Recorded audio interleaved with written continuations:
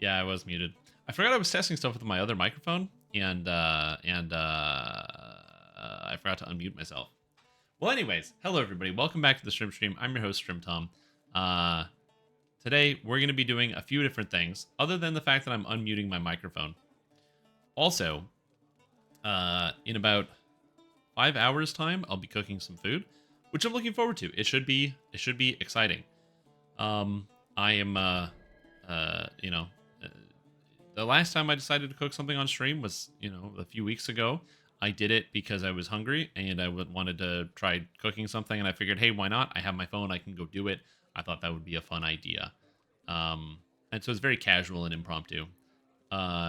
Today, I was asked to do it and advertise it and make sure people knew, so it would be like a big event, which I'm kind of looking forward to, but like actually kind of just threw me into a panic attack earlier today because I'm really nervous about it going poorly. So I just thought I would say that because that's how I'm feeling. So if you're wondering why, if I seem odd today or off, it's because I'm really stressed out. I don't know why. I can get on camera and do lots of stuff, but for some reason, the idea of like just being out of the regular element is like really stressful to me because I'm trying to make it look professional and look good. And yeah, I'm like not holding it together. But it's okay, because to figure that out, we're gonna work up our appetite by playing some fighter, fighting everybody out in the world, and having a damn good time. So everything should be good to go. So if my yeah, this is why, like, if I seem like I'm repeating myself or I'm stumbling over words, or if I got to take some deep breaths or take extra breaks, that's why. I'm very, very nervous about 7 o'clock. I'm very worried it's all going to go bad. It's not going to be entertaining. I'm going to make it do everything wrong, and I'm going to look like an idiot on the computer, but not in like the regular way. So that's why it's a little bit different. Like, I don't know how to describe it. I'm okay with like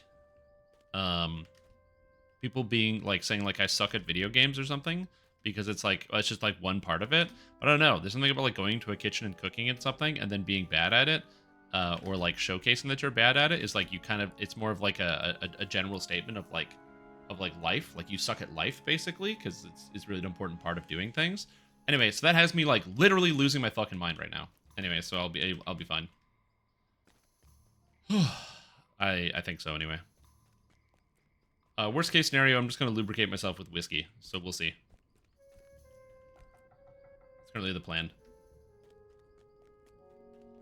Anyways, what's up, everybody? Hope you guys are doing good. Hope everyone's doing good.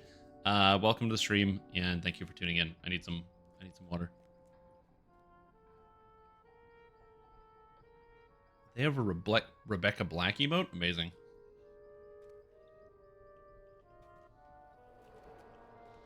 Whiskey sour mix? I don't have any Mountain Dew. Yep. Yo, what's up, everybody? Welcome, welcome, welcome, welcome, welcome. I hope everyone's doing good. Hope you guys are doing fantastic. R3 Devil's Gambit sounds fun. I'll just join these guys. I don't know what they're doing. So, anyway, today should be a grand day. Yeah, no Mountain Dew, unfortunately. Other than Multitude of Menace, which is this way. Let's go.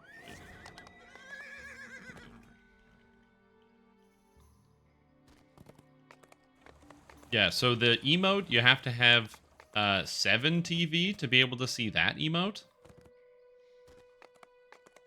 So, yeah, so you remember when you thought you could just download one emote extension? You have to download 2. And then you might ask yourself, okay, but do I need that though? Like, do I have to download this thing? And the answer is, if you want to see those emotes, then yes. Oh, damn. I just missed it. Well, I guess I can't join this quest. Yeah, Blightcaster's pretty good. It's very easy mode. It's nice.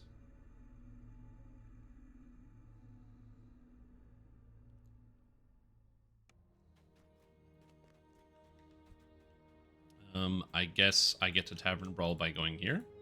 Nope, he won't teleport me because I didn't do the quest. Alright. I will walk over. I'm just stupidly good? Yep. Like I said, Blightcaster is kind of like, it warps your perception of what leveling should feel like, because to go from Blightcaster to literally anything else makes it very, very difficult. Oh, Blightcaster had no issues. Yep. Yeah, dude. Blightcaster is very, very strong. Hey, what's up, Ludicrous? How are you doing? Oh, I did my first Ghosts in the Deep the other day. It was very exciting. It took us just shy of 2 hours, but we got through it, which was pretty good. Yeah, it was I joined some like random like LFG group, and it went fairly well. The guy that was organizing it was just kind of like, he was just kind of like shooting guns. You know what I mean? No, I watched a YouTube video. The guy that was organizing it hadn't done it before, and then we had a rotating third spot of people who would join, and then at the first sign of trouble, leave. Which is like, what are you gonna do, you know? But yeah, it was pretty good. The opening section's really easy, so there was no trouble there. The going through the water, I don't know why they make that take so long, but yeah, there's like a lot of water, like navigating in this underwater section, and figuring out exactly where to go wasn't impossible. It just took a while to like, even like having watched a video, I just couldn't remember all of the details of exactly where to go, and it just took a while to get through. Yeah, and then we got to that boss, or the next boss, and that one just took us a while because, again, it's the sort of thing where, like, you know, I watched a video like 2 or 3 times before I went into it, so I'd like know what's going on. But then you get there, and it's just like, you know, I've already been in this for like 30 minutes, and I don't remember this other piece from a video I watched like 2 hours before I even got started. So it was, the third guy pretty much just did everything, and the other guy that was in the party was constantly, like, the guy who organized it was like, hey, I don't know what to do, can somebody explain it? And I'm like, I don't exactly remember, and then the third person didn't explain anything and just did it, basically, which was nice. Not nice, I would have preferred to actually, you know, we worked together on it, but, you know, it is what it is. And then the final boss, we were 4-phasing it, so, or it took us 4 phases, but on the last phase, I don't know what happened, but for some reason, there was like a glitch where nobody could like dunk the light things. So we all had our light things, and we couldn't dunk it, and then we died, and we had to reset when the boss was under 10% health. And so then that guy that was there was like, yeah, I'm out, and he just left. Then we had to get another person, and then another person joined in, and that took a while to get that person to join in. And then they didn't know what they were doing, so we had to explain it to them. And then I was the only person that was like using any type of like boss-based DPS strategy. So it was 6 phases, but we did get it in 6 phases. And in 6 phases, we got the boss down, and it was very fun to see that I had like 6 million damage, and the other guys both had like 1 million each on the boss because they were kind of just shooting it with what they had. But like, you know, they were trying their best. Because at the end, it like shows it to you, right? But like, again, there were people who were just like joining the dungeon and just trying to do the. They just wanted to get their completion. And then, so that was pretty cool. And then out of the dungeon, I got, what did I actually get as loot? I got a pair of boots that were very bad, but their cosmetic looks cool. So I got the pair of boots. And I think I got a gun. Oh yeah, and I got 2 copies of the glaive. I don't really like glaives, so that was not ideal. I think there's good weapons that drop out of it. I'm not sure, but I'm not much of a glaive guy, so I can do one more level 14 quest. Okay, well, I'm gonna join these guys. Yeah, and then I know that there's like the trace rifle. That's why I wanted to do it, to get the trace rifle. Apparently the drop rate's like 5%, so I'm probably not gonna get it, but yeah. Or didn't let me know. Yeah, it was cool. I had a good experience.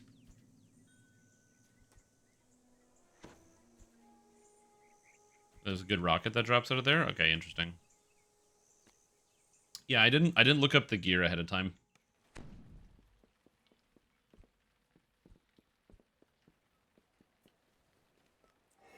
But that's good to know.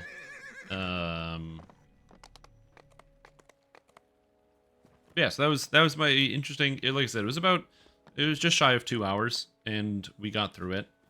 On the and like I said, I had a fairly good time. I imagine that it's probably a lot faster if you have people who are actually using like some kind of like damage strategy. I tried to execute on as many of the strategies as possible, but like I just don't have access to a lot of the resources.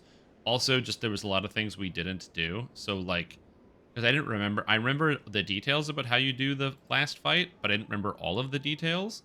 And so one of the examples is after you break the shield off of the wizard at the end, you can then reposition somewhere, which is a good idea because the wizard basically just floats right above you, and standing in the middle is terrible because there I am with a linear trying to shoot this wizard that is like 6 meters away from me doing this. And so, and also I didn't have Arbalist. So yeah, if I had known that, that would have been great. That it's just like, oh, just go to the side and then drop your well and then just shoot it in the face. That would have been very, very good to know. But I did not think about that in the moment because I thought you had to be in the middle the whole time. No, I didn't have it. Like, I didn't use it at the time. I didn't know it was like a shield, like that the Arbalist would do bonus damage to like the barrier or something. Like I wasn't sure of how that mechanic would work. Does that make sense? Like sorry, I'm trying to think of the best way to put this. Like obviously it has a shield, but like the thought of like, oh yeah, this weapon does like bonus damage to shields is like not the reason why I used it, because usually when you use Arbalist, it's because, or like from my perspective, it's usually because like one, it's just a really good high damage primary, and then also it has the anti-barrier, and that's usually why I use it, and not so much for like doing bonus damage to shields. Like that thought never even occurred to me. So yeah, I definitely didn't use that weapon. That was the first thing that I did. Is afterwards I checked, like, now that I'd actually seen it and done it for myself, I went back and I watched another YouTube video about like, here's how you do these things, and like the suggestion was like, yeah, by the way, use Arbalist, and I was like, oh. Well, because I watched the same videos, I just couldn't remember that detail. Our petty little worries fade with the light. So yeah. When the night comes, we see new possibilities. So yeah, so it was just like a lot of stuff like that that could have been done better, but we got it, which was fine. But yeah, my worry is like, and I can see why, like, you know, it's definitely a situation where the pugging scene is pretty bad in Destiny 2 from like in the context of like the pugging of like different MMORPGs, like compared to pugging in like DDO, where like anybody can kind of pug a normal raid because anybody can do it, and you don't always get something out of it, but there's no real chance of failure either. Like if you just grab 12 people randomly and go do like Hunter Be Hunted, or not Hunter Be Hunted, like the newest raid, Fire Over Moorgrave, you're gonna beat the raid. Just keep attacking the monsters and you will beat the raid. Whereas like, again, a lot of these like Destiny pieces of content is they provide a challenge that's not representative of the rest of the game in any capacity, and like there's no stepping stone into it. It's like you have to understand expert damage strategies and how to execute them, or you lose. And so it makes me not want to really do the pugging experience, because it's like, well, I'm just gonna waste like 2 hours trying to do something and then not succeed at it, or you make friends or you like join a constatic group, and it kind of feels like a reversion to like World of Warcraft Classic in a sense, like that old 2004 to 2006 era of gaming, where you either are a have and you have friends and people you can access, you have all the things, or you're a have-not and you have access to none of the things.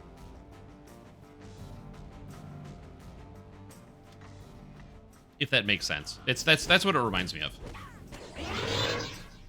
Hey Strim, where like Brian here. It's like this. It feels like it's a very impenetrable shell. It must mean it still has lots of nutrients. Is this what people mean when they say they're gonna have leftovers?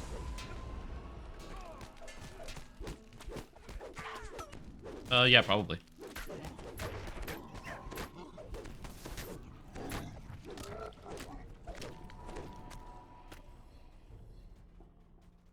It's you can just, you know, freeze it and then grate it onto some new food, and then boom, just add some nutrients right there. Surrounded by cultists.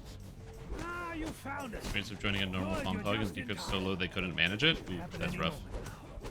You must stop the cultists before they can carry out their plan.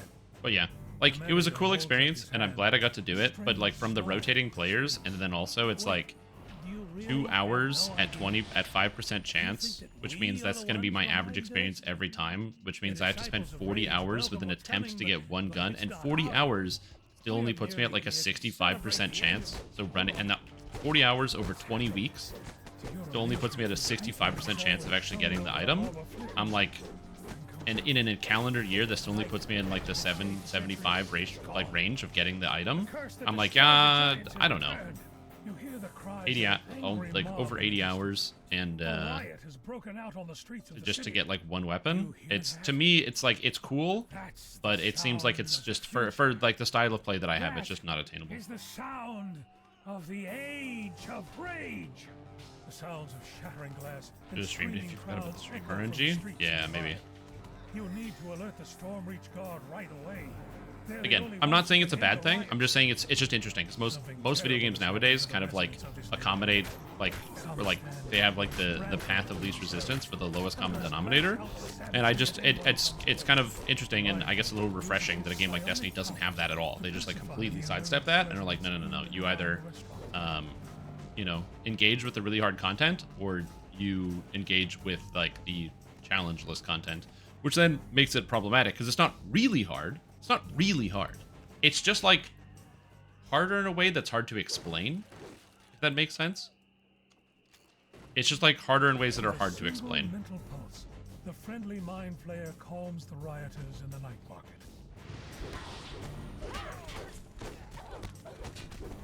Like, you know, it's not like, oh, the monsters hit harder. It's like you have to do things that the game would never give you the expectation that you would have to do before.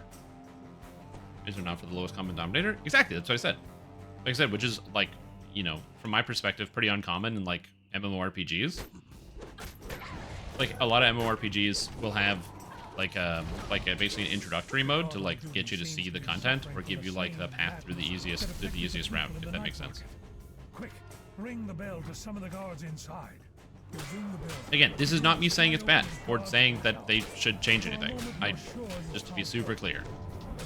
But it's like, it's sort of like how in like World of Warcraft, you'll have like the looking for raid difficulty, where you can like see what's actually happening in the raid and like run around and do it yourself. Most of the mechanics are stripped away, but you're just like there, and it's basically impossible to fail. Versus like, you know, like I said, like Destiny raids, which are, like I said, not terribly difficult. I'm not saying it's super hard, because the biggest complaint that you hear online is that they're too easy. But it's just, there's no, that introductory step is just a missing. They go from basically, like, you have to know how to do normal raids, but you need to understand the difference between playing the game normally and the raid mechanic, or that's it. So yeah. Also, yo, what's up, this guy? How you doing? What did you ask me a question? Hey, Stream, is there any scenario where a Maul is better than the Great Axe for endgame on 20 Barb? For a Barbarian, no, never. There's zero situation.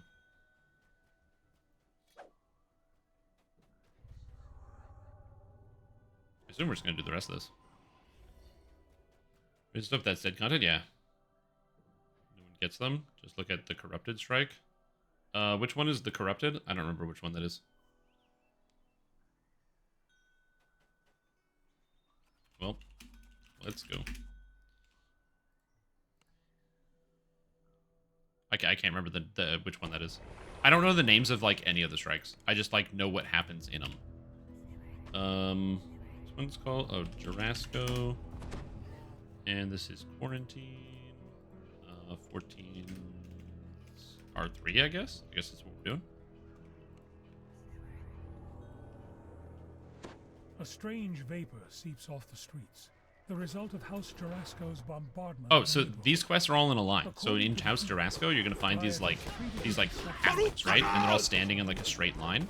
And we're just so the next to the one we just did, there's another halfling standing there, and you talk to them, and they'll take you into the next quest. It's called Quarantine. Also, Val Duford, thank you so much for the sub. Appreciate the support. Have a fantastic day. Glad to have you here. Welcome, welcome, welcome. You get the sense that too many people have been forced to live in too small an area. And trying to save the Techian. Oh yeah. That's the one where it's got like the 3 phases where you have like the opening phase where you have to fight like all the ads on the 3 sides and whip the balls across, and then you have like the middle phase where you have to like parkour across the platforms, and then the final phase where you have to like throw the balls at her and stuff. Yeah. I gotcha. Haberdasher says that he knows of several others. Yeah, I appreciate that. Ill effect from the curse. The disciples of rage urge the crowd inside the plaza to commit Must greater be. and I'm getting your ass spammed to you by spells at the moment. As you approach, You can just buy potions. several cultists dashing into the You can buy yard. potions of like resistance and stuff Something at the vendors in town, which will help you out. As long as you know what's kicking your ass, you can just go and buy potions. As far as earning it not VIP, I don't think. Maybe. You might be able to. I'm honestly not sure. But you can buy like resist fire potions in the marketplace, and then it's like cool if you know you're getting like destroyed by fire damage, you can just drink a fire potion and then you're all set. Increase orb damage. I actually didn't know that until I watched a YouTube video yesterday that had that information in it. Because the game doesn't tell you that, so how are you supposed to know?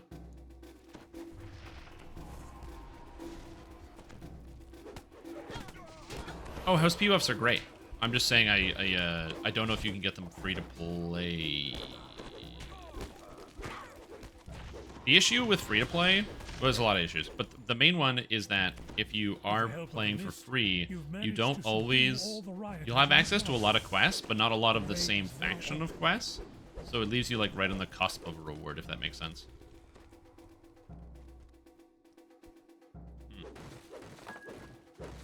Oh yeah, it's all good. But again, that's not me. As I said, I just try to like, I'm trying to be super clear. I'm not saying that I don't think it's good or that I think it's bad, that it's more complicated, but more so because it's more complicated and because the lowest common denominator wants to do stuff, and people that aren't in the lowest common denominator are not going to be doing pugs. They're instead going to be going and doing things with their people that they know how to play with, like they would be in any other video game. It means that for me, the pug experience ends up being a lot worse than the average pug experience I've had in other MMORPGs and other video games. Which I don't know what if there is a solve for that one, or even if that is like a problem just generally, because maybe it isn't a problem. Like the solution is right in front of my face. Just go and like join a guild or something.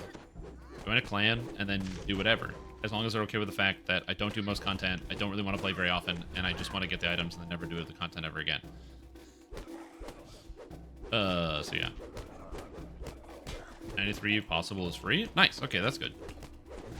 Yeah, I'm not sure which adventures though are, but you can probably check on the DDO wiki, because it'll have under like favor, which is one of the tabs at the top. It should have that information.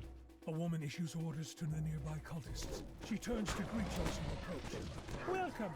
With you here, we can spread the bliss more quickly. Join us. Give into rage. Yeah.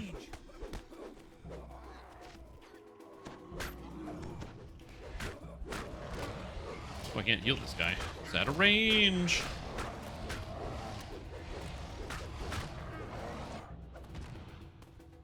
Where are these guys going?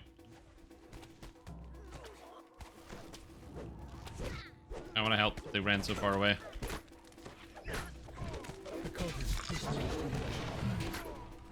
Oh god. Barbarians at? I know. They should be really mad.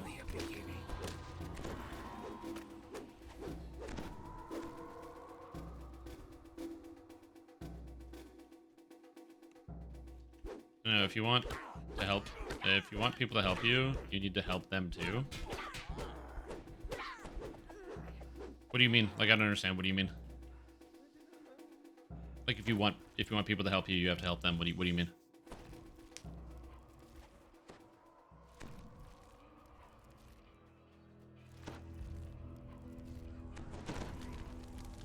That might sound like stupid, or it's like, yeah, it's like, what do you mean? What do you mean? It's very straightforward, but like, I just don't understand like in the context of what we're talking about.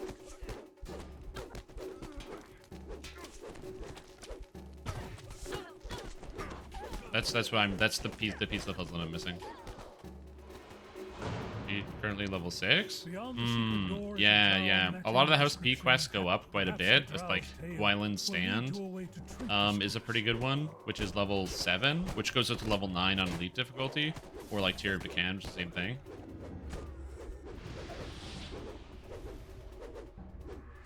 Yep. Yeah, it's the same thing. So it's the these bonuses that makes a sound.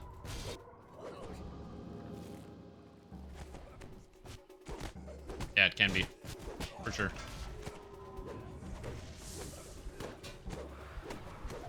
Oh, right. I forgot about that one. I don't think they'll accept you. Yeah, exactly. That's what I was saying. That's what I was saying. That's the hard part. Is that, like, I don't really, like, it's difficult because, you know, as somebody who, basically, it's like a lot of MMORPGs, and this is what I've said before. Like, MMORPGs don't respect your time, okay? MMORPGs are a full-time... You have to think about them as like a full-time job, basically. If you want to be... not so much at like a high level, but if you want to have access to all of the content, you have to play MMORPGs as a full-time job. And I don't... A lot of MMORPGs have, like I said, secondary paths where you don't necessarily have to treat them like a full-time job to have access to a lot of the content. But again, a game like Destiny does, because as you said, if you want to join a guild, which is what I said, which is that I don't want to join a clan because they would expect you to like be online and do other runs and do other things, which makes sense. That totally makes sense. That is a complete understandable situation, because you know it's a full-time job to them. They don't want to help you just so that you can walk away. You know, it's like investing in somebody, right? It's investing in a new person that's joining your group, sort of like a company, like a full-time job. Like if you're gonna hire somebody, a lot of people don't realize this, but you know, I used to hire people. You know, I used to have several employees working for me, and whenever you want to hire somebody, you have to evaluate the cost. Like, let's just say you want to hire a new part-time employee, you're paying $13 an hour. But by the end of the year, you're going to end up paying this part-time employee like 25 grand if they worked throughout the entire year on a weekly basis, right? You're going to end up paying them 25 grand at the end of the year, before tax. Obviously, there's taxes and other stuff, but like the raw number would be 25 grand. So you think to yourself, okay, it costs 25 grand to hire a new employee. No, it doesn't. You have to train this person. They probably need some type of equipment. They might need some type of certification. They're going to make mistakes. They're going to be slower. They're going to cost you business. They might turn off customers and clientele because they might make mistakes, and or other things that you work with. Or maybe if you are working on like some type of construction project, they might do something wrong. You have to do it over. They're going to cause extra hours, extra time while they're learning. So the cost is not $25,000. It's probably closer to $80,000 to $100,000 in terms of how much that employee costs in their first year. Which is why you don't want to just like hire somebody unless you're sure that they can stick around. Depending on the company and depending on the business, obviously. Every business is going to vary, but like for the company that I was in, yeah, if I was going to pay somebody like $25,000, the actual cost was about $80,000 to $100,000, depending on the person, right? A handful of nomadic because if you try to, like I said, go around that and try to hire at that's kind of how you have to think of it, which is exactly why, as I said, MMORPG is like a full-time job, because if you want to join like a clan, they're going to have to invest time in you, because having somebody new join you is not just they're new and they're good. They might be that, but there's a good chance that they're new and you need to train them. You need to teach them. You need to get them going somewhere, which is again where the full-time job analogy comes in. And I just don't want to have the full-time job, and I don't want to do that, and I don't want to subject myself to having to go through that process. I also don't want to impose on anybody, which is the reason why like I don't really ask for help when doing these things, because it's like I don't want to waste people's time. So I'm just going to make my best attempt to do it myself, which is 50 million times longer, but it is what it is. Does that kind of make sense?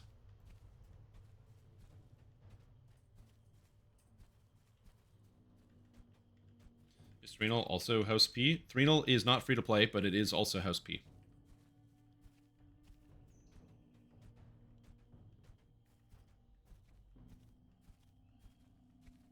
So yeah. Pay your fees or have a cool cape on OSRS. I don't know what that is.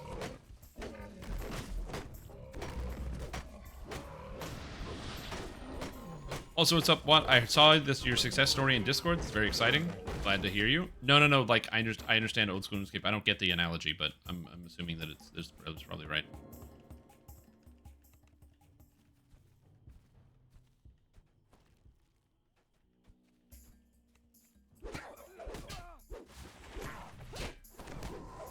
This weekend kind of game? I don't know, dude.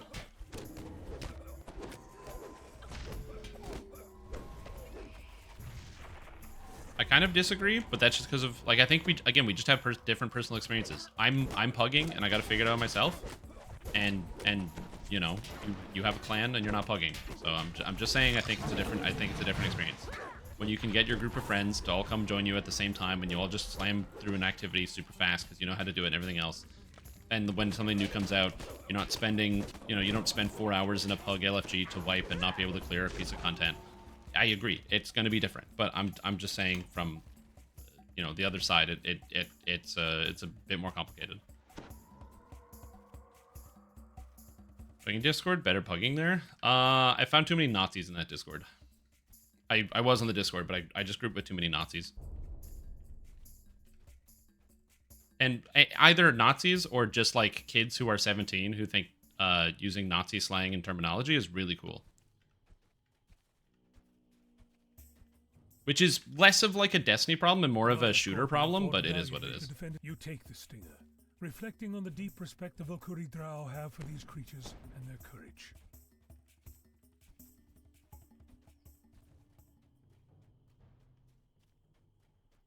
Okay. Did we get everything? Oh. Ask Prawn Pits for guidance? Oh, there he is. I was trying to look for this guy. Where'd he go? What's the plan? Let me go.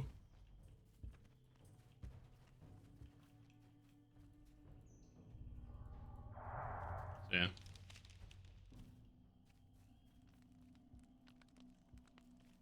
Okay, we got it. Everything is good. Let's go. You lay down on the bed of furs. Last play did right after Shrine was released. Yeah. The The last time I used one of the Discords, or the LFG Discord, was to run the raid in Lightfall. And at the end of the raid, I played pretty good. So it was my first time doing it, and I joined a clan that had 5 people, and they needed 1 more to join. It took us about 3 hours, but we got through it. And I did pretty good personally, like because we wiped a lot, but every time we on the wipes, high objective points, like whatever the thing we had to do was, I took on like all the different like minor roles or whatever. I had like good boss damage, so I was pulling my weight. I wasn't the best, but I was always like top 2 and pretty much on every pull. And then at the end of the raid, one of the guys was like, "Yo, you should join our clan," and he sent me an invite. So I had to say like, "I'm sorry, but." The only reason I stayed in the groups because I wanted to get clear. The way that you guys talk and speak makes me highly uncomfortable because they were shooter players. They were using every word you're not allowed to say on TV. They were using really heavily and aggressively, and then also, the Nazi stuff. So I was like, it's not for me. So yeah. And that was my last time using that website. The time before that is I used it to do which also I'm ashamed to say that while I was in the group, I didn't want to get kicked out, so I didn't say anything, which I probably should have while we were actually doing it. So I probably should have said something while we were actually doing it, so I'm ashamed to say that I didn't. I said something afterwards, and which doesn't help with the situation. Because I was worried that they would like kick me out or something, and I wanted to see the end of this thing, and as far as I can tell, it's like a literally like the pool of Nazis is really deep. It's a deep Nazi pool, and so I was as I said, I didn't say anything when I did King's Fall using the same Discord. There was only 1 kid who was like that, and nobody was saying stuff, and so then I was like, I'm gonna say something. So I basically there was this kid who was, again, probably somebody who was like 17 to 20, somewhere in there. who thought they were being really cool and being really edgy. And I basically was just like, do you think you're cool? And then I just interrupted him, being like, shut the fuck up, dumbass. And I just told him to shut up. And then they ended up being slightly quieter for the rest of the run. Not entirely quiet, but I just told them to shut up. I didn't be specific, which I probably should have, again, but I just wanted to beat these things at least once, and it sucks. It's like just a situation where you have to engage with the Nazis if you want to beat the content. I just don't like it. Bad luck with LFGs? It's not bad luck. There's a lot of people like that on the internet. Playing shooter games.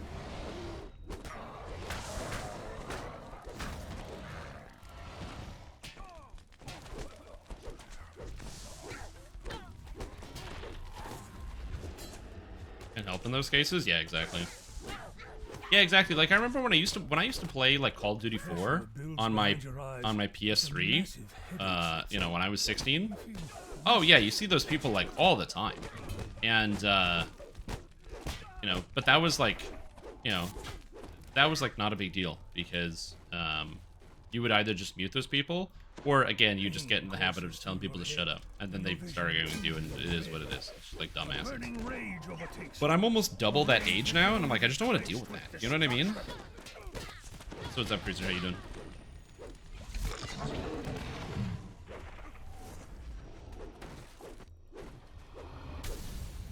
Yep, exactly.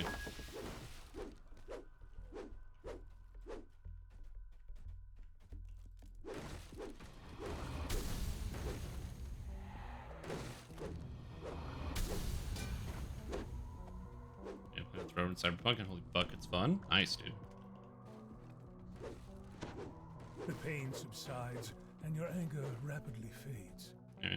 You need to finish Could with have having them convey interest quickly before the madness can take hold again. Around than telling them no rather than being combative.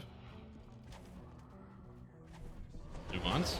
Oh yeah, and that was the thing, is they wanted me to join, and I figured it would be at least a powerful statement to be like, oh yeah, you know, your group seemed, or like, you know, you guys seem like you're pretty good at the game, but I just can't join because of whatever. Basically, just in a more means to be like, you lost your opportunity to have like, I'm not the best player, but I wasn't the worst in that raid group. It was like, you know, your opportunity is gone. Because of their fan base? Yeah, exactly. But also, I just want to also point this out, that something that Ludacris said is also possible. Where he said, you know, I don't know how you have this bad luck. I don't know if you've hung around for the sections, Ludacris, where I've played Baldur's Gate 3, but if you would watch those sections of the stream, you would not be surprised that I have bad luck sometimes. Oh my god. My main character, John DeVere, and the last time I streamed it, with advantage. That means he gets to roll twice and takes the highest roll. Where I only needed a 4 to hit. Missed. I think it was like 12 out of 15 attacks. A strange volume. It was brutal. This must be the over and over and over. I couldn't believe it. The book is instantly engulfed in flame. Yet before you can congratulate oh god. That and also the number of bugs I encounter is insane. It's an intense pulse yeah. of arcane energy. The destruction of the book has brought forth God. Yep. Now you've done it. Rise the book's God. Be dealing with the toxic space, so just remove the entire chat. Yep. Lord Belashir. You've destroyed the headquarters of the Disciples of Rage and broken their link to the insane Lord of Eyes. Yeah. And then also there's the second part of it. There's this, like I said, there's the second part of it where it's like, oh, you know, well, if you're having issues, you know, with people with these like, the probability of Dream not cheating. Also true. But yeah, it's also the secondary issue of like, you know, it's like, oh yeah, you can just mute them. Like when you play Call of Duty, oh yeah, you just mute them. When you play League of Legends, yeah, dude, you just literally turn off the chat. Who cares? You just like mute everybody and it's no problem. The problem is when you're in like a cooperative like MMORPG, you need to like talk to each other during the raid about what's going on. Yo, I got this buff. Okay, I'm gonna do this. Yo, go over here. Okay, someone killed this guy. I need help. This thing's happening. Because it's like the fights aren't long. They're like 3 to 5 minutes. So there's a lot of communication that's got to go back and forth. Then motions you over. The guard tells you that the Drow Temple is normally forbidden to outsiders. If you want to get inside, you'll need to seek the favor of the 3 Scarrow Elders of the village. The cavern opens out, revealing a clearing that contains a small drow settlement. Switch and change it there on request. I did change it for Cruiser on request, yeah. Should add a real-time combat view and didn't have turn-based. It would sell a lot more if people like me who don't want turn-based. A bad take. I agree. Refuses to help unless you first complete the warrior's trial. Yeah. Apparently, it starts in Well, okay, so I will say that comparing the sales figures isn't fair because PC gaming between the in terms of their market share between the year 1998 and 2023, that you would have to compare the total number of sales against the actual market of PC gaming. So what percentage of, sales did they have in comparison to the number of people that were even in the market? I think it's unfair to just directly compare the sales figures because you're not going to get good information, if that makes sense. But that being said, and then also secondary thing, you don't know how many sales people would get if they did actually make a not a turn-based version. But also, the game would be so bad if it wasn't turn-based. I think it would be so much worse if it wasn't turn-based. Gotta build up that strength, gotta lift. Yo, lift, dude. Get it up there.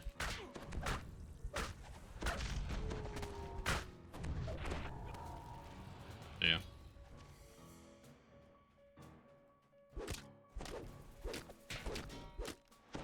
Good, dead.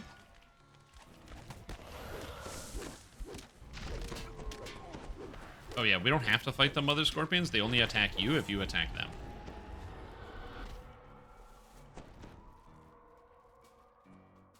It's Twitter because X is the most generic name. Yeah, it's a terrible name. The thing is, Twitter is still successful because people still use Twitter and people talk about Twitter. And an umber hulk bursts through the cave floor. No experience? Well, yeah, but you can hire people to to work on that project and to or with those skills. You can expand around that. Saying that they have no experience. Again, my main issue is more so like I just don't think that the bigger problem is that the non-turn-based experience wouldn't, or like if they did live action instead, it would be dramatically worse because unlike in older editions, like in Baldur's Gate 2, which by the way, yeah, it was live action. You know how live action it was when I played Baldur's Gate 2? I was pausing every couple of seconds to change up my character's moves and to do specific things. I was constantly pausing. Just pause. Okay, do this. Now pause. Now do this. Now pause. Now do this. Now pause. Now do this. Now pause. Now do this. Because that's the only way to make it through that video game. You cannot do like the last few segments without constantly pausing. Especially when the bosses start taking like 5 to 6 actions per turn and ignoring time stop.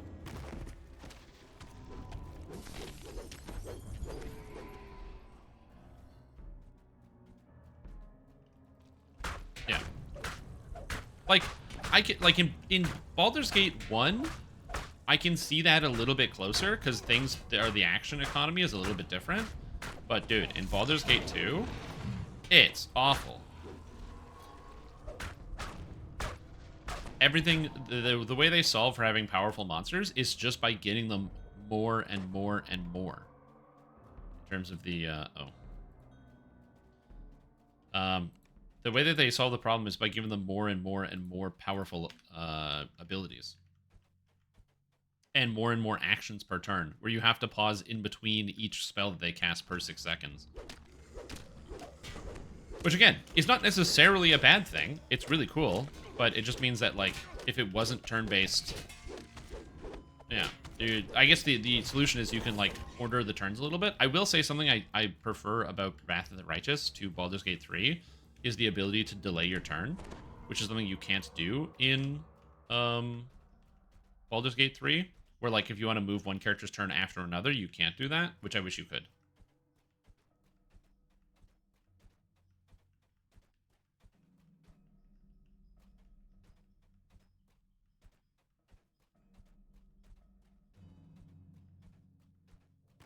there it is.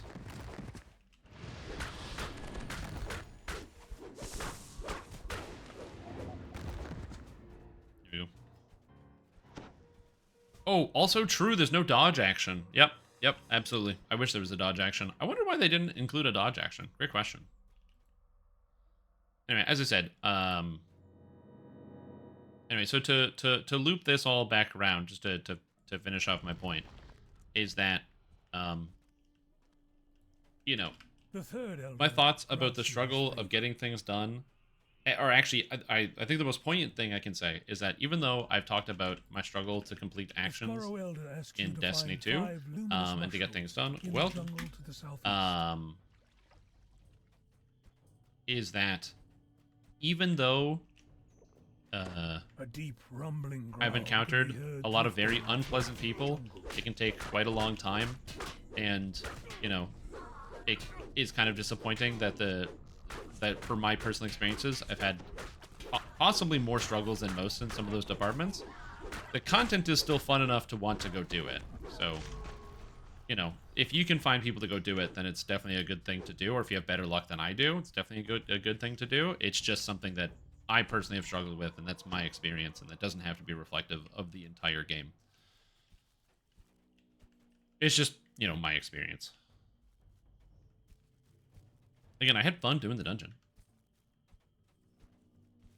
In fact, actually, I will say the dungeon experience I had was great because I didn't talk to anybody. It was only text chat. And no one said anything in the group outside of what we needed to do. As far as I can tell, yeah. No Nazis in the text chat. Exactly.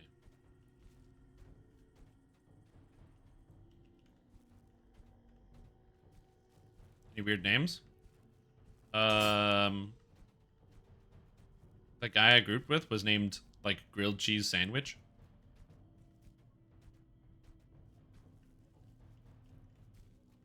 You've collected all the luminous mushrooms for the village. I mean, it's like Steam, so you can change your name every day if you want.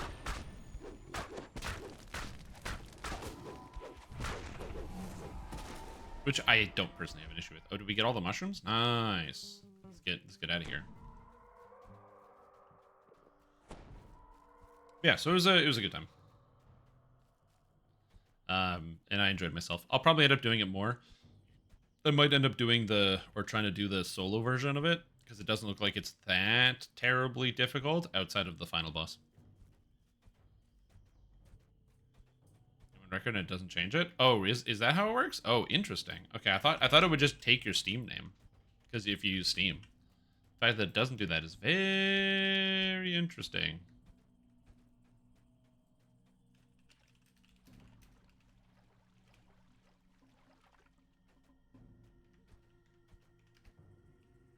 Okay, interesting. Yeah. Also, Firebirdie, thank you so much for continuing the sub. Appreciate the support. Hope you're having a good day. Thank you for tuning in.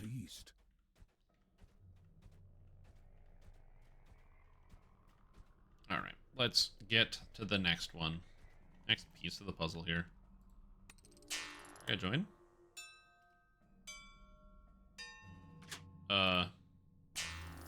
Whoopsie. I was not looking.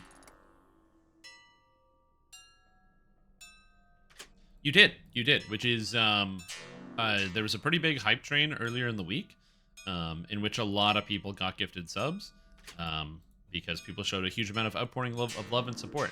In fact, it was at the request of the conductor of the hype train that I do a cooking stream later today. So I will be, in fact, cooking up some delicious food at 7 o'clock. I got everything set up. I got the camera. I got the mic. I got the shots set up. I got all the things put in ahead of time. I got everything I can put set up, so it should be good. Try to make it as organized as possible. But we'll see.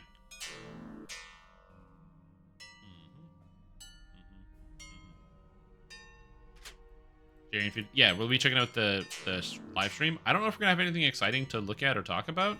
Maybe we will, but we'll see. Oh, right, Severlin will be on. Oh, that means we're gonna ask the same questions. Again and again and again. I got this using solver. Hold on. Let me just use the solver here. DDO puzzle solver. So you can use there's an app on your phone for this one. So I can use the solver and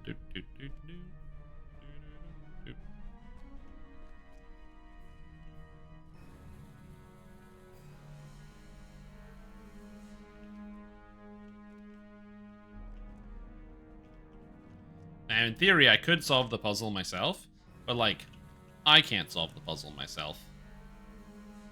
As the last piece clicks into Problem place, solved. the barrier blocking the tunnel fades. But there's an app on your phone that you can get that can solve the puzzle for you. Whoopsie, wrong way. There's the app on your phone, and then there's also a couple other things you can do. No, there's just a DDO puzzle solver app that has all of the puzzles. Baker of Cheeks probably found another Nazi. Probably, yeah, honestly. There's footstool or Marsov's sweat. Oh god. Prediction of what questions will be asked to Severlin? Yeah, we could probably do some predictions. So questions that he's gonna ask. Will you guys be doing a server merge? You know, stuff like that. What's going on with the VIP is gonna come in there. We want more bank space is gonna come up, so please more bank space. What else is gonna come up? Insert feature request or like class balance feature request of like, can you guys patch this or can you guys do this? So,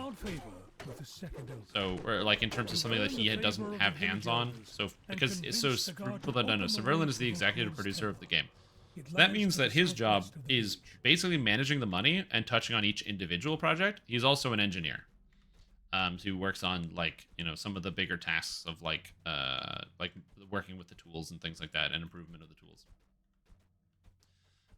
So like stuff like class balance is like not really his job. So he like, you know, he's like around there, but he can't like answer a question of like, yes, this class is going to change or no, this class isn't going to change because like there's that.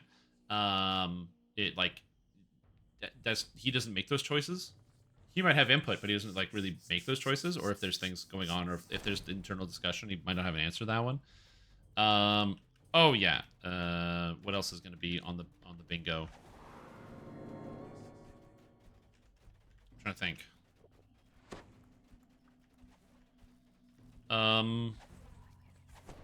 The smell of smoke fills the air. Yeah, exactly. He's more big picture. Yeah, I'm curious about what the universal tree is going to be, because they said a universal tree beginning of the year. Found to be viable in heroics. I mean, I can answer that question, but I wonder if you'd ask him if he says, aren't they viable in heroics? People play range characters to epics all the time. How would they do that if they're not viable in heroics? I should work PR. This is what I'm learning. Oh, there's going to be a lot of complaints about the Barovian weapon nerfs. I'm losing 1 to 3.5 damage depending on the weapon type. This is absurd. Please fix, Mr. Severlin, sir.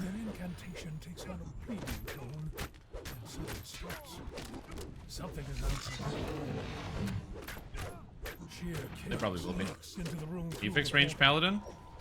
Apparently ranged paladin is a very complicated subject. Wait, that thing just goes negative now? Wait. I thought that would die.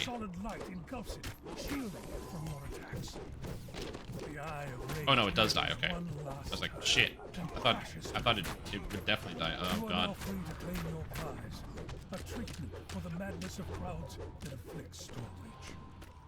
Okay, I'm not dead yet.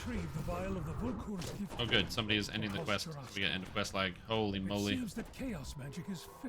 The beholder's shield begins to fade. Like your Barovian weapon carrying though, but it's gonna still carry you. Like I said, it's gonna either be a change in the lowest amount, or from daggers going down 1 point of damage average on hit, to the highest amount, a greatsword losing 3.5 damage per hit, which is a very small amount of damage. Is it 0? It's not 0. But like when you can add, like this is my first actual melee life on this character. My lives are like caster lives and stuff. I'm adding 85 to my damage. I don't care if I lose 3 points. Not a big deal. Probably won't even notice. Gonna take 16 and do giant hold 14s, starting with Cabal for 1.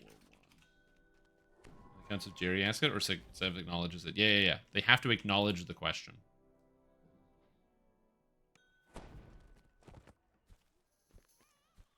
We could probably make a bingo card.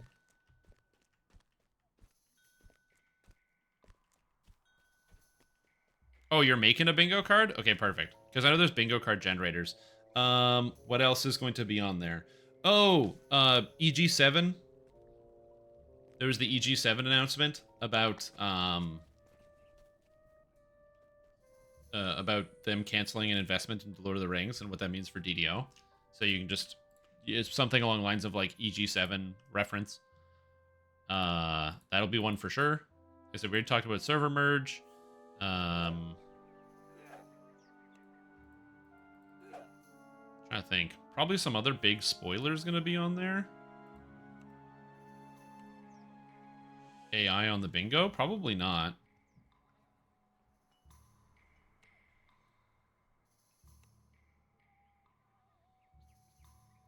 When will you guys buff casters is gonna be a big one.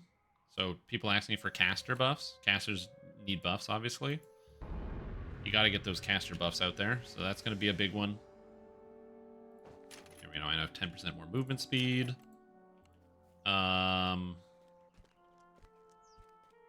Oh, monks. Anything monk related can go on the bingo card. That's a good one. Because people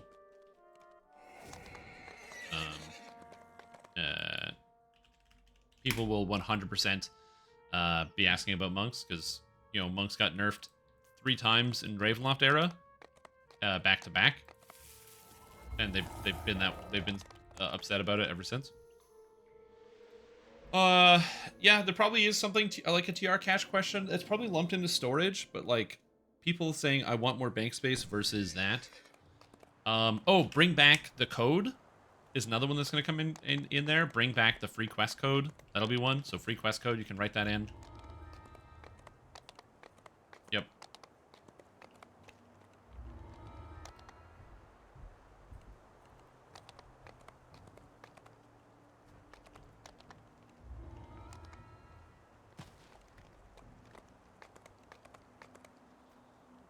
Reaper revamp will be on there. They did mention it.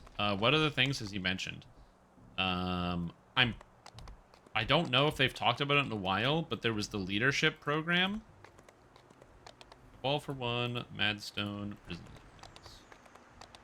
I don't know if you guys ever remember this or have heard about this, but there was something called the leadership program, which was going to be there. Halloween. People could ask about the Halloween event, probably. I know, but I'm trying to think of like the questions you see every time.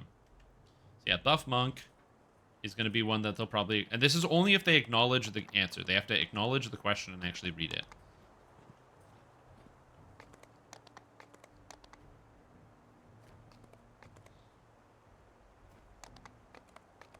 There's probably going to be like, tell us about the next expansion is probably going to be a big one.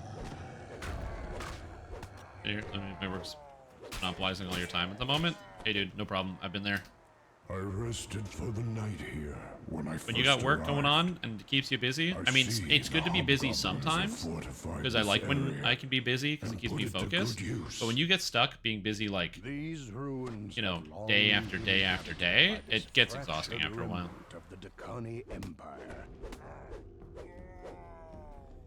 VIP rewards will probably be a big one.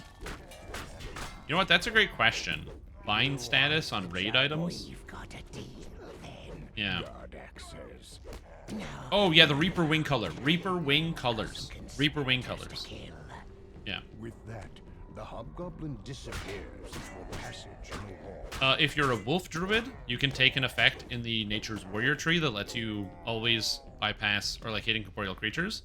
If you're a bear druid, you need to get an item that has ethereal on it, or ghost touch. And ghost touch is like a quality on weapons. You can have like as a weapon swap. And there's some items in the game that drop as ethereal. If you're free to play, that's a great question. I think you just kind of deal with a 50-50 mischance, or you have to find a ghost touch weapon, which you can search the auction house for. Oh, UI scaling? Yep, UI scaling. That's another one. Psionics, that's another one.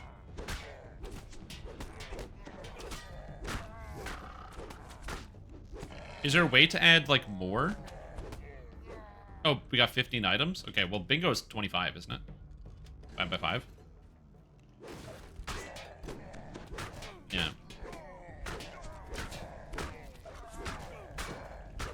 No, people don't ask, is, like, the game dying? No. Oh, new engine. New engine. New engine. It's gonna be the talk of when are you guys gonna transfer to use a new engine? 100%.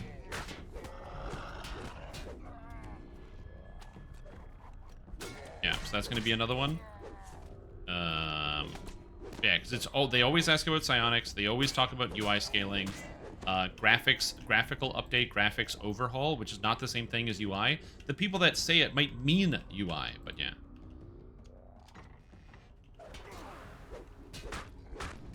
Oh yeah, yeah, lag fix is a good way to think about it. I think lag fix is the right terminology.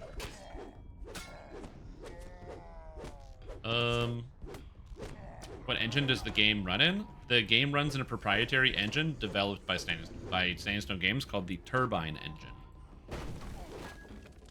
Or it wasn't not developed by Sandstone Games. It was created by Turbine, who were the original like creators of Dungeons & Dragons Online and Lord of the Rings Online. Yes, their proprietary engine is called the Turbine engine. Which is just great. Just good branding, you know what I mean? Also, can I just say that my, like, shitty two-handed fighter is just, like, murking Reaper 3? Oh, Cabal for 1. Yeah, Cabal. Cabal for 1.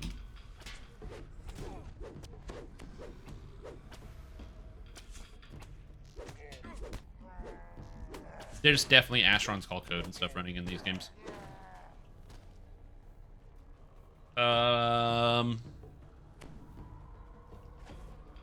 Yeah, pre-built paths is not a bad one.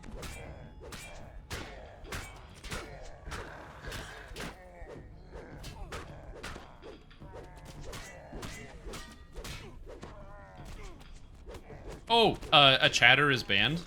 That's another one, good one. Did someone get banned? So will a chatter get banned? That's one.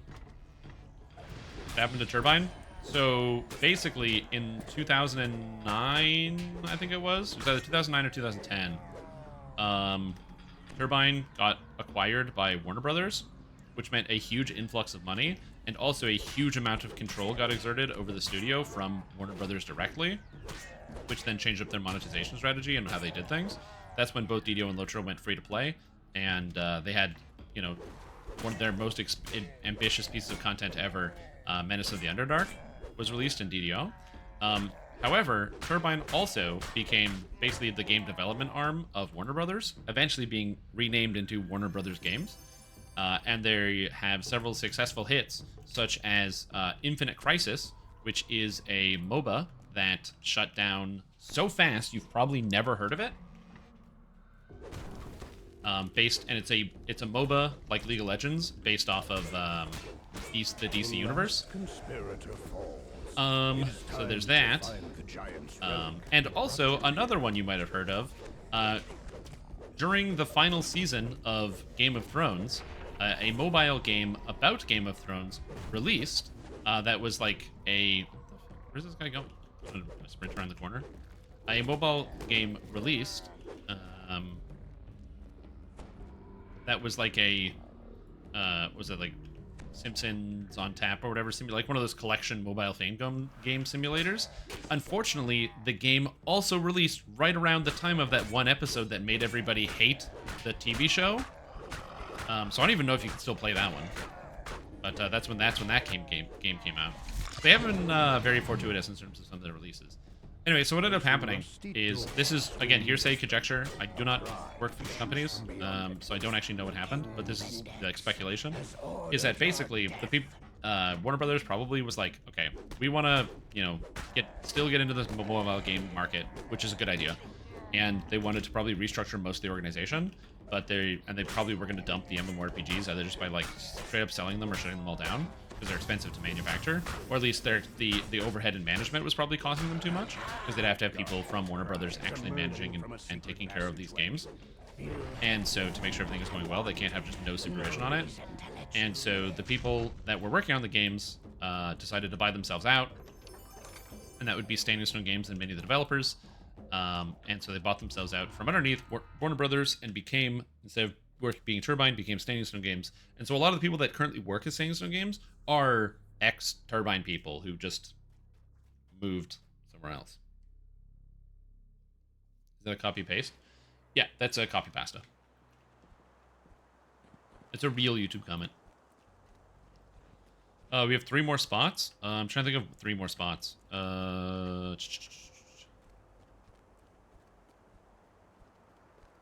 The game tied to itself? It's the Game of Thrones mobile game.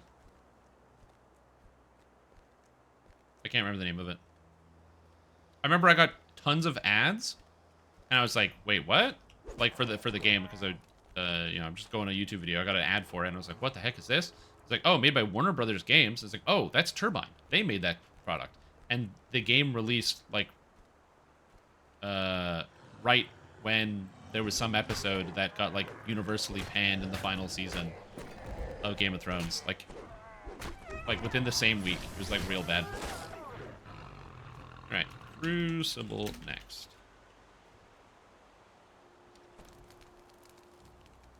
Oh, regal. This dragon looks. Yeah. Okay, other things. 3 more slots. Let's go. 3 more slots. Things to add to the bingo card. Would that I could bathe myself in fire. I'm trying to think of the questions that get asked every time. Also, that was not good of me. Just take like most of my health in damage. It's not the smartest thing I've ever done.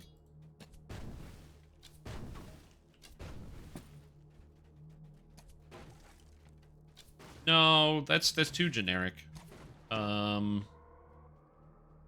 You could have a question about daily gold rolls, like will we get to keep daily gold rolls is a good question.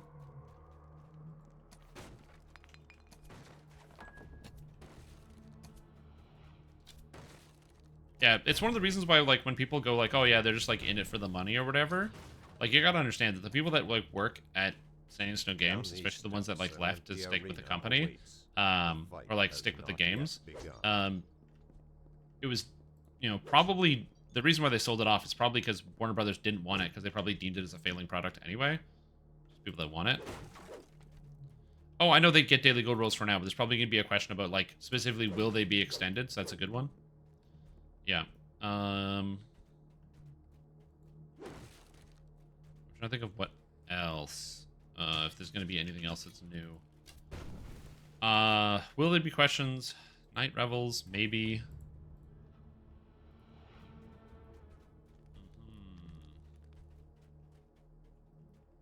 That's true. It could have been profitable. That's again speculation on my part. I don't really know. Oh, customer service. Yes, customer service. 100%. That one's on there. Customer service complaints. Customer service complaints. So that is a big one. Absolutely. Yeah, people talk about that all the time. Let's see. I'm going to say probably communication. People complaining either that SSG like isn't communicating enough, or they need to communicate better or more. Oh, 2-factor authentication. Another good one. Yep, true. Great idea. Multi-factor authentication. Yep, that's going to be one that's on there. That's a good one. Did all those things earlier? Okay, good. I can't read everything, dude. Chat goes too fast. I'm focusing. The sign reads, Based on what they've said?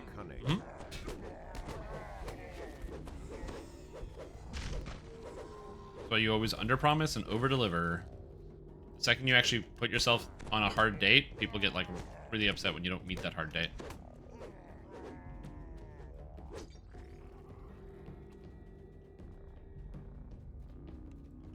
Oh, nice. Is the website able to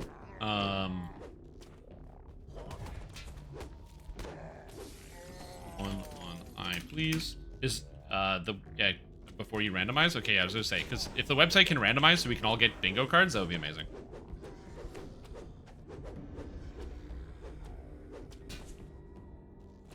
Oh, Domito, if you could stand on this valve and then turn it when I ask, that would be great.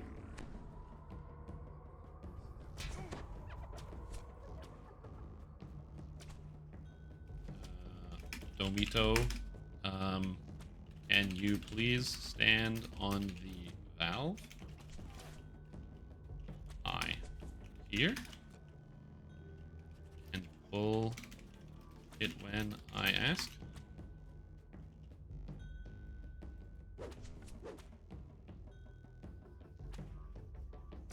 No, come back. Shoot.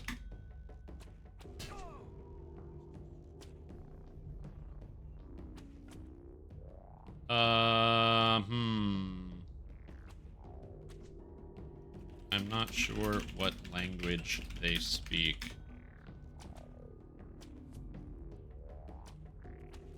Look them.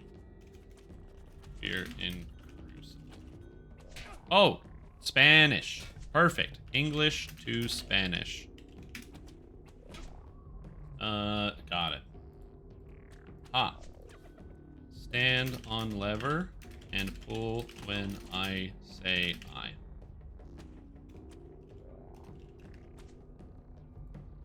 There we go.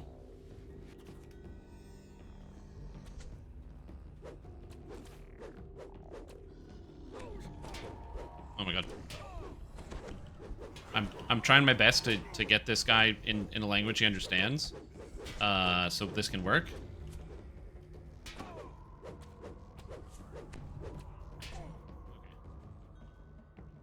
Now we go here. Pull Domito. Okay. There we go.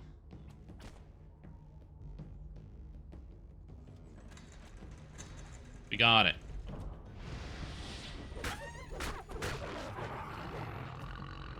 Okay. Ugh.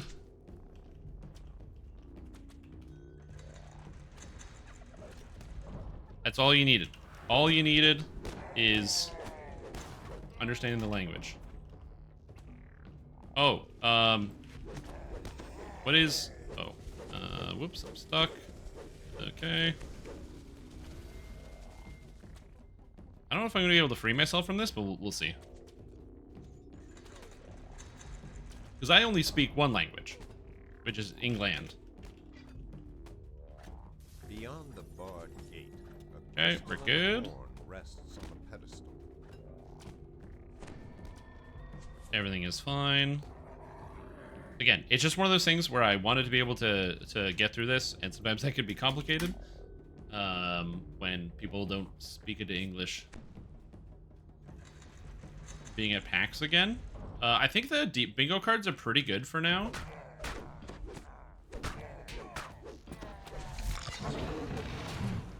But I'll take a second to look at this in just a second. Thank you for doing that, Ludicrous, by the way. Wait, what is this?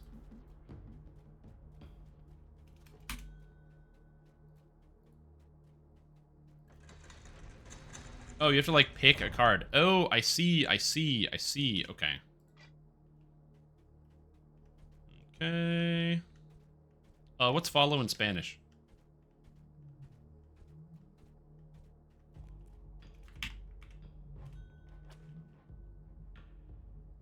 Hold on.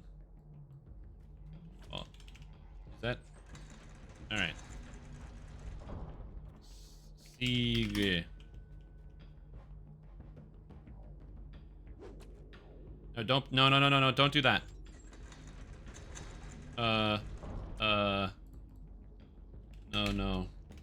No. I mean, follow. Whoopsie. I only speak one language. This is hard. Trap. I don't know what trap is in Spanish. Come middle.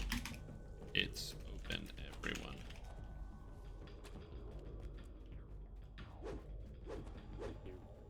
The live translating, that's a little bit harder. Go north.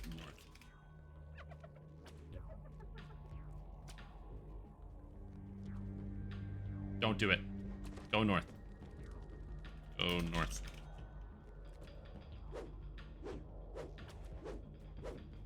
Perfect.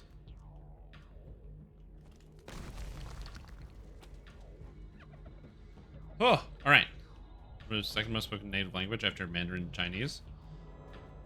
Oh yeah, but I don't want to just assume what the language somebody is speaking. You know, it's just easier when I can get somebody else's language and then speak to them. I'm totally fine using Google Translate to translate something from one language to another. So, you know, even if it's not correct, you don't get the exact result, but you get enough. You get enough information. That's what matters. The Okay, sign we're good. reads, Chamber of Agility. Say la biblioteca aquí or aquí. I don't know. I don't know any Spanish whatsoever. The Horn of Agility rests here, apparently Okay, unguarded. let me get out of here. Okay, now I can actually focus and read chat for a sec. Okay, so the bingo cards were definitely not how I thought they were going to be set up, but that is okay. Because with this, I can just take a picture of it, so that's fine. So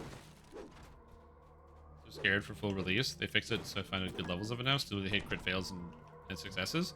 My issue that I have with it is not so much crit fails and successes, is more so, 'cause I just crit fail pretty much everything everywhere. Anyway. My issue that I run into is more of a, I don't like the fact that if you roll a 1 on a skill check in the game, it's an automatic fail, when in pen and paper, rolling a 1 on a skill check is not an automatic fail in pen and paper. It's only an automatic fail in... No, dude! In the video game. That I don't like. You like French better? No, I don't speak any language other than English, and I barely speak that. Instinct has reset. Like, I'm okay with the idea that critical failure is a concept that's in the game The test of instinct has on, like, reset. attacks and saves, because, again, that just, like, makes sense, high-pressure situations, but I guess skill checks can also be high-pressure. The test Localized of DDO into instinct Latin? has reset. Maybe. This is Pure Fighter? This is Pure Fighter. This is Pure Fighter, and, again, I only have 3 past lives, The test and of 2 of them instinct are has favorite soul reset. past lives, and my 2 epic past lives are tank past lives. So this is not a first life character, but it's pretty close. The things that make this character powerful, I do have a +8 tome. It's only +6 right now, but I do have one. And also, I did put equipment on my character, like the Sword of Shadow, but yeah. No. The test of instinct has reset. Here you can use wisdom to figure out the door, but we don't have that, The so test we of use instinct has reset. random chance. There is a 1 in 6 chance The of test of instinct getting has reset. it right. Copy. The test of I have no idea. instinct I has assume that this is good, but yeah. For Hex, yeah, thank you. reset. Maybe The it's by test popular of concept. instinct Natural has 20 is an reset. automatic success in terms of attacks and saves, just not skills. Same The thing. test of instinct has reset.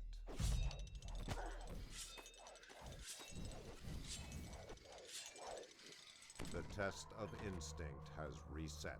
I just saw his health bar go down, and I was like, oh, give him the heals.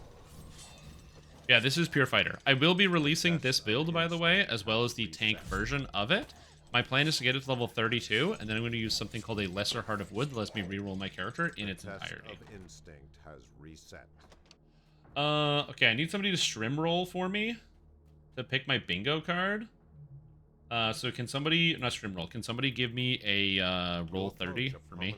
Book on a lectern, So I can pick which surrounded bingo by card I'm gonna use? 6 numbered doorways. Horse gave me an 11. Thank you, Horse. Appreciate that. So I'll be using bingo card number 11.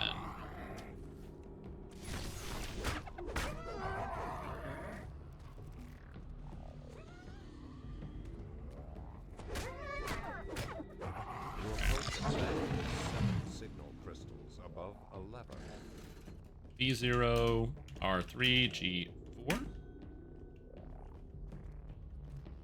Yo, what's up, Brits? What are we rolling for? The executive producer of Dungeons & Dragons Online, Severlin, is going to be on the DDO stream at 4 o'clock, so in 22 minutes. And they're going to be talking about...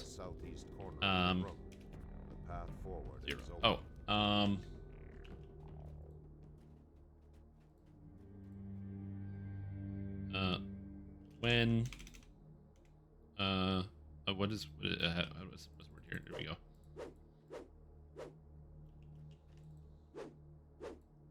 When you pull this lever, it shows you how many turns you need of each wheel on the wall. From 0 to 5.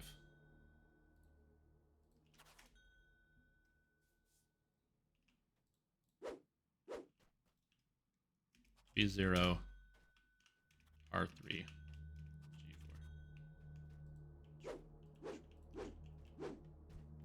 I'm just trying to help this guy explain. I don't know if this is working, but yeah. Also, it looks like somebody's doing the swim. Nice. Death swim. Let's go. Anyway, yeah, there's bingo cards available if you want to play bingo. We'll see if anybody does get a bingo, which will be exciting. If you would like to play bingo, you can find the cards in the Discord. The way that I'm going to do this is, so here are all the cards. So there's all the cards, so they were all generated by Ludacrisp. But this is a PDF. It's really hard to work with. So I got bingo card 11. Someone rolled for me, so let's go to bingo card 11. Which I believe is page 13. It's bingo card 11. So we're gonna print screen that. I'm gonna get paint out here, and we're just gonna copy and paste this. There we go. I have my bingo card. Now I have my bingo card all set up. Perfect. And so now I've got my bingo card. And so when bingo comes up, I'll be playing along. As you approach the arena. What's being made on the cooking stream? You'll find out. I'll tell you this: it is a recipe that I don't know if it ever has been made ever in the history of humanity before, because it's just that good. I'm very excited.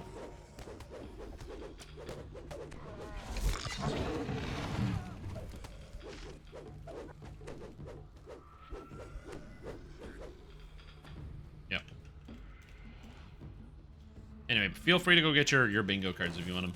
Is that mass hold? Yeah, that's that was the bard who did mass hold.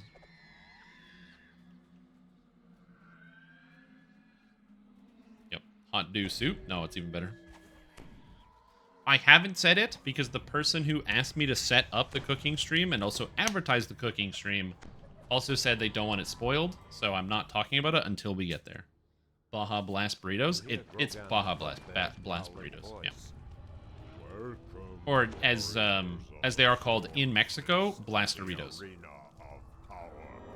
champions survived their trials. You all won your place in the Oh, dude, I love that I'm looking over my bingo card right here in the middle. The free space. It should be a free space, but new feature request. Dude, easiest thing in my entire life. This is so easy.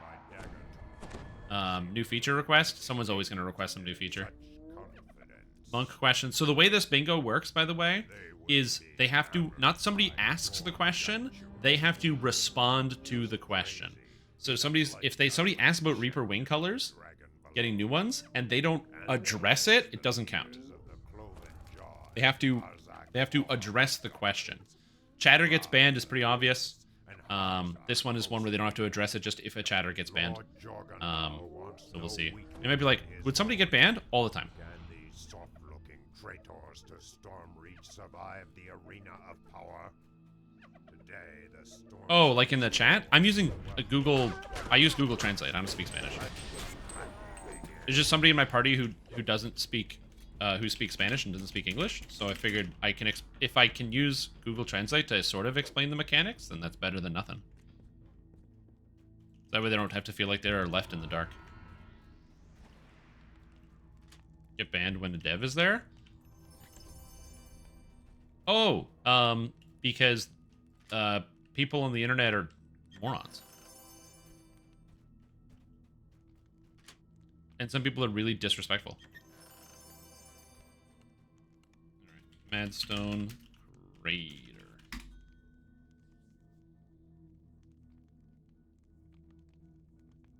I don't know what it is, but there's just like something about being on the internet that causes some people to just like have, they just kind of like lose social control, and they find it easy to just say pretty much anything regardless of how rude it is. That's pretty much it. It's not the anonymity. I disagree with that assertion, because on YouTube, now your full name is oftentimes linked to your account now, and people still say the wildest shit on the internet. I think it's the separation. I think it's because they're not saying it face to face. I think it's the physical separation where they're typing it in chat. Also, Horse, thank you so much for giving us up to Techno Moncoco or Monoco. Techno Monoco. I can't read.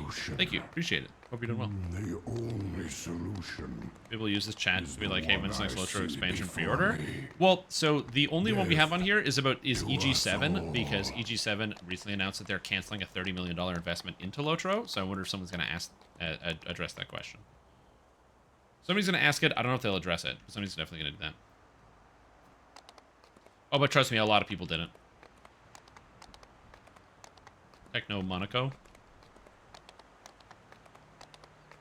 Techno Monaco. I'm the first person? No way.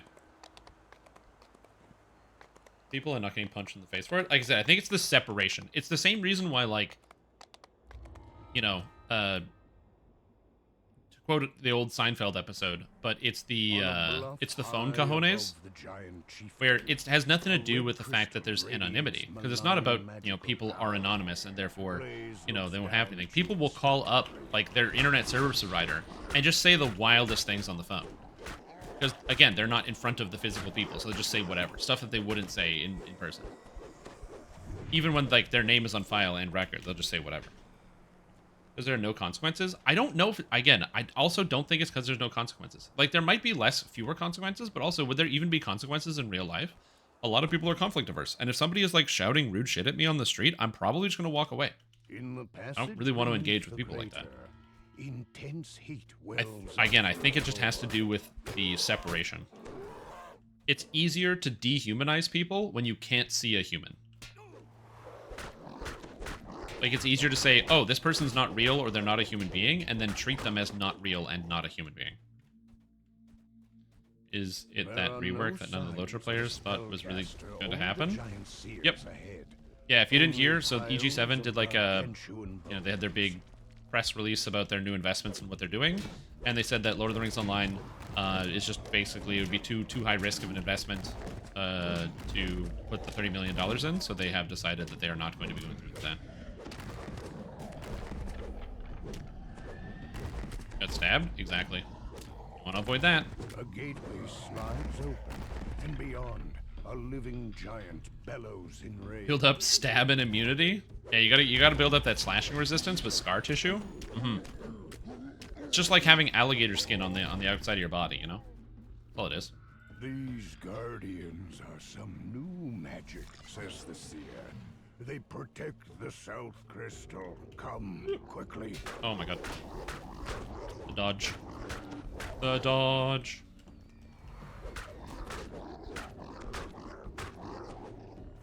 I gotta say, with the Bard buffs, I feel invincible.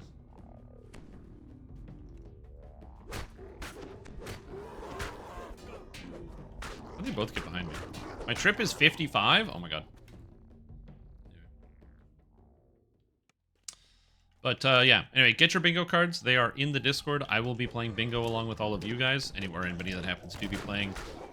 They're under the stream chat, and you can roll for which bingo card you're going to grab, just in the chat here with !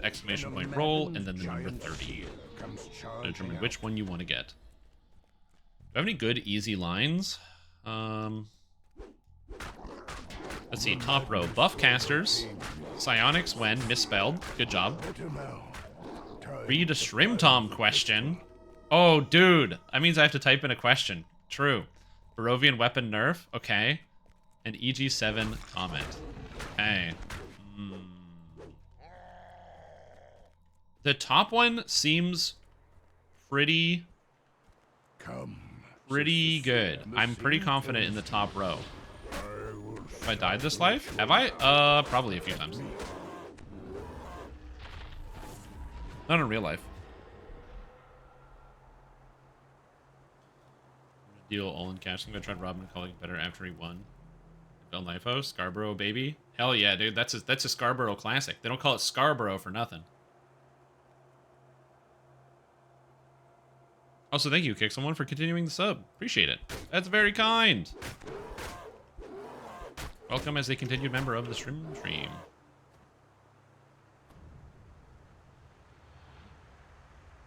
Is the Fire Giant mission? Oh, this quest? From beyond The reason why the you do open this quest, comes it's the slow dull and bad. sound You of do it because it's footsteps. part of Giant Dry Hole, as and when you rattling complete the bones. saga, you get an extra bonus. Scarberia. My ancestors. Do you like this build? Would it be better with psionics? The seer calls out. It's psionics. Hey, And it would be at least one better. Okay. Yes, that's right. You can buy them. That's the cool thing is you can get the 25% off for 12 months in advance. Should you sub for 12 months? Okay. What I should say is absolutely, guys, buy a year of sub. Realistically, I'm going to be here in a year. That's a big investment. I would say whatever you're comfortable with. If you just want to sub for the 1 month, go with that. That's fine. If you want to sub for a calendar year at 25% off, feel free. It's 25% off right now to sub to the stream. But I'm not going to be out here shilling that because people's tastes change. You might not be playing or even be interested in DDO in 6 months and then like forget that I'm even there. You know, so like I'm going to try to make interesting and varied content to keep you here regardless. But I need to be realistic. You know what I mean? Playing that time? No, Kirthlos, they're talking about subs to me. You can subscribe to the stream for 25% off right now in advance. Yeah, but I'm not talking about Dungeons & Dragons Online. I'm talking about subscribing to the stream. Ad-free viewing for a year at 75% off. What a deal. I call it now. If I'm right, someone order me a Five Guys hot dog. Yo, if they come out with a Great Club Universal Tree or they announce it, we're all, you know what? Five Guys hot dogs for everybody.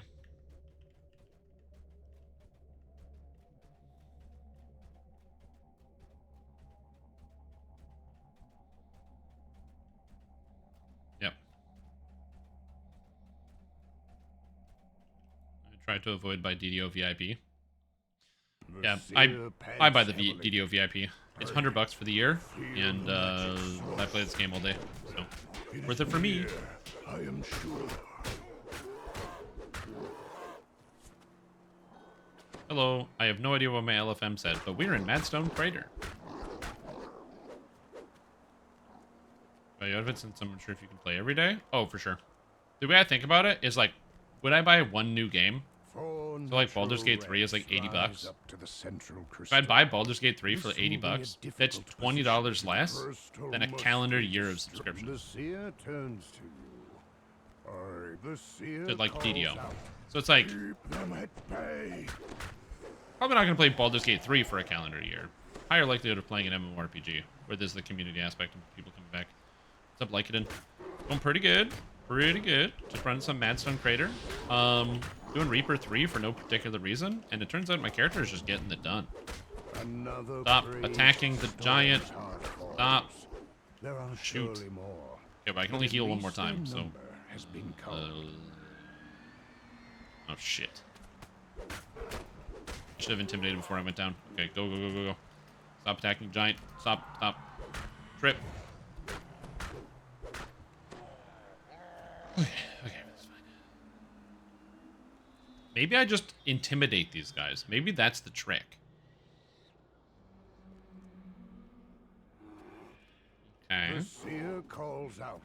Keep them at bay. Well, that Almost kind of works. done, the seer screams. Okay, that's a Not champ. much I hate that. longer. Dude, I intimidated him, and he, like, broke the intimidate. What the heck? Oh god, and I missed the heal. Oh, there's so many champs here. Okay, intimidate. Fine. Also, I have to be careful because these guys are gonna hit anyway. The seer grunts in Shoot. too much. Must do this as fighter with no action boosts. Okay. Hello chat, Brian here. Do One you sec. ever wonder why I have no problems bullying Strimtom? No. That's because Strimtom is not real. He's True. actually a very sophisticated AI. He even not has true. the capability of making Sophisticated, separate AI entities is like his a falsehood. roommate and her cat. He has even created mail items mailed like his Lord Trim certificate and Texas waffle maker. So please, bully Strimtom. Well, the thing is, I had to also invent Texas, which was a lot of work. Madness. Like, a lot of you guys that live in Texas don't realize it's just Florida. So that was a really hard lie to Bozo. accomplish. Also, thanks, dude. Appreciate the Rip Bozos. Rip Bozo to you, too! Are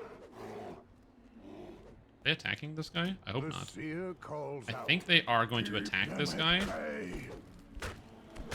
Okay, this guy is definitely attacking him. Oh, God.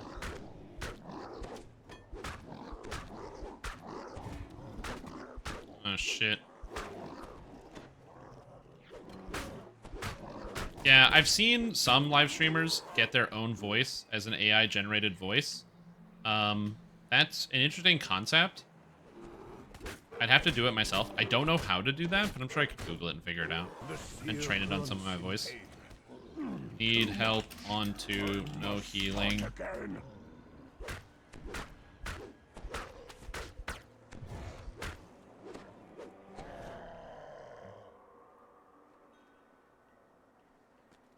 Okay.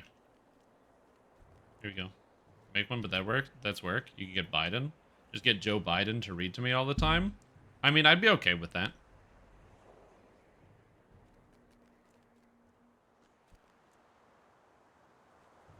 Automate auctions. I don't talk that fast most of the time. Yo, what's up, Smexius?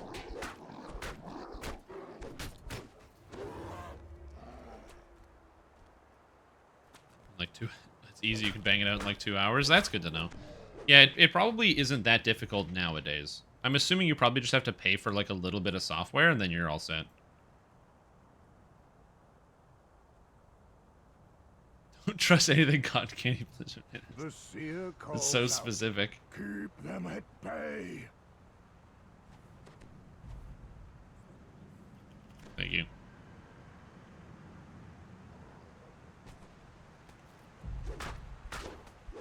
Yep. Everyone forgets the pair? Yeah, including you, who doesn't post pair facts on every video. Don't go getting mad at people and be like, oh, they all forget. They forget? This was making people very upset last night? Why, what happened?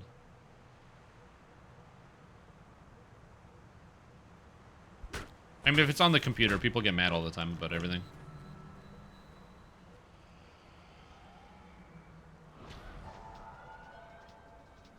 Oh yeah, I did see those. Was it the new Nitro things? Where you can, like, if you pay for Nitro, you can now pay for, like, avatar adjustments.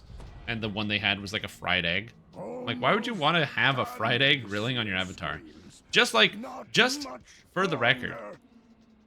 If you guys have avatars, I just want to be very clear. I don't see them. I use the compact mode on Discord, so it's easier to read. I don't see anyone's pictures. So if you do, or if you're like, man, I can't wait to pay for my avatar thing, I can't even see that shit.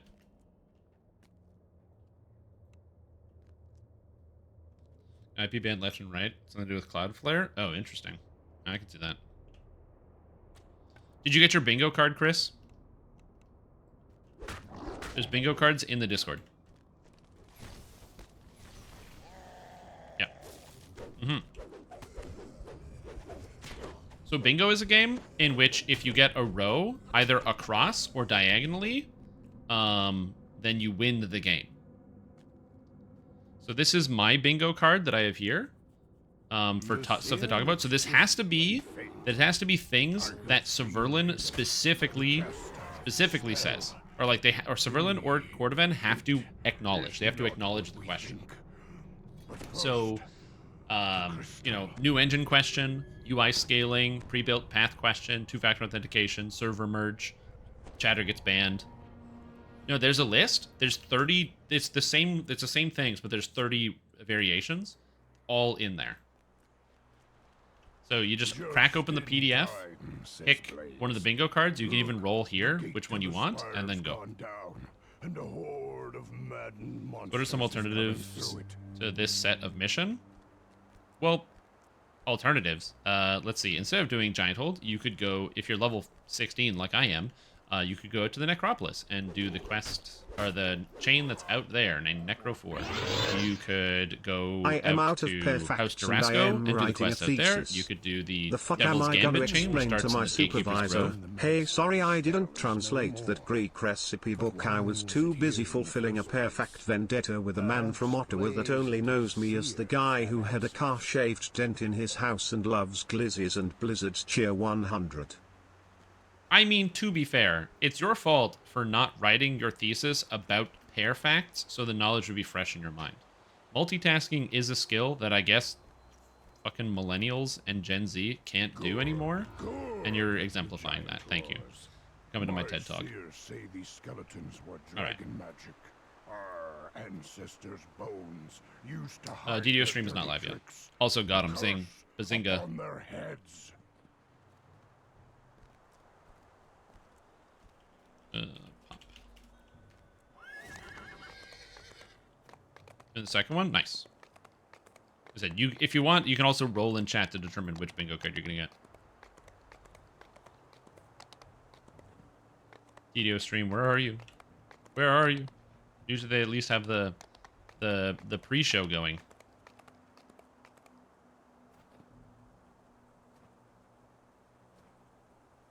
But yeah.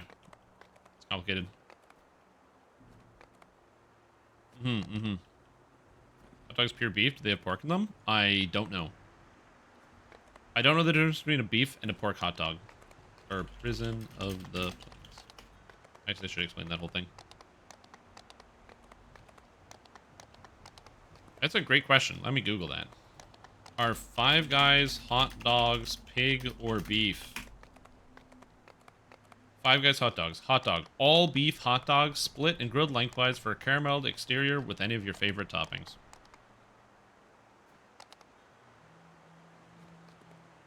That's what they said. This bingo card, it is in the Discord under stream chat. So in the Discord under stream chat, you can find all the bingo cards.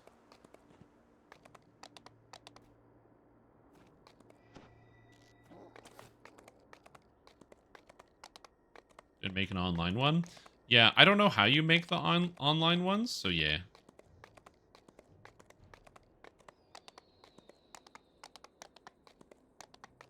I'm not gonna go make an online one right now in the future. Yeah, that's what we're using. That's how it was made. It gives you a PDF. There are bingo cards that are actually updated online, but yeah. Can eat it. There you go. Suck down those beef glizzies, man. Do you think it's too soon to ask about raid gear BTC? It's been over a year since I last asked. That's on the bingo card. I'm pretty sure it's on the bingo card. It should be on the bingo card. Ultra off topic, leadership program, VIP rewards. It's not on there. Oh, rip. It's not on the bingo card. 30 clicks for free. Oh, there we go. When they go live, we'll get there. Okay, you can't ask it. You can ask it. You're allowed to manipulate the results, by the way. Obviously, don't spam their channel, because it's, like, rude and shit.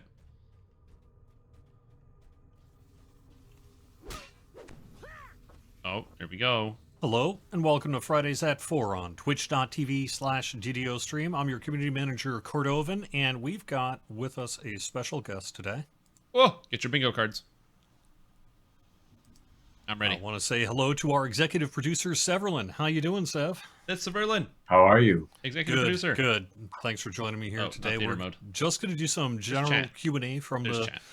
Twitch chat, talk a little bit about whatever we feel like talking about, and just kind of hang out here on a very cold and dreary, in Massachusetts at least, Friday It's afternoon. pretty warm out here. It's warm here. I don't know what it's I'm not in like up in your Massachusetts, neck but of the I'm warm. woods, but around here it is rainy and cold and windy and kind of a rough day out there. I don't have talking about the weather on my bingo Definitely card. Damn it. Yeah. But we are getting ready to release Update 62. We'll have more information about its release date very soon, but we are targeting next week for the release of Update 62. We'll have release notes and a lot more. That is going to 27 calcium, holy Night mackerel. Revels as well. We've got some new rewards for Night Revels that New we don't rewards. have any screenshots to show you today. Do you think they we fixed the will level for next 32 week. ones or no? And a whole lot more happening as well. Maybe we're going to pry some of that out of Sev here today. Yeah, Yeah, I don't think they I'm fixed level psyched. 32 We'll have ones some either. new rewards for Night Revels It's and in some the cool stuff Discord. coming up. It's in the as well. Discord. So you go to my Discord, you join my Discord, there's a link below, you can sort type of exclamation point end of the year. Discord What in do the you think chat, of the and then past done under so stream far? chat is where the stream stuff is. Streams. How's the art of deving streams been going? They've been They going look good. cool. Yeah, they've been fun. It's a deep dive into game development a little bit. So if you really want to know, hey, how do they make a DDO dungeon? This We've been shows watching you all those episodes. They're in- great. Yeah. in a Would real recommend. way how these things get done. And we've got episode 3 set for next Thursday at 5 p.m. Eastern, and that'll be right here on twitch.tv/. We watch it every Thursday. It's rad. That should be fun. The first one was really NPCs and kind of scene setting. Second one got to go into the dungeon and do some of the dungeon building itself, and so we're getting there. But we're going to be releasing that. The plan is to try to release it around the end of the year. So Yeah, they said that'd that be end of the cool. year is when they're So planning. that'll be Yep. interesting. And it's free. The dungeon, I think, will Free be dungeon. fun for the end. We have some surprises coming up in the fall, winter as well. I'm sort of excited about I'm kind of excited about this. We're kind of doing a new kind of update, and I don't think that we've talked about it at we all. have not. We have New not kind of really update? said much at all about what Update 63. But should I not say anything? So, well, no, Hold I on, mean, I it's up to you. Whatever you feel we should talk about. There I we mean, go. on the Yeah, producer's yeah. letter That right way on the back side in there. the day, it was listed as new quest pack, and it's not exactly that, but it's kind of like that. So, Oh, It'd be cool. yeah. Well, so looking at the stream, revamp Chronoscope is still on our radar. they're So long revamping as we don't Chronoscope. Run into anything hairy Why? in the Chronoscope code They did the I'd they did like to all the get loot that 2 out. years ago. relatively soon. I think there's some cool stuff there. And then we have this. So one of the things we're doing for the next Unbelievable. our kind of winter pack is it will be something you'll have to find a whole bunch of clues and unlock these. Yeah, I 4 thought it was a challenge typo. dungeons. And so they're going to be extreme challenge because right now what we do is we tend to make dungeons that are all the same difficulty and then rely on, of course, Reaper mode and Elite mode to make it difficult. So in this, you're going to have to hunt down clues to unlock these dungeons. And the 4 dungeons you unlock will be endgame extreme challenge. We haven't done a lot of exclusively endgame stuff. Yeah. And I think Cool. I'm kind of interested because the content people haven't really got a chance to really work on difficulty outside of raids. And so having dungeons to be extreme challenge for your That's endgame awesome. builds will be something new that they're doing.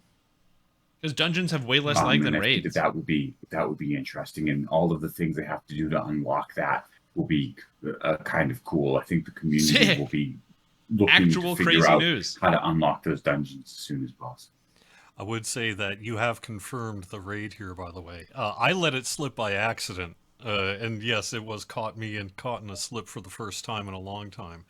Saying the name of the raid that we were going to be given the revamp to, and you've just confirmed it now. We are looking at Chronoscope. They're so. revamping You, Chronoscope. yeah, but you Why? spoiled that a I long know time I did. ago. Well, it was my fault. Like I said, I don't do it often, but that one was. Sorry. So So That's that okay. would be Yeah. kind of cool. And then the Night Rebels next week will be fun. I don't know.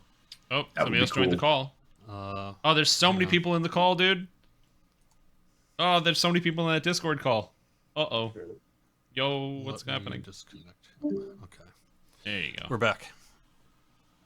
Apparently, I said too much and I just got booted out. No, someone accidentally joined the video chat from the team here, and it screwed up your video briefly. Kicked them out. Accidentally kick them. So. Accidentally? Right. That was on Well, purpose. you're right, Is that though. a We ban? do No, have no, some no, questions it's not that a we chat ban. can get to in chat here as well. We did talk a little bit about Night Okay, Levels and here it and is. Update Bingo, 63 Q&A. and how that's going to go, and now we did say Chronoscope and all Okay. that. So apparently you had done a poll, I think, either on social media or I'm not quite sure what poll listens chart is asking about. Do you know what this person might be talking What? about? This is Did you do a Content poll on your poll? Did you do a poll on your X feed or something like that recently? Oh, no. For me, That's no, talking are about the you talking about expansion. The content expansion poll. about Oh, maybe that's What, is that um, what it is? Yeah. what content people would Okay. like to see. Okay. Yeah, that's what they're talking Yeah, about. that's probably the one that's being Yeah. asked about then. Sure. Did Jerry ban Well, some? what No, is that- the question? It's not a chat Basically, ban. anything we want to say about the results. I know we don't want to get into detail about what the results are. They were an internal poll, but I think we could talk about it a little bit in general terms. Oh, you The can already ones see that the did very questions. There's the well mega were server one. The server Planescape, transfers right here. Myth Draenor, Ravenloft That's are the ones that were kind of the best. Yep. Yep. The other ones did all. It was actually pretty good because almost all of them did fairly well. Yeah. So it wasn't like any one stood out, which was kind of nice because we could. No, somebody has. kind They of have to address it. Well, every You don't mark the card until they single address it. one had its proponents, and so Yeah. that was good. Yeah. But either way, it was interesting to hear from the community about what do you think about these ideas, and I know that we'll be doing more of that kind of thing in the future too. We've got plans for other polls that we can put. I out voted here for as we're, Planescape. planning things or not into Planescape, whatever it is. 2024 and beyond. So. The I think Vigil. that I don't think we could do Dragonlance because I think that there are other things about that, and the problem with Dragonlance is it's such a closed world that it's hard to dip into. I don't know Like you anything couldn't about just Dragonlance. have a couple of Dragonlance dungeons as part of DDO. It would just be too. It would have too many restrictions. So this is an What earlier is it? question from Lowtill. We are on the course for a second raid this year. That's the Chronoscope that was referenced earlier, which was not answered at the time that question was asked. What about a universal tree? Can anything be said about the thematics of a future universal tree? Right now, so I think that we want to get through the archetypes for various really a new classes feature request. first. That's one of the things that we're kind of looking at. Mm. So right now we're There's focusing no on universal what the tree. next archetype is. And then we'll start hitting universal trees again at some point, maybe next year. You heard it here first, not folks. this year, though. Universal tree canceled. It's canceled. more No, I universal think tree. we're going to go barbarian next. You heard it here first, folks. yeah. Barbarian. We'll have some good archetype first. barbarian ideas that I think sounded really cool, and that's kind of what we're looking at. Yeah, all right. But that's not Universal for Barbarian probably confirmed? this year. This would be 2024 Yep. thing. Universal correct? Barbarian confirmed. Or am I mistaken on that? Yeah, I don't Half-Life have 3 any. Barbarian. There's no news about the date Okay. before people get too excited. Glass Jaws wants to know what's new in Night Revels.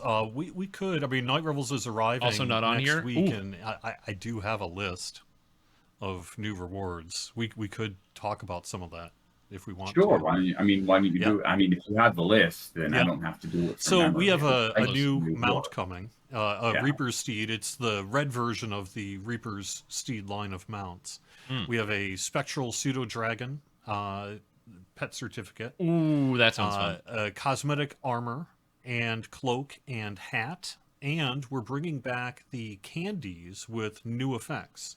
So the almond coated Shadow Apple, Dark Swirl So Caramel. they're gonna bring the Sweet candies back, Cinnamon, just and not Almond with- Shadow Spice candy are getting new versions of them that The overpowered we're bringing back effect. to the game here for Night Revels. So that's what we've got, and had talked a little bit about plans for a new Night Revels dungeon, which didn't make it this year, but is something that is basically still being worked on here, probably for next year, presumably.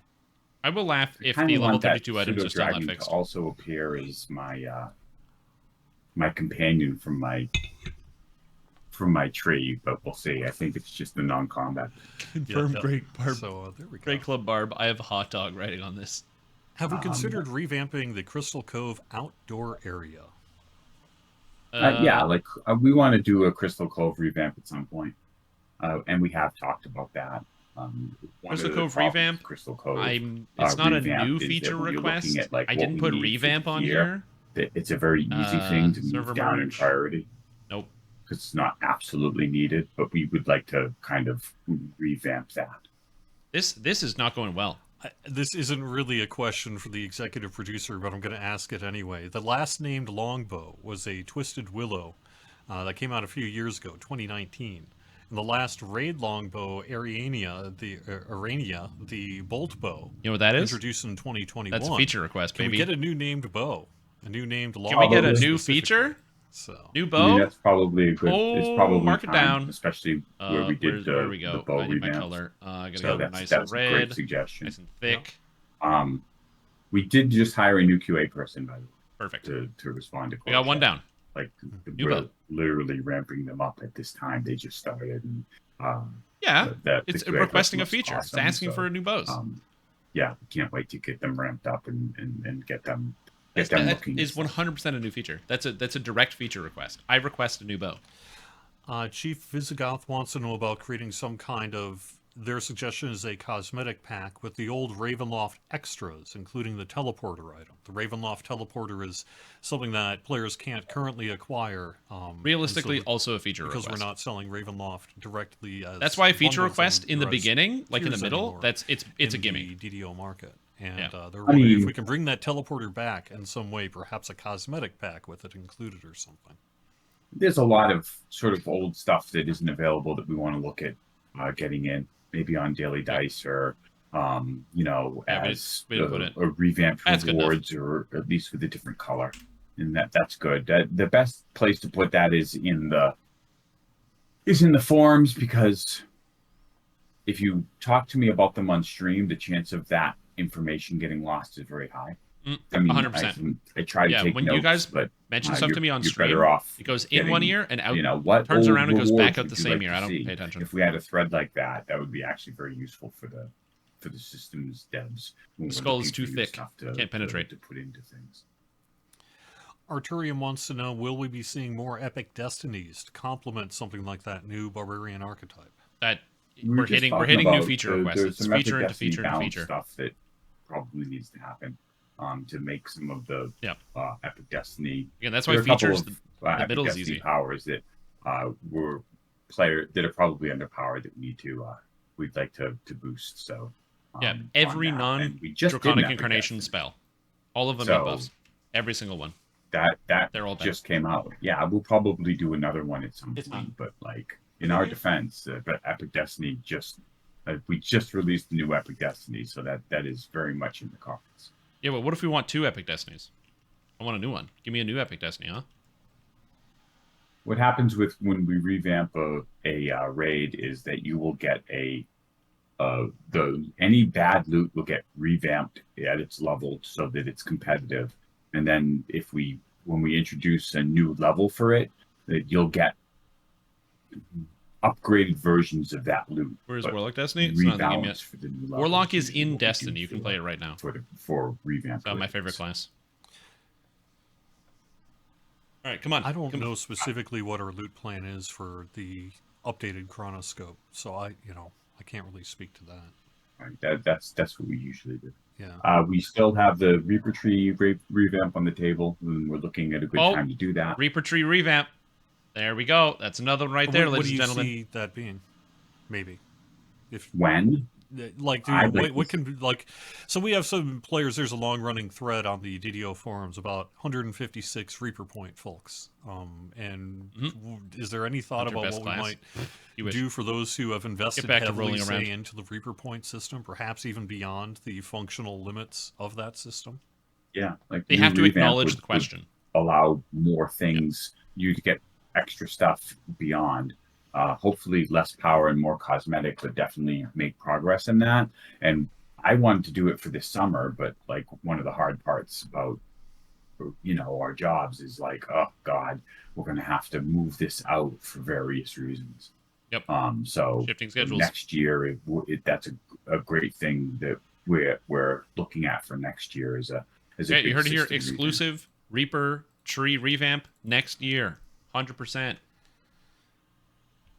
At one point in the past, Ludacris says, Oh. we spoke about wanting to revamp the Monk combo system. Monks. Any news Let's on that? go, dude. I don't have any news on that. I know that it's a hot I'm thing getting close to that bingo. Systems wants to do. Look at that. I got 2 but every time lines, we baby. scope it out, when we start Oh, I haven't written a question yet. I should probably write a The question. Monk has so many unique systems that the amount of weeks and months that is required to do that, if they want to touch all their systems, Okay, let's see. really grows fast on Monk. Right? Because it's like, well, if we did that, do we want to revamp how I could hit one and of if we these, did the but combo we'll see. system, then we have to revamp how all the deliveries work, and then we have to probably revamp how the game treats unarmed Yep. attacks versus attacks, and then we probably want to look at the animations, and it's like, oh my god, like this is just Said, and just so what don't- ends up happening on the just Monk don't is spam that the chat, but you can ask questions. It gets big. It gets big quick. That's something that Yeah. has, and so it gets kind of bumped down on our kind of board of doom of all the things we want to do. Mm-hmm. I saw your chat, Voodoo Spice, about a specific jack-o'-lantern orb cosmetic. I don't know what's happened to that either. We'll have to dig into that. I also don't know perhaps what's happening after with the that. stream here at some point. See if we can't figure out Yeah, what's up did with it that get item. dropped or something? I honestly You know what? don't I'm know. gonna I don't give a gimme really to you recall that guys. one myself, so I'm gonna have to do some digging, I think, to see Any what's status? the story behind it. Yeah, Sacred Fist is cool. I agree. Somebody asked, Here we go. where did I see it? I got him with the 2-factor because I genuinely want to know. SSG probably won't be added directly to Daybreak's All Access Pass anytime soon. We haven't discussed. Oh, I didn't even. I moving completely that forgot because it about that. would require a massive revamp of our account system. Yeah, because So I you wouldn't can't just have the expect all that access anytime pass soon. because they're still doing the accounting system. So That's about customer service. No, I'm genuinely curious about 2-factor authentication because it's really important. What about 2-factor authentication? That's Got something 'em, that has come dude. up in previous chats that we've done. That's meat. That's meat. But I'm sorry. I was reading- 2-factor. What's the latest on 2-factor authentication? we just we hit a snag on launcher stuff, and until the launcher stuff's done, we can't do multi-factor authentication. okay, So, so it's we're launcher right stuff. in the we're right But in the yeah, middle by the of way, the that was me. launcher, and we hit a I'm snag getting on that, so closer. that got delayed, and that's And these why are the gimmies. multi-factor Come on. authentication isn't in. But Yeah. there's some I typed we in have some 2-factor. awesome engineers, right away. and we're looking at No, that was Daybreak, fixing not that EG7. snag, so that will be. Daybreak all access pass. But is we do different. have people still working on that launcher. That is just a delayed project here. Yeah. Oh, there it is. There's the graphics right there. Would you please consider doing a VIP XP weekend? Maybe doing it for a week instead of just a couple days. I'll Is that talk. VIP I'll talk to the rewards? team about that. That if we is can do that. improvement to VIP. One of the reasons that we tend to do it shorter Hmm. is one of the goals of having these festivals is not just to give you sweet bonuses, although that's part of it. But when we do it for a short amount of time, It's we're to drive encouraging traffic. a whole bunch of people to log in at the same time so that the looking for group fills. Yes, I don't think it is. I agree. I don't think it is either. Meaning, if we do it in 2 days, then a lot of people want to play in those 2 days, and Yeah, during so those drive 2 traffic. days, we're kind of focusing a lot of people into. It's the into a reason why certain they don't give system. away all the And quests if for we free Put and it they do the out, code. and what happens is people dribble in and out, and you don't see those boosts to the social things of groups and such. That's Yep. one of the reasons I like the group XP buff, because it tends to help out the group finder as people try to fill their groups to get that extra XP. Yep, that makes sense. Arturian wants to know about the possibility of new iconics in the future. Yeah, new iconics is tough. He didn't touch the graphics update. He did a feature We request. definitely want to do new Damn it. races. So with the change in our system, rigging a new race has become more expensive for us. And so if you're wondering why we've slowed down on races, it's because of that. Yeah, There's they look way probably better more though. The behind new the races scenes look than really people good. need to know. But until we update our rigging system, it'll be a little slow. But we do want to do a new race again soon, and we do want to revamp human at some point. Human, maybe elf hobbit. Mistyped it. But You I don't know when think of that's it like a gonna come cooldown. because of the- No, like chat because of spam. the You gotta change. We also write it want to in. do some graphical updates on our engine. We're looking at things like shadows and shaders and ways to upgrade Got 'em. how good the engine looks.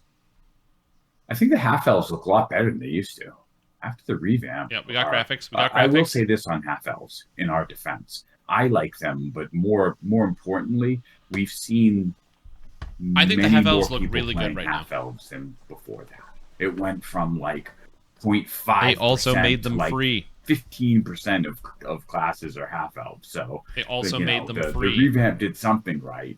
But They- I understand, like it's all subjective. and No, you they may also not- made you may them not free. like, That's why they jumped up. People like half elves. I don't think I would want a squiddy race. I think Fred is enough. Illithid? Oh, I could go with an I illithid. would. I think that'd be great. Yo, give me 10 illithids, please. That sounds Yeah, I fun. like the wood. Can I be I three think one of mind the flayers in a trench coat? issues is that we see a lot of drow, and I think that it's just the stats are so good in drow that it's really hard. I mean, it's a really good class for so many of our meta Drow builds. are good if you don't own anything. I don't think you know the answer to Yamini's question about there's an entrance symbol in the fountain of Upper Moorgrave and the public area there. Any idea what's up with that? Look Say at the that again, smile sorry. on this fucker's There face. is an He's like, entrance he's like, symbol. There is it's an so weird. entrance There's like this symbol weird entrance. in Do you the know fountain in Upper Moorgrave. anything about that? You know, it's just And could be anything. in fact, no, You're so much better lit than I They're am. wondering. Damn it, It's in the hold on. public area. There's like an entrance symbol that you can't do anything with. There we go. More lighting. Any idea what the dealio is with that? No, actually, I don't think that's one of our secrets. I think the players found the secrets for this. That might just be an artifact of the layout. I'm trying to think. Did we? I wonder if we. I think we cut one of our dungeons for time, and that might be something for that. That'd be something good to bring up with a team to at least remove. See, I was going to say there was a special teacher entrance. So unless you are a staff member of Moorgrave University, you're not getting It's the teacher door. Like, I love our like the game. school. I'm a fan of That'd be amazing. DDO and Lotro, but even I have to admit that the 3/5 male elf faces are not my favorite. Yep. They also I don't mean to trash talk my own game because I do love it, but like yes. He's like, I don't mean to trash talk my own game. It's okay to say they look like PS2 characters. That's okay. They do look like PS2 characters. That's fair. A question about, so I'm just going to read it. It was mentioned that with the old Epic Destiny system, that a lot Yeah. of people didn't go into epics. They tended to go from 1 to 20 and over again. Curious now that we're well into the new Epic Destiny system, do a lot more people go to cap these days from data Yeah. on your end? So we see a higher percentage of people in the Epic Destiny system. It's just the percentage of people that Now, he did say engaged in higher that system percentage. has gone up. That could be It's 1%. still not as much as the people like going through heroics, but I think it feels much more familiar to them. It feels more like a tree, and so going into it feels like a nice extension of the new system. So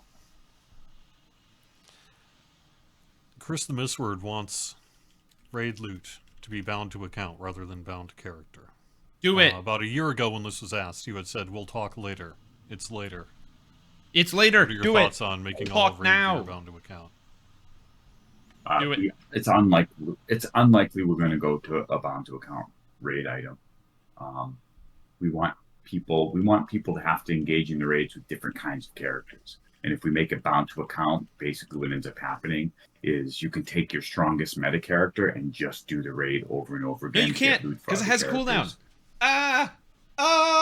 No, you can't. You cannot do that. That is not how that works. I know people are like bound to account raid loot, but like, I mean, wouldn't that mean that like your non-meta characters wouldn't engage in the raid? But once you learn the raid on one character, we're worried that you just play them over and over. It means you can bring all of your characters to the raid. We definitely have players that engage in the game with a ton of alts. You don't get. I mean, I don't think anybody has 14 alts that are all set up for Reaper 10. If you want, but a lot of people play alts rather than your going through the reincarnation.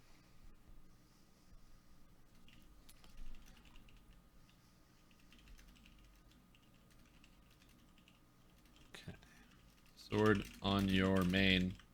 You wouldn't get punished with. The more request artifacts were bound to account, and they were changed to bound. So basically, raid stuff is currently bound to 100%. 100%. Dude, it's so bad. Yes, because we want the raid people to grab loot on the raid character that is earning the loot. I will disagree with this till I'm blue dungeons, in the face. Which we don't mind as much if you use a bigger character to farm loot for alts. It's so silly. It's not like we mind that bigger characters are farming loot for alts. It's that we want raid gear to be kind of like a status reward of that character beat the raid is kind of the vibe. But no one cares. DDO players are losers, myself included. There is no status. Right. What am I gonna go get a picture of my sword and put it on the fridge and like, and be like, yo, check it out, and go tell my roommate, be like, look at this sword that I got. And then there she is sitting on the couch like staring at her phone, and she'll look up and be like, oh wow, that's cool. That's cool. There's some good arguments back to looking at for bound to character and bound to account raid stuff that I think would make an excellent forum thread. Yes, we have an excellent forum thread. We have had quite a few. We could go through. I just don't want to sort of go through the discussion. I can see it for both, but because our raids are meant to be, our raid gear is not only gear but kind of status symbol. That's generally why we keep it bound to character. For who? Who is giving you this data that is a status symbol? The alternate that you guys feel like raid gear is a status symbol over and over again and not getting your main character. I forgot about when I walk around in town and I see people with Lindau's belt on. Oh wait, you can't see Lindau's belt because it's not visual. That's a good point. I don't know that we're going to change it. I make no promises. I'll talk to the team about it, but yeah, you can't use that is not like, hey, I'll talk to the team about it and suggest we're going to do it. We'll revisit, but I don't know how it's going to change. Please revisit. I might draft up a forum thread that is just clear and concise and simple. Yeah, the Sword of Shadows is definitely a new updates about fixing server lag. Oh, let's go. We've made some. I wish I had the chart. So our phase 2 of server lag fixes are done. Our engineering just put in new fixes with the last update, in fact. Nice. And when we look at it, our hitch counts are much lower than they used to be. So it's pretty impressive when you look at the charts, but that doesn't mean that lag is gone, and that doesn't mean that lag has completely gone away. It's very difficult to translate for the human experience. In a number of ways. Well, because we'll experience it. I don't know that saying day one is very nice. The other thing about DDO that you might run into is if there's some weird thing that has a whole bunch of people coming back on old characters, you can get a day or two of lag as the old characters are updated to the new system. But at this point, I don't think that would cause that much lag. The other issue I have with lag is there's different kinds of lag. Cassis, would you be surprised they're very different. to find out that somebody asks that every time when a player talks about generic lag? Are you seeing like you're actively in combat and you're doing hitches? Are you seeing your load times are very long? Are you seeing you're getting disconnected? Are you seeing that people take a long time to come in? So that's the other issue that sometimes is frustrating because sometimes people use lag in a way that is very different. So when we get lag, we're like, oh, the game is slowed down. There, The other frustrating thing about lag is client versus server lag. yeah, Like and we're concentrating on server lag, and if when you're talking about lag, you're saying my frame rate dropped to 12 frames per second. That's very different, and would indicate a client problem that we wouldn't see through our normal server yeah. focused data. And Does that this make is not sense? like a bad So it'd be argument kind of that he's very saying, interesting because this does happen. to look There are into. many people that don't On the understand server lag side, when the they look at server is it. much healthier Yeah. than it was a year and a half, Yeah. or even 6 months, or even a month ago as we look at it. But that doesn't mean that we aren't seeing lag and hitching. It's just that it's greatly reduced. So when that happens, the more information people can give us about exactly what they're seeing, the better. It is. Yeah, I'll try to think of the best Why way is to there put so this. much loading server lag? Because your characters have gotten freaking huge. Okay, so basically, there's two things at play here. One, there's a percentage of people that don't understand what the differences between server lag and other issues of lag are. There are a lot of people that play DDO on like the thinnest connections you've ever seen, borderline dial-up, with computers that are older than half of the people in chat. So there are people that experience problems from that are borderline self-inflicted because of not self-inflicted because they're doing things bad to themselves. So they just they have like old software, hardware, and stuff, and that is a large portion of people who are vocal about lag issues. That is not me saying that there aren't server issues. There are, but that is just a one percentage of the problem. And the other problem is they might be able to see that there's like 5%, 6% less lag on their perspective, but human beings can't. I can't tell you. I play this game every day. I can't tell you what a 5% more or less lag looks like on a day-to-day basis. That's a meaningless number to me. It still lags. I still feel it. I don't know what to tell you. It's funny. So it might More look good on inventory their end, back but it bank still feels storage bad. is something that we can look at. The good news is that all of the inventory bank storage is now stored off the character. Before we were shy about putting it out because of that. Oh, so why is there so much loading screen lag? When is more inventory bank storage side by side? That's exactly. So the good news is we did move the inventory stuff into a side storage that doesn't get moved with your character. So that's good. But before we just jumped in tons of inventory and bank storage, we basically are looking at like how it's working on the server. Yeah. So the DDO client has a lot of problems. You'll never get more actual bag space in your backpack. Your folks, you will never get more inventory space. Is getting too big, and we don't want to increase the loading screen. As for character and account bank storage, we definitely want to put them. That won't affect how your character serializes. That's only accessed when you actually click on the bank. Well, I didn't have Related Linux on to here. the login load times, someone is asking, is that the same basic issue with why it takes a while for the client to close for some people? That's a good question. I don't know why the Like when you DDO actually client close just the takes game forever to client, close. it takes a little while for it to close. Sometimes. Is that the same basic idea? Shouldn't be like the serialization because you're not moving from place to place. So if your client is taking a long time to load, that might be something different. Your client should not be waiting for your character to serialize. It does. Sometimes logging out takes forever. And I then don't know if also this the person client was just planted stinks. by you there, Sev, but someone is saying, can we sort of do Planescape stuff? Yeah, I mean, I love Planescape. Right now, we're looking to see for the next thing. Sometimes, but not always. Do. Sometimes I'll take like minutes to log out of one character, and then it's instant. Over Planescape, but I know that WotC is doing Planescape stuff right now, so I would kind of like to go in that direction. And so we have to make that decision like ASAP because people are beginning to work on that content. Mm-hmm. That's not really an expansion leak. He says maybe. That's a big maybe. The pre-build paths need to be revamped, yes. So paths are a complicated situation that I want to I'm get one away. into because I almost got bingo. like to revamp I didn't even see the kind diagonal. of how racial stats work so that you don't I've need almost got bingo. 450 paths. Anyone have for bingo yet? everything, but that is a long way away and not something that we are planning on doing anytime soon. And so that's why I don't want to get into paths, because paths tie into the reason Same paths card? are Oh, that's hard funny. is because you need a separate path built for every race class combo because of the way the races have stats. And so there's a whole back history of that we'd like to address someday. And that's why the paths don't really get revamped, because until we get into that, we can't really figure out. We can't make decisions from the path. The until we mode make hack three work on DDO decisions. as well as Lotro. Oh, interesting. I forgot about that. I love GIF. I love the GIF Yankee. I love the GIF Zeri. I'll do a summary when we're done. I would love to have GIF enemies. I would even love to have a GIF Zeri, GIF Yankee race. Feature requests. Kind of like yeah, we'll do a summary when outcasts it's that over. aren't quite as evil.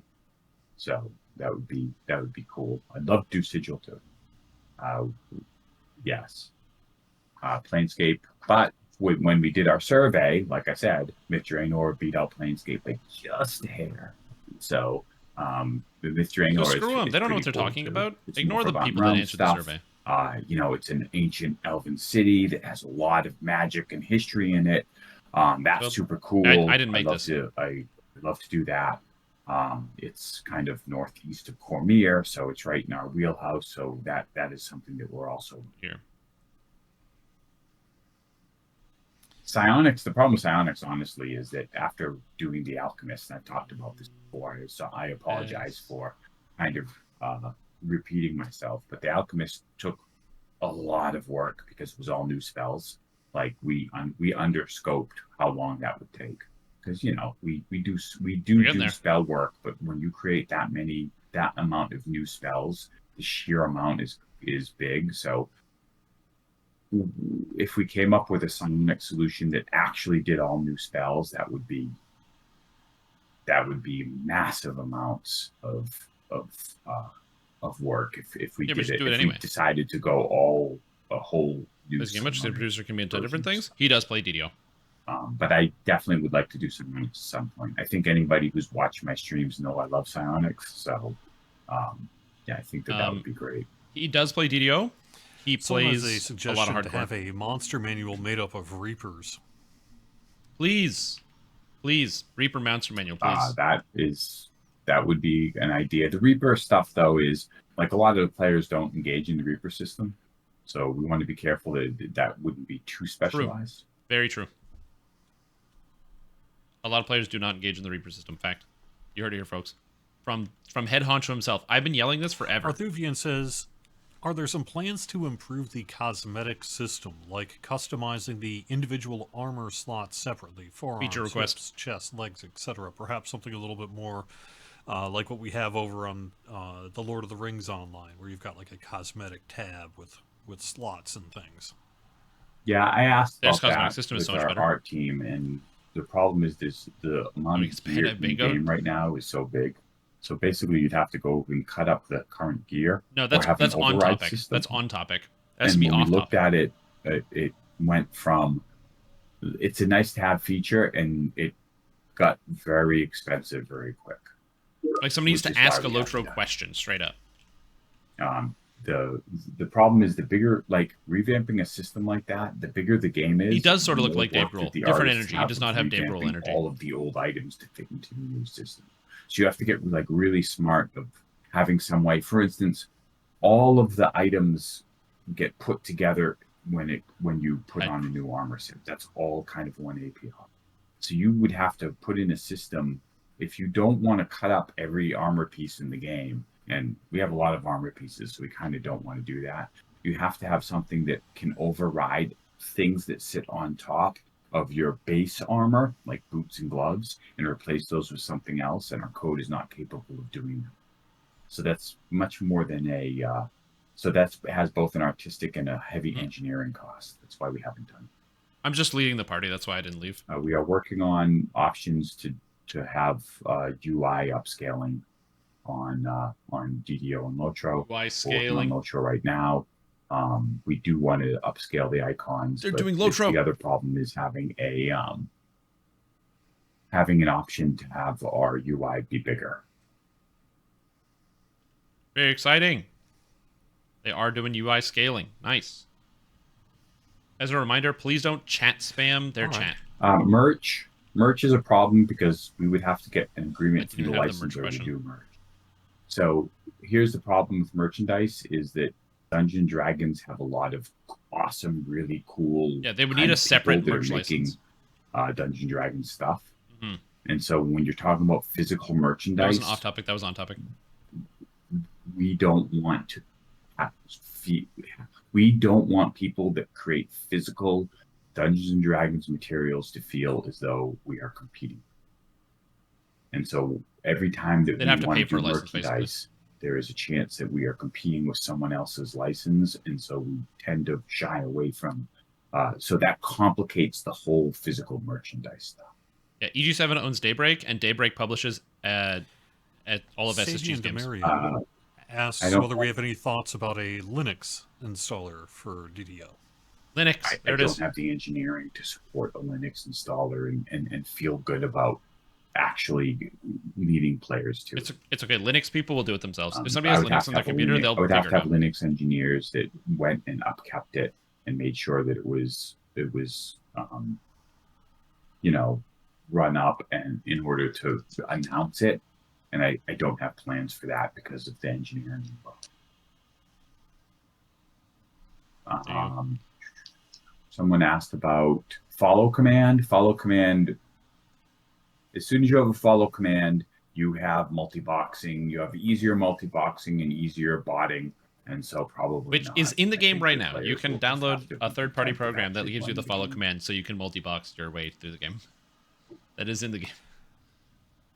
I wanted to go back Third party, though. to a little bit of the lag discussion earlier. Someone had made a I want comment. to say something. When Yeah, we go talk about for it. upscaling icon, there's a difference between a mathematical scaling algorithm and AI.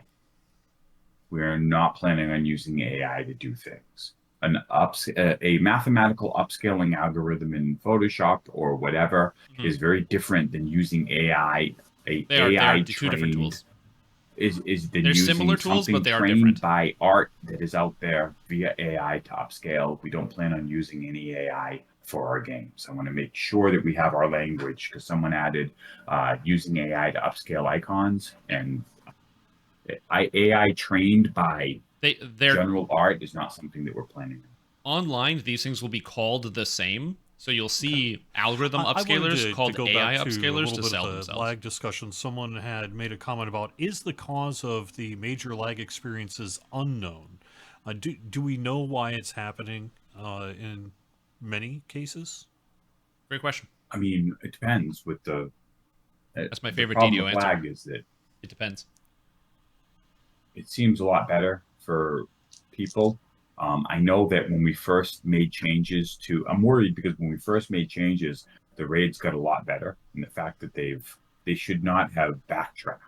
So I'm wondering if They fully behind the backtracked. sings we have things that can turn on Rates and are off just these as bad as before. changes. And so if you saw that first day of the lag fixes and the hunt was much better, I don't know if you've watched any of the stream. If that's backtracked, I want to look into it. I'm wondering if maybe something happened where some of our back-end code is not activating. Yeah, day one was amazing, and then it so- backtracked 100%. I was thinking, that- related to the comment that had been made about character data size on loading screens and things like that as well, that in some cases, we do know in a broad sense, what some of the problem areas are. And as you were saying, we've got hitch reports and that we're looking at to, Sure. be able to measure improvement on those things over time. That's why he said we are not using AI. So if you're talking about load screen, that's a serialization problem. We know that, we can see that, but the problem is that your characters have a lot of data, and so if we want to remove some of that data, we remove some of the functionality, and I don't think anybody wants to have functionality I'm removed telling you guys, of their delete cool all the characters. items. Like you can Delete only all the keep a stuff in certain your amount of backpack. You don't need quests it. available, or you know what I mean? Like your characters have a lot of data. We don't have a quest system like everything else. We basically keep constant information on all of your quests. So you don't need it. And you have big inventories and have a Just lot like a of DDO. so yeah, so we want to kind of look at that. I So want to close look at to that bingo, day dude. one lag for the raids, because we should not have backtracked. And we're kind of not seeing that bad on the side.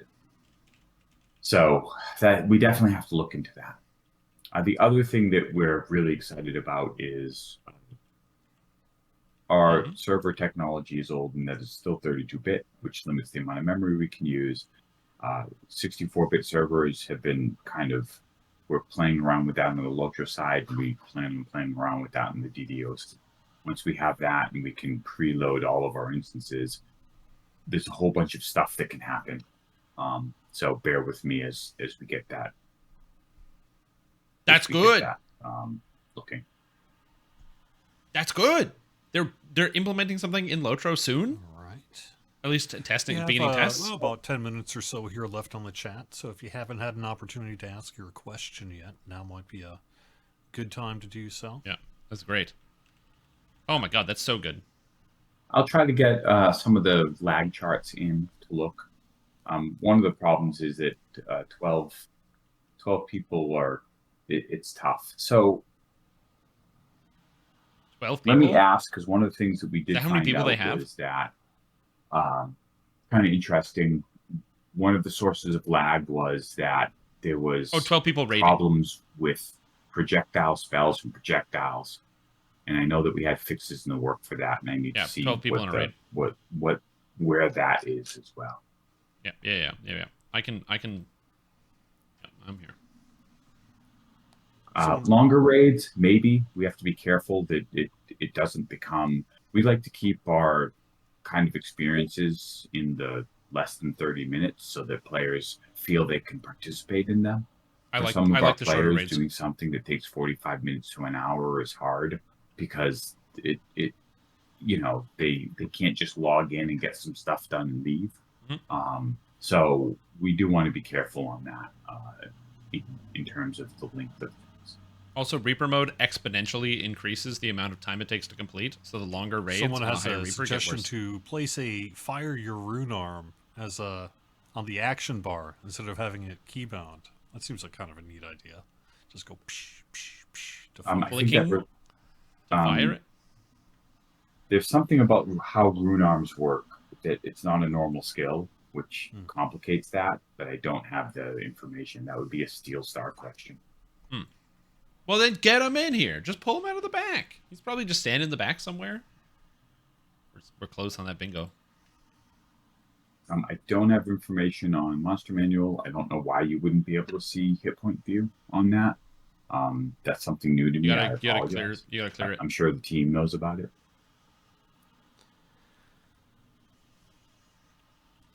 Once we get to revamping raids, we tend to remove flagging. I kind of agree with that. It's just a matter of time, because removing the flagging sometimes is very complex, and sometimes it's easy depending. They should on how make the thing older is raids programmed. easier to flag for. I see your question, Chris, about your suggestion to add things to the Fire Over Moorgrave raid chests. I will have to pass that suggestion over to the team. I would need to look into your question more. People are getting into a lot of like interesting, kind of very specific stuff. Yep. Remember, just try not to chat spam. I'm sure I missed some questions. I apologize. I saw some. If you can. going off. If you see something happening or whatever, really- don't control the chat. No one asked about VIP? Yeah. I didn't. So, VIP program. Sorry, go ahead. No, go ahead if you want. Yeah. VIP program update. I know for various reasons that it got derailed.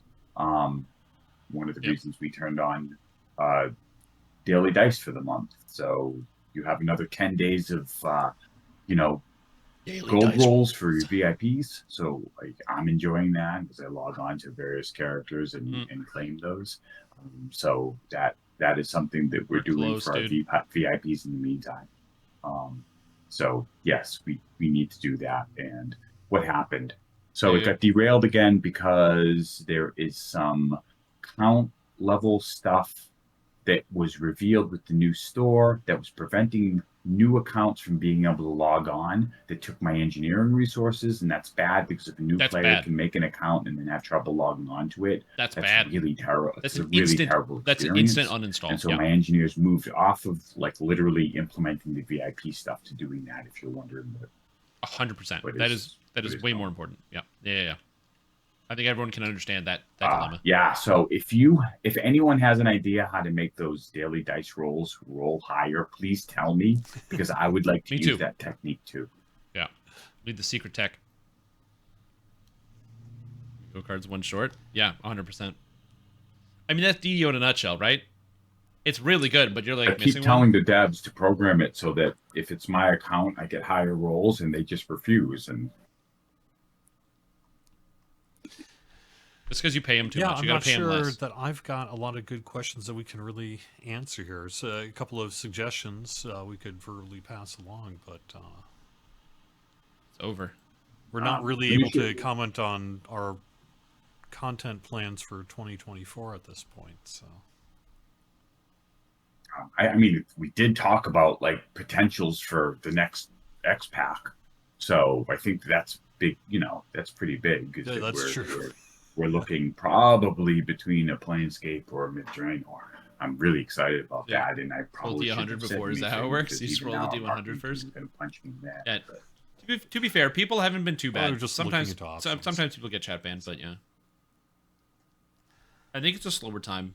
Yeah, I haven't run the raid for a few months, so I probably have to do that and look at it. Let me talk to, but better than having me run it is having me go and see if our engineers can pull updated raid data. That'll be if you're looking for raid stuff, that's a much better use of my time than playing with you. It's not like I don't believe you. I just need to pull data so we can see why we had such good results at first and then it backtracked. Yeah, and that's also the complicated thing is like you need people, you need two Can we remove divisions. flagging on old raids like Abbott and Feature request. Heroic Shroud? We're so It close, could be dude. difficult to get groups at level as a result of the flagging. Yeah, we can. requirements. When we revamp those raids, we tend to remove flagging, but the problem is that all the flagging tends to be programmed specific to the raid rather than using a flagging system. And so it's basically scripted, and so removing it sometimes is actually quite complex. You wouldn't think It is, so, yeah. It's but- not just like you and take each it out. raid could be flagged differently. Yep. Or it's done by some other designer when they talked about the stubbing. The quest stubbing. For the Niv Mine versus Voodoo Spice, it depends on during our player meetup. You said Niv which Mind? one talked to me last, because I have a short memory. So Yeah. the favorite Niv between Mind? the two is just who spoke with me at the player meetup last. Yeah. Really. That's what it comes down to. Well, we know the answer now. I'll look into the making sentient jewels available more often.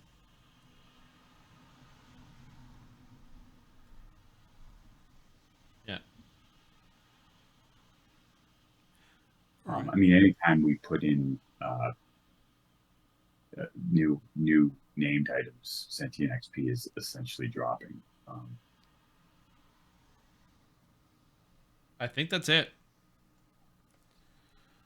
Yeah, I would love to get new sentient jewels. I like you the, could I like the voices. and If you stuff, could so time that me would be out, cool. I accidentally typed my pass in chat. This guy's going for it, dude. Someone wants to get rid of the death penalty in raids when the raid is over. That? I would imagine there's some. That's also probably a under technical the challenge on more that one. complicated than you'd think category, but you know. Do we Please want to get time rid me of death out. penalties for raids, though?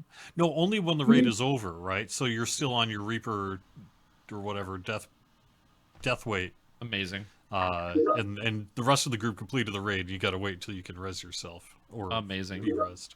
Dude, come on. Don't leave me hanging. So I got two. The spell power imbue nerf because imbue had overwhelmed the meta. He's not entirely wrong. Some of the imbue builds were really good. If people in the way that people were stacking. Yeah, but you get both at the same time. Also, and I just want to be this. See, super it's clear. hard for me to answer because it depends on your build, right? Like I don't want to say that It depends on the your context. specific imbue build Of where you're playing. was overpowered, because if you build normally, but if you stacked imbue builds, like that could be a significant amount of your. Like in Reaper 10, you're losing a lot of damage, but in like Reaper 7 and below, imbues do crazy shit. Again. No, we'll be doing more filigree, and we yeah, continue to I do saw that filigree. question, but I wasn't sure. I figure we need to dig into it a little bit. there are quite a few filigree in the legendary level range, so We haven't gotten filigree in a while. It depends what the vibe of what players seem to want is, but yeah, like we'll have more filigree. That'd be nice. Also, I kind of like the festival filigree set that we released. Did you get chat It's banned? just sometimes it's hard to think of new Yeah. sets that fill a role in the meta. But I think part of the question is about, Isle of Dread and such, didn't use filigree necessarily. Although I don't know. I have to That's look not into some the of point. questions there. Okay, that one's not going on the bingo next time. That one's not going on the bingo next time. All right. Well, hey, I think we're going to wrap this up, Sev. Thanks so much for joining me here today. Really It is appreciate you that being time. here. Yep, it No is that bingo. time. We got Wow. things to Wow. do here. So, we'll have more information about Update 62 next week, and we'll have you on here again in the future, Sev. No, if Not I sure scroll when, up to but Neurosoph, at some point, you should. because we do have deleted. things to talk about for next year and that as well. So. Oh, you're true. It wasn't a chat ban. It wasn't a chat ban. You just got the All right, message thanks very much deleted. for joining me, and thanks everyone for watching. Ridiculous. I am going to. That wasn't even a say chat ban. You just goodbye deleted your to message. Sev here real quick. I just scrolled up. All your stuff and is see still what here. I should. He faked his own chat ban. Ridiculous. we go. Ridiculous. All right. Thanks so much, Sev. And thanks for being here, everyone. Did want to quick go over the news, though, although I Thanks forgot to put it for up on the my screen. chat. Smile. We do have a bonus days of Double Mysterious Remnants. That is through Sunday.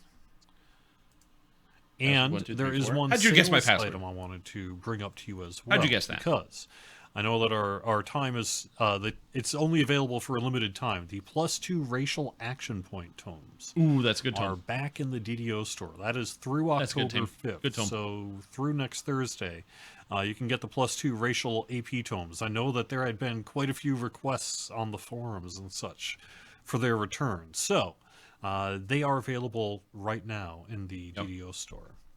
Let me take one last look at chat. Aren't they pretty cheap, too? And yeah, thanks everyone for being here.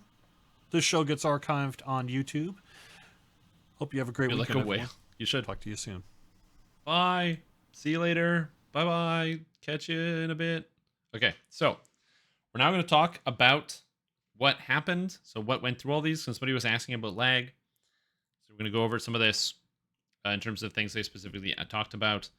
So, what new information did we get? Brand new information. We are not getting a universal enhancement tree this calendar year. They said no enhancement tree this year. Okay, so you are not getting one at all this year. However, they did say they wanted to finish out with an archetype instead. And then Serverlin said, ooh, barbarian sounds good. So we're going to get a universal barbarian archetype for sure. So we have a universal barbarian archetype coming out. What does it do? I don't know, but we're going to get one.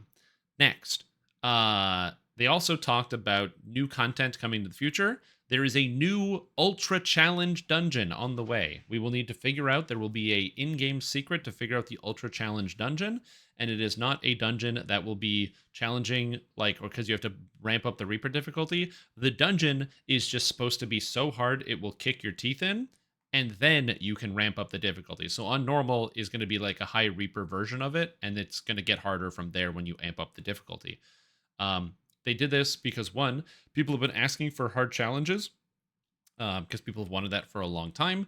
And two, they want to give some of the other designers chances to work on hard stuff because most of the DDO dungeons are not designed to be terribly difficult. They're designed to mostly just be fairly simple to go through, and it's pretty straightforward. Whereas the raids are designed with more complicated mechanics, and so they wanted to give the chance for some of the designers to design more challenging encounters and designs and to see how things go. Also, I think it's probably just good for the game anyway. One of the problems with modern challenging content, especially like raids and stuff, is that they are 12 person. You need 12 people in your raid, which 12 people causes performance problems, which they talked about. We're going to talk about that in a second. Whereas 6-person content causes fewer performance problems. So hopefully that is good, but we will see exactly how that is going to be. Outside of that, we'll just start at the top. Psionics. He said, I'd love to do Psionics, but after Alchemist, no one wants to make another class that casts spells ever again. Strim Tom question. I asked about two-factor authentication, which was specifically, will we get two-factor authentication? And what they said was that they ran into a brand new issue, basically with the new, when they were trying to get the new launcher. There was supposed to be new store and launcher and multi-factor authentication at the same time. And when they came out with new store, they ran into tons of problems. So they have not even been able to get to the launcher yet, which means we don't have multi-factor authentication. Monks, they said monks are complicated and hard, so they're not touching them. More storage. They said that they can now add more storage because your storage is no longer stored on your character. One of the problems with adding more storage in the past is that every time you take a loading screen, so you go from one room to the next. Here, let me just do this. So every time you take a loading screen, okay, and you go from one room to the next, when you do this, all of your items are loading with you. So all your items are coming with you when you go through that door. That's no longer the case. So that is not supposed to be the case, so that's great. Next, we have Reaper Revamp. So they've been wanting to revamp Reaper mode because there are people that have all the Reaper points. 156 is the cap. So which is to say, if you have 156 points, that means you've taken everything in the whole system. So all the trees. So I'll show it here. So here's your Reaper tree. If you have 156 points, you can fully fill these. You can continue to go beyond that. Somebody in my guild last week hit 200, and there are people with way more points than that. So you can get way higher than 156, but the cap of what you can use is 156, and there are people that want more. They've said they wanted to revamp and streamline the system. However, they just haven't done that yet, and they're not doing it this year. They said it's on the docket for next year. Graphics overhaul. They said they would like to update the graphics. Surveillance explicitly said, the elves in my game don't look good, and I don't like the way that my elves look in my video game. So, well, okay, I'm paraphrasing a lot, but he said that he wants the elves to be revamped, among other things. So expect at some point some type of physical change to some of the characters.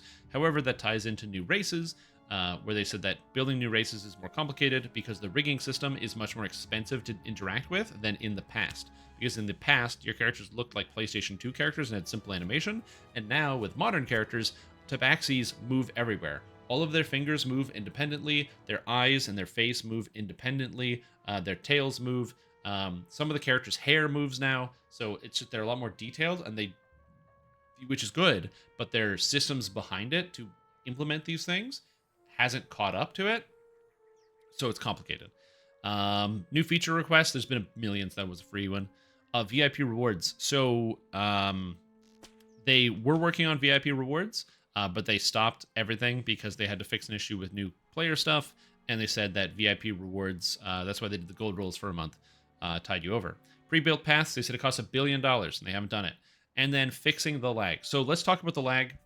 And I think this is one of the more nuanced points. So, just to preface my opinion on this subject, let me make me a little bigger here. I'm just gonna make me a little bigger so you can kind of see me. So there we go. Okay, so let me give you my kind of explanation about how I feel about the lag. So, I don't like the fact that Dungeons & Dragons Online lags.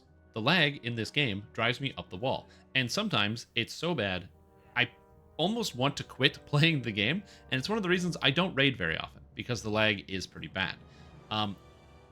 Earlier in the year, there was a huge patch that was coming through that was going to fix a lot of the problems with lag.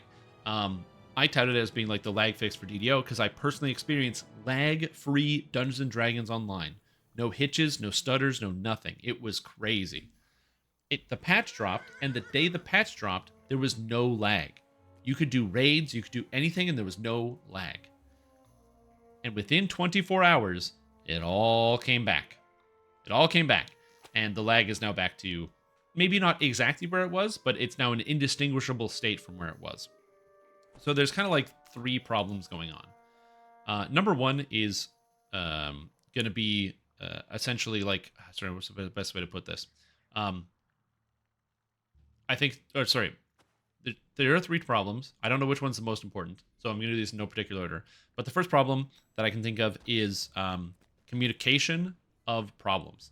There are some people that experience lag in Dungeons & Dragons Online, but they experience lag because their computer is older than me, their internet is using some old copper wire they found in the back for their dial-up, and that's how they get their internet. They got 1 megabyte down, 1 megabyte up, and that's their total speed, and they do struggle to play these games sometimes, and those people will report lag issues, and they will, like I said, they'll have those types of problems. And then, again, this is that is a issue of a personal hardware, but some people aren't able to differentiate between the lag from the server and the lag from the computer, and finally the lag from the client. And that's the second thing, is actual determining the source of lag. Dungeons and Dragons Online lags in a lot of different places. First, you have the server lag. The server lag is basically a monster spawns in and shit starts freezing, right? That's what's going to get you in raids a lot. Then you have your own computer's lag. As I said, there's a lot going on, and your graphics card bursts into flames. I actually don't know if DDO uses graphics cards, but we'll see. And finally, you have the client-side lag. The client is a program, and it can actually only render and do things at a speed related to what it can render. So what that means is, if there are too many effects on screen, it doesn't matter how powerful your computer is, the game client itself isn't powerful enough. And so there will be situations where the game client has problems and it can't keep track of what's going on. And so you'll have frame rate drops, which some people will call lag. Some people do call, like, oh, when their FPS drops, they call that lag. Then they will tell people they are lagging, which is not related to what, the thing that affects everyone, which is the server lag, right? If that makes sense. Now, everyone is affected by client lag, but not all in the same scale, because again, it does have some relation to your computer parts, and it also has some relation to what you're looking at and where you are, among other things. So that is kind of like the second issue, is like being able to differentiate and know what, like, this is lag, this is lag, this is lag, and knowing which one is which. The third thing is metrics. So SSG has, Severlin talks about how he's a pretty metrics-driven guy. He likes to look at the data and compare the data. And so he can look at his metrics, and they can see that, okay, they put this change through, and server lag is down, like the issues where they run into like instability problems, basically. They call it their server frame rate. This was broken down on the forums a little while ago. But they call it their server frame rate, and they can go, oh, we're getting more frames than we were before. There are fewer frame drops. There are fewer frame dips. So they can say, okay, we're getting 10% better performance than they were before. That's good. That is an undeniably good metric, and no one is arguing with that metric, because if that's what they're calculating, that's what it is. The problem is, me and you are not computers, and I don't have metric data, and I can't calculate my instances of lag unless I have like a foot pedal that I can press every time, or I have a microphone that records every time I swear, and every time I swear is an instance of lag, and it just calculates that together.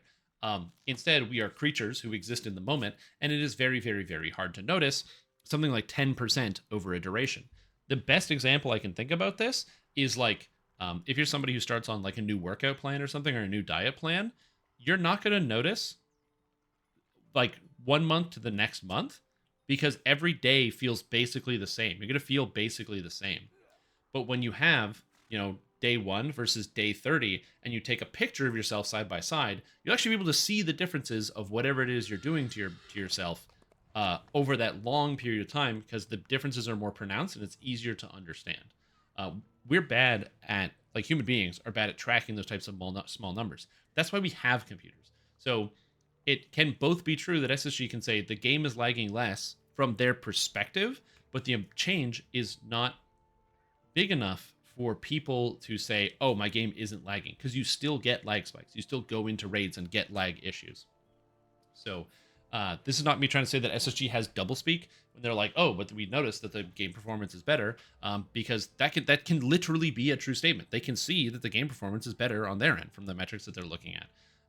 That just doesn't mean that the game is necessarily performing better in like all cases, if that makes sense, or like in the moment to moment basis for the everyday player.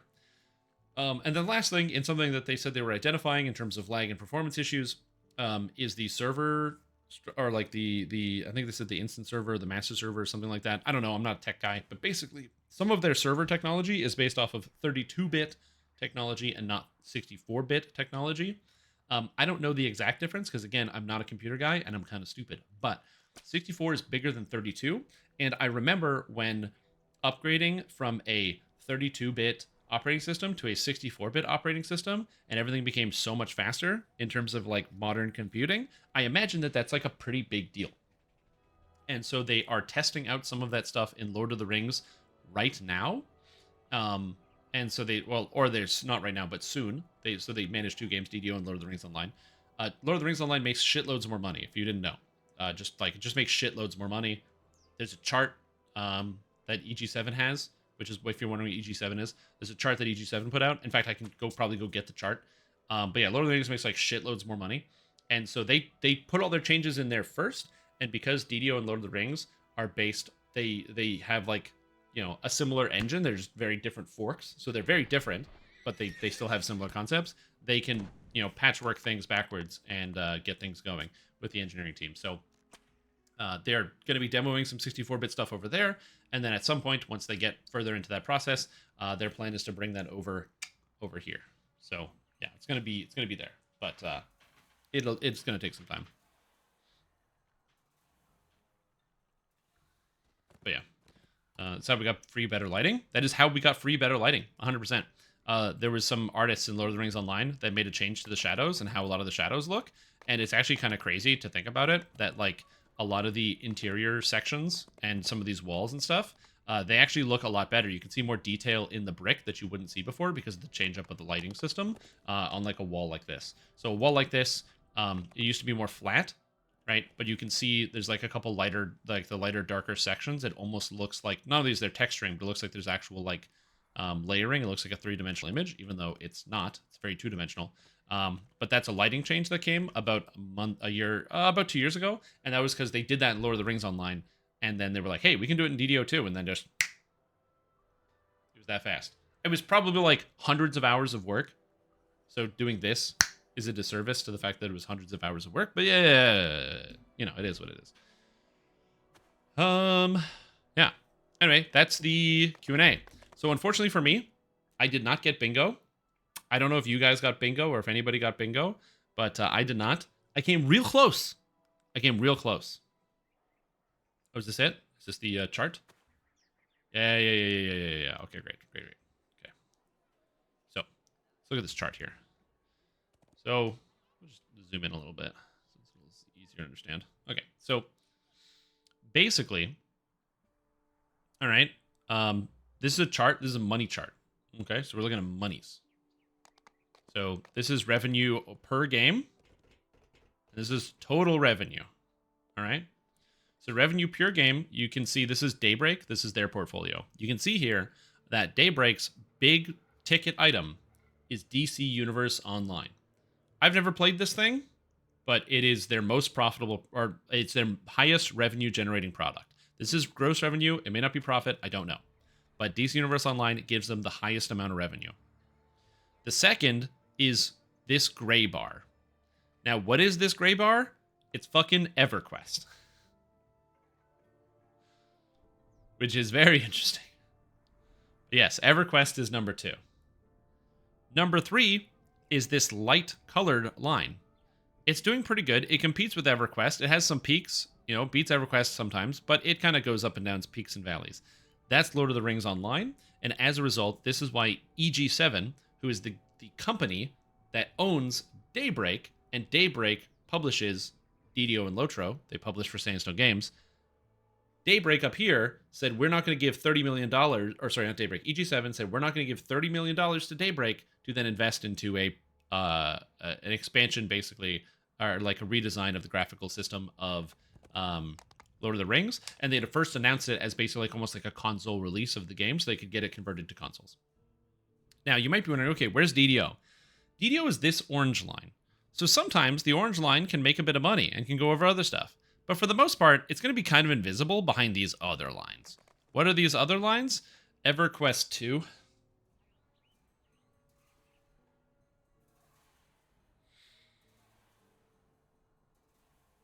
And PlanetSide 2. Now, DDO does, on average, make more money than PlanetSide 2. It does not, and it probably grosses a little bit more on average than EverQuest 2, but that's like a little bit. That is a little bit.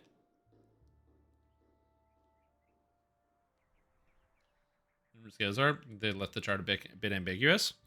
Oh, 100%. But yeah, even if you just look at the growth, so I'll just like I'll move me down just here a little bit. So even if you just like look at the growth, okay, we have DC Universe starts at 2.5, ends at 2.5. We got EverQuest starts just shy of a million, ends at 1.5 million. Not bad. Lord of the Rings Online is lower than EverQuest. It's at 750,000, ends roughly 750,000. Had some spikes, but it ends 750,000 end of year. We've got where is it? PlanetSide 2, just about 500,000, ending just about 500,000, a little shy. Dungeons and Dragons Online starting over. Where's Dungeons and Dragons Online? Where's the orange line? Down here, less than 500,000 in revenue. And going all the way over here and ending, I believe it's up here. So actually, Dungeons and Dragons Online grew a lot. That's crazy. It's like almost double revenue end of the year. It's kind of sick. But yeah. Anyway, so when we talk about like I said, like the EG7 comment and people, I'm curious if people were going to ask about this stuff, but yeah, they did not. New EQ, they finally reviving the franchise. Yes, apparently they are in fact. Daybreak, I believe they said it is talking about the development of EverQuest 3, which is very interesting. Oh yeah, and if you didn't see this, so this is the acquisition presentation from EG7 when they acquired Daybreak, and yeah, it's page 15. This one. So this is the banana stuff. So they looked at the portfolio, the live game portfolio, right? So you can see here on the live game portfolio, zoom this a little bit more, because it's not perfectly fitting, but you can see here, EverQuest, okay? It's fantasy MMORPG. Bookings year to date, $11.5 million is how much money they've made this year. And monthly average users is, why are there two numbers here? Oh, monthly average user versus members. So they have about 82,000 people logging in, 66,000 are subscribed, right? That's what they think of members. So you got to remember that, so you can see how many people are actually subscribed versus how many people are logging into whatever. You can see the difference. Some pronounced DC Universe Online, crazy, dude, crazy. Also, the number of people that are not members of DDO is madness. But you can see monthly active users, 46,000 DDO. This is in 2020, by the way. 108,000 Lotro. Huge. Massive. But that makes less money. And then PlanetSide 2, 200,000 users. Crazy. Crazy. And then you can look at other stuff. Monthly active user bases. Okay, so this is this one is the craziest. The craziest shit. Okay? Average monthly ARPPU.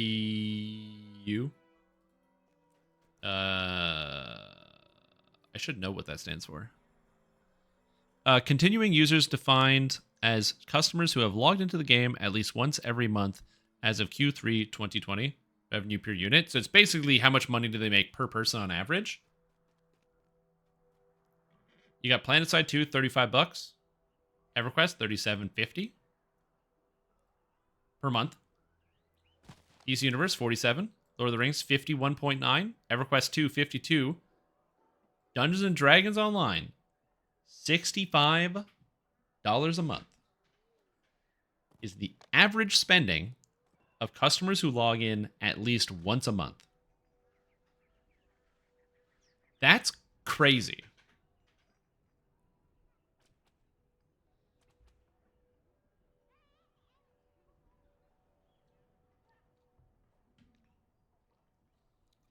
Yeah. Yes way. Important note, when you're like, oh, are they saying this? This is an investor breakdown. They have there's a publicly traded company. They have no reason to hide this. This is what they want. They want to sell. They're selling people in this. And then there's like, you look at the player retention and stuff. And if you look at player retentions, you can see, how many people are actually bookings by cohort, so tenured users. And so you can see that less than 1 month is 7% of the active user base of Dungeons & Dragons Online, but 75.8% are 3-year plus long players, which is massive. EverQuest, seeing the highest number of new players is very interesting. I didn't even notice that. That's kind of crazy. So yeah, that's madness. Check Discord. I will in a sec. Oh, I can't bring Discord open stream. Yeah. So yeah.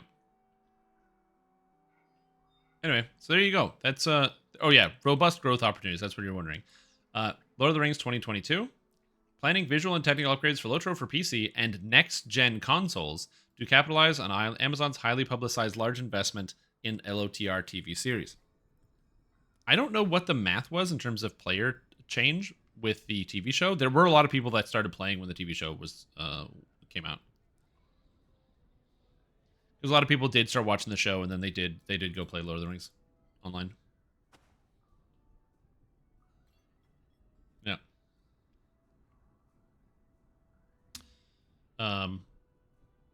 Anyway, and then there's a bunch of boring nonsense. And if you want to read this yourself, it was linked in chat. I'm not going to read through business stuff. Yeah, the TV show did suck ass. It did. It had a lot of ass suckage.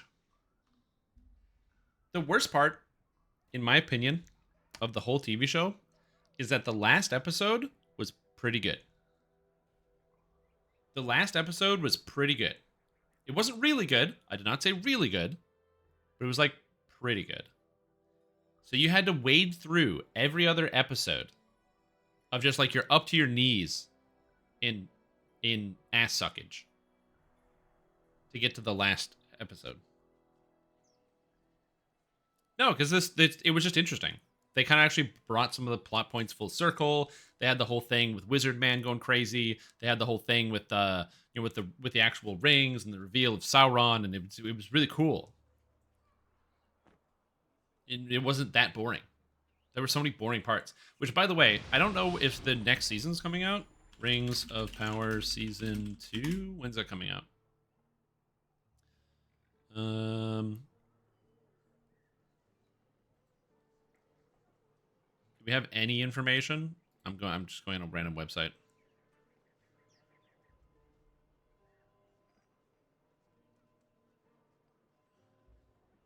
Okay, so they haven't announced anything. So we're probably not going to see Season 2 until like next year. Which makes sense. Got Season 2? Oh, yeah, dude. It got Season 2 before they finished. They did before Season 1 came out. They already paid for the first 2 seasons. But yeah, the strikes are delaying a lot of things, yeah. And they paid $500,000. It's so good they made a TV show. Yeah, exactly. It's the DDO Ring of Prowess. Anyway. But yeah, so the TV show. It's I will say this, again, there were a lot of things to be upset about the TV show about. The reasons why I didn't like the show, okay? The reasons why I didn't like the show was because it was pretty boring. The characters were kind of stupid. Like, a lot of them did very stupid and illogical things that were, like, felt contrived. Just wait a little bit too often. And for a show with, like, cool sword fighting and stuff, there just wasn't enough cool sword fighting. Also, I didn't have an issue with the characterization of Galadriel being, like, this cool badass in the show, where she's, like, fighting everybody and doing stuff. Like, that's cool. I like that. I just wish there was more of that. Because they, like, kind of position her to be, like, the main character of the TV show. And then she has a lot of scenes where she's standing around talking to people, which is not why I watch, fantasy. Sometimes I watch fantasy to see people standing around talking to people, but I kind of want to see the cool stuff. Like that other elf. What was his name? The guy that was, like, in love with the human woman. Arundel, I think is what his name is. When they're like in the goblin camp or whatever, and he just goes like whip chain crazy, and he's got the chains on his whips, and he's like, whoo, he's whipping people. I'm like, that's awesome. So that was great. Like for me, I've said this. I like the story of the Lord of the Rings, but also I'm okay to different interpretations. I treat the TV show that Amazon made like the comic books, or sorry, like comic books, in the sense that it is Amazon's interpretation of these stories of events. So they're truncating things and putting it together. It doesn't make it canon or how it's supposed to be. It's just a reimagining of a similar set of events, and I'm okay with that because it's just a new story. Like they're not like, this is the official 100% Lord of the Rings. So there's that one. So yeah, so I did enjoy some elements of it. I just wish they were better. Also, I like the fact that there was a Lord of the Rings Online reference, which was pretty good. Where one of, what's a kid's name?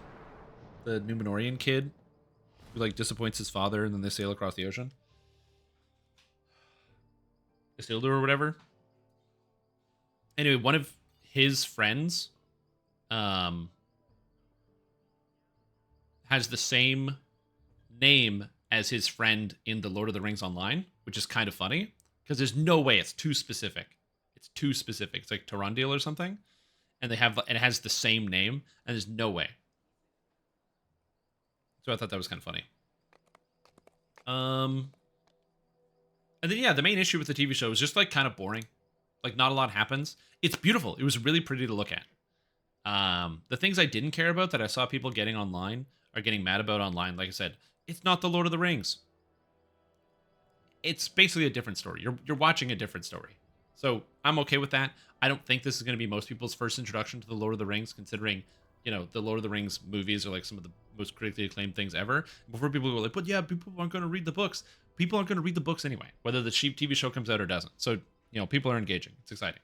So I don't really care too much about that. I find those arguments don't really hold too much water with like swaying my opinion.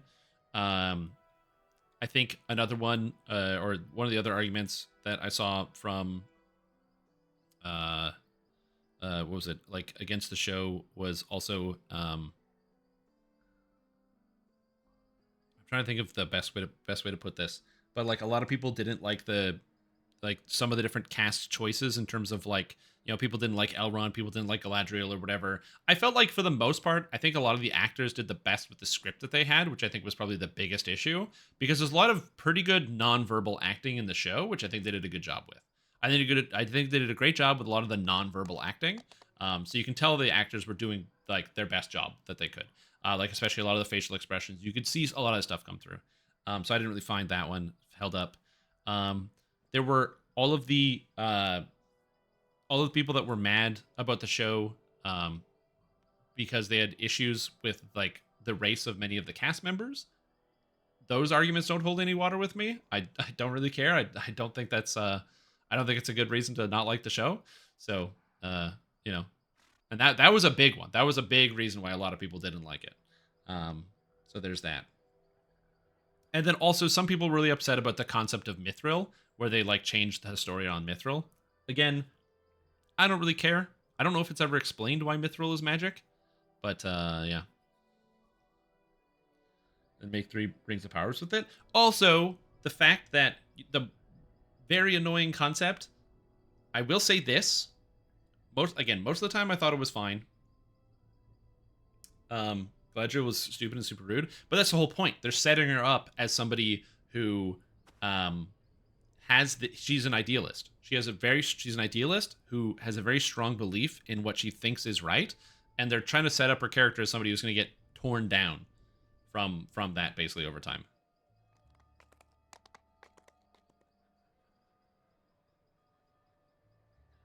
They made the race a factor, rubbed you the wrong way.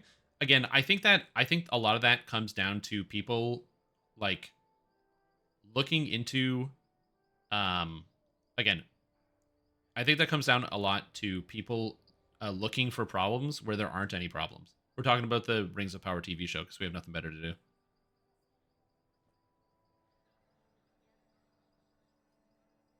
The Salamandian? Yeah, me neither.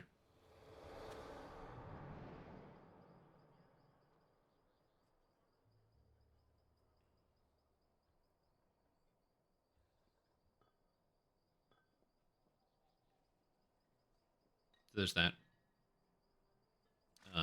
Half what okay in the new morning was so stupid. Oh yeah, also the pacing in that show sucked. They didn't spend enough time on any one story to make you interested enough in the story. That was also a problem that they had. The pacing was really bad. Because you would get close to it being interested in something, you're like, ooh, ooh, ooh. And then you're now looking at another story. So they really got to streamline that. Having 2 narratives or 3 narratives is probably fine. But trying to have like 5 different narratives per episode was just too much. They were stretching. It just didn't work that much. Say that Amazon made a big deal about diversity in their show. They put a foot forward as the foot to judge them on, and so people did. Oh yeah, 100%. But that's what I'm saying. People are making like a mountain out of a molehill, right?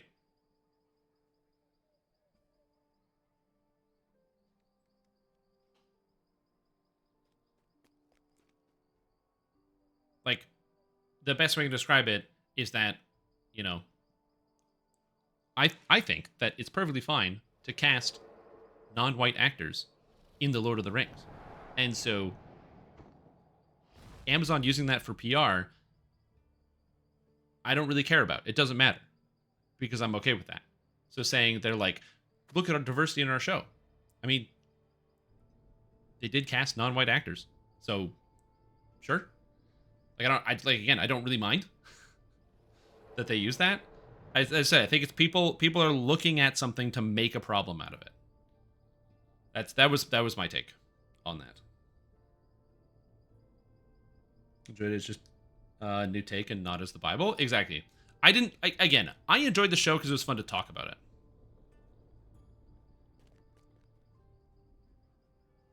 Claiming you're being racist and misogynistic? Yes, you can.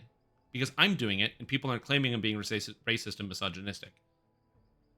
You have to criticize the show without talking about people's race. You can do it. You can. And you have to remember that the internet is loud and noisy. And so, much how we made the bingo card, right? So we made the bingo card because people are predictable, and you can predict people's patterns of behavior for what was going to be asked during the Q&A that just happened that we watched with Severlin. So just like that, you know, this is predictable because we already kind of knew the answers to most of these questions, which is no, no, no, no, no, no, no, no, no. For the most part, we knew that. We all know that sort of thing. But there's still people going to ask those questions. And so SSG, like, you know how many people asked the Reaper wing color question? You know what SSG did? They just ignored them. They don't have an answer. They don't want to answer the questions. They just ignored it. And it's kind of the same thing. You know, it's like if you have you're upset about something, about like, you're like, oh, I think there's an issue with like the dialogue in the show. Like I said, I thought the pacing was pretty bad. If I say I thought the pacing was pretty bad in the show, or even if I felt that like I think some of the performances weren't amazing, and you can point to specific points of the performances being amazing, and then somebody gets upset at you for like, you know, they're like, oh, you're being racist describing whatever, you can ignore those people because they're not responding to what you're talking about. Unless you're like actively being racist, then those people are calling you out for that. I think people get upset about the threat of someone getting mad at them more than people getting mad at them. That, and also, if you're on Twitter arguing with people, what are you doing anyway? That's the other thing too. Like if you're on Twitter or something like that, arguing with people, which is, to be fair, most of where all this stuff happens, because people get into their, even though Twitter is the whole world, it's bubbles that all connect, and the bubbles collide and people argue. And so, oh yeah, X. Sorry, people on X. So dumb. Do you guys remember in Paper Mario Thousand Year Door? Nintendo's remaking that, by the way, with the Nintendo Direct. The X-Nauts, where they would do this salute where they walk up and they go, and then they salute. That game's good. They're gonna be remaking that one. Because people had that level of willpower, I know. Being black was virtue signaling. It doesn't matter.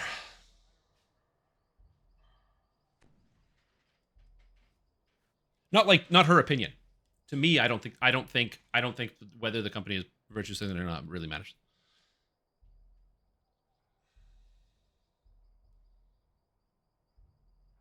Because like the best way I can describe that is, of course, it's virtue signaling for most probably because Amazon has spent $500 million on something, which means they're trying to get everything exactly as they want out of it from the boardroom. Gigantic companies that own most of the planet don't do things because it's the right thing to do or it's a good thing to do. They do things because it's profitable. And a company doing something that's profitable that also isn't bad, I don't get too mad about. Yeah, I meant to say Threads. That's kind of how I have to think about it like that. Ring of Power for the dumpster fire it is. Again, it's not bad. It's just boring. Ending off the stream, you just got home? Oh, yes. Yes, there were interesting things. You missed bingo. So that's the most important thing is that you missed bingo, sadly. We did have bingo. So you missed out on this one. So I don't know what to tell you about that. Also, why did everything close? Thanks, computer. So yeah, you missed bingo. Reaper revamp. They are pushing that to next year, but they are revamping Reaper next year. So that's going to be there. Chronoscope. I forgot. Chronoscope is being redone. They're revamping Chronoscope. So Chronoscope is the raid. They're redoing it, and also they're going to be redoing the raid and the loot. So there's that. Also, there's going to be, before the end of the year, there's going to be a secret added to the game, or it may already be in the game, we don't know.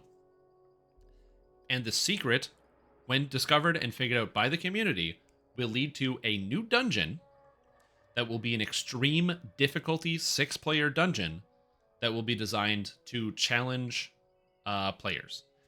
So it's for endgame content, is what they said. So the idea behind it is that they want designers on their team who don't normally work on raids to get a better chance to work on hard content. So the idea is that the dungeon on normal mode will be extremely hard, so that way it can be pushed up to do the comparative level of content. So it's not going to be like a free walk. According to them, it's not going to be like a free walk on like, oh, you just put it on R10 and slam your way through it. Like normal mode should be challenging for endgame players, and then hard elite, and then etc. So yeah. So ideally, I know that. I'm just unhappy about it. I'm unhappy that my window's closed. Yeah, kind of like a Raid Junior. And they did say that.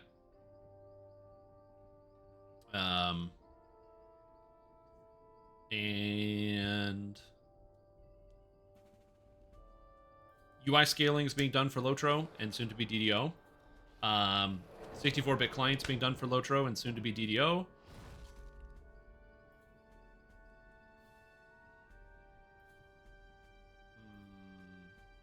So Verlin said they nerfed imbues because they're really good. I think that's it.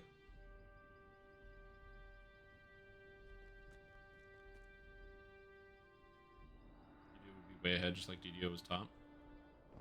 IQ of each player base? Oh, 100%. We're geniuses. Genii, actually. Imbu builds were top? No, they were just good.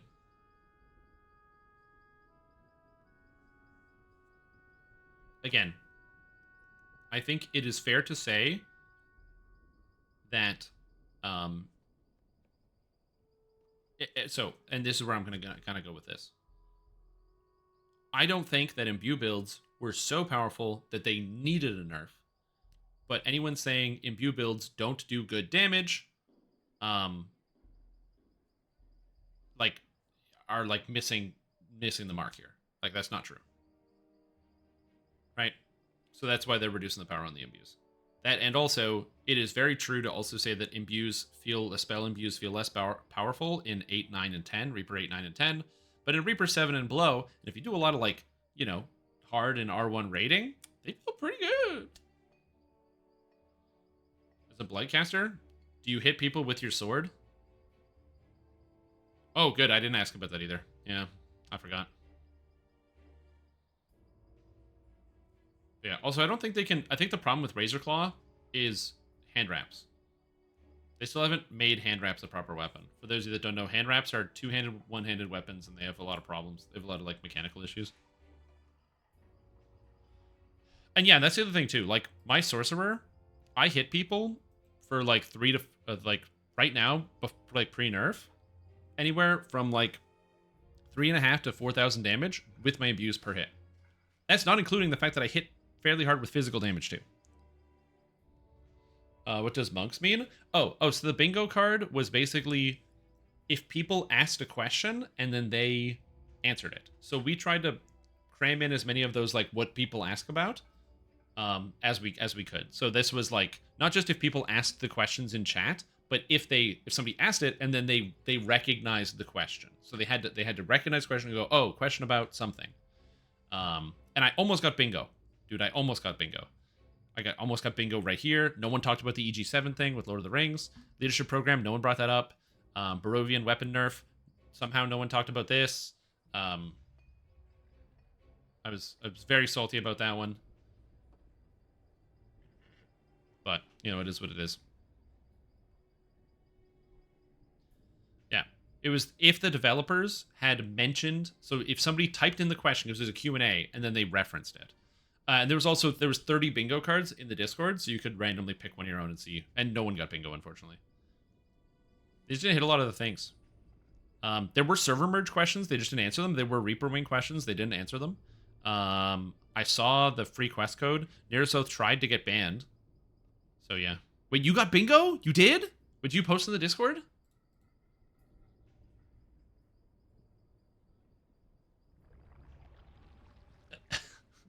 What's with these pictures?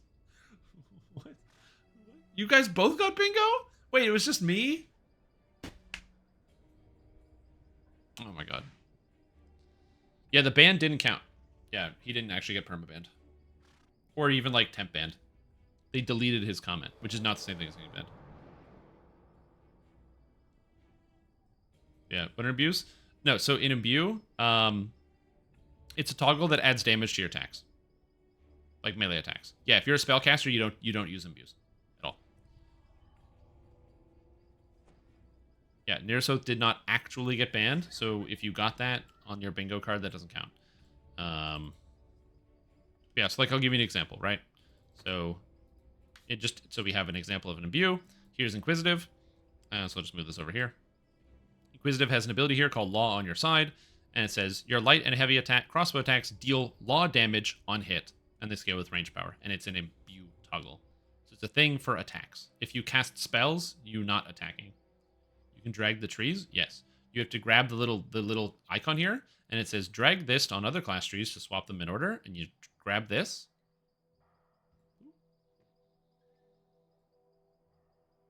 Ooh. Hold on, Andrek, let me do that one more time. Ooh.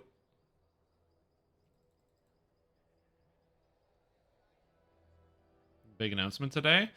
I mean, it's been 10 years. It's been 10 years. But, yeah. 2011? I thought you could change it. I think you should pull it the entire time. Okay, so wait, this is a ludicrous bingo card. Graphics overhaul, chatter gets banned. Oh, yeah. Rip chatter gets banned. Pre-built paths, more storage, and psionics when. Yeah, they did. They basically said no psionics ever. Ooh, this one was rough. Server merge in the middle? That's a free. That should have been free. I don't know what happened. I guess they just didn't want to answer the question of server merge because they get tired of it. So, yeah, it should have been free. Okay. And I have a lot of Discord messages. Give me a sec. 1500 is too many. Yeah, Mr. Wizard. Have you heard of our Lord and Savior Constitution? It's good. I've heard. Next on the list, what did you say?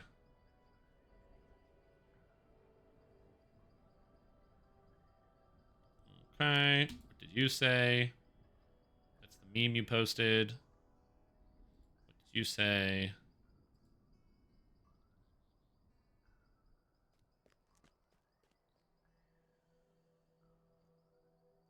Oh, okay.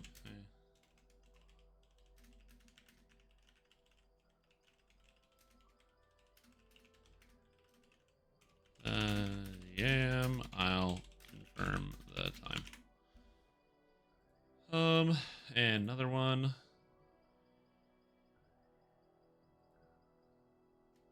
Subscription. VIP. Money paid per month.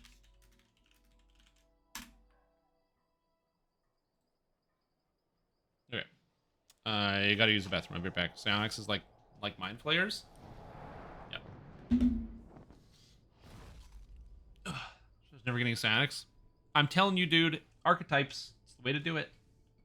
Oh, also, there's a lengthy discussion about character bound and account bound loot from raids, and there was very shaky. It was very shaky justification for why they don't ever want to make, or why they said they don't want to make raid loot bound to account. Very shaky justification, in my opinion. So, where he's like, yeah, it's basically, you know, it's for to give people like something to show off with, and I'm like, you know what, you can't show off your Lindau's belt.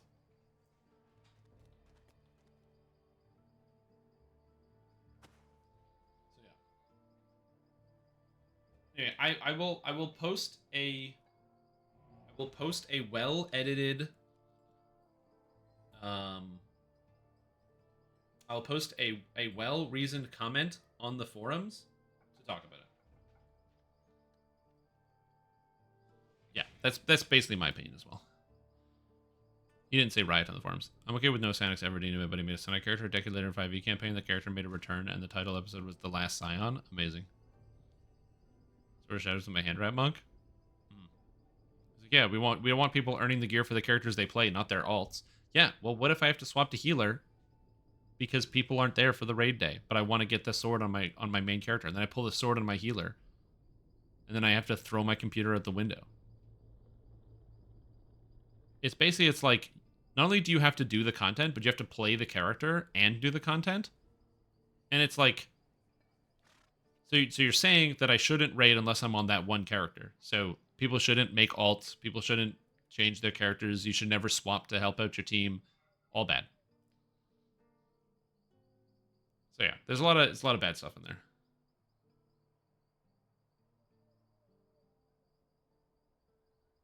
Yeah, also runes undermine that, exactly, because runes are bound to account. GR Cash? Yeah, because you have to have one of each. I have so many Swords of Shadow. Why don't I have one Sword of Shadow?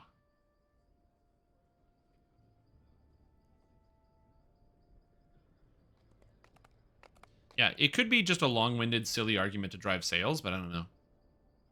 You can't do anything in skeletons? Well, you probably don't need anything out of skeletons, but also don't go. Take that. Yeah, what if you play a crowd control build and you wanted to get an item from skeletons in the closet? Whoops, sorry. You can't crowd control the monsters because they just die and respawn. Anyway. I'm going to go to the bathroom. I'll be back. Because I got to do that.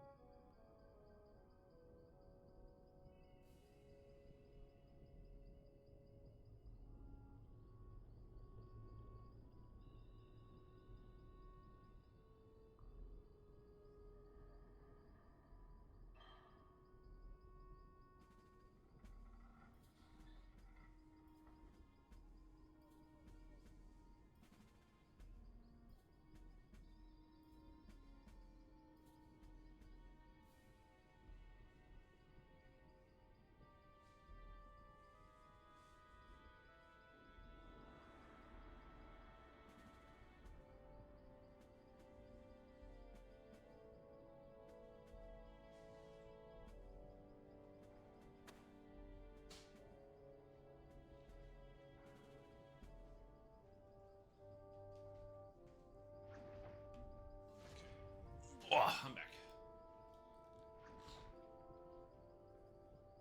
Chair stream, good content. That's it.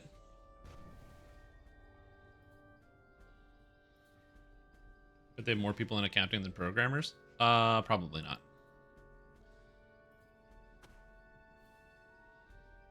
Raiding in other games where the guild wanted me to play cleric, but my main was my ranger. The ranger I needed would drop the item, just stuck in my cleric, so I could not roll. Yeah, it's just not a fun experience. That's the problem. Is like, for all the arguments of it's like showing it off, it's like you just add layers of frustration to everyone's experience. I got the item, I can't show it off because it's useless to my character and it's good on another character. It's not just that I didn't get the item I wanted, I got the item I wanted on a character that can't use it. Should he be glamored? I mean, basically, yeah. Again, it's conflicting arguments. I think it's, and to be fair, just playing devil's advocate here, while I do still, even as devil's advocate, disagree with the position, I think that it is fair to say that Severlin is an older guy, and a lot of people that work on DDO are probably older people, or people with older habits.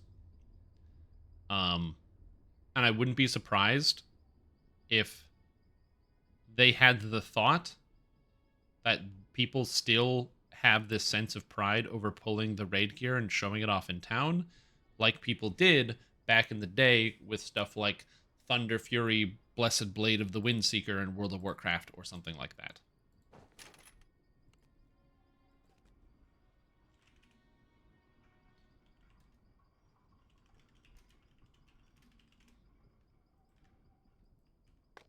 So yeah. Okay, back. I don't know if this person's still in my party, but they're here. It's like $60 a month? Yep. Well, that was in 2020. We don't know what it is right now.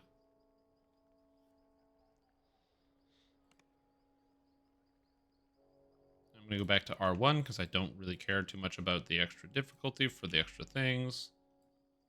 14, let's do Lost at Sea. Lost at Sea. All right, Lost at Sea next. And I also agree, there are some people that spend a lot of money on DDO. So for reference, I spend on Dungeons & Dragons Online $100 a year. I do not spend $60 a month. The average amount of money per user is $60, not each player is spending $60. Those are very different. I buy my VIP sub for $100 a year because I like what I get out of it. I get movement speed, I get XP, I get a whole bunch of stuff, and I don't buy any quest packs. 2K a month? That's crazy. I also know somebody who spends like 2K a month, so I know that feeling. Some people like to spend money on their games, man. Damn. Does the character display page back in DDO 2010 no longer exist? I don't know. Encased in a I assume so. bubble of air. A warforged waves you over. 20 autos boxes. In totality, how many autos boxes have I spent? Have I bought? I was banking up all my DDO points for a long time.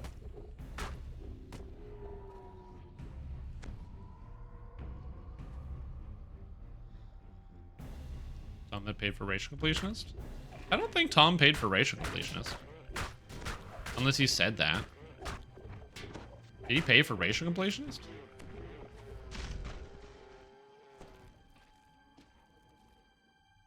I genuinely don't know the answer to that question. That doesn't sound like him, but maybe he did. Oh.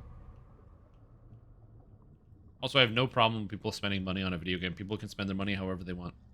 As long as they are aware of how they spend their money, and they are aware of the consequences of spending their money, and they are not bankrupting themselves to spend their money, people can spend their money how they want. But a bunch of autos boxes? True. Yeah. A lot of people who play DDO a lot will buy a bunch of autos boxes. That's kind of like... That's just a thing. Containers Oh, 100%. That's a big part of it. Surround the entrance to this underwater cave, but none have Vaunt's mark on them. The Sahuagin must have taken Vaunt's cargo inside the cave. You step out Yep, of the water, I have one autos box in the bank for just in case for a rainy day. I always keep one autos box on hand in case I'm playing a character and the build just doesn't work. A Sahuagin standing atop a rock high above sounds the alarm. Fools, you've made enemies of the Daggermore, he croaks. More forces rushing from the caves nearby. The Ouch, hobgoblin he's and hurt. troll on the other side of It hurt that much though. Dude, I can heal myself for so much, and I have so many hit points. I can't heal this guy, but I can heal me. Like, at first I was kind of nervous about this, but now I'm not nervous at all. Like, look at this. I have taken 400 points of damage. I don't need healing. And I'm just going to use Second Wind to get myself back up to full once I leave combat. They didn't say the details of what the Chronoscope revamp is. They just said Chronoscope is being revamped. Stop asking questions.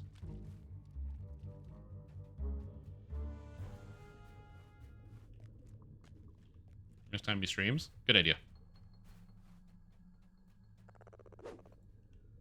They didn't say stop asking questions. I added that part. But when... So Cordovan accidentally let it slip that they were in fact revamping Chronoscope. And I thought that was a mistake. Like, he was like, oh yeah, we're going to be revamping raids like Chronoscope, because why would they revamp Chronoscope? They already redid the loot recently, so there's no reason to change up the loot. Like, they already did that. And Chronoscope's fine. They also redid Chronoscope by adding more health to a lot of the epic creatures as well. So, again, I don't know why they would revamp it again so soon, but yeah. Yeah, the raid isn't even bad. So it's just a confusing moment for me. Just left another 20 sentient weapon. Tensor's boxes, honestly, are probably better than Otto's boxes. In my opinion. Nice. Get this guy. With the pirates out of the way, Mm-hmm. you can finally take a look at... Yeah, give us Legendary Demon Queen, where they, like, make it more complicated. Like, there's just other options out there, you know what I mean? You've recovered Vaunt's mysterious shipment A of Sharn gold. welcome. It must be very valuable to have drawn such attention. Whatever it is. Yeah, they're good.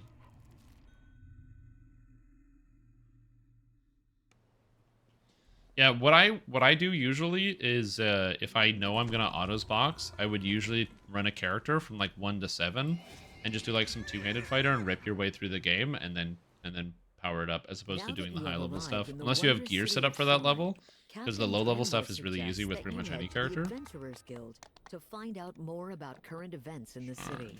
Speak to Summer Coronor. Yeah, and also it's more fun. You get that, like, one of the reasons why I like the low level part of the game, although a lot of people don't, is this sense of like constant progression that your character gets. Like, when you're leveling up quickly, you get like new powers. Okay, now I get this, now I get that, now I get this. Versus at the higher level where, like, especially once your character's capped, it's like, cool, I replaced one of my filigrees with the rare version. Ooh, Mythic and Reaper? It's exciting, but it's not like the same kind of exciting. Yes. Isabet tells you to take the elevator up to the terrace, then speak to Lucien Vaunt. Her employer wants you to pass along some information about the Stormreach beacon. We sparked sentient last week, it's You not even enter the 20k. boarding Yep. house, an island of quiet in the hustle and bustle of the city. A genial halfling nods to you from behind the front desk. A violent explosion shatters the tranquility of the boarding house and reduces You the crafted? air to a smoky Level blur. 14. I don't even know how you would do that. Another That's way interesting. up to the terrace. The windows shatter. Trip. An agile My trip form DC right now? swirls 57. coaches Not inside. too shabby. Boarding house is under This attack. character will be using Dire Charge for the leveling process because I just don't like Adrenaline. I don't like the way it feels.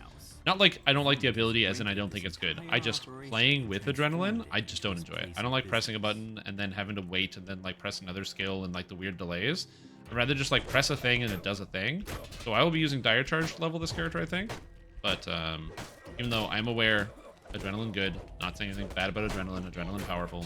Adrenaline makes everybody happy. It's all good.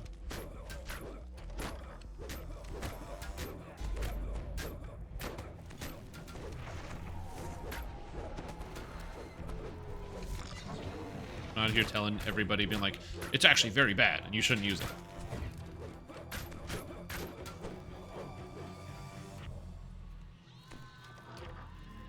Yeah, like, adrenaline hits really hard, and it's very powerful. I just don't like the way it feels. How many max level characters? How many have I deleted? 1, 2, 3, 4, 5, 6, 7, 8, 9, 10, 11.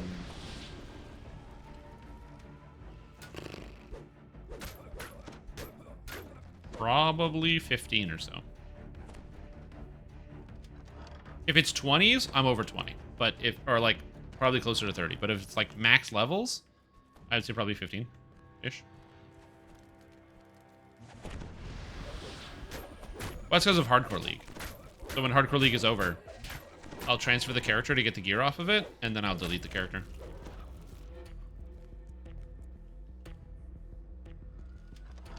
Well, the problem with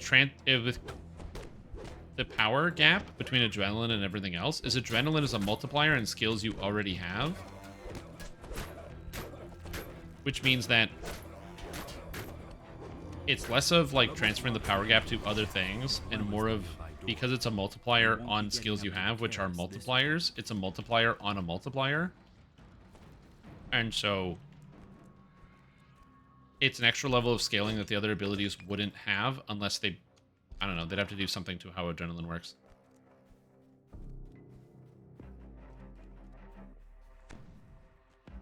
Then as close to professional as it gets for DDO. I am a Dungeons & Dragons Online professional. This is my profession. I sit on my computer and I play video games all day. And I bitch about it and I complain about it. And then I get paid money and I go home and sleep in my comfy bed. Well, I don't go home. It's over there.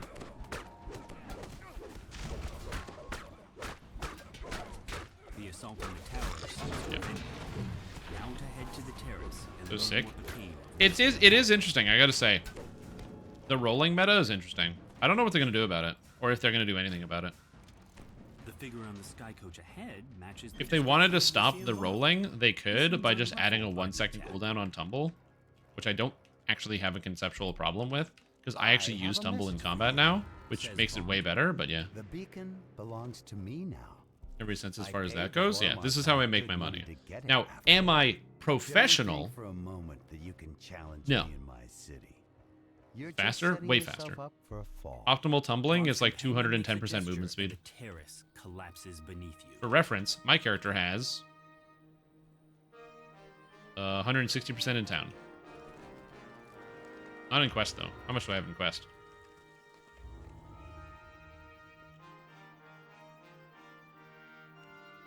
Just stat check difficulty? Well, as long as the extreme difficulty dungeon. You step into Zelith Prospire's Yeah. tidy office. I'm not sure how they would do it. The So Inquisitor calls in out quest to I'm you. at 134. Step inside, quickly. And tumbling is Eyes almost everywhere. double my movement speed. Zelith pulls a switch and nods toward the back of the building. I actually don't mind if they have a dungeon where the numbers are really, really, really high. But the problem is really, really big numbers don't mean anything if also all the monsters are vulnerable to all the same crowd control we've been using forever. And that just means shit takes longer. More interesting fights. Rain of blood has fallen here. More varied monster packs. Monsters can have higher stats, and the monsters need to have higher stats. Like, they do need to have higher stats. You can't throw in monsters with, like, 12,000 hit points in one of these extreme challenge dungeons. There's, like, no way it's going to work. Because people are still going to go in and one-shot them. So they would need the monsters to have, like, 5 to 6 times the normal health of a regular monster just to make it so that, like, things aren't instantly exploding. Like, they need raid monster numbers. So, like, you know how, like, a lot of raid monsters will have over 100k on their base hit points? Like, that's what they need to do. At least he died in the black. After examining the corpse, you can see that he was Oh, God. killed by a poisoned crossbow bolt. His last gambling ticket was just out of reach, battling in just one big, cleaning up on a match in an underground fighting ring down at the Cogs. Also, I think them doing like another Zugget Boy would be cool. That's what I wanted them to do. Is to take Zugget Boy and make an extreme Zugget Boy. As you mull this over, you hear voices from the direction of the front door. Like, imagine Zugget You Boy. manage to make it past the desk thugs blocking the way. Here's the way I think about this. Zugget Boy fight. where Zugboy has like cooldown of like 6 seconds or something, or like 8 seconds on their spells that they cast. And every 10% health they go down, they get, yeah, every 10% health they go down is an ad wave. Every 20% health they go down is an ad, or like, you know, so like that would be, the ad would be there, but there's every 20%, there's also a reduction on the amount of like the cooldown. So when you get down to like the last 20%, you only have to deal with the hardest ads, but also like the Zugboy is just pulsing out like the ground pulse and all sorts of other stuff. This was no robbery. You can tell that there's more to this than meets the eye. The incriminating information in this ledger would fetch a pretty I said, price on if the they black add a market. challenging dungeon that is challenging, that would be very exciting. Searching Am I the going to gambling TwitchCon? categories No, more isn't that in Las questions Vegas? about the murders than answers. I don't make You turn travel around, internationally you for hear conventions figures money. clamoring outside the building. You strike down the last of But I these will be going to group of PAX East, so thugs if you want to catch and me, check to make Streamtom, sure and there are PAX no East, more please come and nearby. check it out. I'll be Why don't there. you leave the I'll way be you doing came? like a meet and greet with people for those that Learned all live you on the can East about Coast these and first live two near the area, crimes. so feel free. I'll You head post it in back the to the Discord when Wolf we get Gate, closer to where the date. Zeleth Okay, awaits thank the you. results. Zeleth unlocks But no, the I'm not gate, going to TwitchCon. revealing a small lane that goes deeper into the heart of Cog's Gate. The problem with like TwitchCon is like I'm not like a Twitch culture person, if that makes sense. Like some people that are on Twitch are part of like they form their own Twitch communities and cliques and all of that. And so I'm not a like I'm not in the business to make a lot of friends. And that being said, that doesn't mean that I dislike the people like in the DDO community or other live streamers or anything else like that. But like, yeah. I don't currently have intentions to go to TwitchCon. The Where is door it? to the pawn Boston. shop is unlocked, just as with the other crime scenes. Inside, the shopkeeper's body lies forgotten alongside all the other cast-offs. Fake and also full of really bad allegations every month. No doubt they were hidden there so they could be fenced on the black market later.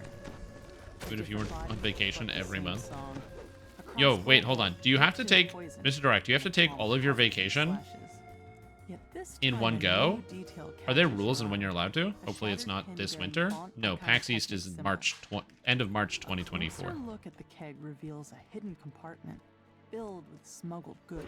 So does that mean if you have The 5 murderer weeks, kind of emptied the so that's like pawn 25 days or something, shop, could you just take off the last Friday of like the week for like half a year? I wonder. Or like What every connects second all Friday? these gruesome crimes? Another alley stretches before you. The more you learn about the victims, the more questions you have. Communications and mechanics You are only better. hope that No. Zelda's Like I'm close with fire you, holds Edward. the I'm answers totally you've with been you guys. seeking. I'm not saying that they should A make the tiefling dungeons stands harder by before you, upscaling the numbers and with a doing nothing face you else. remember from But a recent if they adventure. don't upscale the numbers, they Despite can't your make the shop dungeons leading harder dungeon, because you at hope this endgame, is people going to can answer literally questions one-shot about murder. bosses. They can one-shot Zoltan red name steps end through a of dimension dungeon door, bosses. His face glowing with the smug triumph of a man who thinks he's won. So But I'm you're not too busy saying dealing that with they his troll bodyguard shouldn't to notice. The troll add other Topaz, challenges and other yet stuff. another casualty But if of this SSG bloody night. releases a quest Now, with monsters with the meet up current with amount of hit points on the new thing, it will not be hard Zelda and it shakes can't her be head, hard. It just can't the weight be. of her brother's betrayal settling over her like the dirt that falls on the streets from above. They just need enough numbers that things don't instantly vaporize. I'm not saying make everything like a super squishy or like, you know, super tanky so it takes you an hour to fight your way through one monster. But like everything being vaporized in one spell or one cleave would be a problem. If they're saying we're going to do new challenge stooped down dungeon. to search the And contents I'm of just taking Maylin's Cyrillian pouch. at his word. He said like Looks extreme he was challenge fleeing thing. for his life when the murderer got to him. More It wouldn't be an slashes extreme on the challenge if I can palm. cast Meteor Swarm and clear This time whatever's you in front of me. said You know what I mean? You wonder how you could have missed such an important clue. The slashes were literally the killer's If they're signature. designing something for like the Whoever hardcore did of the this hardcore, the wasn't strongest shy of the about letting strong, people know. people whose DPS values are in 40 to 50,000 or higher, Arcanotechnic symbol. A quick glance reveals that every Like- victim had worked for Mont. It's too big of a coincidence to overlook, especially since a note in the margin talked about cleaning up loose. well, and that's just it. I don't know how hard they're Ledger going to make told it. you what you needed to know. The victims all worked Number for some years, Vaughn, just take a and day were off a told week to because burn they through knew too PTO. much about Yep. his operations down in the car. Yeah. You struggle a buddy of The mine last of the did put in a bunch of overtime, let these but they didn't pay him for the overtime. Instead, he was Not supposed to when take you're time in so lieu. close to the truth. So he just took every Friday off for the Catch whole up with summer. Zealot and fill her in on the clues you found so far. She points you towards an Yeah, if alleyway Hunter north be of Hunted the doesn't lag, Goblins last seen. it's not that it isn't a hard raid if Familiar it doesn't voice lag, echoes from but behind this door. like, yeah, a good chunk of the challenge is the fact that you can't control your character most of the time. Leaving your signature behind was beyond stupid. Now Zealot is onto us. It's only a matter of time before she and those adventurers. Like, I'll put it in perspective, okay? And this is why health matters for this type of challenge.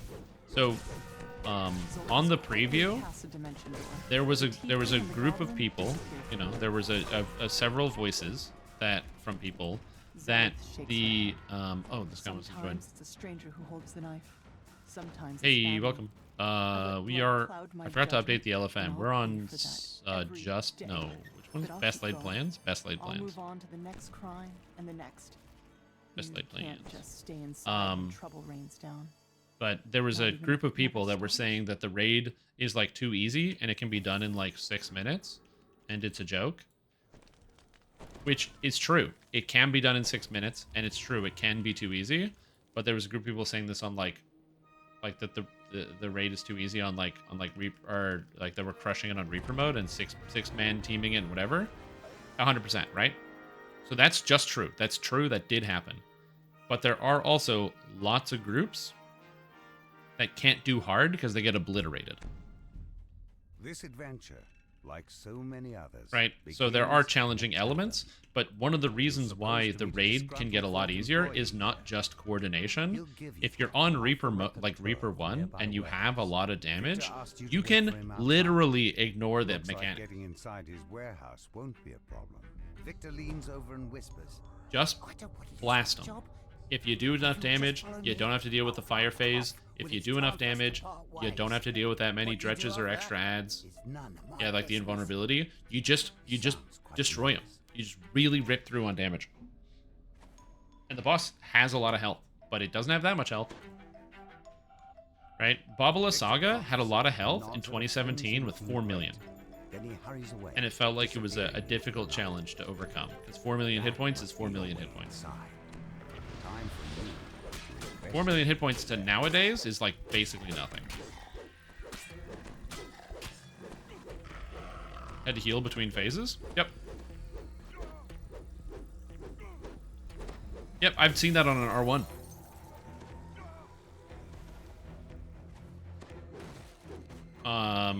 The last R1 Fire from Wargrave that we did, we time stopped and used Turn the Tide on the second phase.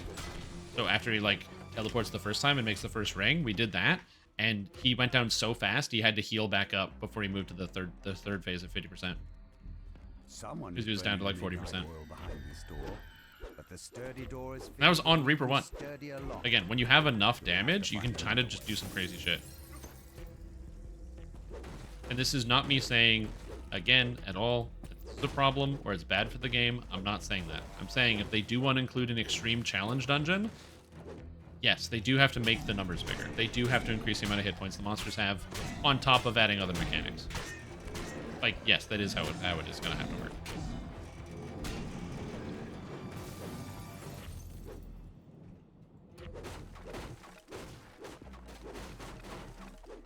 Looking for blueprints, but I'm currently just walking around breaking stuff. Blueprints. Where are you, blueprints? Yeah, you get a lot of damages.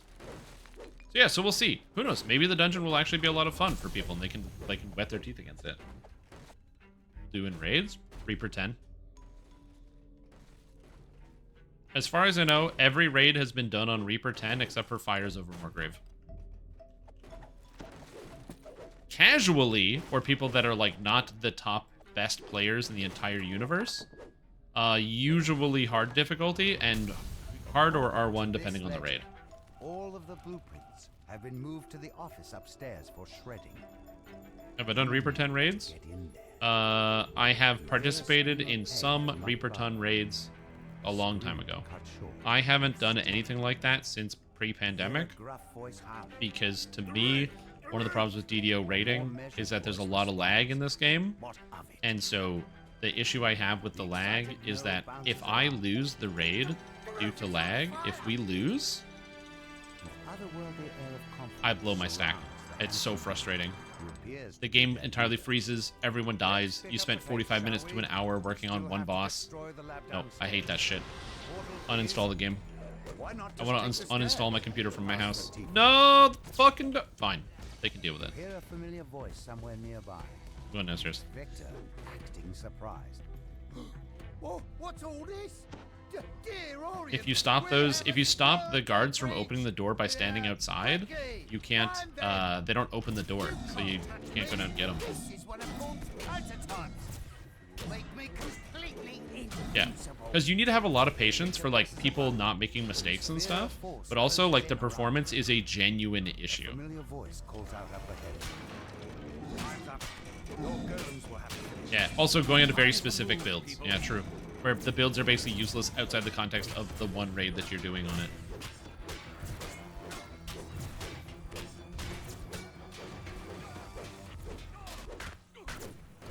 Did I catch this? No, I didn't. Damn. Oh, I did! Nice! I've never had that happen before. Whoa! Well, not, like, intentionally. I've had it sometimes hit miss, but I'm not knowing how.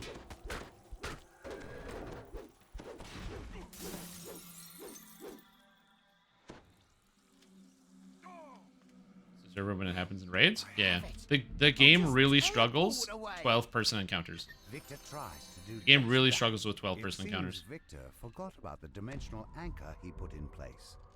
He's going nowhere. These are really laggy. They are. Yep. The new one's not as bad, but it has its moments sometimes. The Hunter Be Hunted is super bad.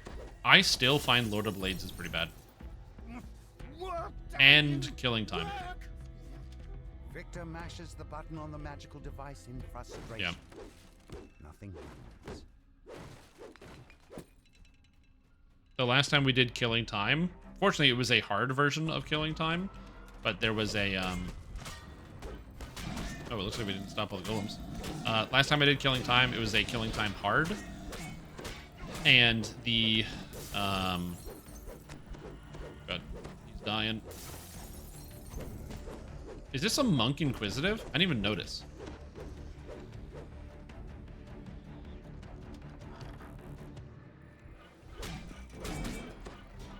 Anyway, the last time we did it, when the devils came out, so it's the devils plus the shielded constructs or whatever. Or no, sorry, not the sorry, not the devils, not the shielded ones. The devils and the chaos wisps or whatever.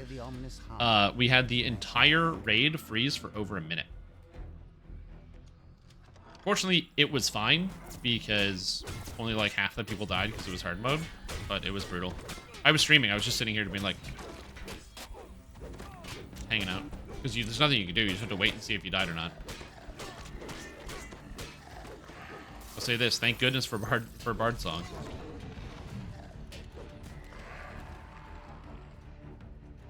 Victor directs more guards your way. They went downstairs into the secret lab. After them. Oh my god, everything hurts.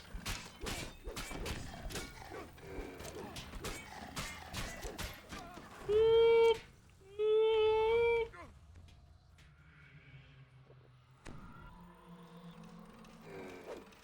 my god, that hurt.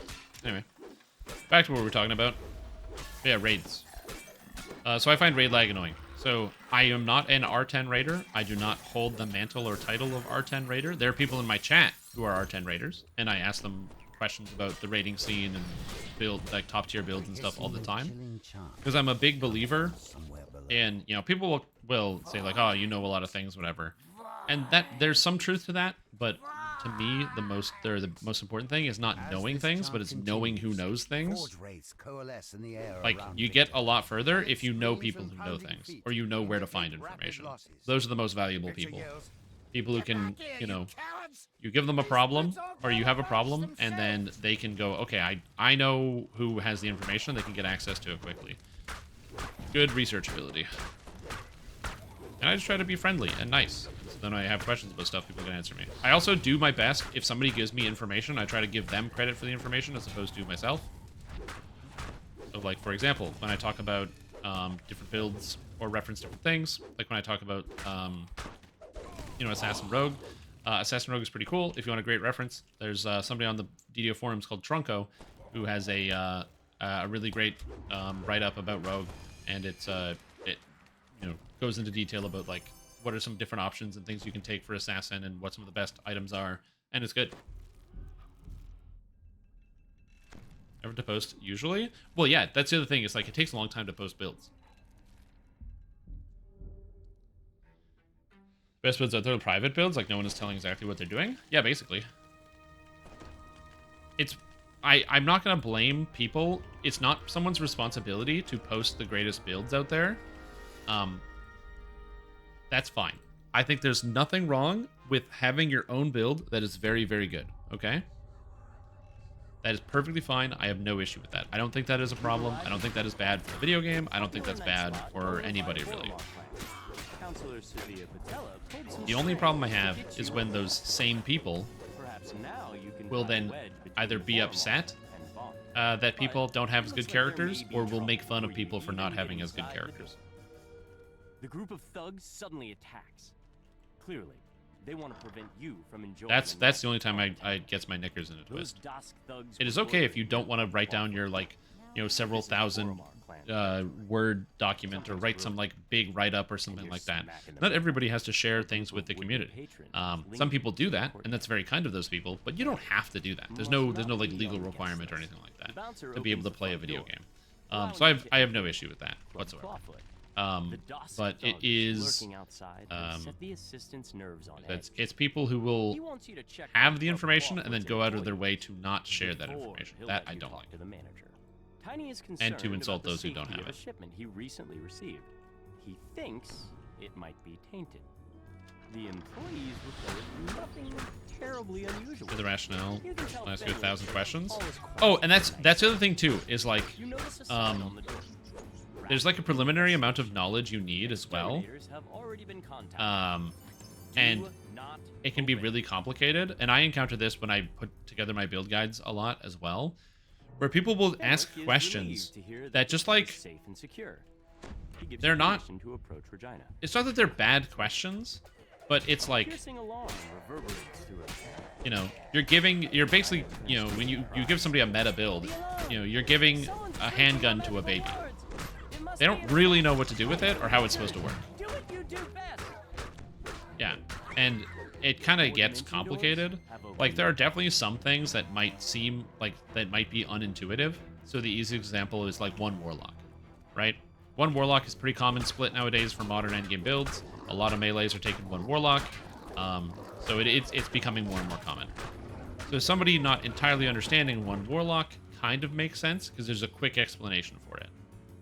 But in other cases, it can become a little bit more detailed and be a lot more work. So when you have people asking you the same questions repeatedly, it can become exhausting. Or they ask you questions that you think are implicitly obvious from the way you stated them. The different filigree layout. So I use this filigree layout. Because we have one filigree? Yeah, there's a reason why I have never publicly stated, go get an epic voice of the master. There's a lot of them. That's one of them. Also, it's an artifact, so if you only have a epic voice of the master and not a heroic one, you can't swap to your voice at the end of a quest, because you try to swap to it, and it goes, you can't wear 2 sentient artifacts. But for now, you have a moment to rest.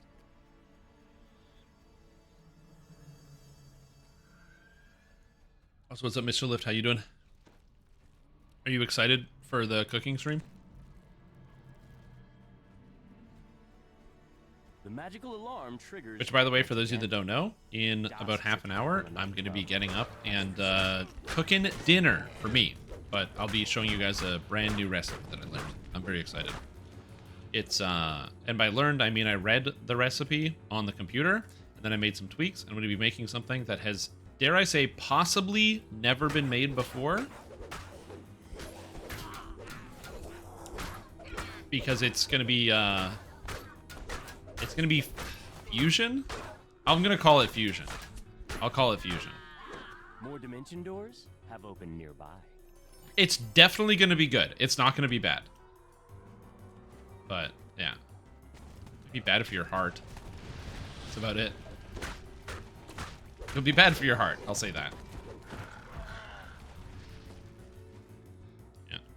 Memories of whatever dropped from White Blue Mountain? I have no idea. Just ransack it once, and if you don't get it, buy it. Worst case scenario, your ransack gets you a bunch of items. Sentient XP. Chocolate flavored chicken wings? No, but there is chicken involved. The attack is finally over. A peaceful quiet descends over the nightclub once more. Now you can finally talk to Regina. For your help in keeping her and Encore alive, Regina has promised to do Rant. everything Nice. she can to cut ties between the Boromar clan. He's not on and Arganesson. Aunt Arcanotechnic. He's on Sarlamo. With all the other Sarlamos. Got him. Zing! Like that. Oh, Amorik, he wants it? There you go.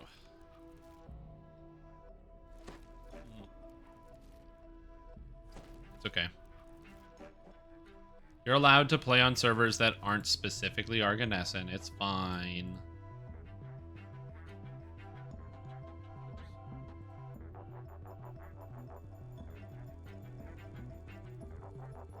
Right? And like can't attend the permanent buddy bonus.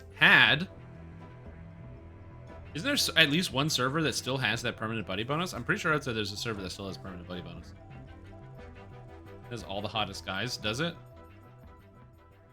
Also, I like that. I just pulled up my other menu or window that I closed like an hour ago, and apparently the page that I was on is are Five Guys hot dogs pig or beef? They're all beef hot dogs. All beef. This is taking a long time to load Sharn. Jeez, I wonder what's going on there.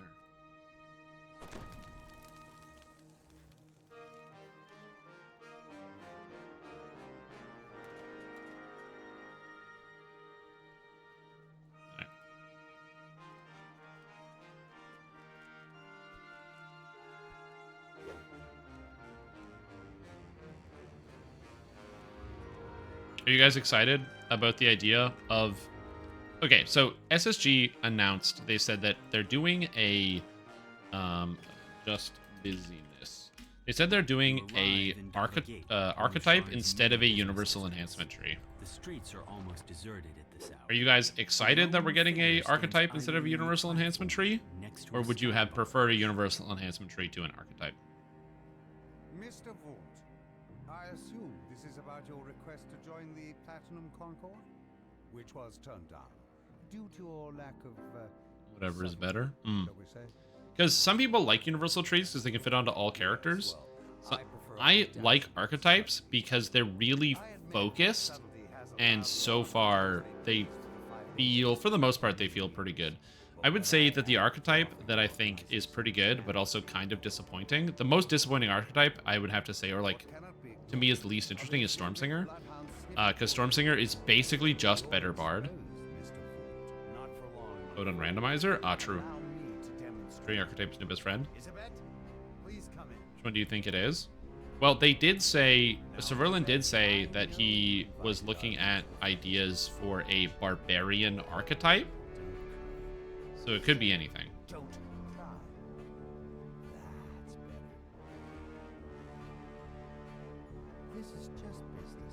I personally have no idea what the archetype could possibly be. It could be anything. I'd prefer that you do your house cleaning when I am not present, Mr. Vaught. A necessary demonstration of my device. I wanted you to see my improvements firsthand. Sounds like NDA voice? What? I don't know what you're talking about. I have no idea. Who are you people? How'd you get into my house? I don't know. The best part is I could just be trolling you. Time for the next act to begin. like barbarians only. So, oh, kick someone. In case you don't know archetypes, so an archetype is like a alternate class, basically, right? So, for example, there's Paladin, and then there's also Sacred Fist.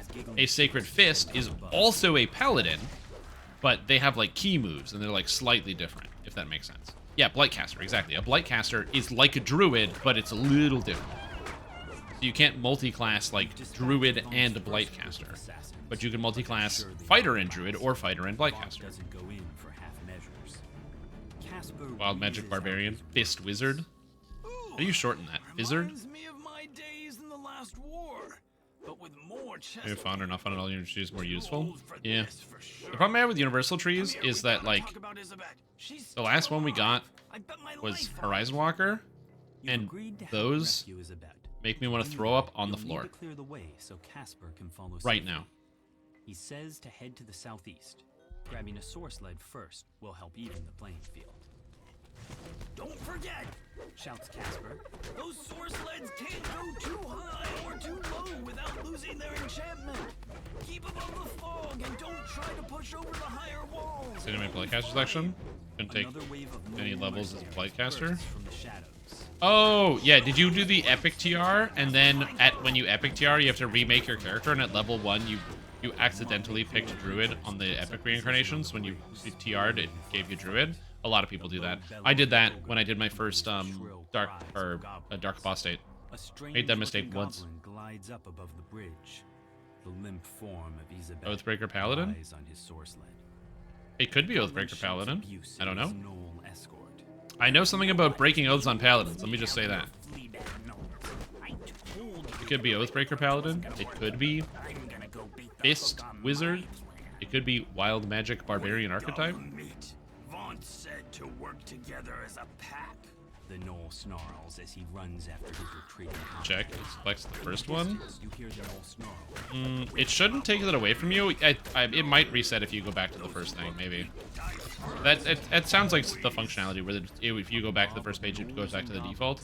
Taking up positions atop They did say they would be okay repeating archetypes, though. Like, they did say they didn't need every class to have one archetype before they made a new one for the same class. So we might get 2 Bard archetypes before we get, like, a Rogue archetype, as an example. Throwbarb? It could be Throwbarb. Could be Eldritch Blade Man. My money is still on one thing. I'll watch your back. Sorcerer. Thank you. Some kind of metal glints on their bodies as they flit about, blocking the path.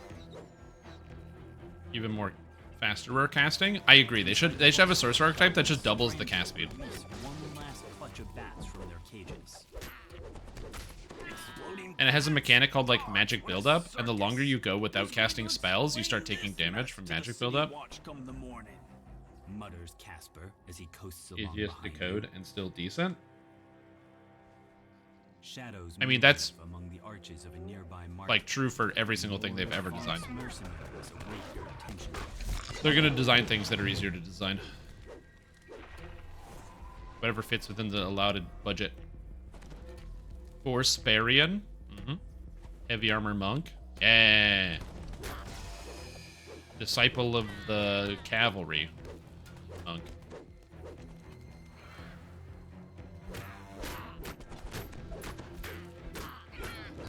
Call it the metal palm or something.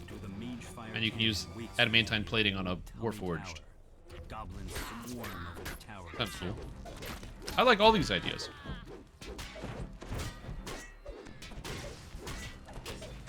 A lot of people want the Arcane Trickster Rogue. I have no idea what you would do with Arcane Trickster Rogue in DDO, but a lot of people do want it.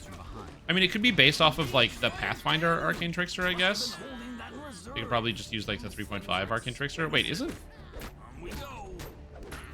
Yeah, they'd probably have to use, like, the Pathfinder Arcane Trickster, because I think 3.5 Arcane Trickster is not detailed enough.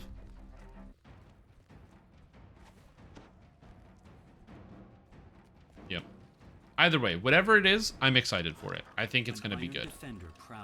Because I personally like archetypes a little bit more. The more limited scope of their design means that they make interesting combinations for like multi-classes and stuff. and they kind of like shake up the landscape a little bit. So I personally am excited for whatever archetype they end up putting out into the game. Unless it's something stupid like, I don't know, bow fighter. Then they can just put that away. Totem warrior barbarian. Ooh. Second soul, no one's favored. Neglected soul. You're not a favorite soul. You're like a forsaken soul. Nothing or not, or how good it is. If it makes you feel better, kick someone. I posted a video this week titled "It's 2023 and people still aren't playing Alchemist," talking about how Alchemist is one of the best spellcasters in the game and has been since its release. Gasps in surprise as he reaches the wreckage of the Magefire cannons. 3 of them. Now I Bingo feel every like Q&A? idiot. Yeah, I like the idea of doing bingo every Q&A. I'd rather get something that can be live updated though, The so I'll look into city better workstation is bingo locked up options. tight and stands as silent as the grave. They seem like a lot of work. They're not. Where the guards inside People always get get a scared reason to off sit this by the reaction system, and I'm telling you, the reaction system, you just cast the spells that you want to cast, and you're going to be in the right reaction. Looks It's like like, they're using it's like, oh, you react by combining A and B and C. Source leads might suddenly start True, working out here. but it's like, Be careful. so I'll give you an example. If you're a DPS spellcaster, you want to be in what's known as Pyrite. Pyrite is orange, and it's a combination of red and yellow, which means you have to cast the red and the yellow spells to activate Pyrite. What are the red and yellow spells? Well, red spells are damage spells, and yellow spells are damage, crowd control, and healing. So, to maintain as a damage caster, to maintain your reaction, you need to cast damage, healing, and crowd control spells. You're my next meal, goblin meat. Right after these outlanders. Pretty good. Gish charges to the You don't have to do anything. Gish collapses from his wounds. Before There you can is finish him off, a chanting ceiling. voice calls your attention to There's a higher ceiling where you can learn to use the reactions more effectively by swapping in combat and doing other stuff. And they're actually patching Alchemist in the next patch to make it so a lot of the stance-specific bonuses are not going to exist anymore. So instead of like one tree giving you bonuses while in a stance, instead you can just use whichever stance you feel is appropriate in the moment, or like not stance, but the reaction state, which I think is pretty good. But it's very easy. Don't get scared away by Alchemist because it looks complicated. It's really not complicated. Source sled slowly drifts up. Isabet's body lies upon Bard the sled. College of Swords Swashbuckler. Ooh, Goblin is that'd be kind of cool. They did add domains, so maybe. screams her. Yeah. Also, unless you're purple. Yeah, if you're purple, it's hard to stay purple. Voices of more goblins pierce the But now you won't have to stay purple, so dropping purple is not as devastating as it used to be.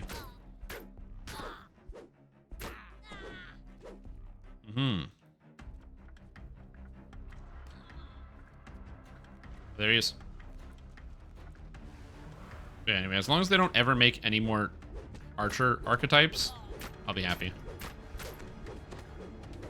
Oh.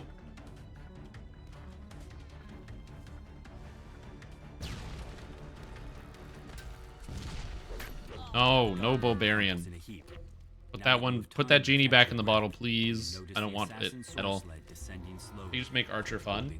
Or, true. You know what? Fair. If SSG makes Archer fun, then they can make all the bow classes they want. Throwhammer Universal Tree? Actually, not a bad idea. Too bad it's not going to be Universal Tree. She's gone. Gone. says the goblin. Boss man ate up her soul with his new improved vaunt. Why use your own when you can use someone else's? Sorry, sweethearts. Them's the breaks. Them's the goblin breaks. stands at the platform edge, an odd yet strangely familiar blade piercing his torso. Remember this? Jack Jibber's blade? I like how Urk specifically flexes on everybody that doesn't have a black blade of Jack Gibbers by saying, "You know what this is?" And you're like, "Yeah, I know what that is." Also, I feel bad for players who buy Sharn and then don't know what that is. Strength Shaman Clubcaster, I love it. No jib? I don't have a jib on this character. The new Great Club? Great Club. What if it's a tree or a new archetype that's throw barb, but you can throw great clubs? Cogs 15s, smash and burn. I don't have time to do all the Cogs 15s, but we'll get going. So, I've said this before. I am okay with SSG adding items to the game that seem bad now, but become good later. So, like, if the Dex artifact that adds caster stats is there as a preliminary starter, so they can continue to add, like, a Dex caster in the game, so it won't feel like there's no gear. Or, like, if they add, you know, the Great Club to the raid, or a heavy pick to the raid like Grix's Gouger, and then they have plans to add a heavy pick using character in the future, I have no problem with this, because I would rather a lot of the features get, like, sorted out ahead of time, you know what I mean? Like that, it's not just, you know, like the Inquisitive scenario, where they added Inquisitive to the game, and then people realized, oh yeah, there's no crossbows. They're all repeating crossbows, because regular crossbows weren't good for the longest time. It's like Ratcatcher and nothing. Ratcatcher and Epic Storm were like the two crossbows.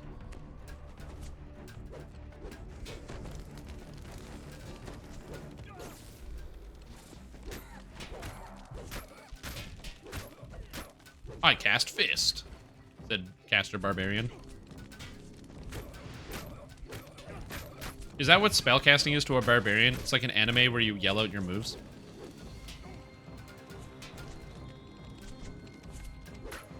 Yo, we're doing smash and burn. We're in the cogs. I forgot to update the LFM.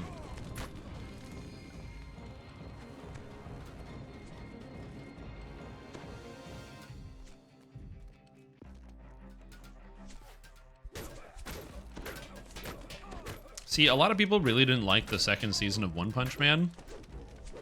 But I really like the resolution that happened at the end of, like, the martial arts tournament, where Saitama realizes that martial arts is saying the name, like saying a cool name of an attack before you attack somebody with it. He's like, oh, martial arts is when you know, give a move a cool name. I got it. I understand. That's martial arts. You jangle the iron padlock. That's funny. But the door remains tightly sealed. Use hands and boxing gloves, yeah. You'll need Like, yeah, I'm a spellcaster. Right hook. Uppercut. enter the room. You hear someone He did. He did use devastating hit. May have to watch One Punch Man. It was pretty entertaining. I wouldn't say you have to watch it. I don't really watch a lot of anime, so, but it is pretty entertaining. I will say this. I watched a few episodes of the English and the Japanese, and the tone is so different, they're almost different shows. So, I ended up watching it with the subtitles, because they're very different. Like, the same plot points happen, but the characters are so different, because the voice actor in English, basically the best way to describe it is that, like, the Japanese voice actor is very, very passive and quiet for the main character. So he's often doesn't say a lot, and he only says like 1 or 2 words when he talks. Like, he barely even gets out whole sentences, just because he's just disinterested with most of the stuff that goes on around him. Whereas in, like, the North American, or like the English accent, the North American voice actor, not that they did a bad job, but they are, like, they talk all the time. They're very, there's so much, it feels like there's like way more dialogue. They're super expressive with all of their dialogue, whereas like the Japanese voice actor is very monotone. So they're just like different. They're very different in terms of their tone. Yeah, you just like go into the cogs and then hug the right wall. Yeah, like go to straight to the right, like to the east, and then hug the right wall. Yeah, there's more snark in English, 100%. Yeah.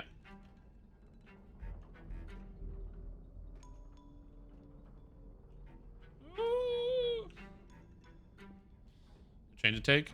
In 6 hours, I'm gonna head to bed. Okay, bye, Mr. Durack. Have a fun in the day on the train. See ya. Enjoy your train. True. Also, we have Dinobone. Got your melee classes? Yeah, dude. I watch One Piece too. Have you thrown weapon enhancement tree? Yeah, it's The last forge wraith dissolves into a Did you make it in? smoldering You did. cloud of Nice. smoke. Quest The done. last of the special cargo crates is Thralls of the Fungus Among Us. Pretty bad. I rewatched one, but Stu has 0 rewatch value. I don't know. I enjoyed a good chunk of season 2.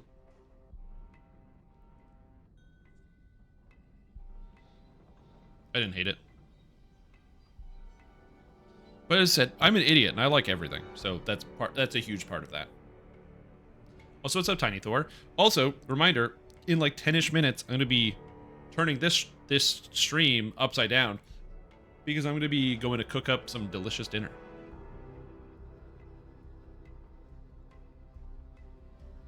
On camera, by the way.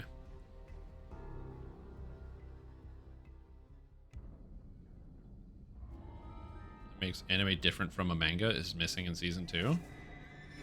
How so? I didn't read the manga for One Punch Man, and I'm not going to. So I am curious. Yo, we just finished Smash and Burn and are heading to Thralls of the Fungus Lord. We just having low standards? Yep. That's why, like, the coffee that I drink on the day-to-day, I just buy, like, cheap, shitty coffee. So then every time someone gives me a cup of coffee, it always tastes really good, and I'm very satisfied by that. It seems to be closed. The ring is quiet, and the stands are empty. A small knot of people's red musk zombies drop into the pit from above. You must stop this invasion. If edible, it's a candy strip, but not bad. 500 milligrams, though. Package that says this fucks. Is 500 milligrams a lot? I don't know much about crystal weed, so I'm a little inexperienced when it comes to the weeds. And just in terms of quantity volume, with 10 milligrams. Oh yeah, 500 milligrams. Oh wait, that's yeah half a gram of I am assuming either THC or CBD. That would be massive.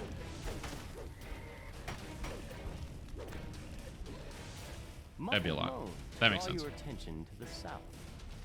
Perhaps this is the source. Yeah, I do not like the marijuana plant. Because every time I see people get high, or I'm with people who are high, they just seem like they're in a really good mood. And I've tried multiple different plants of varying concentrations, and every time I get stressed out, paranoid, I feel like I'm trapped in my own body. And I then get catatonic, watch TV for like 6 hours, and then sleep for 10. The source of the creatures must be nearby. Yes, so they made a change to the game. You did miss something. Under gameplay, if you click experimental tumble control, it makes it so you don't have to actually stop to tumble. If you just press block while moving, your character will move like you're playing Dark Souls, which is cool. However, because there's no stamina system unlike in Dark Souls, this is really fast. Oh yeah, exactly. That's why I'm like, I'm glad people have it. I wish I could have fun getting high. I just don't. There's one post another as opposed to season where you can see the flow of action. That should just happen off screen. Same for some fights. Yep, that's true. Yeah, a lot of that does happen. The room opens out to reveal what appears to be. There was definitely a lot more people standing around talking scenes in season 2 than there was in season 1. Which I don't hate those scenes, but it was a noticeable change. 100%. Yo, later, Dorn. See ya.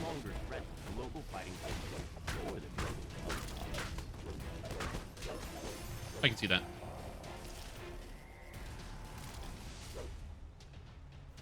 Okay, I might actually be able to finish this. I think I can finish this quest chain before. Alright. Wraith Callers.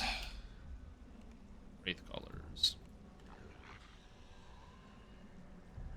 Yeah, that makes sense. As I said, I didn't really read or I don't really watch a lot of anime or read any manga, so it's a bit outside of my wheelhouse. I like hearing about the differences. It reminds me of like how just they're different mediums as well. Although it's something I find really funny is that because it's not that big of a translation difference, like it's a similar translation difference in terms of the the visuals of like a like a book, like an actual written word book, as opposed to a graphic novel or anything of that kind, where if you make an anime out of a manga, then they can actually look identical. The characters can look the same, the art style can be exactly the same, but the content can still be very different because you still have to take stuff like monologues or emphasizing certain points and what have you between text and on the other media. Plus also there's stuff like inclusion of music, and you can add extra scenes and do other stuff and fill it in. But yeah. Being in the project, some execs wanted money now, so they hired a new studio and director, which makes sense, because I know that they're doing season 3 of the TV show, but season 3 is taking dramatically longer than season 2, which is probably because they're trying to actually make like a good TV show. It's supposed to like just shove it out the door, I assume. But honestly, like, okay, so if One Punch Man Season 3 releases, and it's good, then I will be safe in saying that One Punch Man is the Dark Souls of anime. Because Dark Souls 1, pretty good. Dark Souls 2, made with a different team, because the teams that made Dark Souls 1 were working on other projects and could only do things in a supervisory role. And then Dark Souls 3 went back to the main hands, and it's really, really good. The voices grow louder as you round the corner, accompanied by the sound of massive machinery. I'm not saying that will be the case. I'm saying that could be the case. But we'll see. I'm in no rush to watch TV. I haven't watched TV in a while.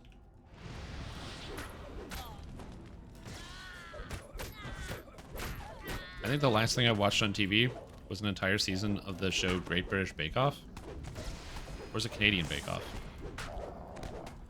I don't know, it's the same shit. It's just As the Forge Wraith falls, home cooks voices cry out throughout that the don't know what a cavern. crepe is. The cult is destroyed, and the city is Alright, now safe and from ruin their this schemes. scheme. Yet this was not the only Forge Wraith. More still lurk in the cogs, driven by their never-ending thirst. How am I being for pinged vengeance. everywhere?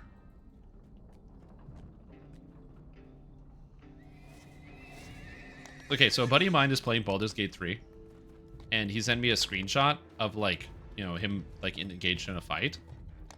And I just noticed that his main character has 26 hit points at level 4. And I was like, dude.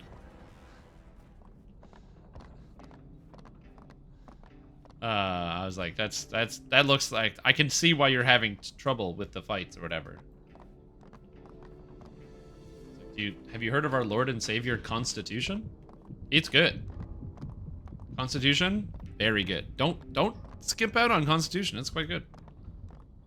Lost Bob and Doug McKenzie album. I mean, it fits, yeah. Let me get some more water in here.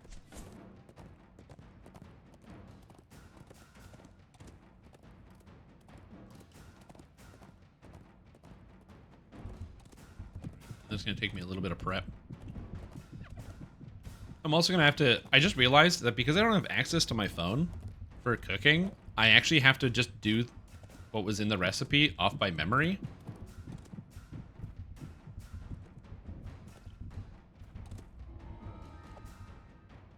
Well, alright.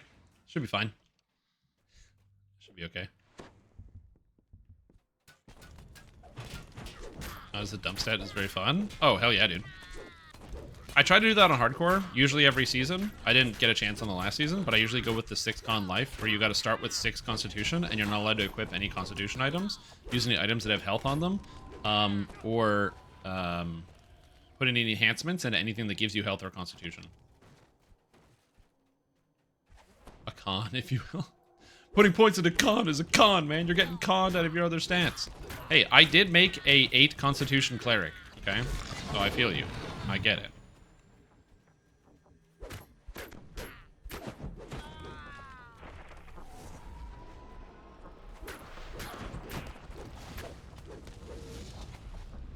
I'm gonna do way more 15. Gathered inside this spacious chamber, rigging explosives to a large heap of boulders. Yeah, the problem with, like, so raiding is the complicated part in DDO. If you just don't have enough hit points, you just stay dead the entire time, which is unfortunate. Like, if you can stay out of the way, sure, and not get hit, but, like, everybody is going to get hit at some point, and if you have less than 1,000 hit points, you're kind of just dead in most raids. That's the hard part. Where it's just, like, a stray anything hits you, and you just die. Like, doing, what is it? The current raid, under 1,000 hit points, Fire over Moorgrave. If you have less than 1,000 and you're next to the Balrog in some type of melee range, which you have to be to hit him when he has the fire circle up, he does his whip attack and you just die in one hit. Those fools had no idea what they were dealing with. You just spend the time dead. Transforms before your eyes. That's the hard part. Yeah, riding the storm out's another example. If you just don't have enough hit points, you kind of die. The portal opens and fiends Yep, if you go riding the storm out with less than 1,000 hit points, you're just a soulstone the whole time because you can't do anything to stop the lightning storms. Minus 760, what a build. It's like having extra hit points. They're just in the negative, that's all. This can't be. The world must remember. Okay. My name. Alright. Dinner time for me. Thanks, folks. Streams out of the portal in its place. The ornate artifact shatters. Hit points, but the wrong way? Yeah, they are hit points, I'll tell you that much. Into the depths of Kyber. Take care. Alright, so it is dinner time for me. But unlike a normal live stream, instead of me stepping away for a minute to get dinner, which is a joke, I never do that, I always just sit here and ignore eating. But instead of stepping away to get dinner like a normal live streamer, instead, I'm going to step to the kitchen and we're going to make dinner together. How fun does that sound? So I'm going to set up all my stuff on here because I have to do that before I get up and walk away. And it's time for the cooking stream. Just talking. What's it called? Just chatting? Is there a cooking thing? Hold on, cook.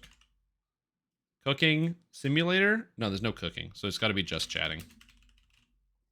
So we're going to go to just chatting. All right.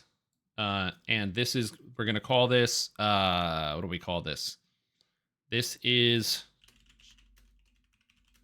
poison himself? Nope, no poison. I am from House Galanda. All right. And I'm going to get some music going. It'll be nice and gentle. Because if I don't put any music on, you'll have no music. And it's just going to be the sound of my voice the entire time. And a lot of silence. Because the problem is, I have the microphone. But the microphone that I have is not the best quality. Because I didn't want to spend a lot of money. So I spent a very small amount of money.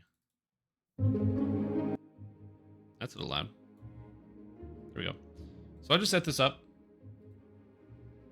And everything will be there. And then we should be good. I think that's all good. So I'm going to disappear, and then when I come back, actually, I think I have to leave it here. I think I have to do this. There we go. So I'm going to leave this like this, and then I will be right back on the phone. But I got to go to the bathroom, and I got to get some water. And I'm not going to poison myself, although that it would be fun.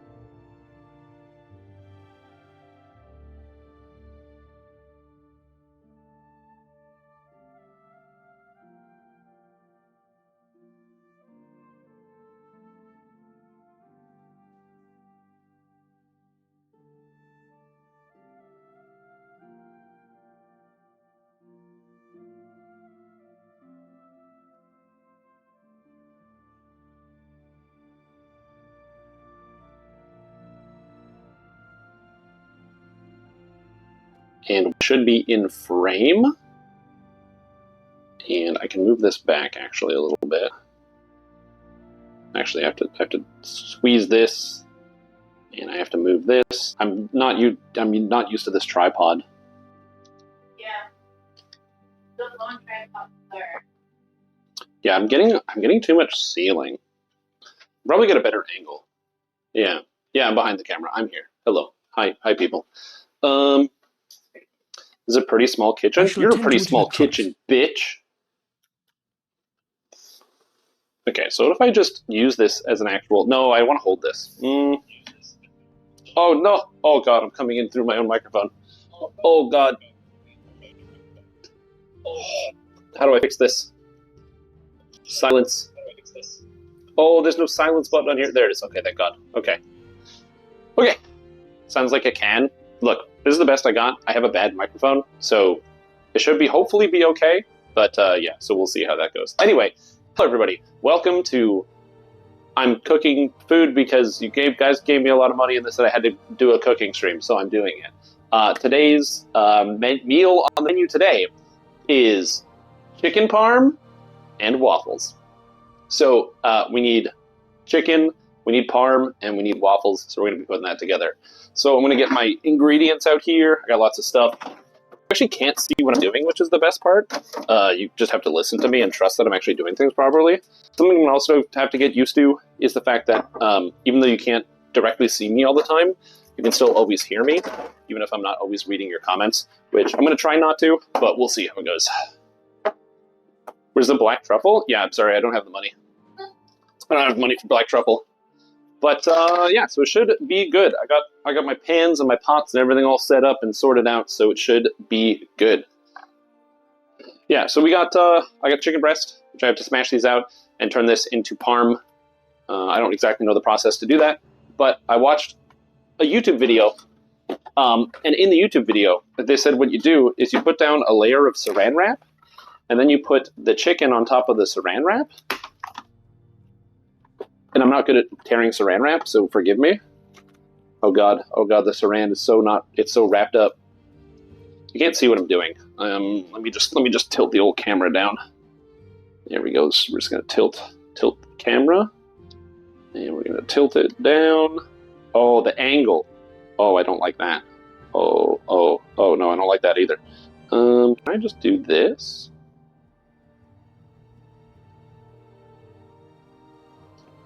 There we go. Now you can see it. You can see what I'm doing. There we go. All right, perfect. Anyways, so I'm going to take the chicken breast, throw it in here. I just want you to know that it'll be hard mares in your bed soon. Perfect. That's good.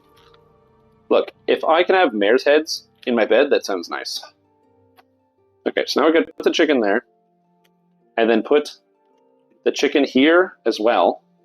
So I have now 2 pieces of chicken, and I'm terrified of poisoning myself with raw chicken. So I'm going to wash my hands before I start touching anything else, because if I don't wash my hands, I'm going to poison myself with raw chicken, and it's going to be bad. So we're going to just quickly do the old hand wash, so I have to deal with that. You don't want to get poisoned, you know? It's not ideal. Anyway, all right, good. Island kitchen looks way bigger. Yeah, the island is on here, so you guys can see that's where I have everything staged. It's like the staging area, if that makes sense. Wash the chicken with the soap. Isn't that something you're supposed to do? You're supposed to, like, wash meats and what have you? Where, like, you can wash several different kinds of meats or what have you before you actually cook them? Like steaks and stuff. Oh, God, I'm losing the saran wrap. Where'd it go? Oh, who made this product? Okay, hold on. I got this. I'm going to take this and stick this here. And then it's sticking to itself. I guess it's cling wrap. So that's why it's clinging. I don't know. Anyway, all the YouTube videos and stuff about how to make chicken parm say you have to pound out the chicken. Problematically, I don't have a hammer, but I do have a box that I just got saran wrap from. So I'm just going to mash the chicken with that. Oh, it's like loud. And it's not smashing very well. I need something heavier. I could probably use a pan. Pan. Pan works. Look at that. Nice and flat. Look at them. Rolling pin? Rolling pin, mate. We don't have one, I don't think. Do we have a rolling pin? No. Look at that. Nice and flat chicken. Mmm. Flatten that fucker out. Yeah. Look at me. I'm engaging barbarian. I don't know how flat you have to make this, but you have to make it like really flat. I don't know. Also, don't know how loud this is, so I apologize if this is really loud. Okay. I don't know. I didn't think that was going to happen. I mean, that's good content at least. Ugh. Okay. That's good content. Good content. Good content. That's what it is. I am a professional. I'm a professional. I'm a professional. Okay? I'm a professional. I am a professional. Don't worry about it. It's fine. Everything is fine. Ugh. Okay, so I didn't think that would be a problem I'd have to deal with. Would be Matt falling. My phone didn't take any damage. Nice. So that's good. Okay, so I think what the plan is I'm going to use the tripod mode of this. Like so.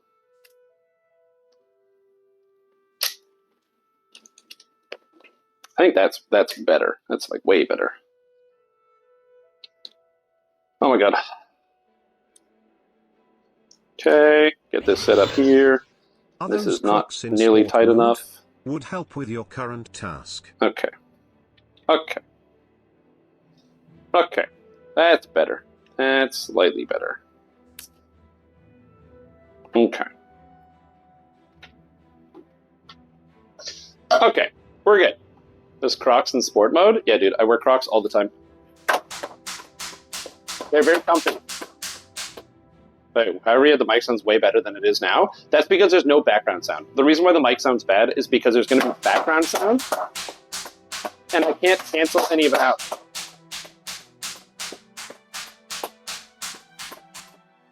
I don't know if this is flat enough or how flat this needs to get, but I don't know. Just going to make it nice and flat. Alright. Seems pretty flat, so we're good. Making chicken parm? Yeah.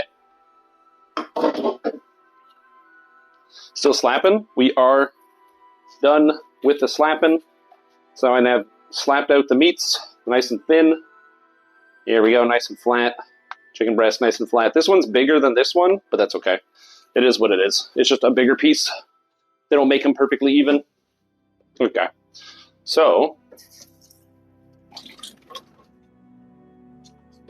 do this. Wash the old hands. That's the other thing too, is when I turn away from the camera, you can actually still hear me. Because the problem is, if I use the mic that's on the laptop, or not the laptop, the phone, you can't hear me when I look away. So that's the other thing too. You may be like, but I don't need to hear you while you look away. Well, yeah, that's probably true. Okay, so I need a dish. Ugh. That's for cooking the chicken. We're going to be shallow frying the chicken today. This is for breading. I got my breading here. I need a bowl for eggs. I'm going to be egging. I don't have a bowl that's big enough for the eggs. So we're going to be using a shallow plate. Because shallow plate might not work for the eggs, but it'll probably be fine. We'll get this out of here. It's good. Anyway, I'm just cooking a recipe I've never done. Perhaps a souffle? Yeah, exactly. Okay, so a couple things. One, I don't have any flour. So you might be like, wait, you don't have any flour? Then how are you supposed to bread the chicken?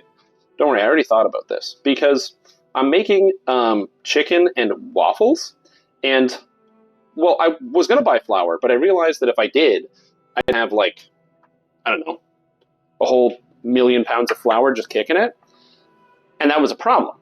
So I decided instead what I would do is, well, I make the waffles with pancake mix. So pancake mix's main ingredient is flour, so I'll just use the pancake mix. Problem solved. Then I don't need to worry about using flour. So it's fine. Anyway, you guys just have faith. I'm going to salt the chicken. Yeah, exactly. It's the 5-head move. Salt and pepper on the old chicken there. Strim has already bred the chicken. Don't worry, guys. That works. Here's the thing. Worst case scenario, I get to experience it. You guys don't have to experience it. You see? That's the real secret. I experience it, but then you guys can just watch. And I'm also feeding this food to my roommate. So if we both die, I mean, it is what it is. Yeah, I also hope we both don't die. But you know what? Life is... Yeah, life happens. Do we have like a medium-sized bowl? I swear we have like a medium-sized bowl somewhere. I'm losing my mind. Is it not the bowl that's on the... Oh, this? No, I need that. Just remember to eat it first. I like needed, the poison I waffle could to be just... sure it's safe. No, yeah, like the carrot bowl. If it's not in the cupboard, I don't know. I'm a rogue. Well, probably. It's fine. I'll just use the plate. It's good. I'm just gonna use the plate. It's fine. Okay. Yep, it's good. Don't worry. Also, Horse gifted out a bunch of subs. I appreciate you gifting out a bunch of subs. Thank you so much. It's very kind. I have no idea how many that is. Use a pot as a bowl. But I don't want to have to wash the pot. And I can just use the plate. I'll use the pot as a bowl. That's a good idea. Washing the pot will only take a couple seconds. Okay, I have too many things on my counter right now. I also don't know what's in frame. Completed. Anyways, we gotta take 2 eggs, crack them. I'm a rogue. I'm breaking all the shells into my pot, which is good. Again, thank you so much for the subs. I do not know how many. Oh, it was 50 subs? Dude, that's crazy. Thank you. That's unbelievable. I don't know why you would give 50 subs for this. But you know what? I am grateful. I appreciate it. And I hope that you are getting your full-time. This recipe, by the way, will be published in my cookbook. It's called Recipes That Probably Won't Kill You by Strimtom. It'll be on sale tomorrow. So if you want to get a copy, make sure you pre-order today for tomorrow. If you don't pre-order by the end of my next sentence, pre-orders will be done. So make sure you get your pre-orders in now. And pre-orders are gone. So thank you for pre-ordering my book. Appreciate it. Thank you, everybody. Okay, so I have to put... I have to do things. Okay, hold on. I'm doing things out of order. I didn't even preheat the oven. Oh my god. Quest completed. Whew. When should it get here? The book? You'll know. You'll know. Anyways, cooks faster and also seals better. Also, there's some raw chicken. Well, that's the whole idea. Is I got panko crumbs, so I got my panko breadcrumbs, and I'm just gonna fill this entire thing with panko breadcrumbs so they can get properly breaded. So I got this like dish here, right? But then also, pro tip: to add flavor, I'm gonna grate a bunch of cheese into the panko crumbs. Yeah. That's the move. Right there. Yeah. So we grate the cheese into the panko breadcrumbs. So then that way it's just going to mix right in, so I don't have to worry about anything. Yeah, I know. I just need to make sure this doesn't break, so I'm holding it at the bottom. To it in a trice. So this is why I don't want to talk about this, because you guys will bully me, but it's not the right cheese. So I went to the store, and I needed to buy... Whoopsie. And I needed to buy Parmesan. But they didn't have any Parmesan at the store, for whatever reason. All they had were Parmesan rinds. And I'm not making, like, a soup stock. I don't need Parmesan rinds. So I was like, I don't know. I'll get, like, something that's Parmesan adjacent. They had no hard cheeses. And I didn't have any time to go to another store. I didn't think that they would have no hard cheeses whatsoever, but they were just completely sold out. All they had was rinds. So I have another cheese here called Grana Padano, and it looked hard enough, so I bought it. I shall attend to so it in a it's probably wrong, but it's salty and it tastes good. So no problem here. Anyway, so I got my breadcrumbs. I'm going to toss the cheese with the crumbs. So it's been grated finally into this. So now it's going to be on here, which is good. What about pork rinds? I don't have any pork rinds, but that's probably also a good option. Okay. Quest completed. So, I need my flour. This is another reason why I don't cook that often. Oh, I'm a rogue. And it's because the I need to do this very gently and carefully. I don't want to put too much on here. He says as he dumps it straight from the box. What's the worst that could happen? Measure with your heart. Yeah, measure with your... Oh, that my heart really wanted to measure there. You know what? Honestly, that's probably enough. You know, it's good. It's good. It's good. It's fine. Everything is fine. I'm a rogue. Everything is fine. Don't worry. Everything is good. Everything is good. Look, we're just coating it, okay? We're just coating the chicken in the flour. I shall attend to it. Okay, wet, dry hand, don't break the rule. The thing is, both my hands are currently wet, but I won't break the rule, I promise. Look, I'm really scared about touching the raw chicken, okay? I don't like touching raw chicken with my hands. Usually, if I'm gonna like cook anything with chicken, what I will do is I will do like a shake and bake or something, usually. So that's what I would do. Whew.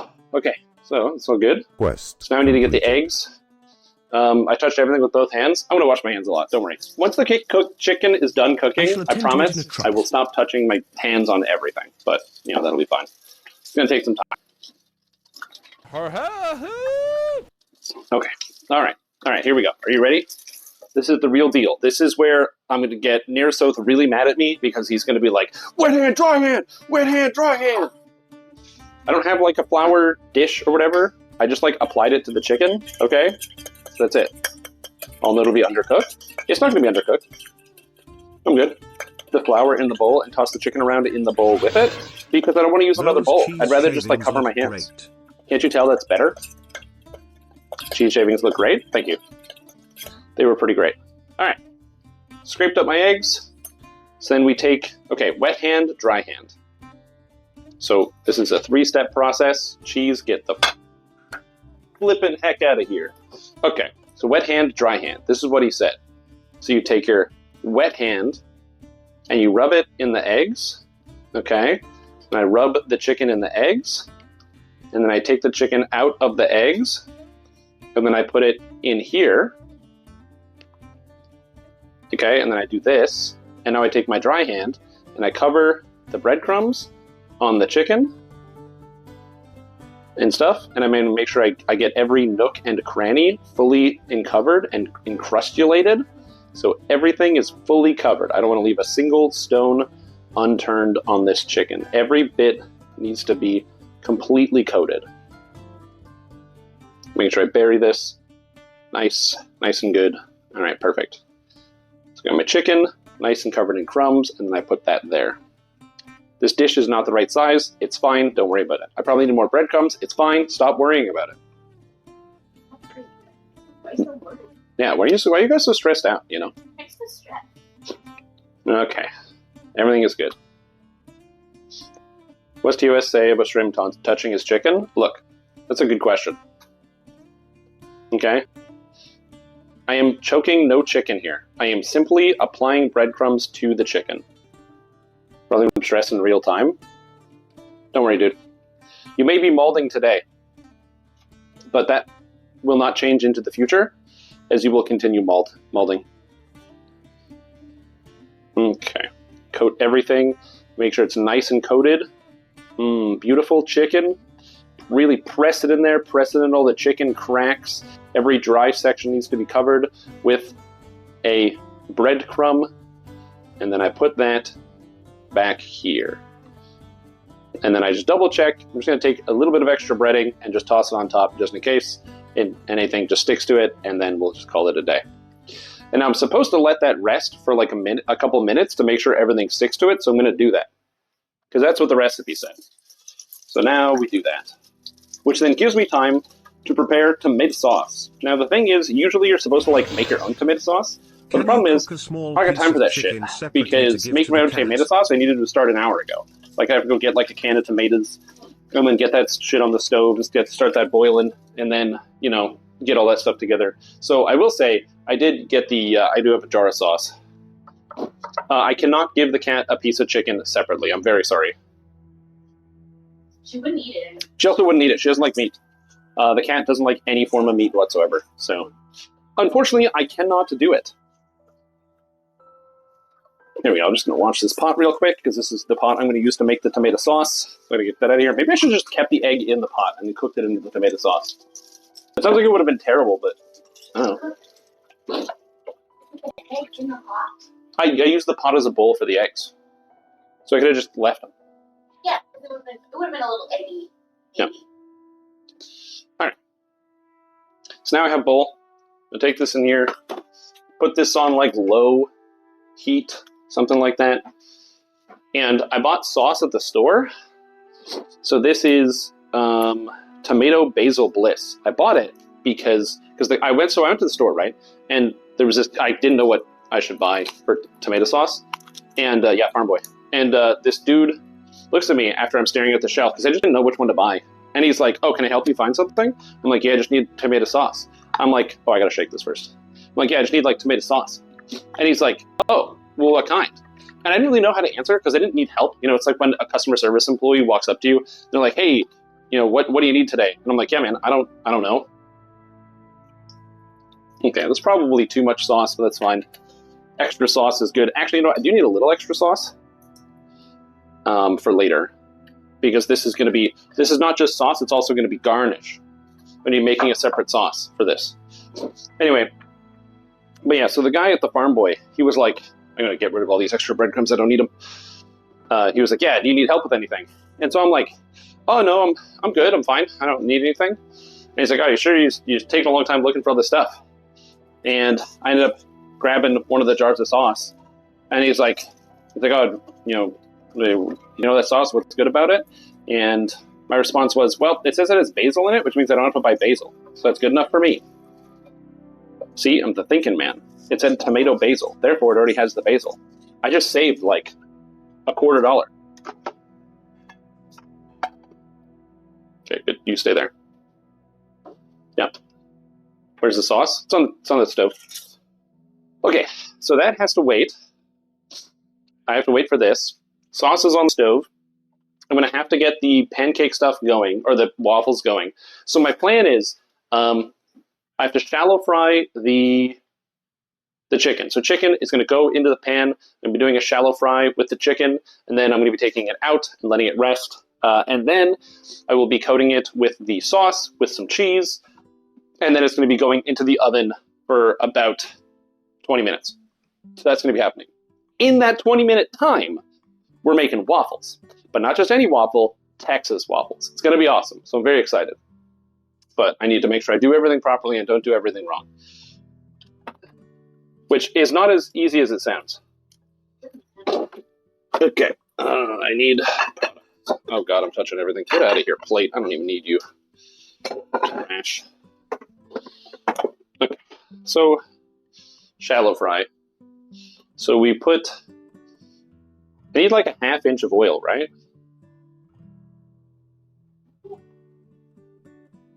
That's like so much oil. Oh my god.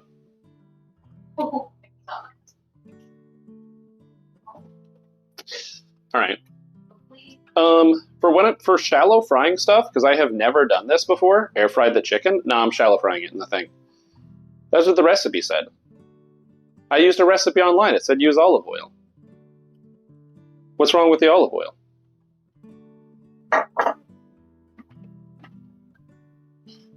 Olive oil burns? Hey, it's fine. Time on oil fire? Alright, fine. Fine. You guys can do a prediction whether the house is going to go on fire or not. Listen, if I haven't set the house on fire already... Yeah. It's never going to burn down. It's fine. It's inflammable, which means flammable. It's fine for cooking despite the low smoking point. You know what? I read a recipe online, so I'm going to deal with that. I don't even know how hot to set this.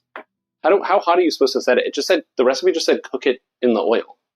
Okay, are you asking me for cooking advice? Because I would just fucking put it up to high. Yeah, I'm definitely not going to do that. Do canola? I don't have canola, so here we go. It's shallow! It's shallow! It's fine. If my deep frying requires high temperatures, it'll be fine, don't worry. Do it with oil fire. Some to snuff out oxygen. I have a wet towel. Anyway, do I have chicken and panko and nothing else? No, I bought lots of things.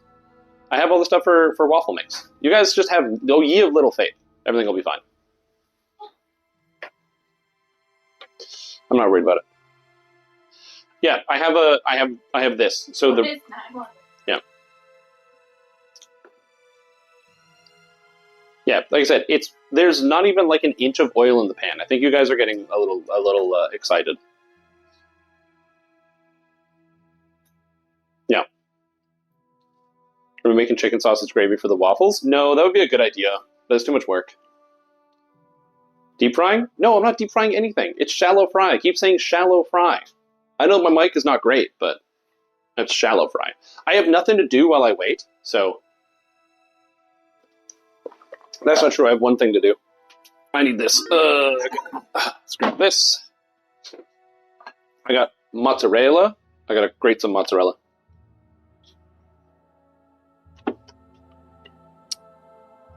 Anyway, it's fine. I'm not worried. Below 6? It's below 6.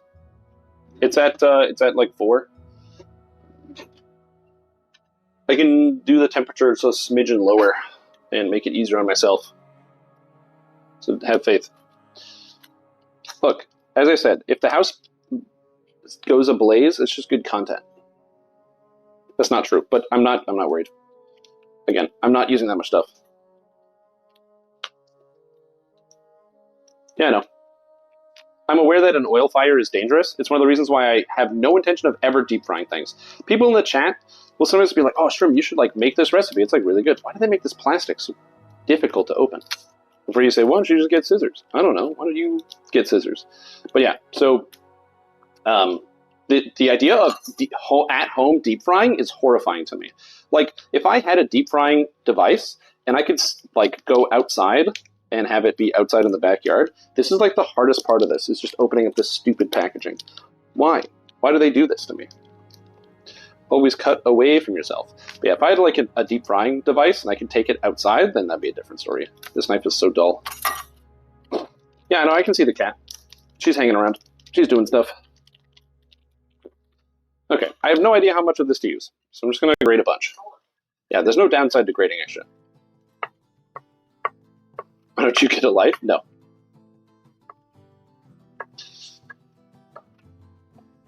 Glass stovetop? Well, that's what happens when you don't buy your own stove. You have to use the stove that's in your house.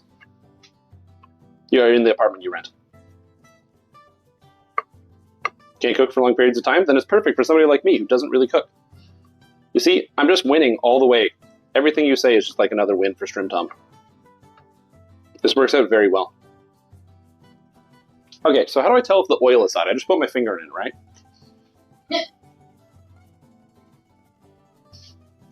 Just like give it a little tap. Cheese snack on? Yeah, it's a good idea. I don't know how much cheese I'm going to use. I might just shred all of this, and anything I don't use, I'm just going to put into a bag and use tomorrow. Yeah, there's literally no downside to shredded cheese. Yeah, but I'm just going to leave this here for now. Hey, glass stoves? Yeah, that makes sense. Okay, so it feels warm. So I think this is what we're going to do here. I think I'm going to see how this goes. But, yeah. My plan is to take this chicken and put this in here. So it's either going to ignite and I'm going to die, or nothing's going to happen. So you guys put in your prediction. All right. I'll put in a breadcrumb to see if it sizzles. Good call. Cool.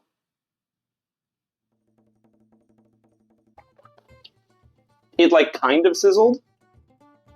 Yeah, you laid the chicken away from you. I know that. I know that. It might be just a little too cool. It didn't like sizzle right away. Oh, it's this waiting. I also didn't practice or look this recipe at all.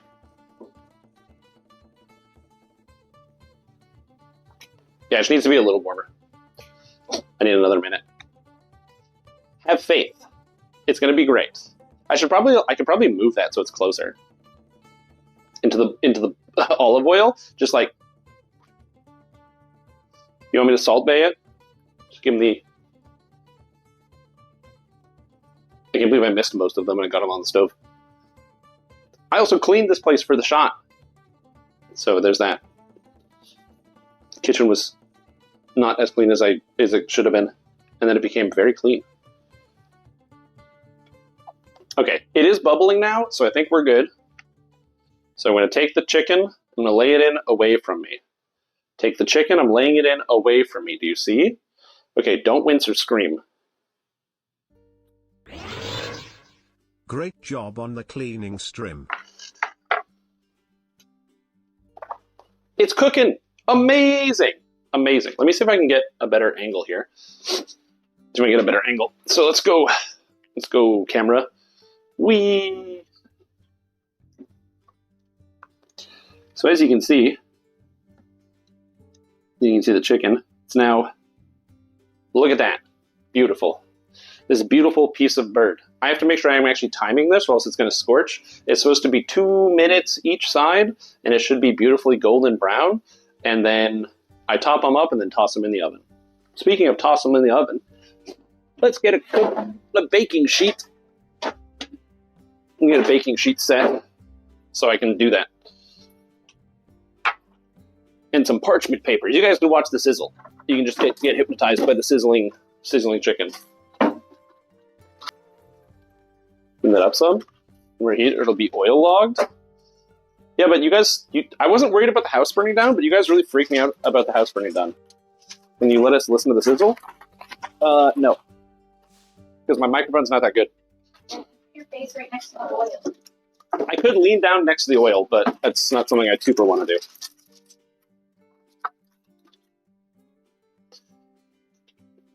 Blaming chat for your anxiety? Yes, I am. Actually, I'm gonna... Here, you wanna hear the sizzle?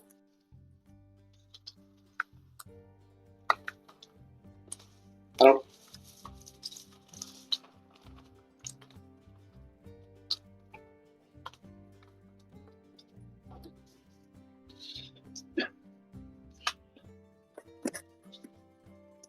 There you go. You got your sizzle. So now it's just me with the chicken. We're sizzling. We're having a good time. You know, it's beautiful. It's the miracle of life. Chicken, it is, you know. I should probably put a lid on this, on the tomato sauce. Where's the tomato sauce?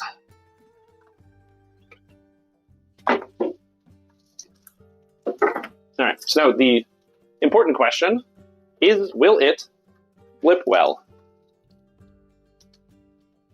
Oh god, how do you flip this? Ooh, look at that!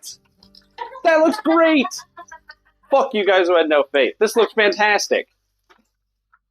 It's a little overcooked. No. You guys had no faith. Look at that. Golden brown. Hold on, let me try this again. And look at this. It's amazing. The most marvelous piece of chicken you've ever seen. It's just beautiful, that crisp golden brown edge. Absolutely amazing. Simply a stunning dish and the perfect thing to plate up for your Twitch stream. Or with a stick.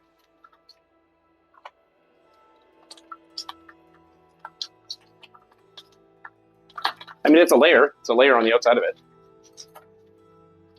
Okay, how do I mute my mic?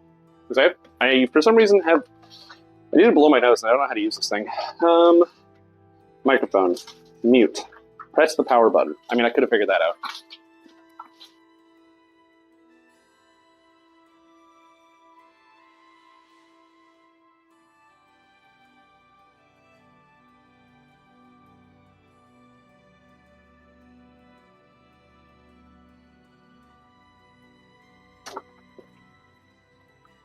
It's beautiful. It's amazing. There's a lot of stuff in the oil. It's a little warm, I think. I can hear the oil. The oil smells. So we're gonna.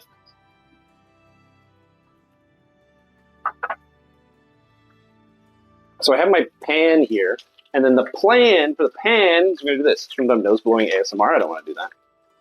If the fork sticks in the meat, it is not done. This is not done. I'm not deep frying this. I'm just frying the outside.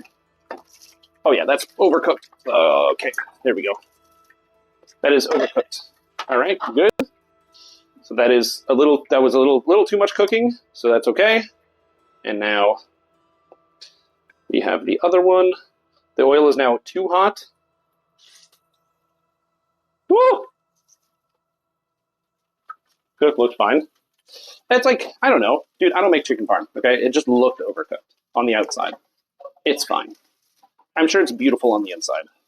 Anyway, now we wash the cutting board, because I will need it in the future for cutting and for being boring, because it's the cutting board.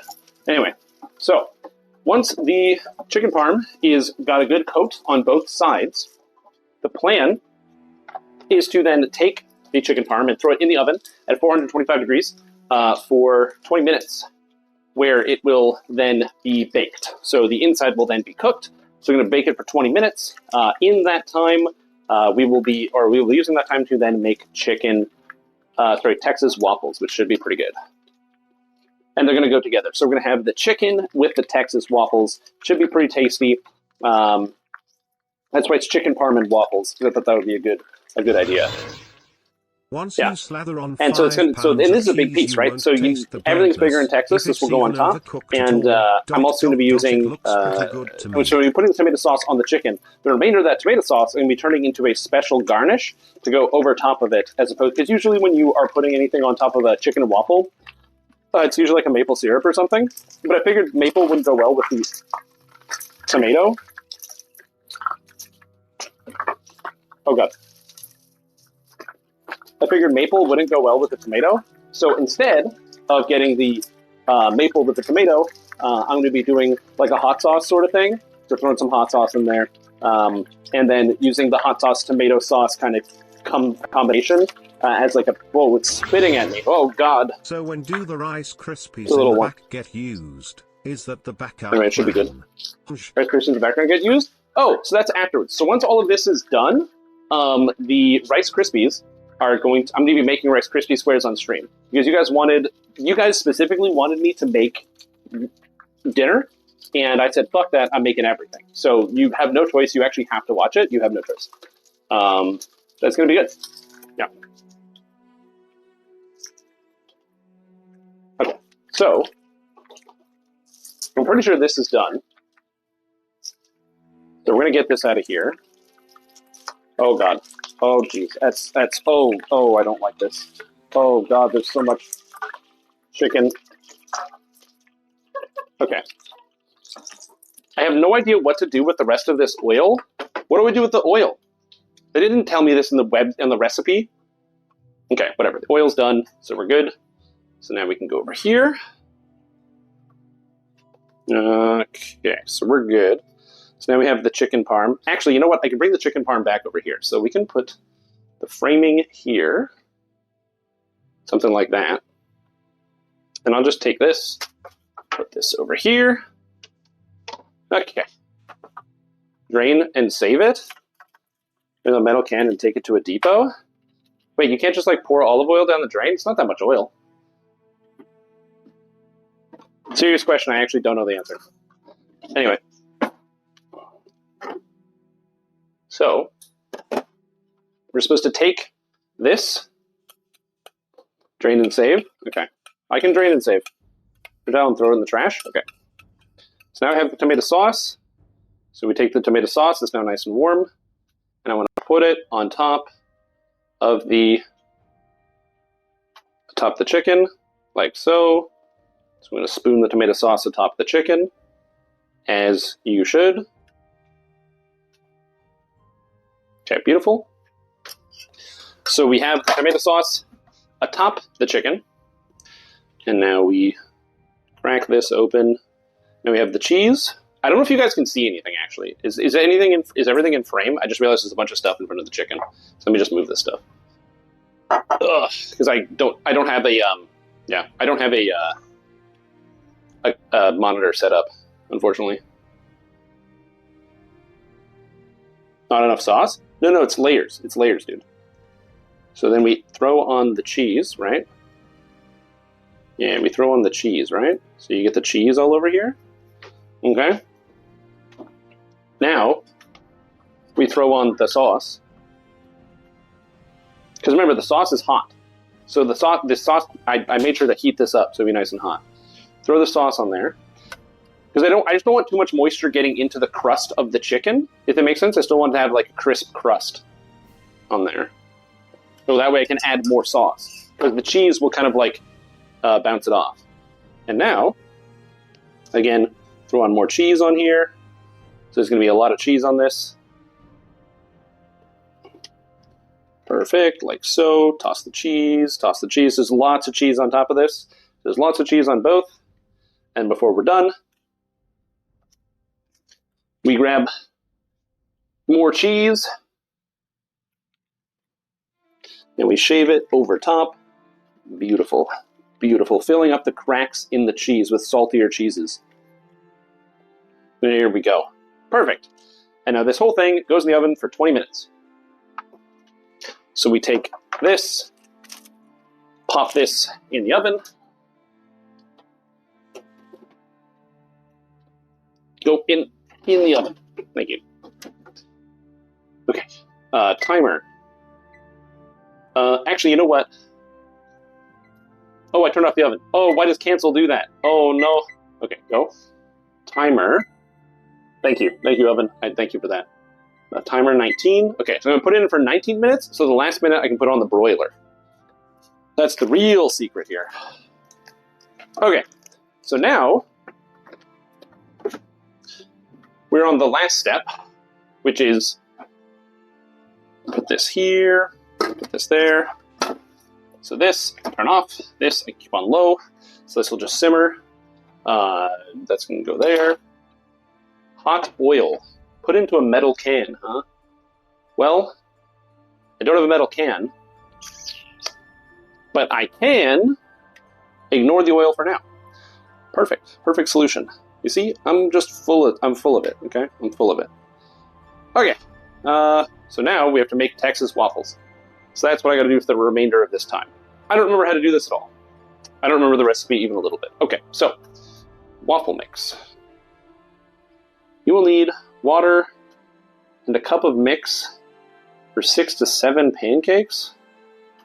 So wait, where's waffles? It says makes 8 waffles, 2 cups. Okay, so 2 cups of this stuff plus water and a tablespoon of vegetable oil. Okay, got it.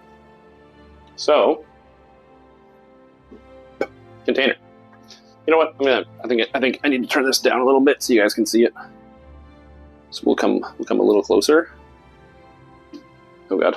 Oh god. Oh god. This contraption is hard to use when your hands are slippery. Oh yeah, you shouldn't have coated them in oil. Yeah, unfortunately my hands are covered in oil, so it's hard to twist or do anything. Yeah, anyway. I guess this is why you have a human being do this instead of a tripod. Okay, so I need 2 cups of this. Cups. What is this? This is a half of a cup. This is a whole of a cup. Beautiful. And then make another drink while you're in this cup. Okay, sounds good. Okay. Woo! It's like coming out the side. Can you move? You get out of here. It's like upside down. It won't like leave. Go. Shake. Shake it up, dude. And did CSGO 2 come out early? Really? Oh, I know CSGO 2 was so close. I thought it was still in beta. Wasn't it like still in beta? Or something? Dude, what has happened in this thing? There's like this little hole. And it's just, I guess the hole's not big enough. Let me just make this hole bigger. Okay. Oh, yeah. Look at that. Now you're talking. Okay, there we go. Okay. So we have pancake mix. Beautiful. Okay, what's the next instruction? 1.5 cups of water. Got it.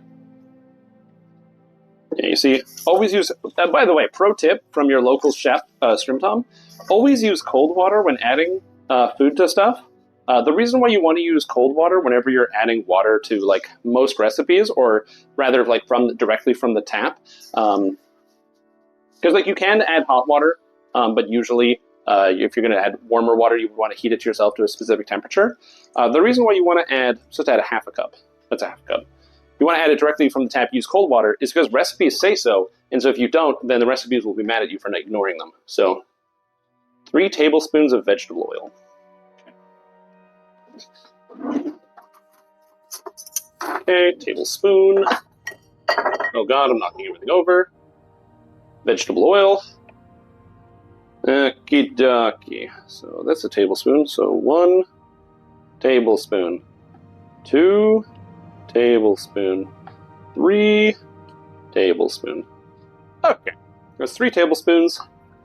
And it says, stir until large clumps appear. Pour batter onto lightly greased waffle iron until about 2/3 of the surface is covered. Close lid approximately. Got it. Yeah, I have vegetable oil.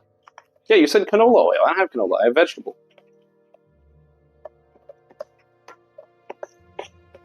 Anyway, I'm going to stir until there's no lumps. So that's going to be good. If you get hungry while you're cooking, make sure to eat mozzarella cheese, because it's really good. Oh man, mozzarella? Let's go. So how you guys doing today? Everyone doing good?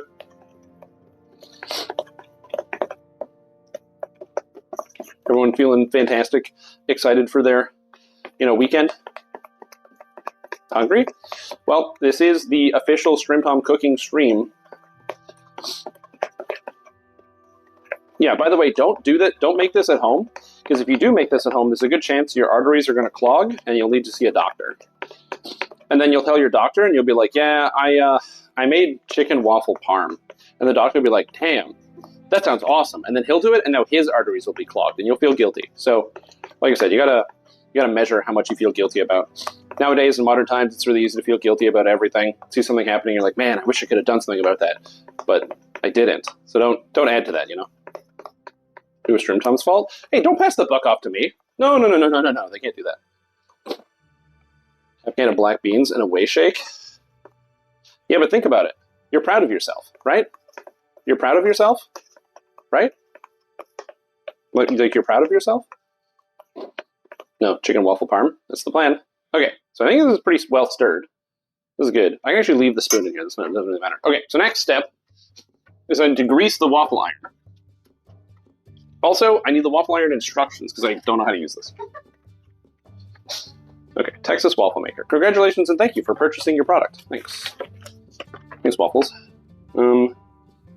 Baking directions. Okay, so be sure. How does it work? Close the lid, plug the cord in. The ready light will come on when it's heating. The ready light goes out. That means it's ready. Okay, got it. I can remember, it's always like, some things will be like, oh, if it's ready, the light is on, and some are like, oh, if it's ready, that means the light is off, which is annoying. Where do I plug this in?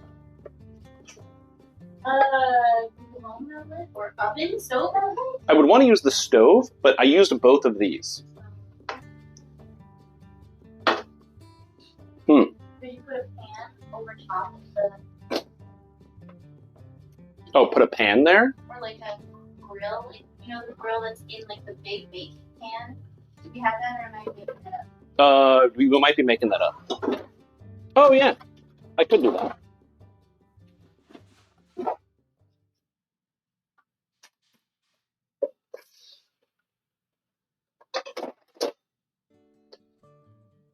Doesn't seem like a good idea. It seems like a bad idea because it's not flat. Turn the waffle iron sideways, but it goes with the grate. Oh, smart. So it goes with the... Oh, look at that. There we go. That's what I'm talking about. All right. So before I plug this in, because plugging it in turns it on, I need to grease it. Okay. Oh, Jesus. Okay, so I got to grease this. So the way to grease it... I can use butter for this? Yeah, I can use butter. Butter's probably fine. Or I could just use oil. Should I grease it with butter or vegetable oil? Butter. Do we still have fancy butter? Yeah, we have the fancy butter. Okay, I'll use the fancy butter. All right. Fancy butter it is. That has won by a landslide. So I'm going to grab a smidgen of parchment paper. Butter is going to burn. You wish. Butter's gonna be fine. So I grab the butter, and then we, I guess I can bring this over here so you guys can see. And we'll put that over here so you guys can see the Texas waffle buttering situation. The way this works is I grab this. I just want to get butter all over my fingers. Oh, it's so soft.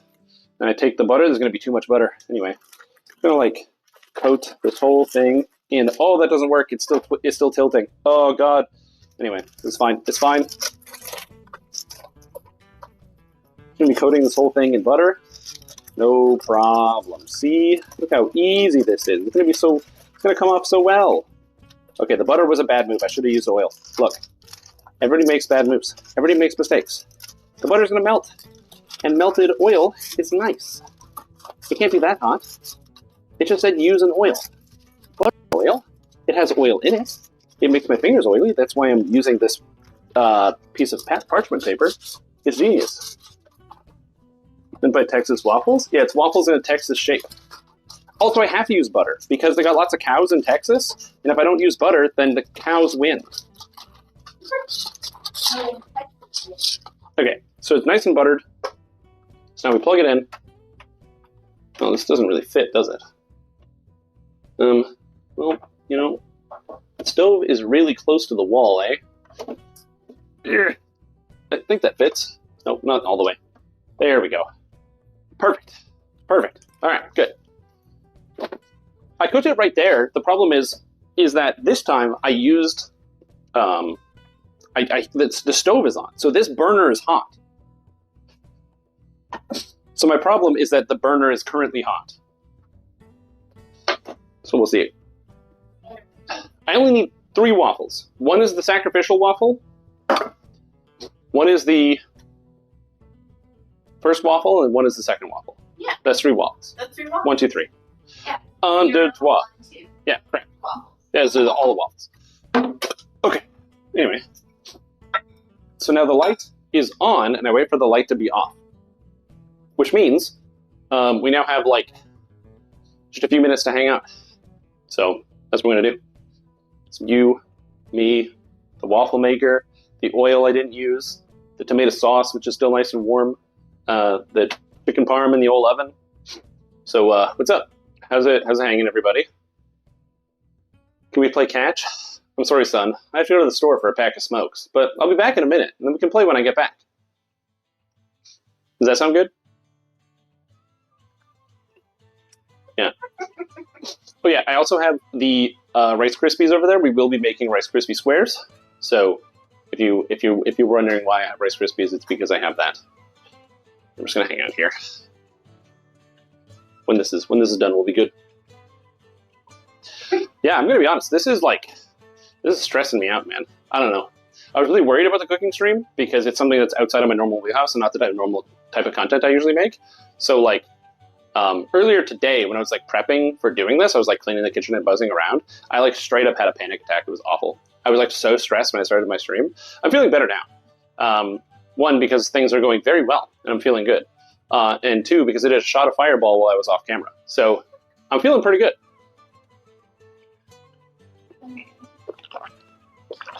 It's warm in here.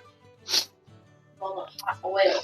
Yeah, it's actually the hot oil is causing it to be warm. That's a good call. So it's not. How's the weather? It's not bad. Oh, thanks. I appreciate that. I appreciate your kind words. I have no idea how close I'm supposed to put this. I'm going to open the window a little bit because it's like warm. Install it. Yeah, we'll let the cool air in. We're just hanging out. It's gonna be a good time. Yeah, like I said, I don't usually cook on stream. So I have a bit of a mess. I'll figure out what to do with that oil. Put it in a bottle, bag, package. I'll do something with it. It's really just Fireball is your drink of choice that makes you. Dude, I love Fireball. Today, any suggestions as to what questions you would want him to be asked? So what questions you want him to be asked? Horse, did you not see the bingo that we did? So we did bingo for the interview. Or not the interview, the Q&A. So we had there was a bunch, Ludacris put together 30 bingo cards, and we played bingo. I did not get bingo, unfortunately. I was one off twice. No one asked him about EG7, which was unfortunate, and no one asked about something else that was like super obvious. If I thought of anything later, Oh no, this is the only thing I'm focusing on. I mean, in terms of like Q&A, and this is going to be, just a piece of it. I'm like in it, you know what I mean? So I'm already familiar with like things that are coming out, what new content's coming. So I don't really have a terribly high amount of questions. I mean, if I'm being honest, most of the time, if I do like end up asking a question, it's usually because I'm like, I want them to give a public answer about something because I want me and everyone else to know something. Like a lot of stuff that I was curious about, specifically like the bound to character thing, they were like, yeah, we don't want to do that, which makes no sense to me because it would be better if the gear was... Oh, I think the light's off. Ladies and gentlemen, we're waffling. Oh, here we go, a waffling. That's how that Christmas song goes. Here we go, a waffling. Okay. All right, so it is smoking, so you got me. Whoever said it was going to burn, you were right. Anyway, it says put it like in the middle. It's been a while since I did this. Oh, it's so much. Oh god. Spread to the corners. Hurry. Okay, this is not enough. This is not enough waffle, but I'm hopeful that it's just going to spread. It's the sacrificial one. It's the sacrificial one. It doesn't need to be perfect. It's fine. Everything is fine. Oh god, it's everywhere. Oh god, it's everywhere. Oh, where'd I put the paper towel? Okay, everything is fine. Everything is okay. It's good. Beautiful. Alright, perfect. And it is smoking, so that's probably bad. Okay, okay. It's fine. It's just smoke. Waffles are supposed to smoke. Okay, close the lid for 3 to 4 minutes or until the steaming stops. See? That's fine. We're good.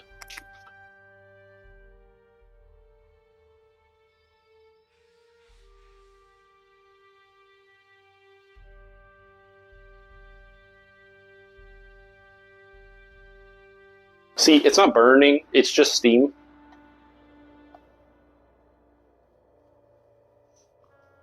It's just steam, you guys. Oh, let me smell it. Oh yeah, that's just steam. It's waffle steam. It's waffle steam, don't worry about it. It's waffle steam. I know all about this. It's a good smell. It's a good smell, waffle steam. It's really, it's good for the soul. Perfect. Yeah, that's ode to waffle. This is ode to waffle. I also only have 2.5 minutes left before the chicken needs to come out, and I have nowhere to put it. I gotta move. I gotta move. Okay, this can go over here for now, because I need this later, but I don't need this now. Okay, this, you know what, I'm just gonna put it over here. They'll go over here. There's a spot. Beautiful. Look at this spot. It's got lots of space. It's perfect. It's what you need. Yeah, we're cooking a bunch of stuff. You can't see all of it because it's been multiple pieces. I don't have more than one camera angle. I just have this camera angle that I keep moving around because it's my phone.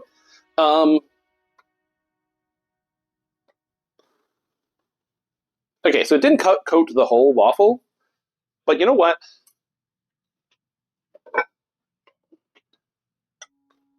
It was a good first attempt. Also, the burnt butter is all over the waffle. All right, so here we go. Waffle 2. Waffle 2 is going to be way better than Waffle 1, and I know it's going to be way better than Waffle 1 because I believe in myself. Okay, 3, 2, 1, Waffle 2. Okay, it's a lot more waffle. I'm going to spread out, spread to the edges, spread. Oh god, I'm dripping waffle everywhere. Oh, you can hear it screaming. Like when you cook a lobster. Like when you cook a lobster, exactly. Do you hear it? I don't know if you can hear it. It's like sizzling.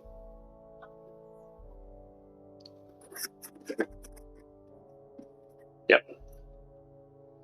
It's sizzling. It's beautiful. Exactly how it should be. Okay, now I need to not lose track of how long this waffle's been in here. Oh my god, the waffle steam actually smells really good because it just smells like waffle. It smells so good. Oh man. Smells like Texas. The one thing I haven't been able to figure out is how to make waffles in here without them getting burnt edges. Every waffle I've made in here always has like around like the top of the Texas. You know how Texas is like a triangle and there's that bit at the top, and then between the bits there's always a little waffle that spills out. Yeah, and it spills out just at the top there. That's just practice. That's just like getting the right amount of waffle. Is it called the panhandle? Is that what they call that? Anyway, at the panhandle, there's always a little extra. Oh God, that's loud. Okay, timer off. Okay. Okay, we're good.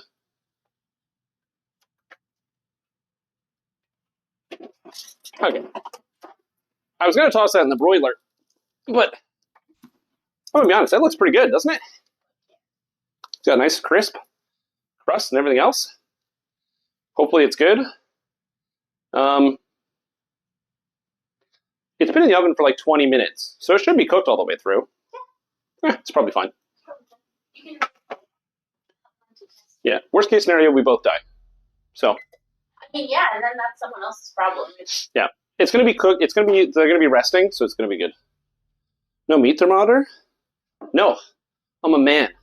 I just cook and possibly give myself salmonella to improve my disease resistance. Okay. Meat thermometer.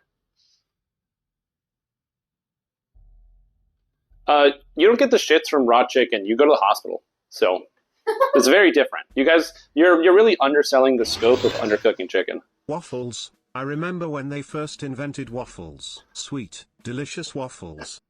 Okay. I always hated IT. When did I put these in here? No, these waffles aren't for eating. Therefore, it's been 2 if minutes? you rub them on your skin, Okay. you will I feel like it's been forever. more than 2 minutes. No. It's been 2 Whatever minutes? you say. Okay. I'll take 2. Well. But it also says like when the steam goes away. So. Yeah. Yeah, the steam is still going. It's almost gone though. That's why. Pork sticks chicken is not done. I mean, it's still cooking. Oh, I'm not worried. I'm not worried. Try to avoid making chicken that can give you the squirts. Oh yeah, 100%. Okay. Okay, the waffle. So that was the waffle burning. So it went from steam to smoke. Oh. So that was not ideal. Okay, well that's my it's around here I really struggle with this area here. It's a little extra burnt Texas. Okay. Okay. All right. Next waffle. That's where you get your rhythm. That's where you get your stride. That's where you hit the stride exactly. That's not a stride. That did not go well. That did not go well.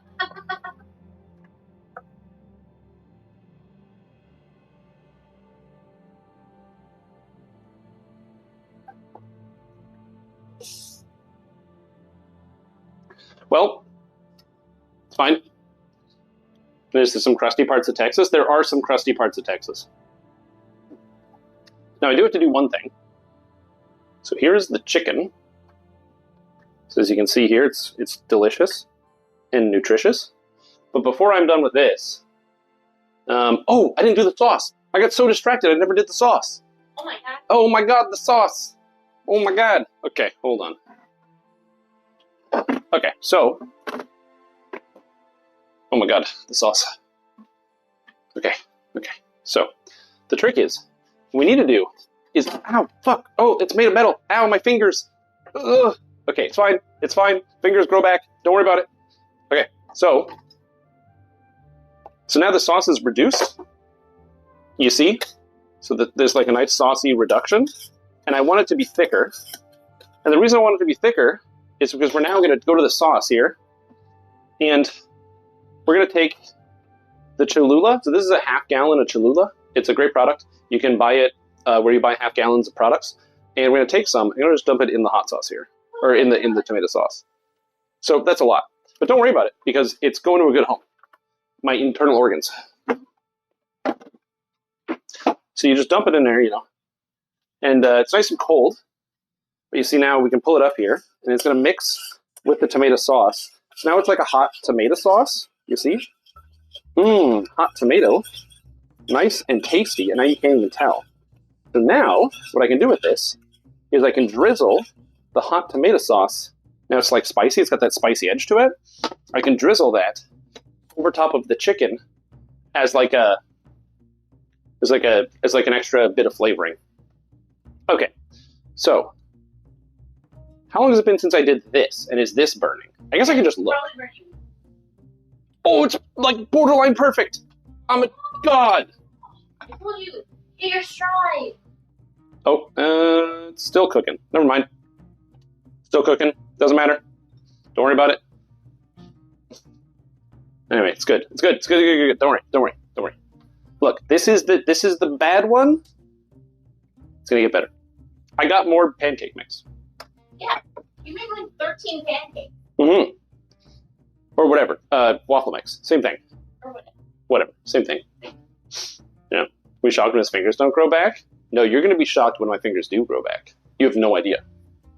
The power of the human mind is incredible. You can do a lot. You know, there's a thing called the placebo effect, where people can give you some medicine that's not actually real. And when they give you that medicine that's not real, the body can act on it. So, you give me medicine that's not real. You tell me, with your medicine, fingers don't grow back. I placebo effect that shit onto my body. You say I can't, I say I can. Placebo effect.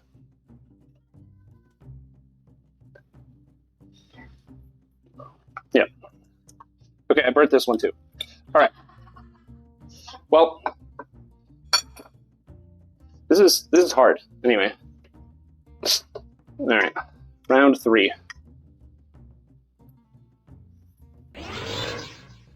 Have you tried a placebo before? Placebo D's nuts.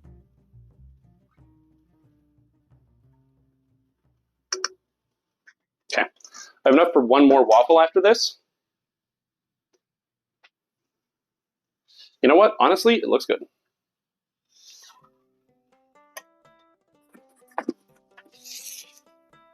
And it's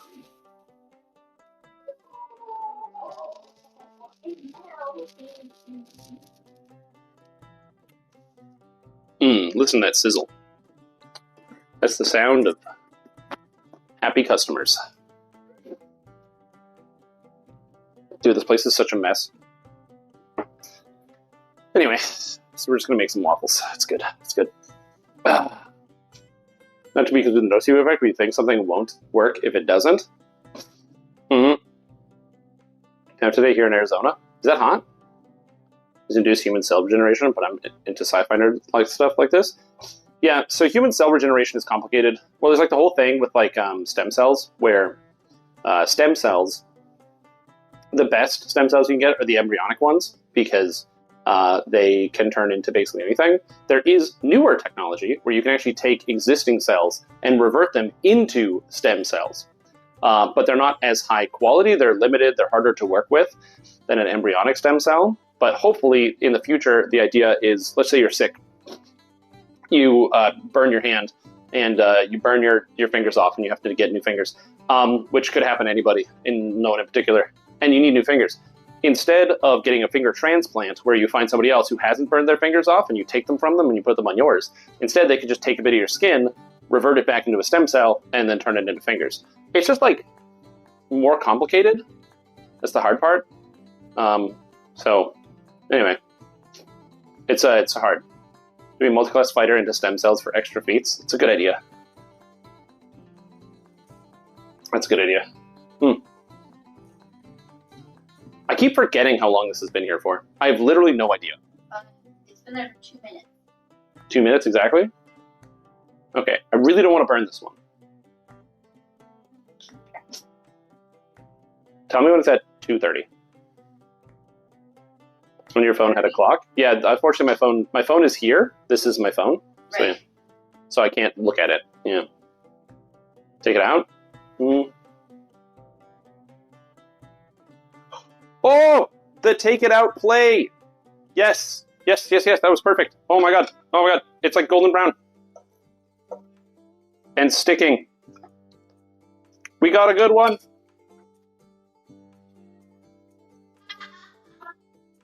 Your back's blocking. I don't know if you saw it, but it slipped between the stove and the Well, you know what?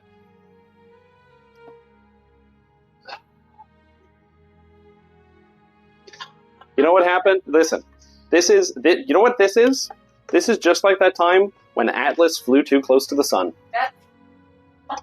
This is the exact same thing. Oh my god. You know, my hubris got the better of me. I thought I could succeed. And I was very immediately reminded by the universe why my current chosen job is Twitch streaming and not providing a useful service to humanity. Well, I gotta get the waffle now. So what you do, by the way, pro tip, if you're ever unsure, like say you like really don't want to make any food, and you're like, man, I haven't been to the grocery store in a while, where can I get some food? Get some tongs, and then split them in between the stove and the rest of your counter. There's a good chance some food has fallen down there, and you can get a late night snack. I'm just gonna reach down there right now, and just reach and reach. And oh, I wonder, oh, is that a nearly perfect waffle? Perfect golden brown, not overcooked even a little bit. It's amazing. You can get your own today. This hurts. It hurt. That one hurt. I'm not gonna lie, that one was bad. Oh man. Like. Oh my god. That was depressing. Yeah, my I don't know if you can hear my roommate. She is on the floor continually laughing at me. I don't know if her voice is coming through, but you know. Yeah. Yeah. Anyway, so yeah, there's your pro tip. If you need any other pro tips, if you can't find any food in between the walls here, you can try digging through the garbage. You might find food in there. I don't know. Anyway, that's fun. That's good. That's good. I'm having a good day. Megan was playing off to the grill national TV, so you're doing better than you. You were on national TV? I mean, it's Canadian TV, so it really doesn't matter, but like, damn, dude, that's impressive. It was misfortune? True. Yeah. All right. Yeah, unfortunately, I think that's actually, that just goes to show, like, I'm a Canadian, so we can't handle the amount of freedom. So, there. One perfect Texas waffle. Okay. Don't fuck this up this time.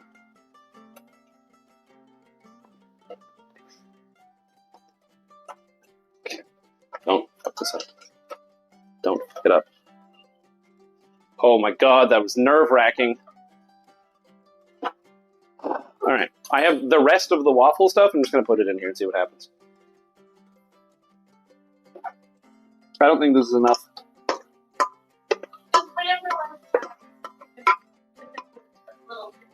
No, it's perfect. It's just the right amount. You know why it's the right amount, you guys? Because I am a genius and I do everything right. That's right. At least we can all agree on that. Ignore the fact that it was very clearly spilling over the edges. I don't care. I don't care. I don't care. Fuck you guys. Don't clip this. Don't watch my channel. Anyway. Alright. Well, at least I can start plating, which is something I wanted to do. Also, I accidentally left the lid on this, so now this is really reduced. So that's good. I didn't want that to happen. Well, that's fine, I guess. Don't worry about it. Don't worry about it. Don't worry. Everything's fine. I'm not panicking. You're panicking. Everything is good. Alright. We're gonna get to plating. Yeah. Okay, so get this shit out of here. This is why. I would have more space if I wasn't trying to make things camera conscious. Because I would have been like cleaning more as I went around. This, I need paper towel. Oh, I need paper towel. There's waffle everywhere. Waffle batter got all over everything. Add more Cholula. That's the secret. It reduces, so I can add Cholula. Okay. So, here's the idea. Let's get away from the waffles for a sec, because they're making me sad and upset. So there we go. Okay. Plating. Easy. Beautiful. the shape of Texas. These are burnt. I'm going to leave these here for now. Now, the real question, did I burn the next waffle? The answer is, no, it's just undercooked. All right, perfect. Okay, so we got one waffle done. Yeah, it's still burning. I'm not done with the burning. Okay, so we got one waffle done. This will be for my roommate because she's being a good sport. We need butter. You got to slather this thing in butter because it's Texas, baby. You got to get that Texas butter. This is Canadian butter, so deal with it. Need lots of butter here. So get the butter. Okay, there we go. Lots of butter. Perfect. Nice and soft waffle. Okay, great. I'm going to take just a smidgen of some cheese on here. It's like a bed for this. To the right of him. I'm going to find my microplane and grate some cheese over here, or my hand grater. I don't know what you call this. I'm not a food nerd. Get some extra cheese on there. Then I'm going to take the waffle out because it's burning. Okay, that didn't burn that much. Okay, don't fuck this up. Don't screw this up, Shrimp Tom. You can make dinner for yourself. I believe in you. Oh god, oh god, oh god, oh god. Oh, I got it. I'm using my fingers. Okay, we're good. Perfect. Wow. Wow. Look at this waffle. Perfect. Everything is done. Great. All right, so now I unplug the waffle maker. Stuck behind the stove. Okay, unplug the waffle maker. This is such a mess. Turn off the stove. Everything is off. All the cooking implements are off. Perfect. Grab the chicken from the Chicken and Waffles. The chicken parm. This is not, the cheese is like, it's like stuck on because of the cheese. I see. So now we get this. And I take this and I put this right over top of here. So it's nice and hot. Chicken and waffle. I didn't butter the other one. Oh, I gotta butter the things. All right, we're almost there. Look. Okay, it's fine. Butter it. You know what, the burnt parts, we'll just add some butter. It'll fix it. There we go, butter the burnt parts. Burnt waffles. See, it's perfect. Throw on lots of butter. We got the thing. We've got, is this even hot anymore? Nope, I can just grab this with my fingers because it's been in the oven for so long. And we're good. Okay, I said we're good. We're good. I said we're good. Here we go. And then we just kind of, I should use tongs for this, but I use the tongs to reach behind the stove. So that's where we're at. Okay. So this should be good and it should be done, but it's not because then you just throw in a little bit more cheese, you know, for a good measure, just in case. Because you never know. What if you need more cheese? What if the world's going to explode if you didn't have cheese on your product? And then last but not least, we get the nice garnish. Okay, the nice hot tomato sauce. Look at this hot tomato sauce. Ooh, look at that. Oh, you see that? You see that? See that, everybody? You catching this, camera guy? It's amazing. Holy moly. We get the most beautiful sauce. And we just kind of drizzle it over top. Well, it's not really drizzling, but, you know, it's doing something. Oh, when I do that, it goes everywhere. Okay, let's not do that. I'm going to coat the back of the spoon and then use that to, like, drizzle it on top of the food. There we go. Beautiful. And there we go. I used like 100 dishes. I destroyed a lot of waffles. But there you have it. 100% delicious. Chicken Parm Waffles. On Texas Waffles. In Texas. Because I love freedom. So there you go. Now we're going to eat this. You gotta at least take, you gotta take like a... I gotta take the bite on, yeah, I gotta take the bite on camera. Hold on. Okay. Okay. Back spoon, fast swipe down. Look, okay. You guys are good at this. I'm not. 2 forks. You know what? By the way, we have steak knives. Ooh. Yeah, these were bought for our house. Oh my god. So now we have steak knives. I didn't own steak knives before. Some of you guys would know this if you were watching the first cooking streams. So I have a steak knife for you. All right, so now I need to confirm. Get out of here, spoon. Did I cook the chicken all the way through? Okay. Very important check. Oh, look at that! It's cooked all the way through! Oh, baby. I cooked my food properly, like a grown-up, like an adult. That's right, poggers it is, my friends.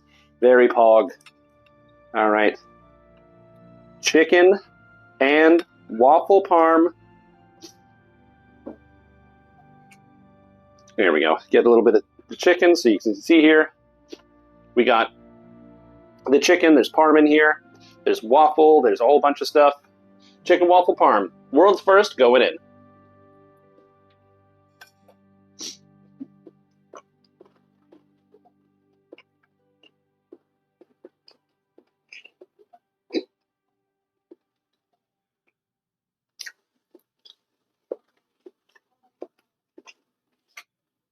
It's really fucking good.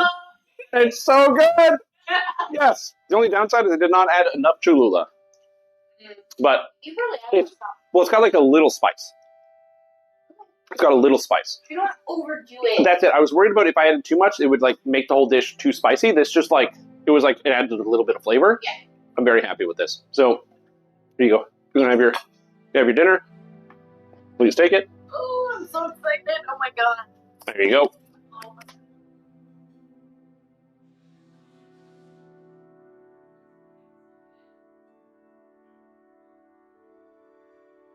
Okay, so now that I have that done, I don't know why my nose is so runny. This is weird. So now, I guess I just sit here and eat this. So that's what I'm going to do. So you guys are going to watch me eat this food. Isn't it good? Fucking delicious. Yeah. The secret ingredient as to why this is good is it's just cheese and butter and tomato sauce. So to make sure you guys understand the quality of this food and why you should know it's very, very good, I'm gonna get a chair so I can sit down. I'm gonna get a chair. I'm gonna go to the other room. You can't stop me.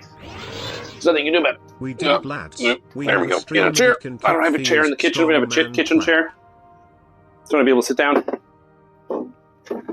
Let's sit down in this chair and eat this. Classic and common I need to get rid of all this stuff. Yeah, hide cat.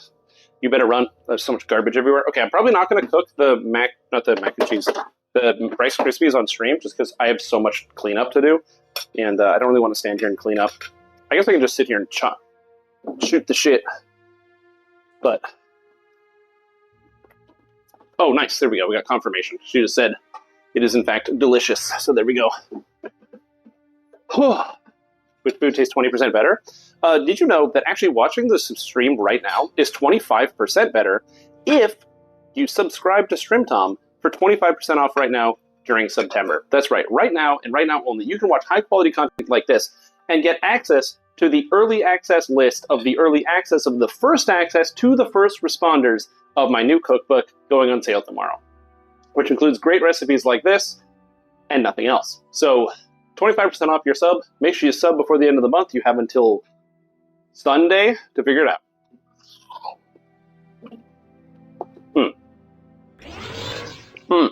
Kinda weird you're baiting your roommate to subscribe to you after making dinner stream. Stare. This is so good. It's just chicken and waffles on a whole other level. It's just so delicious. This is the best chicken and waffles I've probably ever had. Okay.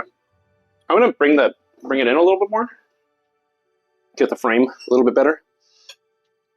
So we can be more friendly. There we go. Bring in the frame. You guys can see what I'm actually doing. This is why I usually have like a camera guy for doing this stuff. It makes it easier. Are they gonna try this? You should. It's really easy. You just make chicken parm and put it on waffles. Also, to kind of explain like a lot of the process, I didn't have flour, so I just used the pancake mix as flour instead. It worked just fine. I couldn't buy Parmesan cheese at the store. This is technically not a chicken parm because there's no Parmesan in here, because they only had rinds. They didn't have any at the store. So I used some cheese called Grana Padano, and it's pretty good too. So I have no complaints. Oh my god, this is so good. Can I ship some to Montreal? Yes. I can. So good. I will say it's not a perfect recipe. There are a lot of mistakes that were made.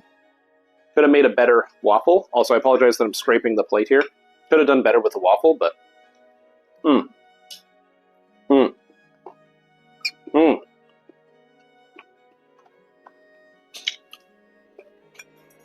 This breast is a little too big, which is a word I never thought I'd say. It's a little thicker. That didn't flatten out yet. Yeah, I need to flatten it out. I just went to the store and bought 2 chicken breasts. It was a good deal. You know what? It's the right type of spicy. I like it. It's not overpowering, but it's flavorful. It's good.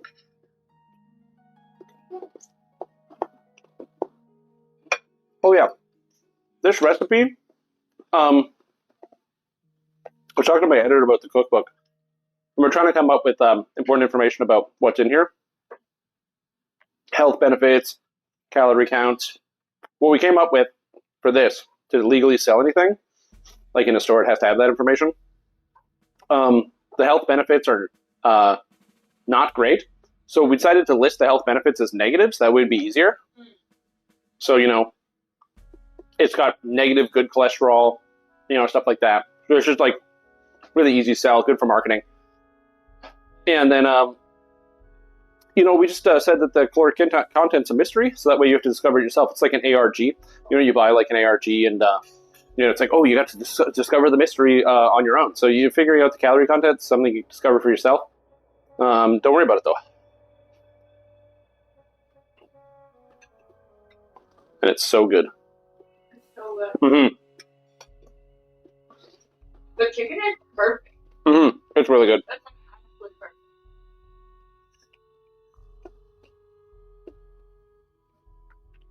Save on foods? I do need to save on food, but yeah. How many HP does it give back? Well, this puts you into a long rest. That's the secret. Is that if you eat this, you then immediately take a long rest. It's like a magic item. You know, you get a buff called food coma. It's pretty good. It's all also coming apart. Yeah, the chicken is way too thick here. That was my mistake. Oh well. It's so good.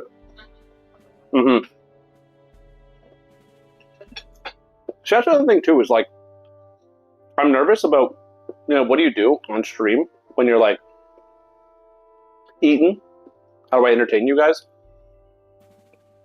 It's one of the reasons I don't really eat on stream. Obviously the cooking portion part of it is interesting, but I mean, interesting to some, but yeah, this was definitely a different experience, and it's like so delicious. Also, I will say this, one of the benefits of cooking on stream is I'm a very, very slow eater. So for me, this is like the best, because like, or like eating on stream, because I can spend an hour eating this meal. I do not need to fork it down. Some people are very fast eaters. I mean, I'm terribly slow. We go to a restaurant, you're not getting out in less than an hour. Yeah. And that entire kitchen? Well, it's over there. Do more cooking streams? I can probably do that. Tomato, butter, Cholula, cheese, and carbs. Yep. I will say this. So if you actually want the recipe, all I did is make chicken parm. I literally Googled chicken parm. I took the first recipe and then I put it on a waffle. I just made mistakes along the way. So that's what makes it unique. I didn't use the right ingredients. I didn't do the right things, and I got extra flavor. You know, it's like a feature.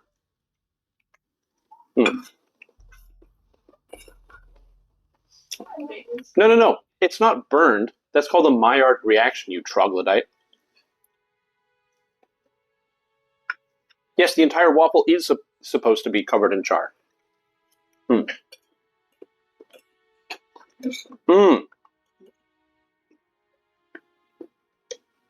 Okay, but seriously, no joke. This is so delicious. I'm kind of shocked. I thought this was going to be pretty good. Okay, so we went to a restaurant in Canada at some point. I can't remember what it was. We like showed up like right at the end. So it was like 9 o'clock and the kitchen was clearly shutting down. but they were still open. They were still open for like 2 hours, so we ordered our food. And why did we go? It was after we saw a movie, right? Yeah, also. Yeah, so we saw a movie, went to the restaurant, and I ordered chicken parm because I was like, ooh, chicken parm on the menu. This blows that out of the water. The pasta that they gave me was like super, like very like bland. They didn't season it at all. The chicken was like not really seasoned. It was like very burnt. I do like crispy things, and I kind of wish this was flatter. But man, this is like the last time I had chicken parm is nothing compared to this. I kind of like that the waffle is a little bit sweet. Mm. The chicken parm is like savory. Mm. You have chicken parm Sweet and savory. with like Mm-hmm. this is better. This is way better. Tiefling favorite soul nuker, joining your nation, or exalted angel mantle strikes. You do tiefling fire favorite soul nuker. You use dragon breath and exalted angel mantle and capstone. You want holy fireball and dragon breath. And then you go, okay, what do I use for my third tree? You don't. That's like 38 points and 28 points. You don't have a third tree. Yeah. While leveling though, you don't use exalted angel at all. Primal avatar mantle, heart for the mana regen. Reborn in flames with the upgrade, and dragon breath. At 30, you swap everything over.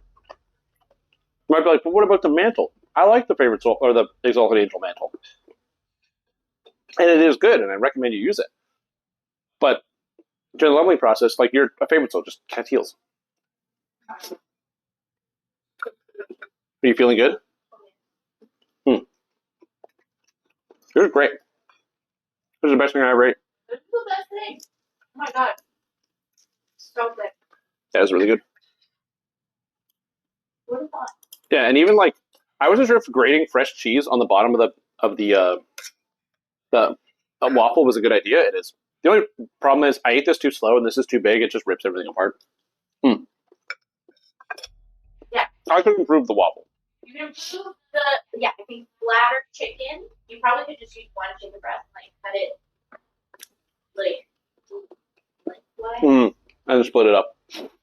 Yeah. And then you'll work on your full technique. I'll work on the waffling. The waffling will get better. But dude, this is fucking delicious. Do you think Universal Barb archetype will be wild magic or throwing related?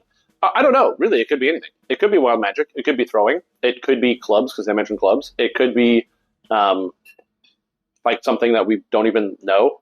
I've often thought the idea of doing like a totem barbarian would be kind of interesting, or like going into the animal essence or something would be very interesting, and I'd like to see them do. Dual shields, spears. Mentioned that for a while. In the future, and captured a video of you cooking brisket. Oh, nice. I'll check it out later when I'm not sitting at this island. Gonna Warrior is now Wildheart? Yeah, that makes sense. Calling it Wildheart's better. Barbarian? We don't know if it is Barbarian, but Severlin said that they're not doing a universal tree, they're doing an archetype, and that he said he had read some interesting ideas about Barbarian archetype. So we know they're doing an archetype, and Severlin said the words Barbarian, so we're kind of running with it. Yeah. God, this is so good.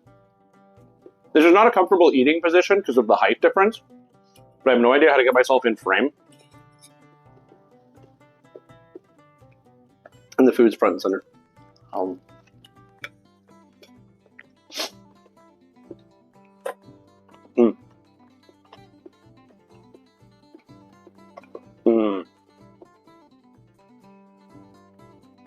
This is insane. I'm eating the burnt bits, and it's so tasty. Yeah, I'm back at the kids' table again. Yep. Just pull my chair up. I need some water. I got some water. You guys want water? I'm getting water. You want water? Cruiser? Margo, you want water? No. Let's get some water. There we go. Got that City of Ottawa tap water. Oh, you got some water? Here you go. Here, just take a sip. There you go.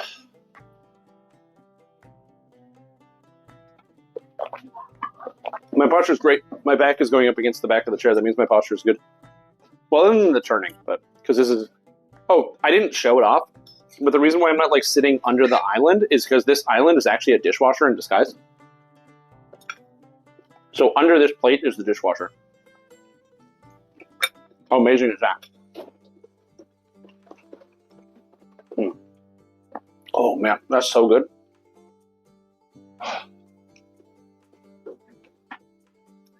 I don't need to eat anything for like a week.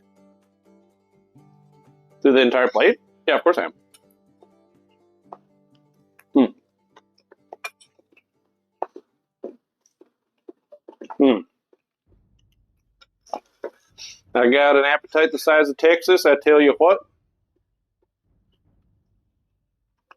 Mm. Mm.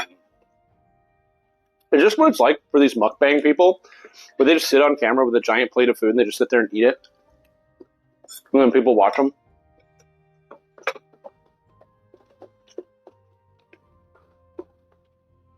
I can't watch those videos, they're really gross.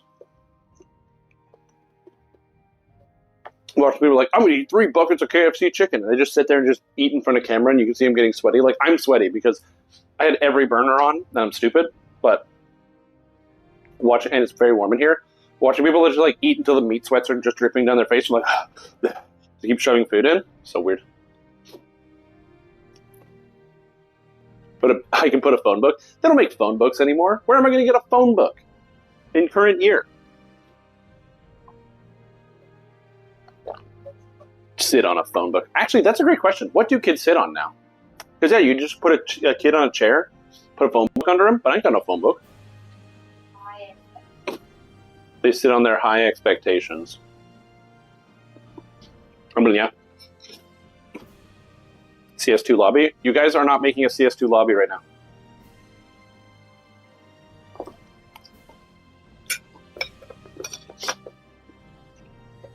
Mm.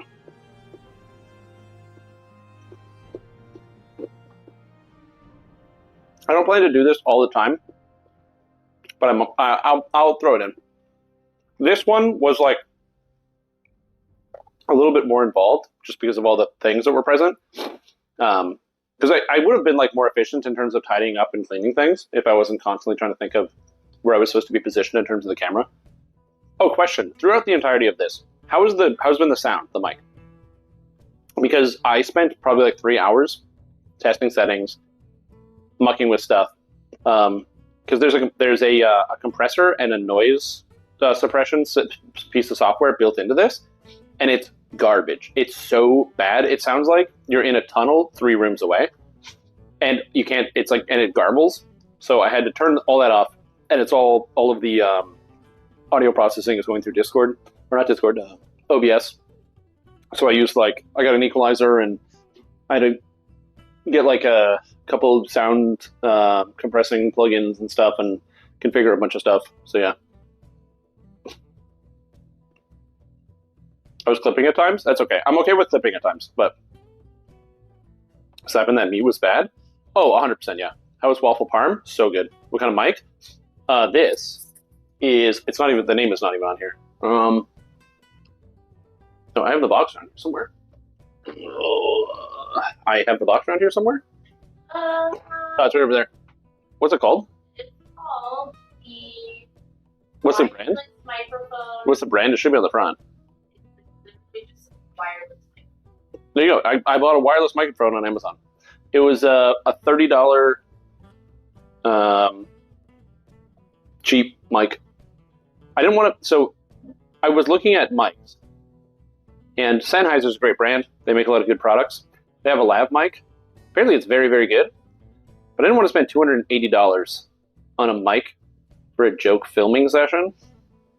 So I bought the $30 one, and it's not bad. But again, this is with a lot of legwork to make sure the settings were good. Like, yeah, it's real bad without this.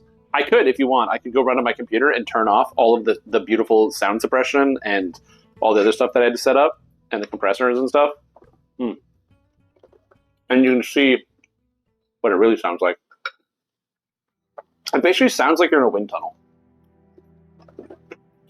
It's bad. Oh, it's so good. I like destroyed that. I ate it in like 10 seconds. Yeah, it's really good.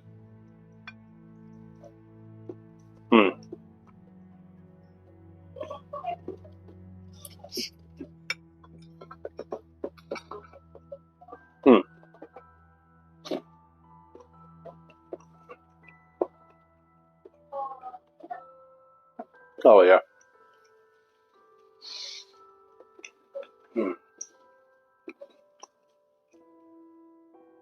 That's so good. I'm very happy.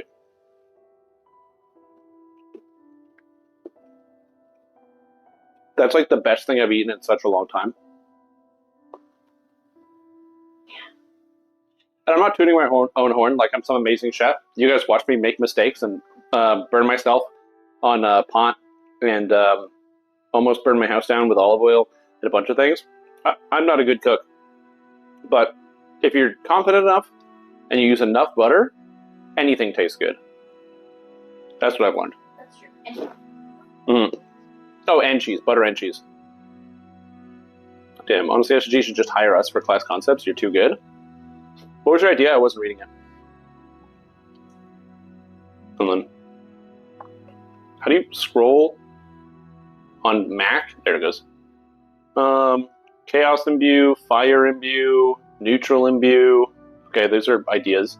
Barbarian with Meteor Swarm with Strength. Yeah, I would kill for a barb with SLAs. Wild Magic. Or melee hits or random stuff. Okay, how about this? You call it Roulette Barbarian. And it is somebody who gets angry when they do poorly. So you gain bonus stats when you roll ones, and it fuels your rage. But the way it works is your character can only roll so many ones. Once you hit 10,000 ones rolled, your character explodes and deletes itself. Because you get too angry, and your anger takes over the universe. Or, like, it encompasses, like, the greater multiverse.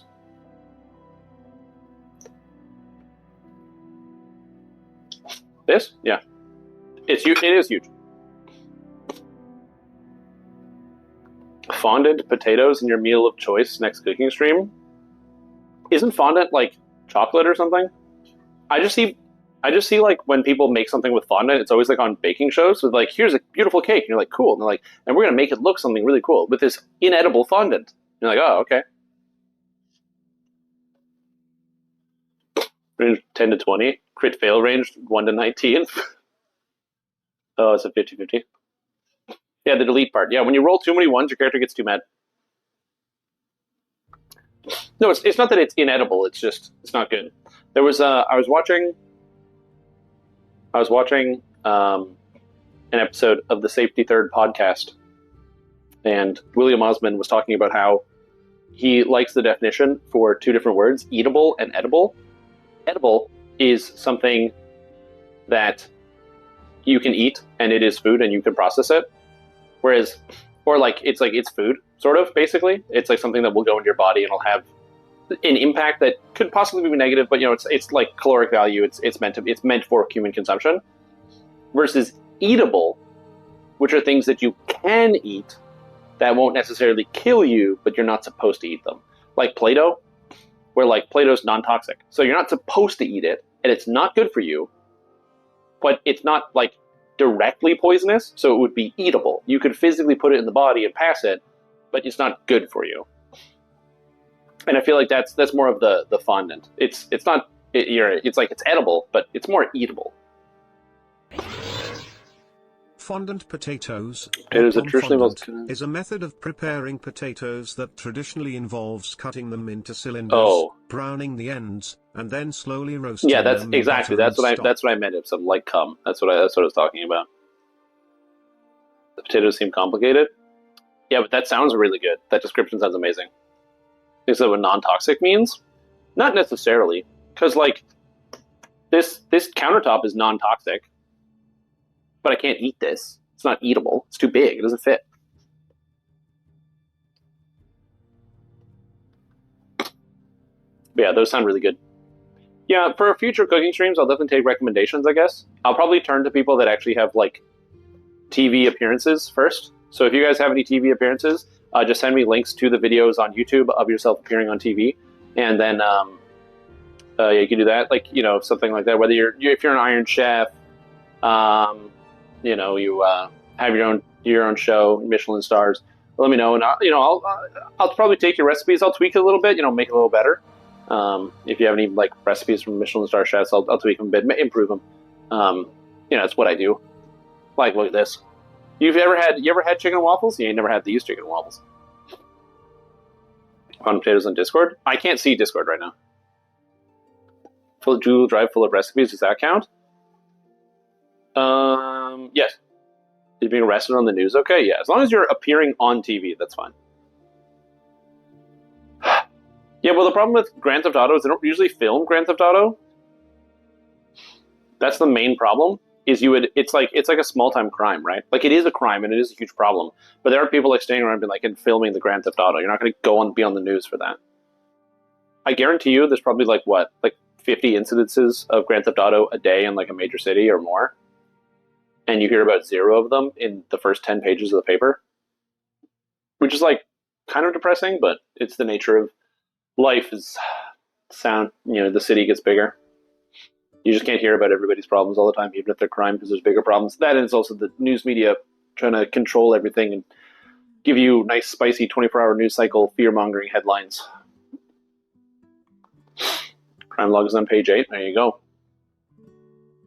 That was great. I feel good. I feel good. Yeah. I feel tired. Yeah. Yeah. There's a lot of cheese. There's a lot of cheese. A lot of cheese. But anyway. Well, I still have waffles. I don't want to do anything with the bottom one because I burnt the shit out of it. But the top one's still kind of good. But I don't know if I should like keep this. Yeah, put it in the fridge. It's like nice and soft and soggy, you know? So I can break off the burnt edges. Burnt edges. Yeah, just eat around the burnt part. Here we go. I wonder how good the sauce is on its own. There's only one way to find it. The only one way to find out? There we go. Sauce the sauce, like so. So this is the sauce. It's tomato sauce with a half gallon of Cholula. Give it the old dip like it's a marinara.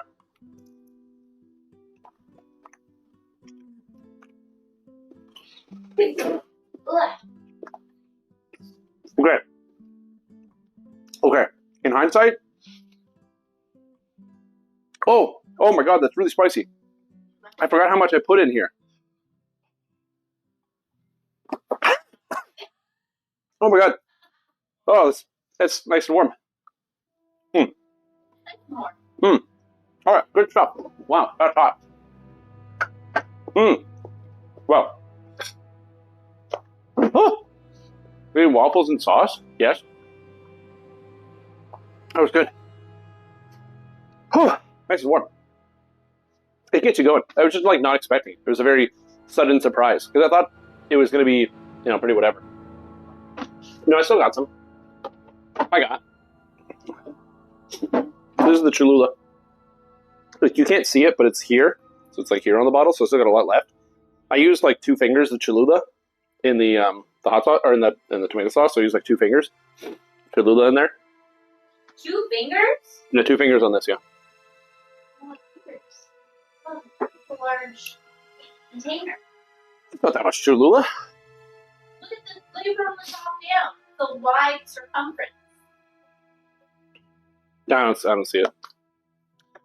Anyway, yeah, Cholula hot sauce. It's pretty good. Sauce picante. I know a little bit about speaking Spanish because a guy in a DDO group that I had today I didn't speak English, so I used English to Spanish on Google Translate, and I have no idea how well it was received because I don't speak Spanish. But he seemed to do okay. Cool. Cool. Well, I think I'm going to tidy up a bit. So, I'm going to tidy up. Fucking rice. Yeah, we're going to tidy up.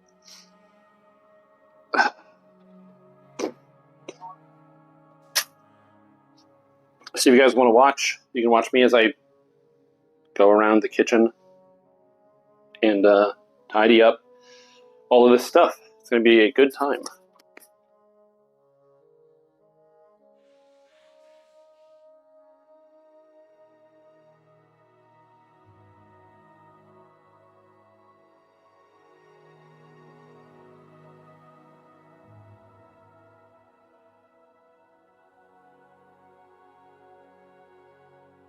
Okay, so I can't tell here. How is this going to tip? Oh, that's going to tip over if I touch anything. Yep, I can.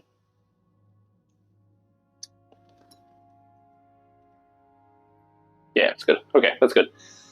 Had to widen that base. How's my battery looking?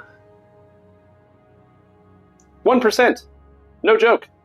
Are you serious? Yeah, it's at 1%. Oh I shall attend to it in a trice. I guess that happens when I stream it for like a long time, so that makes sense. It's been like 2 hours. My phone just died. Hilarious.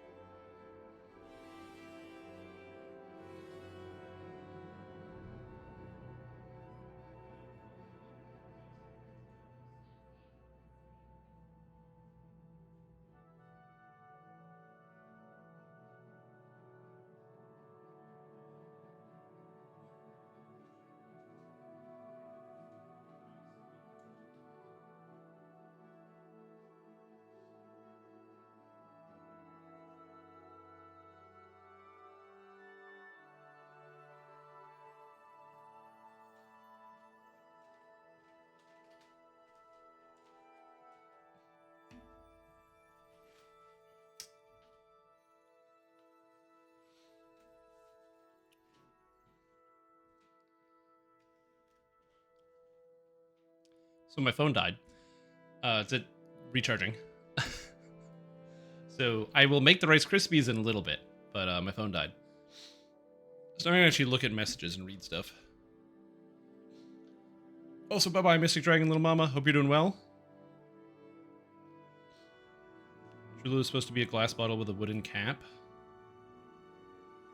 Yeah, but that's 360 milliliters, dude. You can't put a half gallon into that. Come on. Is dishwasher in the middle of the kitchen? It's in the middle of the kitchen. So that island that you saw, where like you saw that like the camera was looking down where I was eating, is a little island that is just the dishwasher.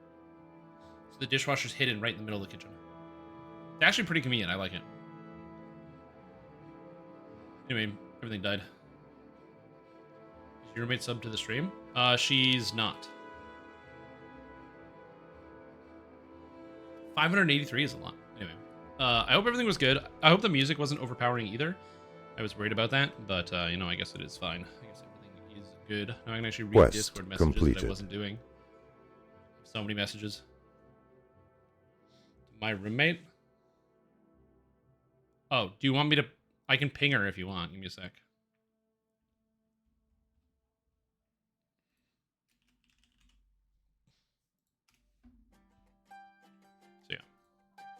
Okay. What am I doing here? Video games? Let's play some video games for a bit. So anyway, thank you guys for joining me on Cooking Stream. I hope you had fun with the chicken waffle parm. I'm not done. I have to make Rice Krispies as well. So break before the Krispies. Also, thank you so much for getting out 2 subs. That's very, very kind of you. I hope you're doing very well. Thank you so much for tuning in and for supporting the channel as much as you have been doing, which is like incredibly generous and kind of you. I don't even know what to say, and I hope you enjoyed the stream. Can I complete the Gamba? Who started it? Will Strim Tom burn the house down extra virgin-like? You guys coming in here and you think you can just call me a virgin and it's funny? Because it is. Whatever. Anyway, I didn't burn down the house.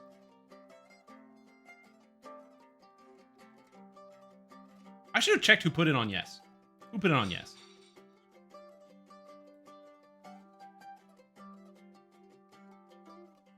See details. Oh, I can't actually see the details anymore.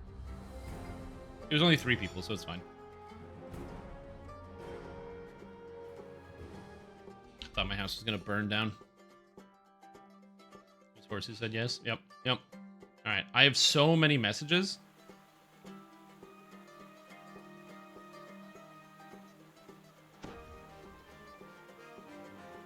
Oh,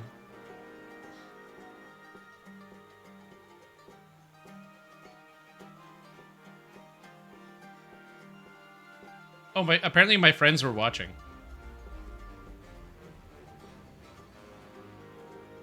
There we go. Apparently everybody that was watching said it's really funny. I'm just reading support comments.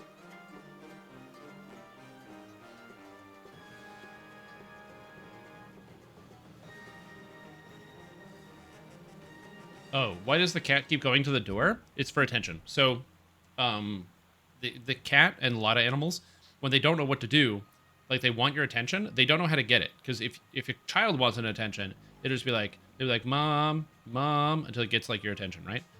But if an animal wants your attention, it doesn't know what to do. So it just does anything. And then when that works, it will do that again and again and again. So if all of a sudden it goes around and it touches the couch, looks at you. Nope, that didn't work. Okay, it's gonna go over here, gonna jump on the table, looks at you. Oh, that didn't work. Then it's gonna go. Oh, there's a painting on the wall. It's gonna start batting at the painting. Then you get up and you're like, oh fuck, I gotta deal with the cat. Now the cat's like, ooh, perfect. Okay, that works. Batting at the painting. Now that works. And so she goes over to the doors and starts pulling them open because she's responding to that.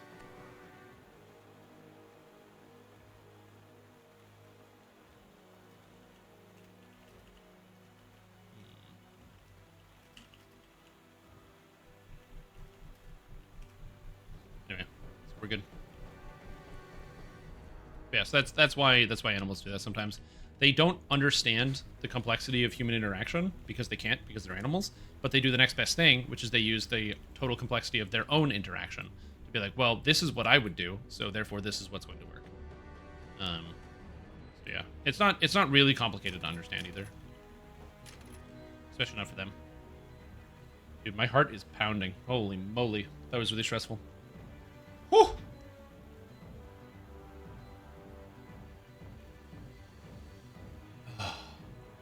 I just need a second. I need a second to, like, calm down. You know what I mean? I just need to calm down. Calm down! Gotta calm down.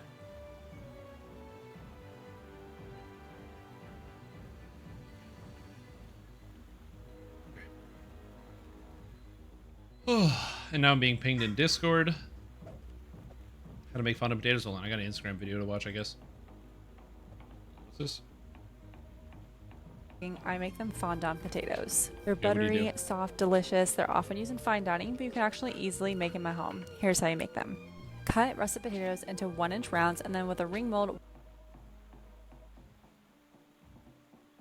Where in the fuck am I supposed to get a ring mold? What, am I supposed to take, like, my crack smoking cans and turn them into, like just cut them so you can actually, like, potatoes through them? What the hell? All right. Anyway. We are going to cut out this cylinder circle shape. Soak the rounds for 20 minutes. What do you do with all the extra potato? You can't just, it's not like dough. You can't just roll it up. Like with it, you get extra dough. You just like take that and just, roll it all together, make a couple extra cookies, and you eat the rest of the dough. To draw any extra starch, and then we're going to pat them thoroughly dry with a paper towel and season them with salt. Make sure this they're part I dry got. so they won't stick to the pan. Check. From there, add them to a stainless steel pan with high smoke point oil like avocado oil. So the problem is, I don't trust this recipe. She broke her wrist. Sometime between the beginning of the potatoes and now, she has broken her wrist. I don't want to shatter my wrist. I need these for gaming. This is ridiculous. You know, you're asking me to take on so many risks here. These potatoes better be the best potatoes I ever had in my life. Leftovers for hash browns or potato pancakes? That's actually a good idea. And sear them for about... Protect them from attacks?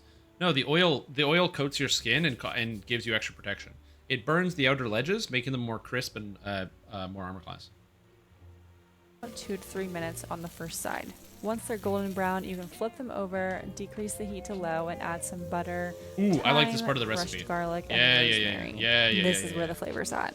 Once the butter is frothy, we're going to add chicken stock or vegetable stock until they're half submerged. Pot them in a 400-degree oven for 20 minutes, and then you have the perfect fondant potatoes. They should be fork tender, melt in your mouth, so good. Recipe on my site. Whenever. So the main problem with this recipe is that it takes like an hour. But if it didn't take an hour, man. I was going to say, like, there's so many ways to get potatoes better. Like,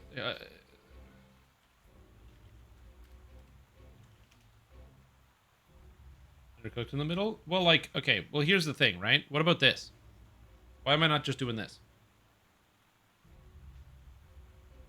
It's basically the same thing. It's cut out, cover them in butter. I can put butter in this. Like, think how much butter I can put on this. Look at, they got extra holes in the face for butter. Yeah.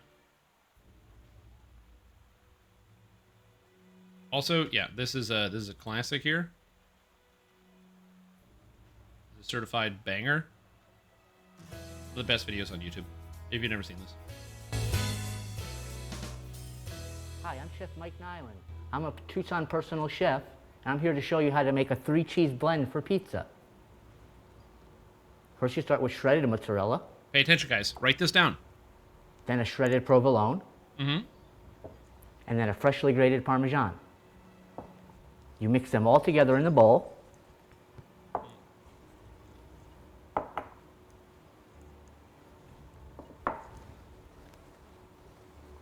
And then you can use it for your favorite pizza. That's how you make a 3-cheese blend for your pizza. That's how you do it. How easy would, like, these things seem so complicated, but now it's so much easier. It's so much easier now. Right? Think about that. Yeah. 2.3 million people agree. I never knew about the cheese part. I always tried mixing 3 bowls together into a bigger bowl. I just ended up with 4 bowls, no cheese. Great tip. See? Very helpful. At this rate, he's going to be a 3-time personal chef. He's almost there, too. I knew him when he was a 1-time personal chef. It's amazing to see how far he's come. See, isn't that beautiful? Made my first 2-cheese blend. Hoping to get that 3-cheese blend level someday. Love you, Mike. I made a 2-cheese blend today, so... That's not true. I didn't blend anything. I layered it. I lied to you. Ratatouille with Michelin star French restaurant with Martin Ruggieri. It's not fair though. Like this is the thing that I think is like kind of unfair. You get these like European chefs, these Italian chefs, these French chefs, these Greek chefs. They grow up where like people make good food. So they all know how to make good food. Like, you know, it's not like here in America where like we just go to like McDonald's or whatever and that's like some of the best fine dining for like a lot of people. They have this like ultimate advantage. It's kind of unsettling. Which one's this one? 8 minutes? I can't watch an 8-minute video. I'm gonna get copyright claimed. I'm gonna come to my house and kick me in the nads. Anyway, what were we talking about? Okay, I'm just reading through the rest of the comments as I'm here. What was this clip? What did I do here? What is this? Yes, yes, yes, that was perfect. Oh my god. Oh my god. It's like... Okay. Oh no. My favorite recipe is McDonald's or whatever too. I can't. I can't, dude. I don't want to go through this again. Yes, yes, yes, that was perfect. Oh my god. Oh my god. It's like golden brown. And sticking. We got a good one. Yes, yes, yes, that was perfect. Oh my god. Oh my god. It's like golden brown. And sticking. We got a good one. The freeze. The freeze. Dude, the freeze.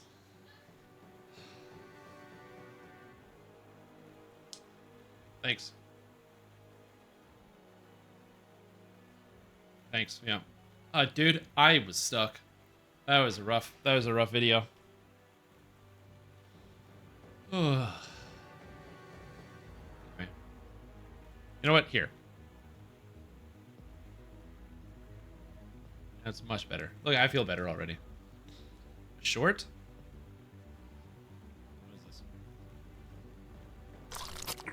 What have you done? I can't believe this. You're fired. Yeah, I don't like watching TV on my stream, so I'm gonna stop clicking your links.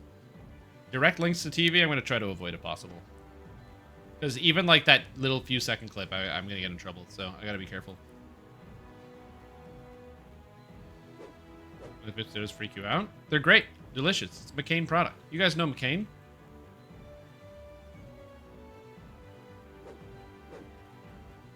Future and smile back. That's literally the slogan for Goldfish. Are you saying you don't eat goldfish crackers? That is their slogan. The snack that smiles back. I don't know what to tell you. It's a classic product.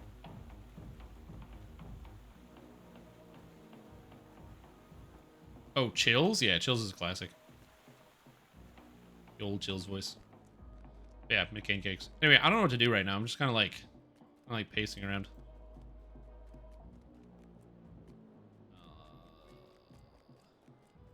I did Sharn. Lod Chain is at the end of it. I can join members only. Stormhorns. That guy's named Harry Pooper. Well, you know, let's go over here. It's good enough. You do cogs yet? I did all the 15s, yeah. Yo.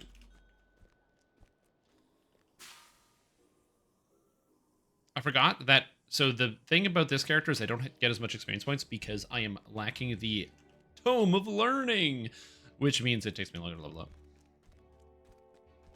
It's not Titan Friday.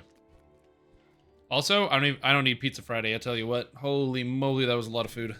Woo. Last Sunday was fun.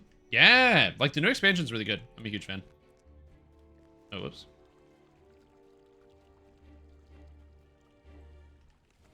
Newsroom. And to the Duke's room? Aren't we in members only? What Duke? What is happening? Hold on, I'm trying to figure this out. Yes, Sim. Went into the Duke's room. Where's the Duke?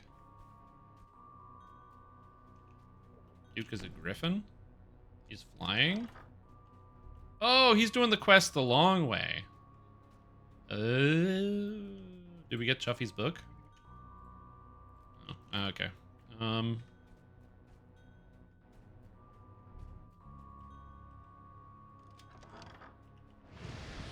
Oh, yeah. I only know how to do this the fast way that takes a minute. Who knocked the club president into the garden fountain at the masked ball. This prime piece of this doorway here, all you need is stand aside, I need to get into the garden.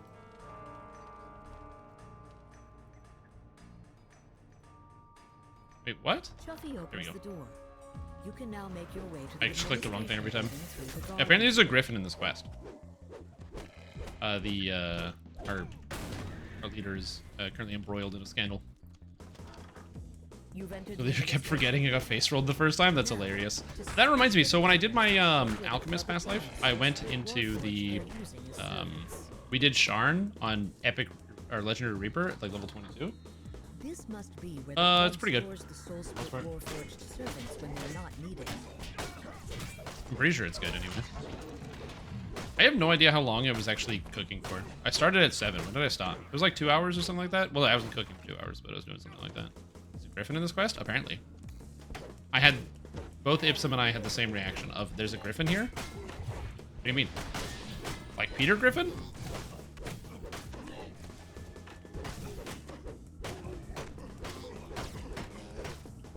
Something so satisfying about smashing all these things to death. Smash the robots. Smash. Baxter notes your arrival with disdain. Oh, that was so good. I gotta say, that meal was extremely tasty. And you know what? I have enough leftovers. I could just buy some more chicken and make it again, which is very satisfying. So take care, Durasouth. Thank you so much for tuning in. I hope you enjoyed me ruining your favorite hobby and your favorite professional skill on camera and making you feel bad about it. And I hope you enjoyed the rest of your night. Very good cooking stream. I'm glad to have helped. By the way, if you guys liked it, please do... I think the best way to put it. Like, I like the fact that I did the cooking stream. I had a lot of fun with it. I enjoyed it. But also, I'm, still a little cagey about the whole experience. Like, it was definitely a little bit outside of my comfort zone and not something I normally do. If you guys really enjoyed it, I want to make sure I'm still putting out content that you guys like. I like the variety. It's good. Change it up a bit. You've arrived just outside of David Shelby's home. There's just one small hitch. A pair of goons stand guard at the door, glaring in your direction. You hear grunts and snarls beyond the door. So it's fine. Yep. That's good. Okay, good. Again, I apologize that the audio quality was not amazing. For the most part, I don't think it was that bad. Like, it sounded a bit tunnely, but it wasn't like really grating or directly in your ears. Oh my god. I should like get the mic so you can hear it, just like out in the open. It's brutal. Shelby, and yet there's no sign of how he died. But you enjoyed the cooking and wants to see more.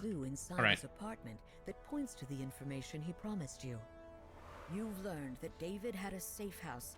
I was gonna make a bad joke, but I decided against it. Down by the Sharn docks, David Shelby lies lifeless on his bed. Yet there's still a chance you can find the blackmail information he promised. Puddle of swear words? Yeah. I didn't swear that much. I was more just sad when I dropped the thing. When I dropped the waffle. That was rough. That was a rough time for Shrimp Tom. That was hard. I was distraught. I was lost in the universe and what was happening to my life. I didn't know where I was going or where I was gonna end up. And, yeah. Yeah, I thought, if I'm being honest, I was very worried that I was going to screw up a lot of the steps. And I did a bunch of the steps wrong, but I knew the steps that I was going to do wrong going into it was fine. That was some emotional damage for sure. But yeah, I thought I was going to make, like, some more mistakes. Like, the, like using the pancake batter or whatever, the pancake stuff, instead of actually using flour. I thought that was going to turn out really bad. It didn't. I didn't notice any effect. Again, it's mostly flour. It's like 80% flour and then, or 90% flour and 20% or 10% the rest of the ingredients, right? So it's not like it isn't flour. Sure, maybe it could be cleaner, but who cares? And then the breading went well, which I was again surprised about. Oddly enough, I have no idea what you're supposed to turn it to, but Ipsum knows. A key in one of its pincers. As you approach, thoughts suddenly diamond. barge into your head. Diamond, blue. You don't look like an blue exterminator. diamond. Maybe you can help me. The telepathic crayfish asks you for help. Oh well, sad the cat didn't get any. She doesn't like food. And it's determined to make the crayfish its next meal. Yeah, she doesn't like food at all. She will only eat her cat food, so it has to be the cat food that is in her bowl, and only if she can't see the bottom of her bowl. If she can see the bottom, if the bowl is borderline full, but there's like a section that's been carved out. She won't eat any of it, and she will refuse. And plastic. She loves plastic. Plastic, paper, hair, her own fur, dust, dirt. She loves all of that. She loves all of that. She'll just slurp it up. But, yeah, food? No. In all the times I have fed the cat, I have gotten her to eat chicken 1 time. 1 single time.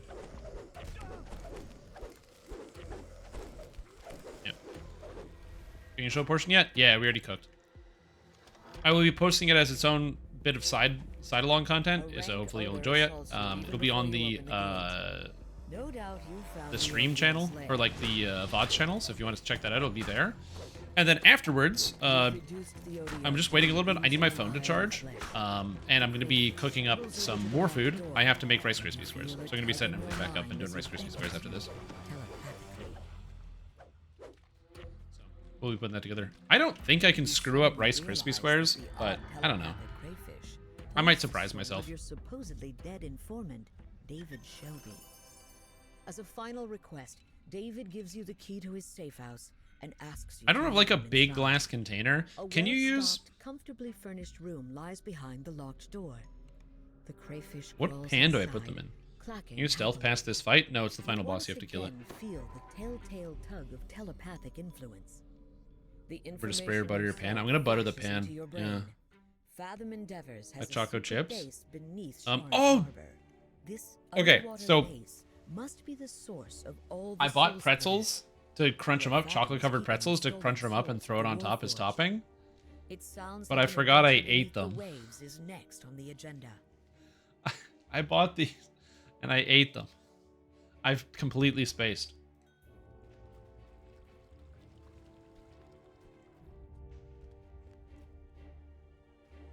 And now you have to choose. Yes, we finish. Oh, but that guy leaving? Well, I guess we finish it, so let's go.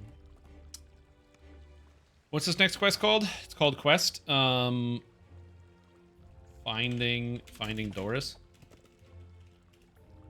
Finding Doris. Is this in Sharn? Well, we didn't do Doris, we didn't do Sharn, or yeah, members only, safety and numbers, Doris, and the last one. So we'll just do them all. Got nothing else going on. Our ones. Yep. Oh, Finding Doris is over here. Yeah. I might have some amount of chocolate I can put on top of it. I'm so stupid. I thought about doing that. This is why I should have gone with the Smarties instead, because I wouldn't have eaten the Smarties. Those are missing something. They're different. They're different sets. One of the dock sets are Necromancer one. One of them is like a Charisma Bard's adjacent sort of caster one. A Warforged voice nearby calls out. Have you seen this Warforged? So it depends. They're different sets. Whereas the Sharn sets are more direct. Also, I would argue that no, the Sharn sets are just generally just better than those ones. Melee like me? No. The only one that's like that is the Intelligence Constitution Double Strike Spell Power set. And I don't need Intelligence. I kind of don't really need Constitution, and I don't need Spell Power. Whereas the Sharn set, the part of the family, is Double Strike Melee Power, Helplessness damage, which is whenever I crowd control a monster, and which I do constantly because I'm a fighter, and I'm out of healing potions. That's a problem. And fortification bypass, so I can critically hit monsters that are resistant to critical hits. Go, welcome. The package that was being delivered us for Doris contained a broken Vaunt device. So no, the part of the family set would be the best option. I don't have the whole set in Heroics, so I am not currently using it. Instead, I have the armor piece, the Enforcer's Plate, but that's about it. But no, not for a melee like me, it would not be better. It might be illuminating to follow after all these years? Well, yeah, farming is boring. That's the way I think about it, is that farming is boring. So if I don't have to farm something, I'm not gonna, because farming is boring. Hit the store! No, you idiots! Don't set her on fire! First pillage, then Like, I think that some people think that I sit there and I farm out all these things meticulously to make sure my characters are perfectly set up and tip-top. And, like, I just keep what I find. But if I don't find a heroic item, I'm not going to go farm it out. I'm going to ignore it. I was running 200 times. Yeah, but I usually pass the gear off to somebody else. Like, a lot of people are collecting the sets and stuff. The missing Warforged was acting strangely and was intent on going back there. Yeah, that's my thought process. If I don't have it, I'll get it later. It's not an emergency. Also, does it look like I need the part of the family set on this character? Okay, well, apparently I do, because I can't break this wood. Turn around and run back up to the sunny side, lest you swan a pounding. Yeah, it's in the docks. So you go to the Sharn docks. Yeah. I think Dorak will be available tomorrow. He said he is getting on a train at 6 in the morning his time. So I don't know what that tells you, but 6 in the morning his time.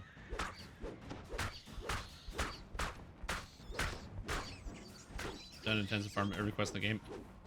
If you like. Yep.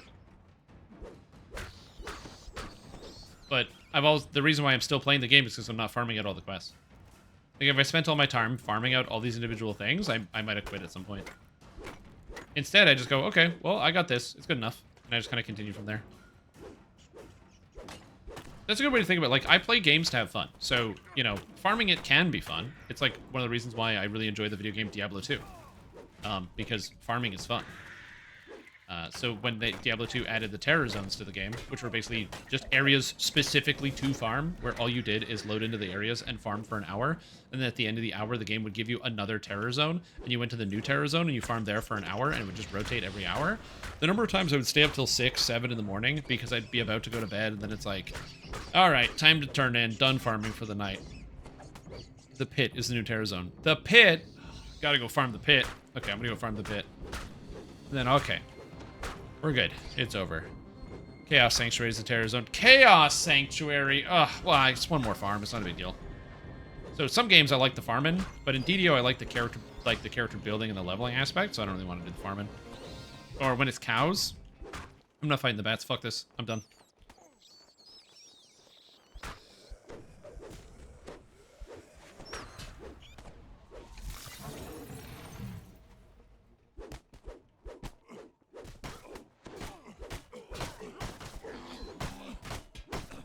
Yep. Oh, yeah. I've run Sharn enough times to have all the pieces. I just don't have all the pieces. I also just delete stuff if I don't need it right away, which I'm also okay with. Like, some people hold on to all of their gear, or if not all of their gear, just a lot of their gear. For me, I don't really care. If I just don't think I need something right now, I have a habit of just deleting things. I don't need to keep every item. I need to hold on to everything, every trinket, every you know, event. I'm okay with just like stepping away from that stuff. Like that doesn't bother me. Like taking a step back and letting something go, I don't mind that. That's fine.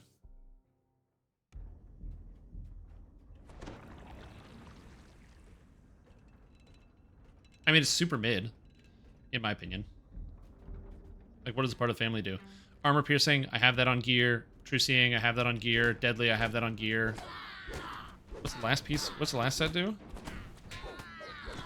Like, it's really good and concentrated, but I already have other pieces. All the things that it does. Like, I got the bloodstone. It's got deadly already and accuracy. I got true seeing on my goggles. I just don't need it. Again, if I didn't have other items equipped, then maybe. What's the fourth stat on part of the family?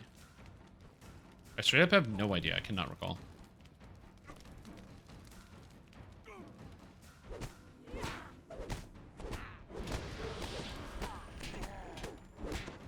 Okay, so why is it not okay that I just don't want to use the set? I'm confused. I'm not using the set. I have no idea why you're like getting bent out of shape. You're like very upset. Quadruple question marks. Like, I'm not using the set. It's not a big deal. It's all right. I'm confused. Like, why do you keep pushing? Like, you gotta use the set, dude. You gotta use the set. What is it?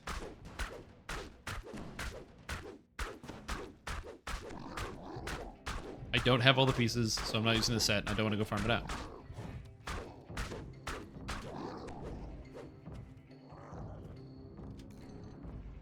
An announcer howls. I'm just reading your text and what you're writing. Okay, then maybe I'm misunderstanding. So this is obviously me misinterpreting what you're saying. So then I'll just answer your question. Then you said what? I don't own the set, so I'm not using the set. Can't equip items you don't have. The game you don't have? I don't have most of the sets in the game. I just don't care. As I've said before, Dungeons & Dragons Online is a very fun video game, but one of my favorite parts about it is that I don't have to fully optimize my characters when I play, and I can still have a very, very enjoyable time.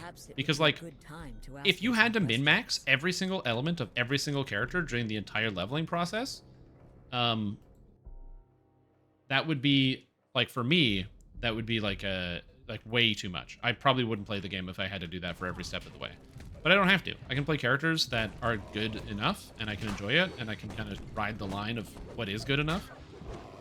And so if I have to... Like, obviously, when you're doing, like, group and coordinated endgame content, you want to be working together, and you want to make sure that, you know, you feel like you're pulling your weight. But for, like, leveling process, I don't really care too much. Or that it was mid? It is a mid set. I mean, look what it does. It gives me, I guess, 10% double strike's a fairly good amount for heroics. But, like, because it's only 15 in epic, so that's kind of weird. But, like, 10 melee power, you might not even notice it, the difference. Like, it's nice, but it's like a 10% difference. Would I even notice a 10% increase in damage? Why is my critical -6? As you approach the door, you can just make out the sound of muffled conversation on the other side. Perhaps finding a better spot for eavesdropping will reveal more than simply barging in.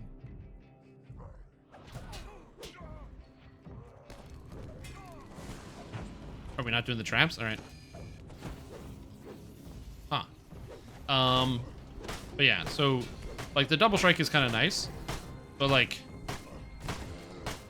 again, my character's damage is fine. It's like 4 hits to kill. It might get a little bit better, so I could use it, but You see a stoic warforged matching the like, it's really not that big of a change on my character's leveling path, so I don't really care. She's as still as a statue. A deep Statements voice of 30 rumbles seconds as the ago? imposing owner reveals himself. Isn't it obvious? She speaks like one newborn. Someone stole her soul. Here we go. Proves in, right? Nice. Concentrated chaos. Anyone want this? Yeah, but I just can't be bothered. I literally just can't be bothered. Sort it out. Like, if I eventually stack up all of it, then maybe that's good. But then the other part, too, is, like, I'd have to give up my necklace. But my necklace is so good. It's got Charisma, Insightful Charisma, which is good for Intimidate and Use Magic Device. And it's got spell saves on it. And spell saves are so nice, because I'm a fighter. My saves are bad. Then I have to give up my gloves. My Strength, Insightful Strength, Healing Amp gloves. Those are really good. That's Strength, Insightful Strength, and Healing Amp. All in one item. It's, like, so nice. I have to go get them somewhere else. And Strength, Insightful Strength is annoying, because it's gloves and belt. I could replace the belt. But my belt gives me Ram's Might. That's stacking strength. It's so good.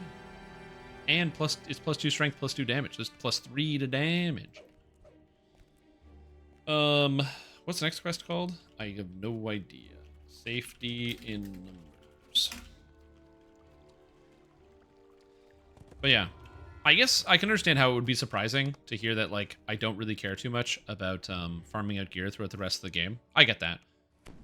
That is a pretty big emphasis for a lot of people. As I said, for me, the big draw is the characters themselves. Putting the gear sets together is interesting, but for me, I'm more drawn to, like, the item builds. It's one of the reasons why when I play a lot of MMORPGs, like, some people beat the raids to get the loot. For the most part, I want the experience of, like, beating the content, right? Because usually the loot isn't really going to change up my playstyle that much. So, like, as an example, let's say we're talking about the new raid that just came out. There's a lot of cool items. There's, like, the shield that just came out, which I cannot remember the name of. Colossus, that's it. Colossus, Breaker of Walls. The shield is very, very cool, but it's kind of just like optimized stats. So it's powerful, and it's useful, and it's going to do more damage than the previous items.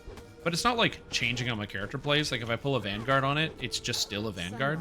So having the item be better is not really a draw to me to do the content. I kind of just like, if I want to do the content, I'm going to go do the content. I don't really care that much.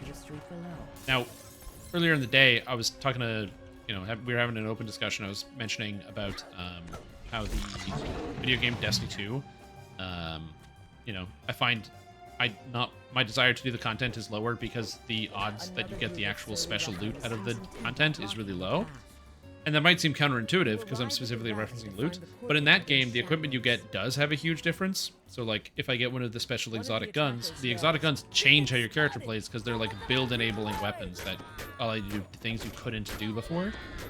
And so it's a little bit different. I think if the gear was more impactful in like the build-enabling equipment, like it is in Path of Exile, where like in Path of Exile you can put on a unique and it changes up how your character plays in its entirety, then I would be more excited about like equipment and changes to equipment. But like a minor increase in numbers, it's just not to me that just doesn't sell me on like I should go out and farm this thing.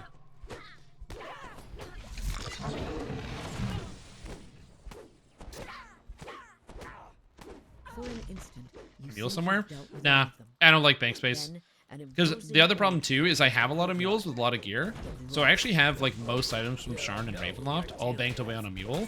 But the reason why I haven't continued that for the other expansions is because I don't log into my Sharn and Ravenloft mule very often to get gear.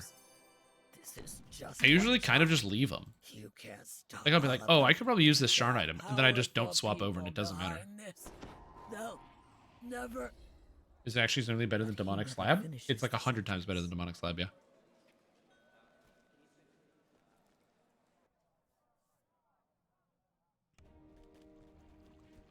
Is way, way, way better than Demonic Slab.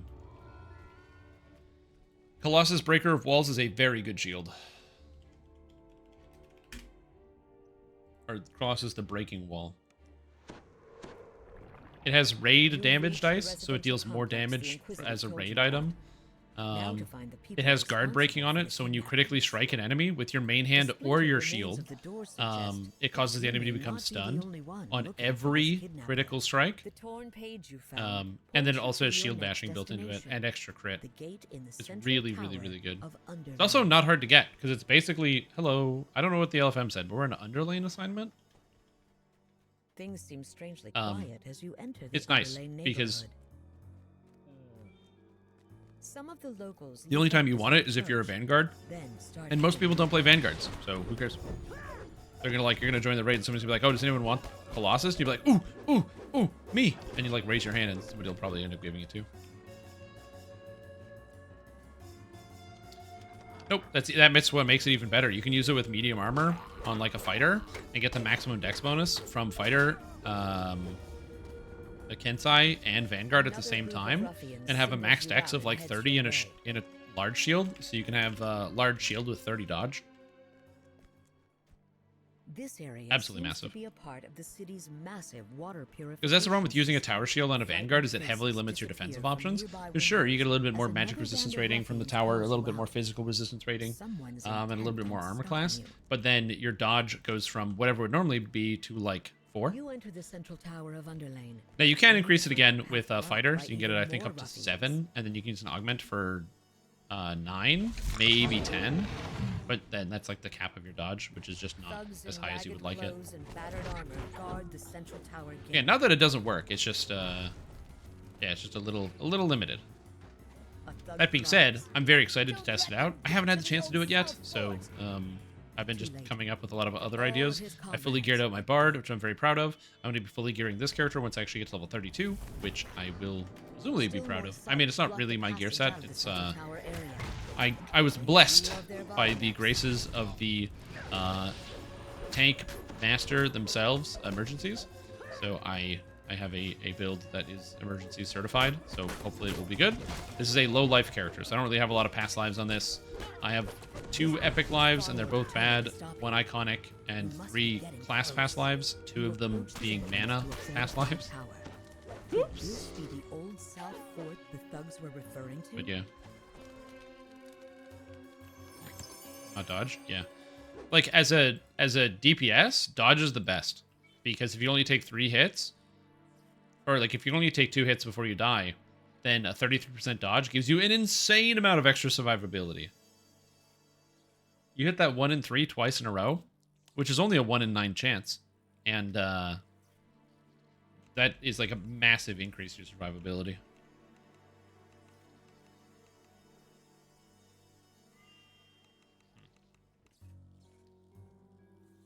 So, what are we talking about here? Vanguard. Unless you're thinking about this character, where I'm turning into a tank build. Strim Jim currently is a 2-handed fighter, and he will become a pure tank. When I get the opportunity. So he's going to be a pure tank later. The door is sealed by 4 magical sockets, recently installed by the looks of them. Perhaps Need you to can find their one more crests crest. back in the Underlane neighborhood. Find a crest.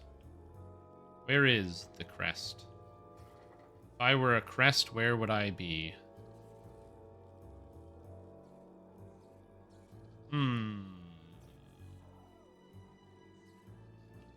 Is it in the sewers? I didn't find it back here. Yep.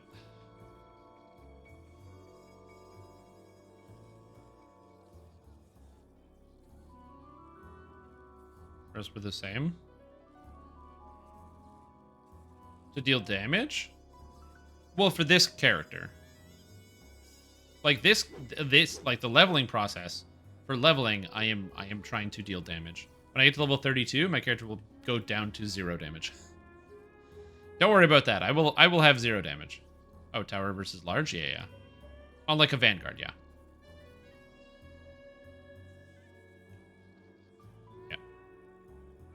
Yeah, I think I definitely skipped a step when thinking about talking about the shield, because I do that thing, and I'm sure you probably can relate, where you start talking about something because you just assume the other person already knows what you're talking about.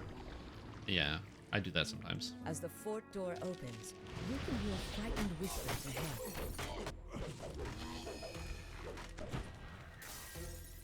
I would not be using the breaking wall on this character. This character is going to be either using the mirror plate tower shield, because mirror plate gives all the extra defense when you block, or the bulwark of snow, if I need force absorption, and I'll swap between the two. Damn, I pulled an item out of every chest. Literally every single chest I pulled an item. That's crazy. Did they change something? Next is Soul Survivor.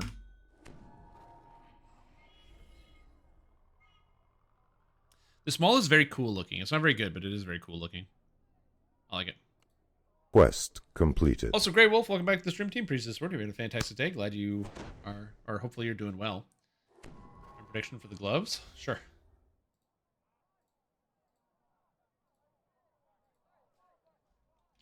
Will Strim get the gloves?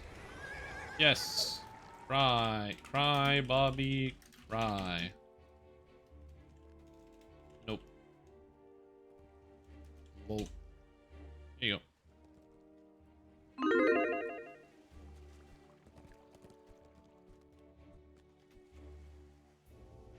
I convince you to stop using Sword of Shadows. I'm not gonna stop using the Sword of Shadows. I'm stupid, but I'm not dumb. Okay.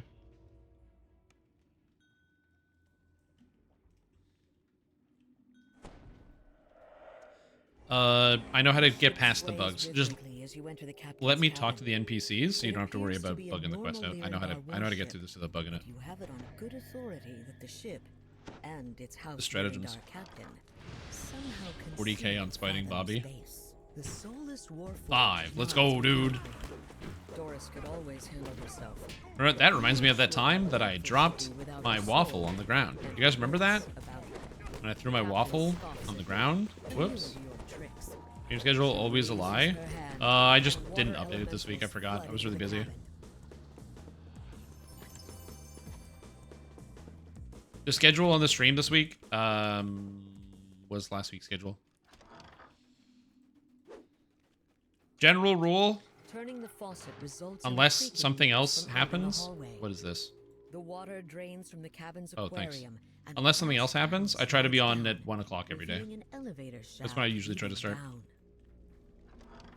1 o'clock Eastern Standard Time. You find yourself in a well-appointed lobby. As you exit the elevator, Do we make hear that an the chat authoritative command? Not yet. voice. There's The not a chat illusion command yet. chills.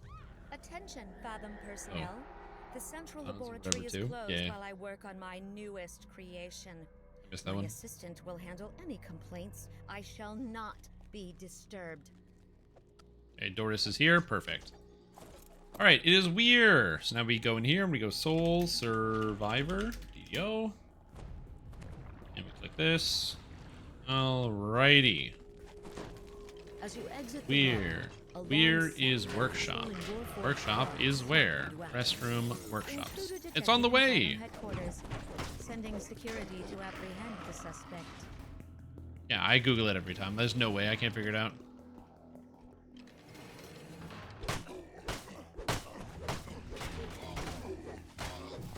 Honestly, I will say this. That meal was delicious.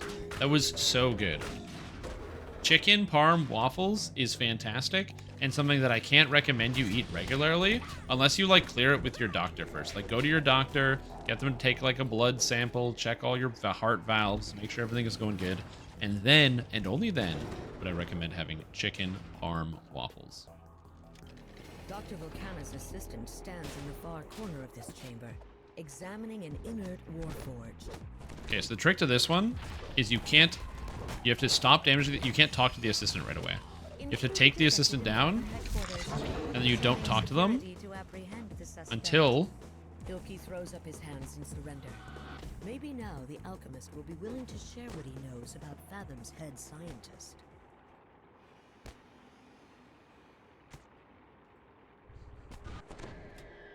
Hilke tells you that the Here we abandoned go. experiments wing has an underground elevator that Ah! leads into the central laboratory. Good. However, he warns you to be on your guard. Oh man, that was so good. I will say this. That was a lot of food. I am slow. If my brain is slower right now, it's because my blood flow is slowed down a little bit. Oh, I could definitely go for a nap. That was a lot of cheese. But it was so good. That and also I barely slept last night. I was really nervous about today. I don't know why. I was like really nervous about the cooking stream. Like I was really nervous about it. Sending security to apprehend the suspect. 02942. While this room seems to be used for storage now, some remaining furniture Unpaid for suggests perfect? Did it they? might I have didn't been the see it. reception area for the facility. A locked door at the back wall is labeled Abandoned Experiments Wing. Here we see. Unlike How are the chicken parm small waffles? main They were floor so good, dude. headquarters, the rooms down here No. from a single narrow hallway. As far as I know, the answer is no. People are just putting exclamation pointing stuff. Which is also fine. That's cool. Kukri a favorite weapon? No, there isn't. But you can have the deep desire for Kukri to be a favorite weapon. But sadly, Kukri on its own will never be favored. Yeah. You find a room You want to marked use failed Kukri favorite soul, experiment but you can't. A. Inside, piles of inert warforged, tanks of humans, and other curiosities fill the room. A somewhat battered Vaunt prototype is positioned against the back wall. Intruder detected Okay, in Fathom hold headquarters. on. Sending security to apprehend the suspect. The device appears quite old. Okay, that goes Perhaps here, it's one this of way, Fathom's this first way. attempts at creating a soul splitter. Reversing the power flow to the machine should allow you to release the last soul trapped inside. Good. Solid Cleave and 41 Vistani. Yeah, sadly that... Oh. Nice. Now we use the machine. Release the You soul. trigger the device. It sparks, and a familiar form suddenly materializes. The soul vanishes just as abruptly as it appeared. Where's Doris? Then your soulless warforged companion falls to her knees. Perhaps you should make sure Oh, there she she's is. doing all right. Uh-oh. There we go. Unable to sass. Intruder detected in Fathom headquarters. Sending security to Okay, apprehend now we the can pull suspect. this, I think, and we're good to go. Lucy This one's Vaught tough, this one's punished tough. Isabet by using her as a test subject Add in an chat command. experiment. Oh, you want leaving perfect? his Okay. soul trapped inside I this got you. gaunt device. But you should feel Releasing proud. his Sorry, you made soul has my given tummy her a hurt from new laughing. body. Yeah, But you I hope doubt people that had the a good real time. Dolores I will hope be everyone had happy fun. with this news. Yeah, that was definitely something new. I stepped outside my comfort zone and I had a good time. Okay, let me just get this set up. It was stressful. Device, surrounded by the mangled Okay, bodies of his perfect. experiments. Here you go. This man doesn't seem surprised to see you. This must be the one they call the Stitcher. Yeah. The former head of Fathom Okay, that's good. Endeavors. The Like I said, I was just worried about it. I'm not saying that the thing is perfect. Like I said, I know I could do a lot better. I could get better sound quality. I was just the best that I could come up with in the amount of time that I had to prepare. So, you know, if I do something like that in the future, I just want it to be like, I want to be better. I want to be better, man. More cooking streams are to come. If you guys want more cooking streams, then guess what? Next stream, we're cooking meth. I mean, methanol. I mean, His face remains frozen in a macabre grin. I gotta go. Okay, thanks for watching. I gotta go. See you later. Bye-bye. Bye-bye. Bye-bye. Bye. Get it? It's fine. Don't worry. No meth was harmed in the making of this joke.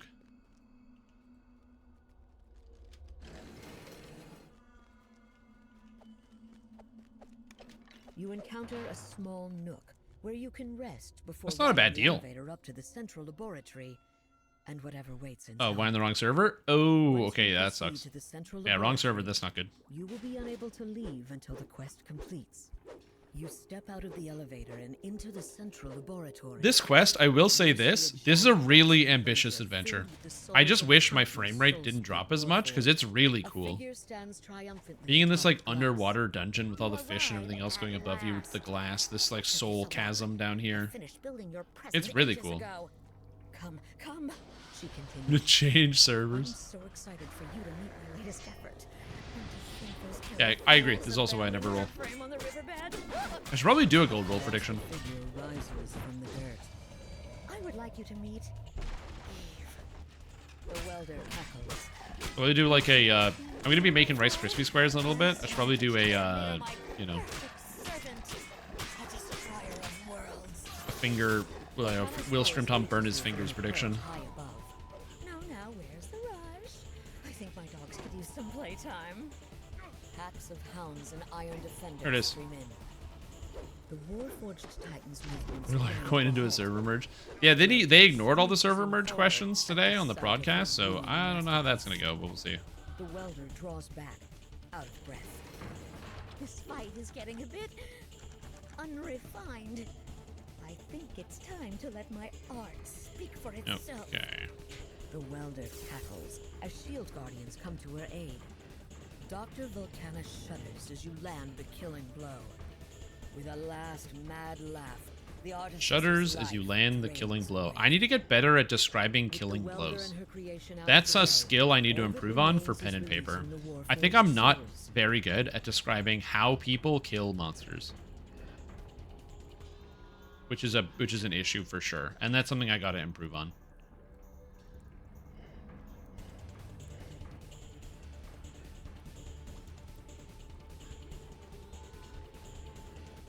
This shouldn't screw...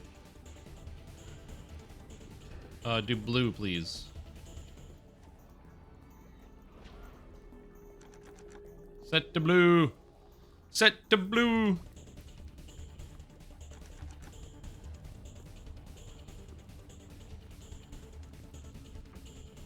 Spoiler stream of gore and viscera.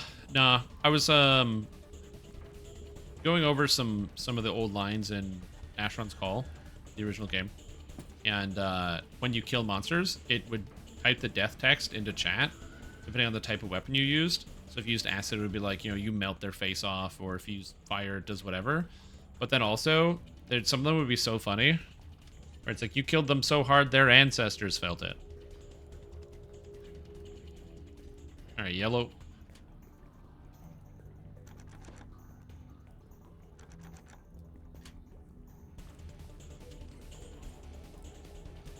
Okay. The welder's voice echoes through the room. Initializing mass soul extraction. Blue. all souls will be released from the repository.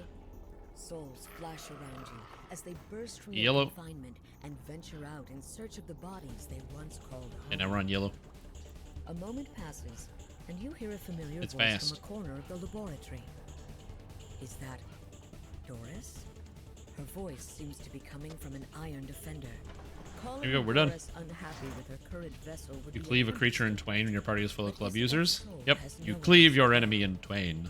You'll have to find Doris's soul. Alright, destroy in the her lab. body to call home. You go through here? And you think you know just the No, thing. you can't. That would be cool if you The could. inert body of Eve roars to life, reinvigorated by Smash. Doris's Smash soul. the laboratory. Your Warforged The laboratory. lets out a rumble of satisfaction. Now everything Ha! is Break all the happy as rules. Given the circumstances. Okay, the and now we laboratory escape. suddenly begins to quake Emergency and its escape lights route. dim. Alrighty. Dead inventor's voice echoes Come through on, the baby. lab. Give me those gloves. The Give me soul those repository has gloves. been emptied. What's up, Kathleen Without Riek? an adequate power source, the facility will Chest. power down. The Nothing. welder's message There you rouses go. Doris to action. You've been avenged. He tells you Bobby, to you've been smash avenged. everything in the lab that you can. If Volcana's research isn't destroyed now, eventually someone will surely find another, even worse use for it. There's a distant rumble. Imagine I And just suddenly do that the myself. Lord of Blade shatters into the Exclamation room. point perfect should be set up, by the He way, and so you Doris guys can now use continue it, their I think. destructive rampage as the underwater lab begins to flood. Are you farming that quest? It's No, I time was to just get doing out it of because I their needed way. XP. The And dimension Bobby farmed door it until his brings you eyes to a bled. sitting room high up in one of Sharn's towers. To your surprise, Wait, did you are get him? greeted by the head of the Aurum himself, Kalfen Riak. You turn away from the High Priest. Okay. No matter what he claims, you know in your heart that this time you've won. Yeah. And see, that's the thing where it's like we were talking about farming From gear now before, on, where my brain you're is like, coming for man, the I don't Aurum, want to and farm Kalfen gear. Riak's intrigues won't stand in your way. I just like don't want to, so I'm not gonna. I do, however, want to level up. That's a good idea here.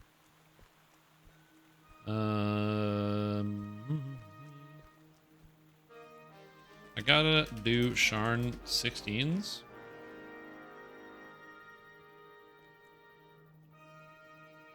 So I kind of want to do Sharn 16s. If we can. Let's do Sharn 16s. Yeah, I gotta do cogs and the other one. If you need if you haven't flagged for the other one, we can do cogs first, and then people can tag along.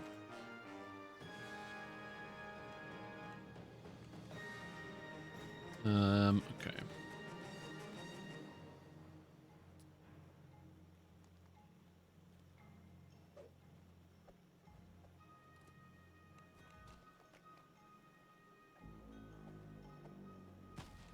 Yeah, I don't think it's me, dude. Everyone else heard me. That's why they responded.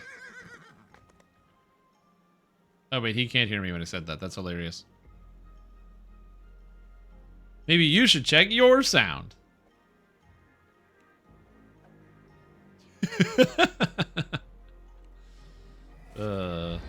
Dog's gears are running fine. Good, good, good.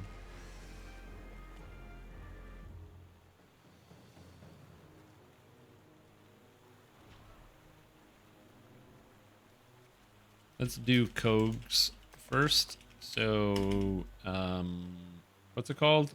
Scavenger hunt. There's just stinky. I agree. I'm going to be making a well thought out forum post later. My goal is to put together something where I basically talk about the experience of actually getting loot as a player and how there are a lot of just unsatisfactory feelings about the general loot process that just make me like kind of disinterested with even engaging with the loot system at all because of how frustrating and punishing it can be. Just how generally unfun you can of a time you can have with the loot. I said the argument against putting bound to account loot is that they want to make sure that if you have it, you're showing it off on the character who gets it. But like, there are lots of situations where you can't actually play the character that you want to bring to a group because you are playing a character and, you know, you got to bring the healer to the raid today, but you really wanted to get that, like, you know, that weapon, but you can't pull it on that one character that needs it because you got to bring healer today. And if you're the one who's always bringing healer, there's no incentive not to bring healer. Like, you have to understand, from the perspective of, like, the player, you have two options. A, bring a healer if there is no other one, and get the raid done. Don't bring a healer, stay on your other character, and waste potential, like, some indiscriminate amount of time so you can't get the raid done with your friends, with other people. And maybe even you don't even get it done at all, depending.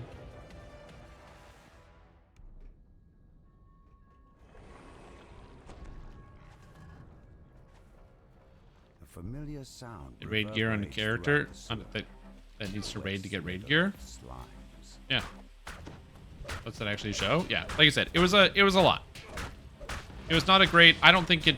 To me, I did not receive that messaging very well. I think a lot of people didn't receive the messaging very well. So yeah. Rolls Royce, yeah. Also, people use cosmetics anyway. And also, the cosmetics are bound to account. So honestly, the point doesn't even stand. The cosmetics are bound to account anyway. Like if you make a cosmetic of a raid weapon, the cosmetic's bound to account. So you know what? Just because of that cosmetic being bound to account, I rest my case. Yeah. Oh, the triple knockdown. Let's go. Yeah, rest my case.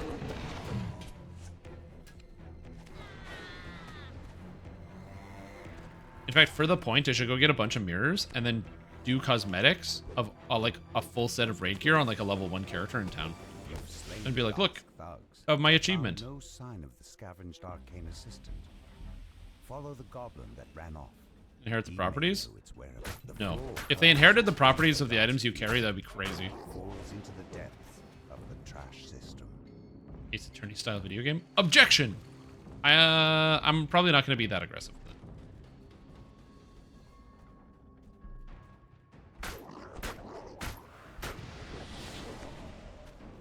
Dusk thief flees into the main trash disposal room. Yeah, race restrictions will stick. Yeah, race restrictions stick. That's true. I forgot about that. But not level caps. There also are a couple item cosmetics that have weird buggy properties. So for example, for a long time, the purple dragon shield, if you cosmeticed it, it would give you block elements on the cosmetic. I have no idea how that functions. And also for a long time, if you cosmetic the sun sword, it would let you strike through on a short sword. The magma must flow.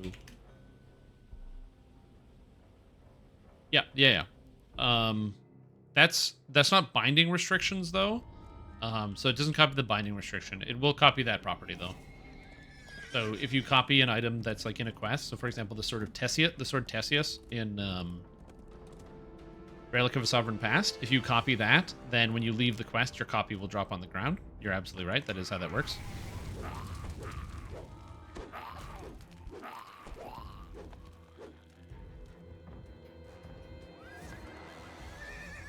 Performance reasons, really hope it's not for this sinister. Honestly, that is a possibility. That is a possibility that they don't want people to run the raids. The foreman turns and opens the door. I agree. I also hope that that's not the case, but it's possible. Okay, you can recall and come back. For countless years, these sweltering caves have served as a comfortable home for the fiery beasts that inhabit them. But whatever is happening to the magma has left the... Yeah, there you go. Now you learned something. We all learn something new every day. I learned that Chicken Parm and Waffles is really, really good. Holy shit, that was good. That was so satisfying. I'm glad to hear you guys had a fun time and people enjoyed watching the stream. I stressed out about it stressed out a lot over it, so I'm glad it went very well. But also, man, am I tired. I'm so tired now. So I'm probably just gonna sit on my computer for a bit and just decompress. And then I'll probably go make the Rice Krispie squares, and then that's probably gonna be the old end of the old live stream. Rilton stands before you. Sauce and chicken and waffles? Well, that's just it. That was my thought process, right? Because usually if you're gonna put a chicken, it's either chicken tender or like fried chicken on top of your waffle. So I thought to myself, well, if I'm gonna be putting like some type of chicken on top of the waffle, why can't I do chicken parm? Also, it's kind of like a meme. Like the chicken parm is a meme. Sort of like chicken parm, Mazda 3. They're all part of the consumable memes that I have here on the channel. And so I was like, and I have Texas waffle maker, so I thought, why not combine all of these things? Chicken parm, Texas waffle maker. Make it one big happy Master of Earth series must of be events. One responsible big for this daisy supernaturally chain frozen of cave. nightmares. A gnome wizard stands before a humming, whirring arcano-mechanical device. Jets of air released by the construction, cold enough to freeze even the hottest magma. The wizard turns Both towards of it, you starting are in. We're still waiting for one of them. How have you made it past? Not just my apprentice, And but those someone's missing, so we gotta wait for him. and my icy minions as well. Whew. Well then, it seems that I, Jabazuk Knuckle, must deal with you myself. Have at thee. I am You haven't distracted. seen the last of me. You haven't seen the last of me, says the guy that we've definitely seen the last of. The wizard may have turned tail and run, but the whirring device continues to freeze the lava flow. Yo, what time in the AM we doing thing? 10? 11?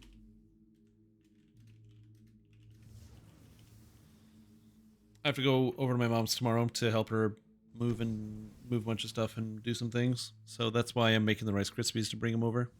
Because her birthday was in the summer, but she was in the hospital the entire time. And so she couldn't properly celebrate her birthday. So we are going to be going over to her place and, spending some time and hanging out and doing some stuff. And that will be me tomorrow. So I definitely need to make sure I get a good night's sleep tonight. You managed to disable the device. Chicken parm is so good. Flow of frosty Honestly, very easy to make for yourself. Feel warmth seeping back into the cave. Anyone? A sign. Oh, I gotta do my gold roll for the day. Returning to normal. Time to do the gold roll.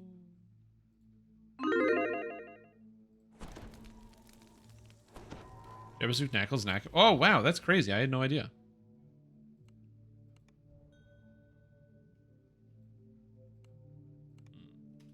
Security detail. She's doing better? Yeah, she's great. She's on her feet. She's walking. She's running. She's running faster than me. That's not true, but she's doing much better. She's doing much better than she was before. I have no idea where these people are going, but I will trust them. Yeah, she was, it took a long time. Hopefully there will be no hidden complications. Assuming there are no hidden complications, everything's going to be good. The main problem was that she was, it was like, after each surgery, there'd be some type of complication.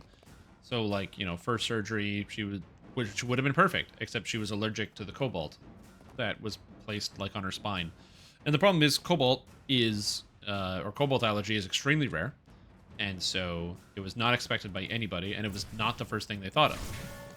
Because all the doctors were not trained on, like, oh, what if this person has a cobalt allergy? It's like, you don't really see cobalt allergies on spines very often. So there's that. So that was a problem. So then they fixed that, and they did more surgery. So they replaced the metal, but then it wasn't healing properly, and then there was, like, pockets of infection, and then she became septic, and she had to go to the hospital and stay there for, like, a few weeks, and then more surgery, and then they had to, did like a skin graft and a whole bunch of stuff, and it was just like a lot of things, a lot of back and forth. So she was in the hospital for a little over a month.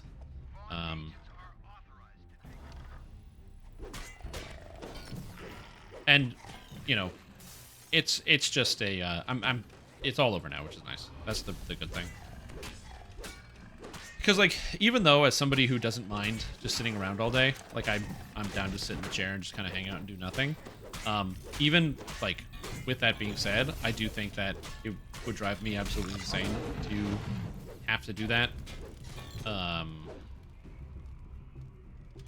have to do that, like, myself. Like, being stuck in, like, a chair and sitting there with, like, a Nintendo Switch playing Animal Crossing. I can only do Animal Crossing for so long. This is the fucking build. I've seen this build. This is the build. This is the Danny Artificer in my party that was posted in my Discord yesterday.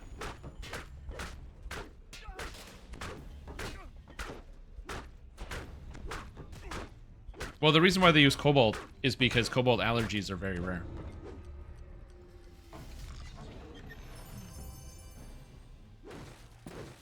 see it now. There it is. Putting all my points in the roll because I lost everything in the house burn prediction. Yeah. Well, I hope you win. I'm not sure why you thought I would burn my house down. To be fair, that would make interesting content. There are not a lot of content creators whose houses have like burned down live on TV. So, you know, that's interesting. Yo, you're definitely gonna have a kobold allergy, that's for sure. The more can be seen lurking outside in the distance.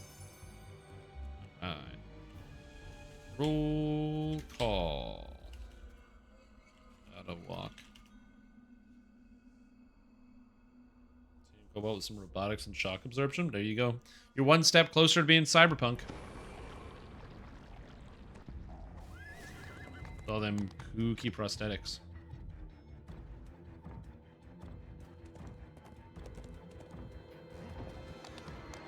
Yeah, exactly.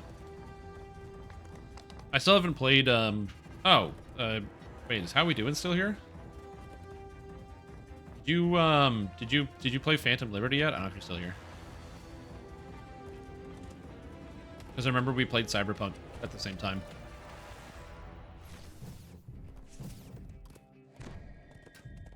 Oh, did you already play it? Oh, nice. Yeah, I still haven't touched it yet. I'm waiting. I'm not ready yet. I just gotta finish Baldur's Gate 3 because like too many RPGs at the same time. I'll start mixing up the stories.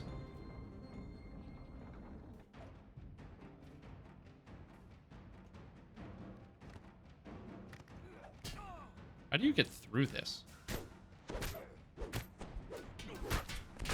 I don't remember how to get through here. Oh, you go this way. I remember now. Hey, you can just go over here. Uh-oh. Oh, God. Got a new character? See, that's my other thing, too, is I want to start a new character. And if I start a new character, I got to do, like, all the missions again. And it's like, ugh. Okay, so if you start a new character in a game like that, like one of these big, long-time RPGs, this can be just a general question out to chat. So you pick an RPG, right? Some of you guys like RPGs, not all of you will, but some of you do. Do you watch the cutscenes or skip the cutscenes? On average. Because on replay, generally, I rewatch the cutscenes. Some people skip them because they already know what happens, but for me, generally, I will watch the cutscenes. Hard at work in this wing. Instead, if it's like a second or third, or sort of like a second or third replay, I might skip cutscenes. It looks like the last students have triggered the wings. If it's like, oh, I haven't played the game in forever, time to rewatch everything. Back to the entrance. Kobold might actually be derived from Cobalt. I honestly thought they were the same thing. So, in the video game Asheron's Call 2, there's an area called Cobalt something. And I thought, and in Asheron's Call 1, Cobalt was one of the materials you could use to cast spells. As a catalyst. And I was like, oh, it's so, the concept of Cobalt is so cool. And because I played these games when I was a kid, I think it was in like 6th grade, for a science project, I did a project on Cobalt metal. Sucker for the scenes. Yeah, skip a lot. Yeah. Now I gotta rewatch them. My biggest problem, I think, when replaying RPGs is like making different decisions. I will totally admit that, like, I'll replay an RPG, and then, like, I'll just end up, like, you know, romancing the same character, or, like, doing this, helping the same people in the same village, or doing the same thing that I did before, and it's like, oh, man, you know, there's so many other options. Dane tells you that the last same student thing. was taken captive by That's why sometimes I'll just, like, brought to a holding cell. You'll have to go like, I played Mass Effect for the first time in 2012, and I just beat the entire thing in a week, like Mass Effect 1, 2, and 3. And then I wanted to play again in like 2017, but I was like, I don't have time to play Mass Effect again. So I just went on YouTube and watched like all the cutscenes. And then I was like, oh, that's good enough. And then when Mass Effect Legendary Edition came out, I played the shit out of that. You teleport the hapless student back to the entrance. Meaning rogue. Germans took the word and changed it to kobold. Fall down a chute Kobalos. and tumble out of the maze of pipes. You guys want Cobalt facts? A massive shield guardian protects the holding cell. A student waves at you from behind the magic barrier. Cobalt. Chemical Think of a element. host, he cries. Cobalt is a chemical element with the Illuminates symbol them CO and atomic number 27. not As what with it nickel, looks cobalt is found in the Earth's crust only in chemical combined form, save for small deposits found in alloys of natural meteoric iron. The free element, produced by reductive smelting, is a hard and lustrous silvery metal. Lustrous silvery metal. If it's silvery, why is it supposed to be blue? Oh, it literally says that in the next line. Cobalt-based blue pigments, cobalt blue, has been used since ancient times for jewelry and paints, and to impart a distinctive blue tint to glass, but the color was for a long time thought to be due to the known metal bismuth. Miners used the name kobold ore, German for goblin ore, for some blue pigment-producing minerals. Kobold comes in here on the article? Quickly, Chance says. Unlock the security door so I can get out of here. Amazing. No. Thanks, Germany. Pulling the wrong lever will summon the authorities. You make your choice and pull the lever. A shrill alarm rings out in the chamber. Code red. Alright, now we do the Sharn. For City Watch. Chance will have plenty of time to think about his actions in prison. Give me, what's that one called? Oh, I'm so tired. Refunds. No refunds.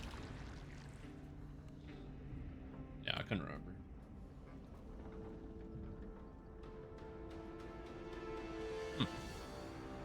Cobalt is used in lithium-ion batteries, the manufacture of magnetic, wear-resistant, and high-strength alloys. Compounds cobalt silicate and cobalt aluminate give distinctive deep blue color to glass, ceramics, inks, paints, and varnishes. Cobalt occurs naturally as isotopes and other stuff. Cobalt is the active center of a group of coenzymes called cobalamines. Vitamin B12, the best known example. Vitamin B12 is made out of cobalt? Oh, that's so cool. I didn't know that. B12 is like really important for your brain to function. And so I did not know that cobalt was made out of B12. I had no idea. That's awesome. If you paid for the cutscene, if you skip it, you're throwing money away. But if you watch it, you can save enough money to order a pizza. Oh, true. Then you don't have to buy a new cutscene. True. But you can buy a new pizza then.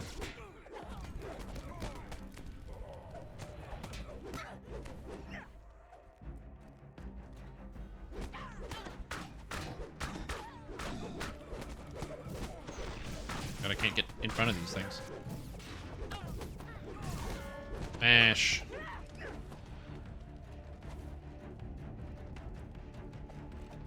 Eat cobalt, I get smarter?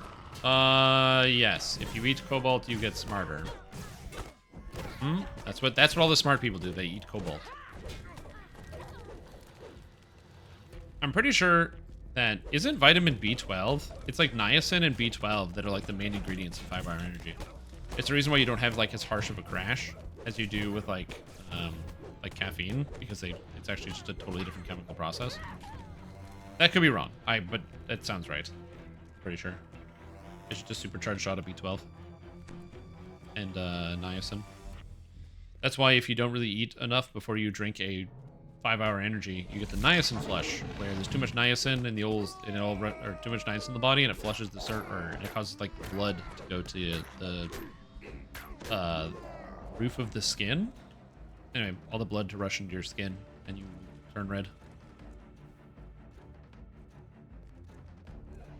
I took a week off of drinking caffeine. It was a good decision.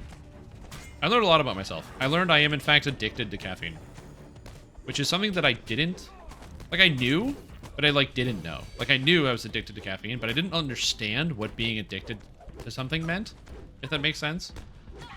Like it's really easy to be like, oh, I'm like so addicted to this thing. And yeah, I stopped drinking coffee, and like constantly my brain was like, get a cup of coffee. Tired, just get some coffee. You want some coffee? You should go get some coffee. You should go get some coffee. I was like, the whole time, I was like, I couldn't get away from it. My brain really wanted me to have coffee. And I felt physical pain all over my body. I had like these muscle aches and stuff. It was a rough one. I actually didn't have the headaches. By the door reads Huslov Noller, which is nice. Manager. The door is securely locked. You'll need a key to Glasses get to the caffeine. Oh, for sure. I just didn't even know. Like I knew I was like the concept that I was addicted, but I had no idea what was going to happen to me when I stopped doing it. I feel very fortunate that I have, outside of caffeine, I've never had to run into like an issue where I'm addicted to something. Like I thought to myself, like, what if I'm addicted to computer games? You know, I spend a lot of time doing this. It is something that people, you know, that the TV tells you. They're like, these kids nowadays are addicted to them video games. They don't want to go outside and throw the old hacky sack around. They just want to sit on the boob tube and play the Mario 1. So like, you know, it's complicated because part of my brain is like, I wonder if that's true. Like, people get addicted to all sorts of stuff. I could have a pattern of behavior that leads me always back to video games. But I've taken, like, days away from video games. I traveled for an entire week, and I went on, like, a beautiful tropical vacation. And you know what didn't happen to me? I didn't get any chills. I didn't get any muscle pains or aches. I didn't constantly think about it. I just enjoyed myself and enjoyed the activities I was doing, and I felt really, really good. So, no, I'm not addicted to playing video games. I confirmed that to myself. But I am very addicted to caffeine. The old boob tube? That's what they used to call it, right? Why did they call it the boob tube? Because you could watch pornography on your TV? I actually don't know the answer to that question. Or is it because they see idiots on the TV? It's like a reference to like TV news and politicians?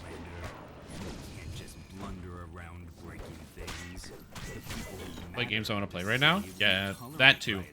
The number of times where I'm like just tired and I sit at the computer staring at it, I'm like, oh, I want to play something, and I just don't play anything. Like that's what happened to me the other day. I've been trying to finish off Pathfinder Wrath of the Righteous, and a couple other games, but I keep like not finding the motivation, so I just sit at the computer and wait, and then I'll like fart around in Destiny 2 because I don't know what to do, or I'll log in and do something in like Lord of the Rings Online because I don't know what to do because I'm just like stressing out. Boob tube, meaning, origin. Okay, boob tube. An allusion to the idiocy of television programming and the supposed audience for such boobs. And the television of the era used cathode ray tube, vacuum tube displays. That is currently the origin on Wiktionary. Merriam-Webster.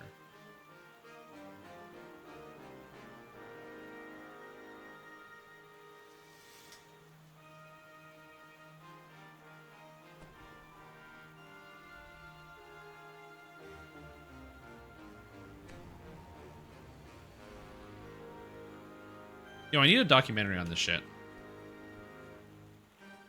I need one of these investigative, like, or like these YouTube documentaries where somebody spends like 1,000 hours, like that H-Bomber guy video about the Roblox oof. I need one of those, but about the word boob tube and where it comes from. I did a quick Google search, and there are so many different arguments, or like so many different things where it's like, this is called a boob tube because of this. No, it's because of this. It's because of this. Get the CBC on it. Good idea. Hey, can you do an investigation, please? Or minimum carbs? Well, yeah, but I don't hate myself that much. Also, I love sugar, and I love carbs. I love carbs so much. Carbs are the best.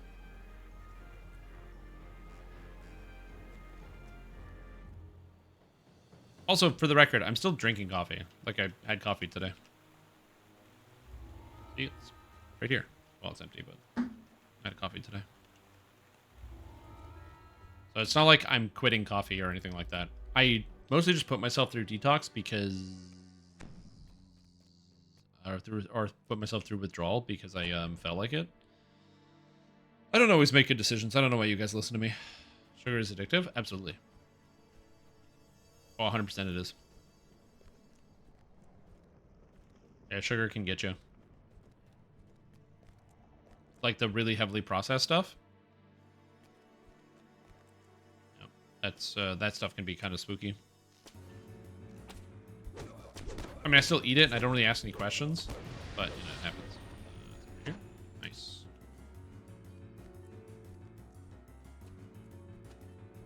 Caffeine, carbs, some sugars, protein, and fruits and veggies. Yeah, I could probably stand to eat like maybe more protein. I don't need a crazy amount of protein. I did today because that chicken breast was huge. Gold roll? Good. While we're disabling traps, it's time for the gold roll today, everybody. That's right, time for today's gold roll. We've got winners in the block. We've got losers on the block. We got all sorts of stuff, and it looks like our traps are going off here, so we gotta go. We gotta start smashing. Go, go, go, go, go. The traps are going off. Get. Holy guacamole, that was crazy. I guess our trapper couldn't get it. Oh! 61? 61? Strange. What's a treasure chest like that? All right, horse, you win this time. This.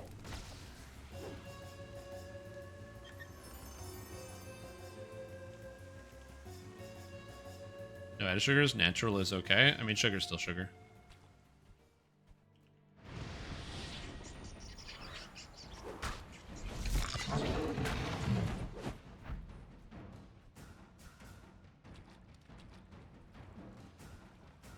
Like if you eat the sugar from fruit as often as you eat the sugar from other things, you'll still have the same problems. It's the concentrations, I'm pretty sure. Also the fact that fruit gives you fiber and regular sugars don't. I'm not saying fruit is bad for you, but like, sugar be sugar.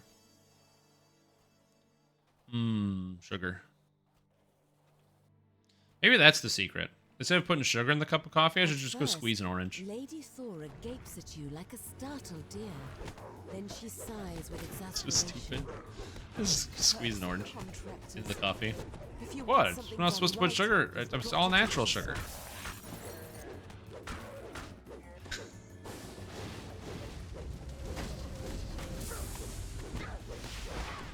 All natural sugar. Out here. My DC on trip now? 62 in heroics? I'll take it. So much trip. I gotta say, having huge pluses to my... Ooh, I don't have that huge plus to saving throws. I was like, huge pluses to my saves, and I actually looked at the number. Oh, God. What are you gonna be, 24? I thought it was way higher than that. Dude, I have a charisma item. Charisma's 35. Thora. You're a loose end, Talion responds. And you're done playing house. That's all of them, at least for today. Alright, yo, what's up, Evan? We need to keep moving, Thora says. There you go. If you want to talk to Nice, you're that much we closer, need to horse. do it now. One more step. Ooh. Anyone want this? One step closer. How many points you at now?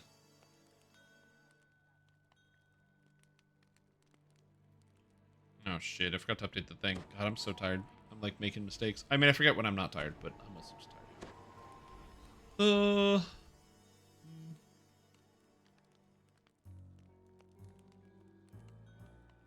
Yo, we're on Reach for the Sky. 25k. Oh! Nope. Blown deadline.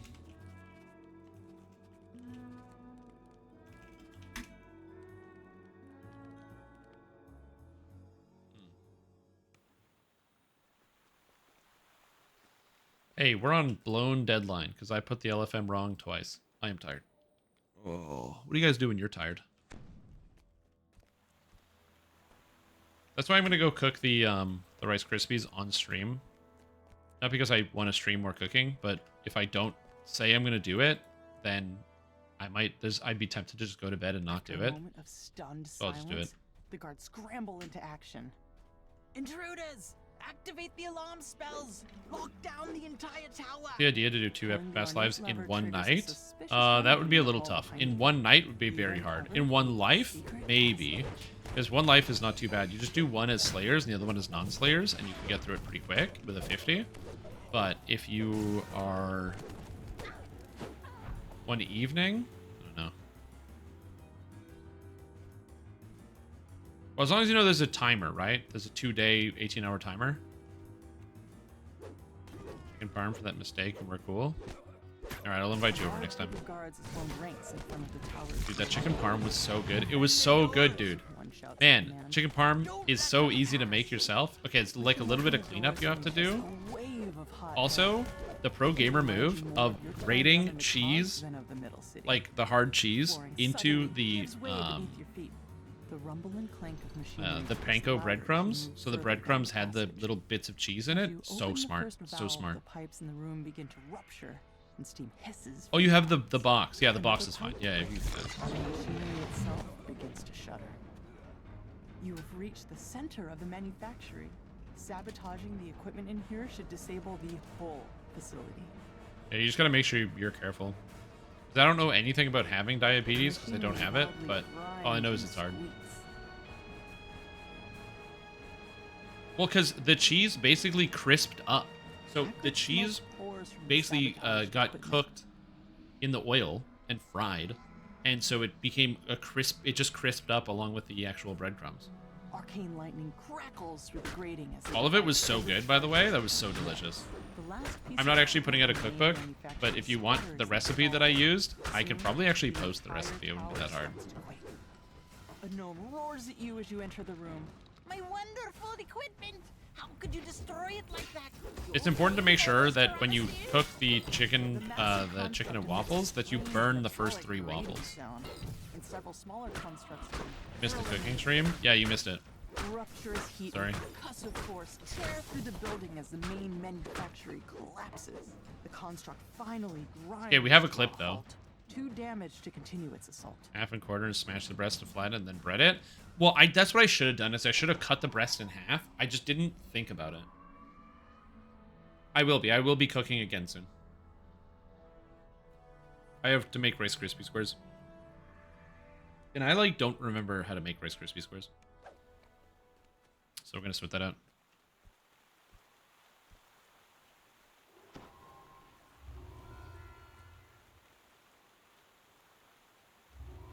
Class this time? Well, I'm sharing with my roommate, and she's the only one here, so yes.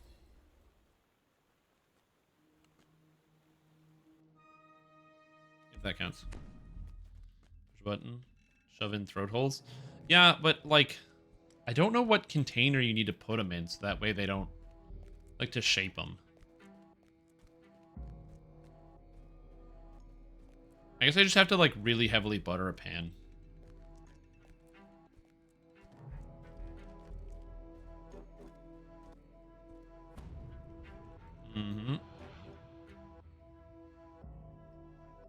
I gotta say, I do like Rice Krispie treats. They're pretty good.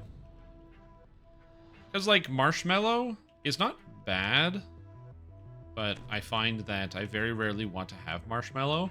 The only times I'm really excited about marshmallow are, Rice Krispie squares. You like that ledge grab? That was a good ledge grab. Is Rice Krispie squares. Mr. Lift knows what I'm talking about.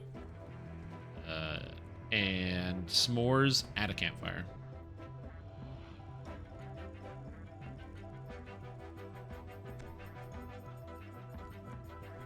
Motion item guild VIP, so it should be well over 6 minutes. That's just a display bug.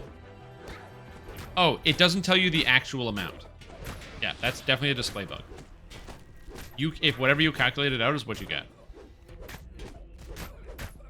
Does anyone know when the next lamb is? I don't know.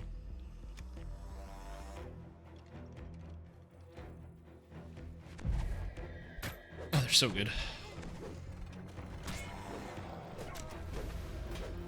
There's a druid here? Nice. I love it when the druid shows up and I don't have to do anything anymore. Very handy. Oh, the druids! There's 2 of them! Go, druids, go! I didn't even know we had 2 druids in party. I'm tired. Yeah, I don't know. It's the calculations. The game won't make the calculations properly for you. Also, if you're ever gonna autos box, the 50% pot's worth it, because it's 50% more autos box. For those that don't know, autos boxes are affected by your XP potions that you have and any XP bonuses you have on your character. So yes, autos potions, XP potions, voice the master, all that stuff is good. Vaunt, his voice brimming with confidence. And tomorrow yeah, I mean it's Friday, and if you have yourself some rogue energy, you could stay up all night gaming. So who knows? Maybe it's the right thing to do. Maybe it's the right time. On behalf of Vaunt Arcanotech, it is my pleasure to announce a revised and perfected version of my device. Introducing the new Vaunt Arcane Apprentice. Now comes in black. Better still, The Vaunt Arcane Apprentice has new functionality and new Yeah, that's the spells. problem. Is I was supposed to put pretzels on it, but I ate the pretzels. I completely forgot. Yeah, I was there. It's fine. Lucy mutters the Vault. Boss, we have a situation backstage. What's going on? Yeah, I was supposed to put pretzels on it, but I ate the pretzels yesterday. I completely forgot that they were supposed to go on it. I even bought them specifically to put them on. Cry of anguish on his lips. Okay. He died as he I was actually specifically asked to make Rice Krispies, or Rice Krispie squares, that were just regular. So, I'm gonna follow through. I just thought I could, like, you know, add a little bit of, zhuzh, you know? Just spice it up a bit. Maybe I should add hot sauce. Stupid. I still do have a, quarter of a half gallon of Cholula. Sugar mid-workout? Oh, yeah. You've recovered the stolen beacon. Mr. Lift, you just gotta make sure you're lifting. Turn the artifact to Stormreach, where it will once again guard For every the city bite, it had you just gotta protected lift, for thousands of or years. do like 100 reps. Per bite, 100 reps.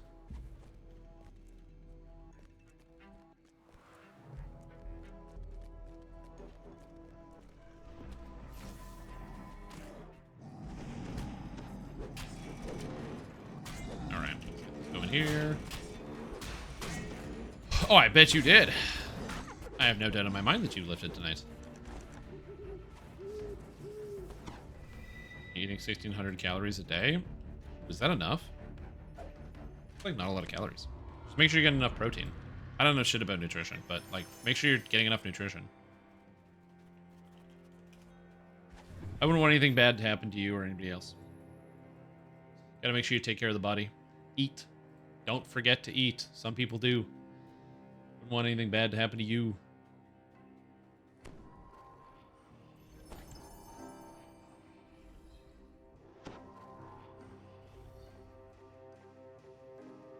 Fine, no one wants my gloves? Fine. Take care. Hit him with the take care. I'm gonna use the bathroom real quick. I'll be right back. It's pretty much a limit for healthy fat loss. There's plenty of good amount of body fat. Okay, you're good.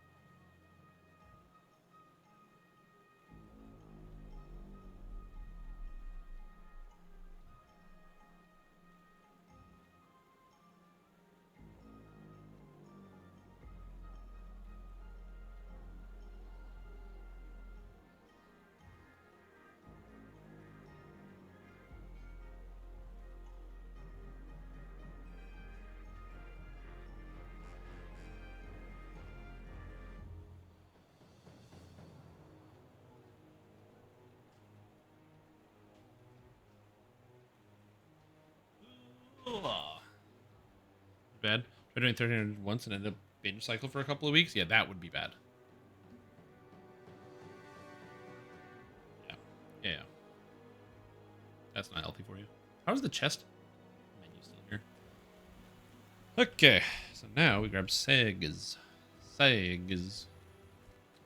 This saga. 6,000. This saga. 36,000. Ravenloft saga. They're 46,000. I have Giant Hold Saga.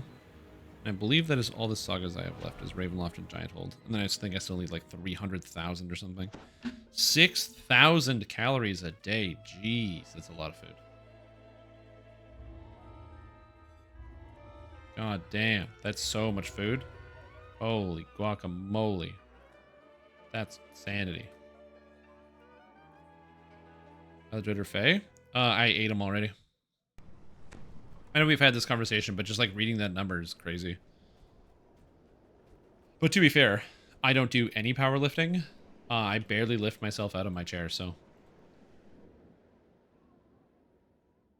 I just always forget how much extra XP you need when you don't have. This is the best selling point I've ever seen for the whatever, the book. Like, I'm at 2,400 favor. So let me just get my quest list real quick. So my quest list on the character that has the Tome of Learning has me done with everything at 2,500, and I'm at 2,427. So, yeah. Premium potatoes. So that you had improved 200 on the class and can't figure out why. Can you explain that you add that feat?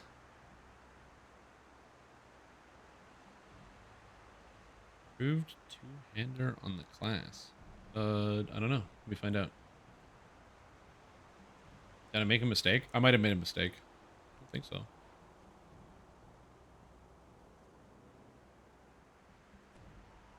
Oh, perfect two-handed fighting? Yeah, it's for hit points.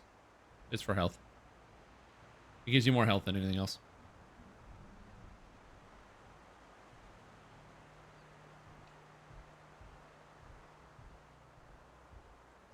It's for the hit points.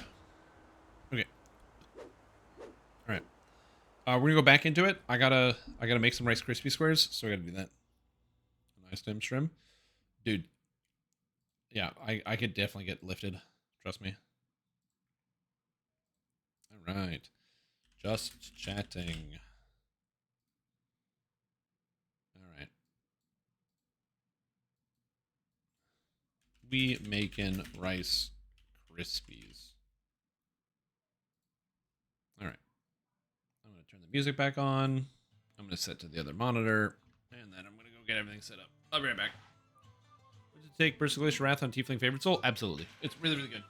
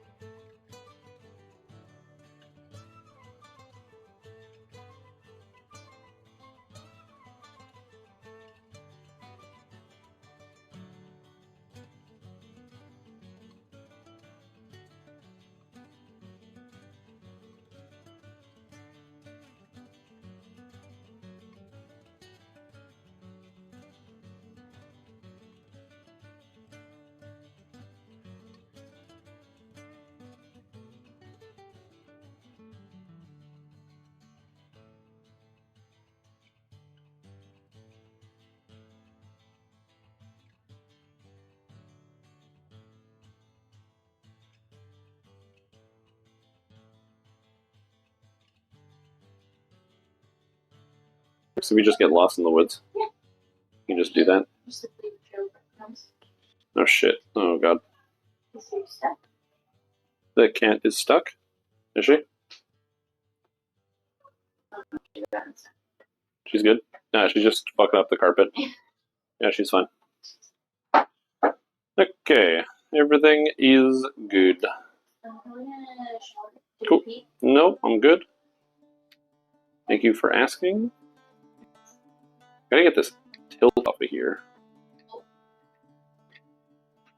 I just don't like where I have to position this, that's all. That's fine, this is good. Oh, you can see my little reflection. Hi, hello, I'm behind the camera, but I'm also in front of it. How cool is that? What is that? It's pretty cool, actually. Let's turn this back on. And... okay, and we are back. Hot to kettle, you shouldn't. I think I have to refresh chat, because I don't have chat working on here. I think my chat breaks. What's the refresh key on?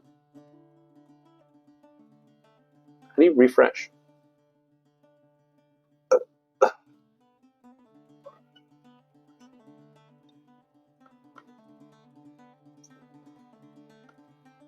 Okay, how do I do this? Twitch? Watch on Twitch? Oh, there we go. I'm really bad at using my MacBook because I never use it.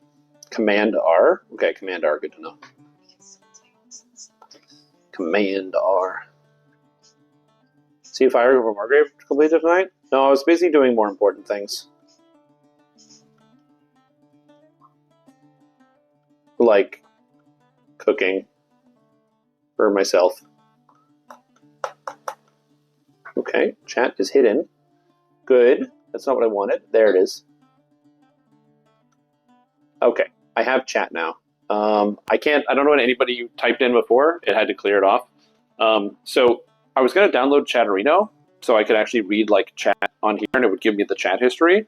The problem is Chatterino, for whatever reason, yeah, it's there. Chatterino, for whatever reason, doesn't work on my operating system because I need a more modern version of iOS. And I don't have it because my laptop is too old. Which doesn't make any sense to me. They just like stop updating the software because my technology is old? That's so dumb. How do they even get away with that? Anyways. Okay. So, Rice Krispies. I don't know how to do this. Do they have instructions on the box? See complete recipe details inside the box. That's so stupid. That's so dumb. I know, but like, how do Apple people fall for this nonsense?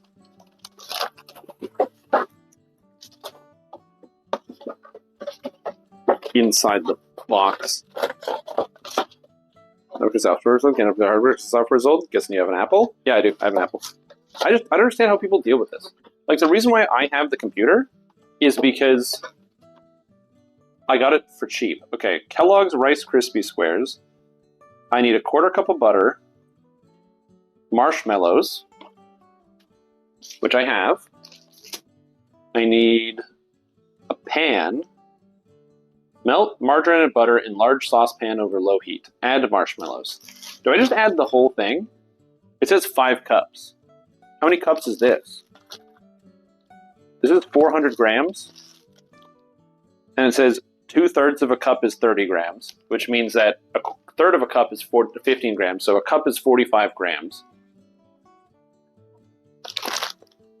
And I need 5 cups, so I need half of these mushrooms. That sounds right? Okay, I need half the mushrooms here. Mushrooms, marshmallows. I say mushroom all the time. I have no idea why. I think it's because I'm stupid and my brain is dumb. Yeah. Okay, so melt margarine or butter in large saucepan over low heat. Stir in vanilla extract, add Rice Krispies cereal. Oh, add marshmallows till melted. Using lightly buttered spatula, butter 13 by 9 pan, cool, cut into squares. Okay. This isn't that hard. You can make these in the microwave? That's crazy. The butter anyway, yeah. That's what I'm thinking. I have this pan, but this isn't a good pan.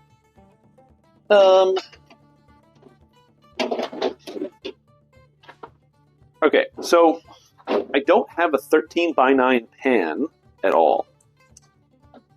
So I need a pan that I can mold the Rice Krispies into. Use a cake pan? I don't have a cake pan. You overestimate the number of pans that I have. I don't bake. But I've got some other glass stuff. I mean, I have this. So this should work. It's glass. It's round. Yeah, it's Pyrex. So that should be good. All right, cool. That's all I need. Your sheet tray. I tried that before. So I made Rice Krispies for taking it to a St. Patrick's Day party that I was invited to. And I made Rice Krispies, but I made them green because it was St. Patrick's Day. So I made green Rice Krispies, which I thought was a good idea. What I failed to realize is how bad of an idea that was. How hot am I supposed to put this? I don't know how hot you need this to be. It says melt it in over low heat. Okay, low heat. Check. Okay, low heat. Anyway, I made green Rice Krispies, and I thought that would be a good idea. But I made the mistake of adding too many marshmallows, which meant even though I think I did use this pan, I greased the entire thing so it was super greasy, and everything stuck. Hey, Sherm, what's the aspect ratio on this? On this? This many. You're scared to watch? Scared to watch what? You're watching a horror movie? What are you doing in my swamp? Okay, so I need butter in a pan. So we'll just... I think I can eyeball it for the most part. I think this is not... Oh god. I think I can eyeball it. The recipe calls for... a quarter cup of butter. So, like, I can eyeball it. It's probably fine. You cooking? You missed the best part. When I was cooking, actual food. That's like a lot of butter. But is this a lot of butter? There we go. Get that in there. I don't think I'm going to be able to get the rest of the butter off of here, just because it's too solidified.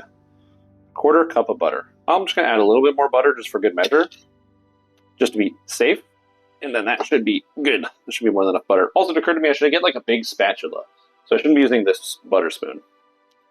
But I could just eat the butter. Do you guys ever eat butter?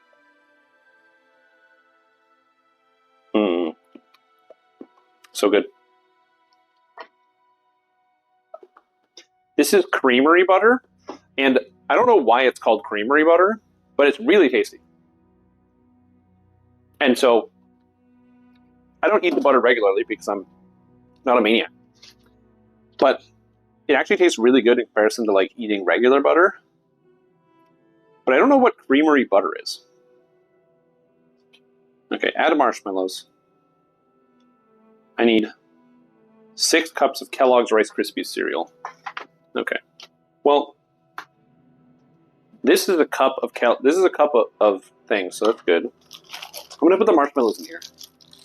The butter is made of farm and their cows. Oh, that's the difference. Okay. Fall behind the counter down the oven crack earlier. Yeah. So the waffle fell here. This is where the waffle fell, right here. So I pulled it out and then it went right down there. It was the best waffle, by the way. It was the best waffle. It was great. Okay, I need like half of these. So I'm just gonna eyeball it.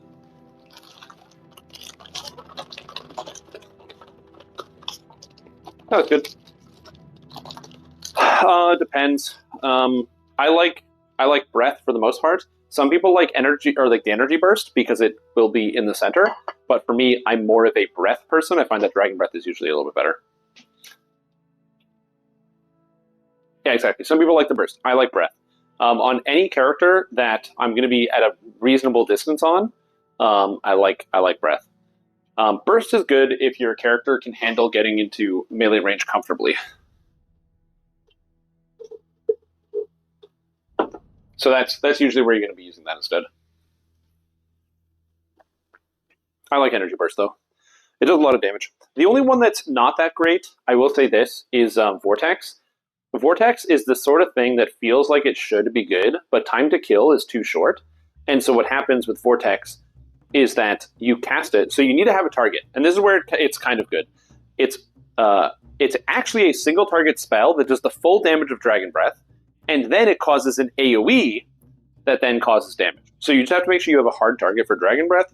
You cast it, it hits the target, deals damage, and then you need you do that, deals damage. Okay, we're good. I'm gonna put the marshmallows in here to melt. You cast it, it deals damage, and I can probably move this over, but it's pretty straightforward. Your dishes, your host. That's me. You cast it, it deals damage, and then it does the vortex around you. If you cast it with no target, it does nothing. It gives you the buff, it gives you the visual effect, but nothing actually takes any damage, which is kind of funny. And it says stir until melted, so I have to turn around and stir this. So I'm going to do that. And so we'll take you guys with me so we can kind of be here together.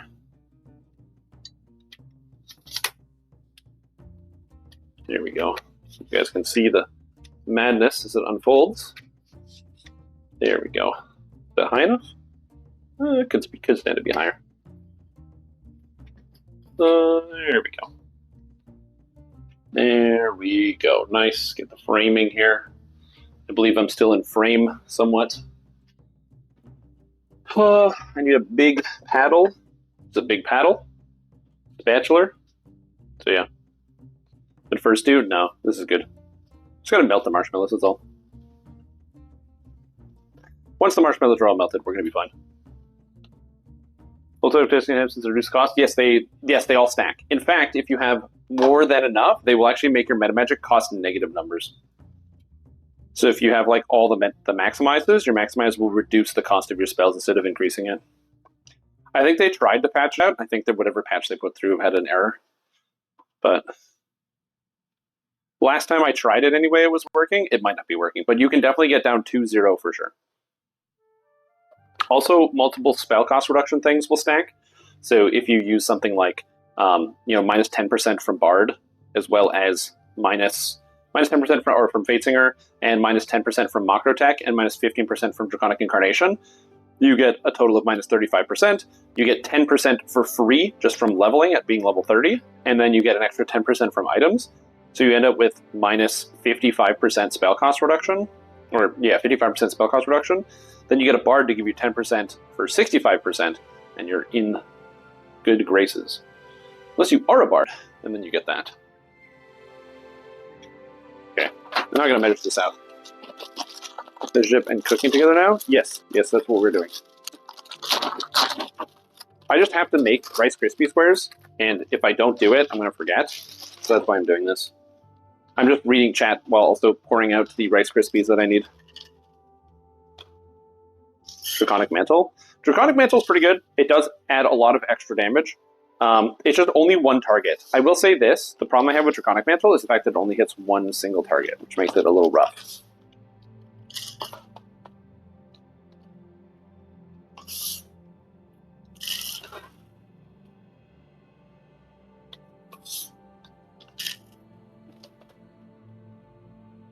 Okay, I believe that is enough Rice Krispies. We're good. Nature Mental says blast. Yep. Alrighty. This is mixin'.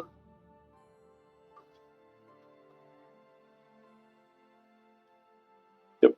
Marshmallows cause an earth-shattering kaboom. I hope not. That'll be bad. It's almost fully melted. There's like a couple stragglers in here, but it's getting down there.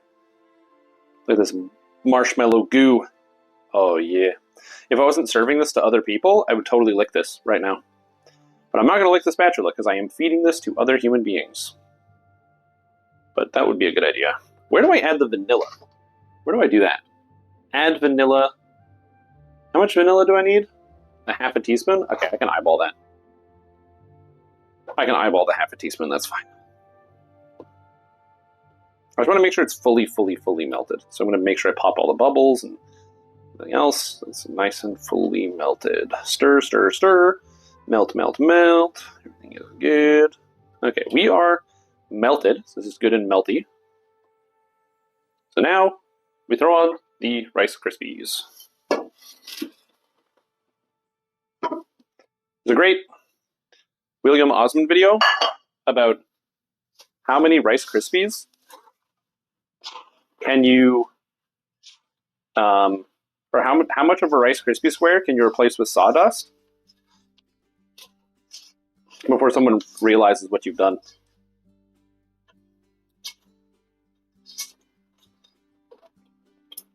I don't think I need the heat anymore. I think I'm good.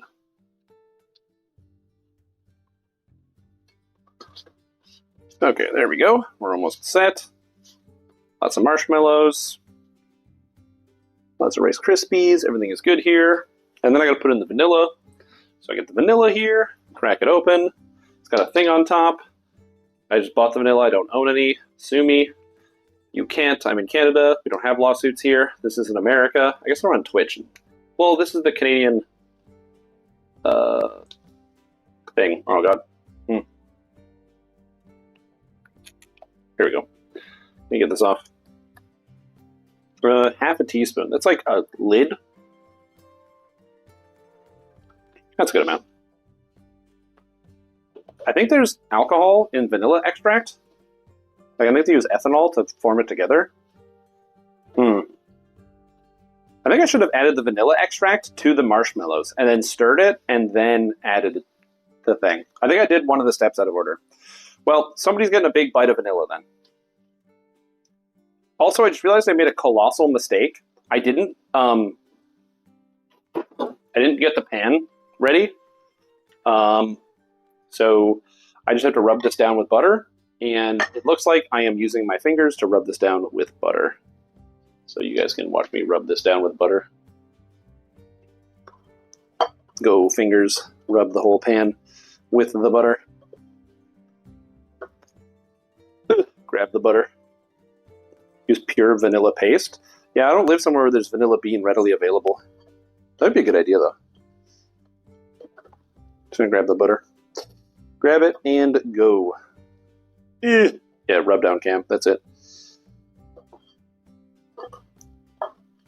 I'm sure there's some percentage of you that are having a good time because it's it's Friday and you're watching somebody make Rice Krispies, which is a good treat. All right, perfect.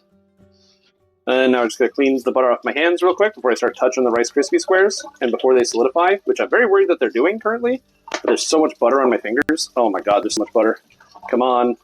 Lipid action. Wash those hands. Okay, great. Butter's off my fingers. And now we take this. Oh god. Oh god. Okay. Ow. Oh my god, it's so hot. Oh, this container is really hot. I didn't think about this.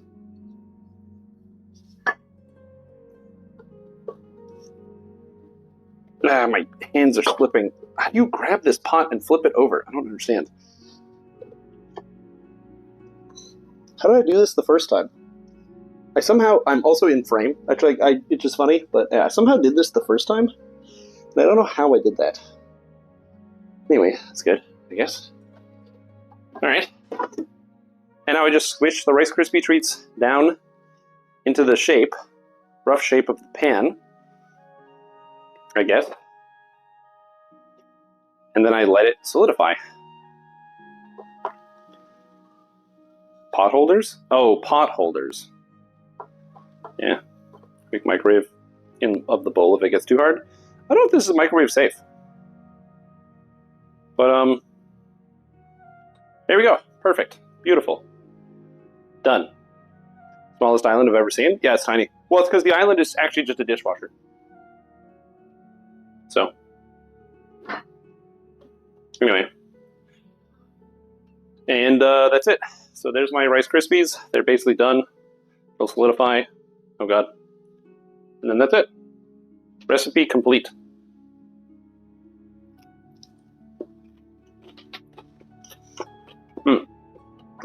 Oh, that's good stuff. Man, I gotta make Rice Krispie squares more often.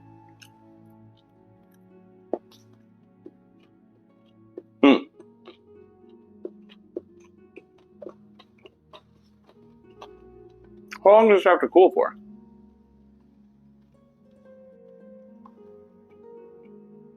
Oh. There's a bite? Oh, you want a bite? Here, you can have some. Here you go.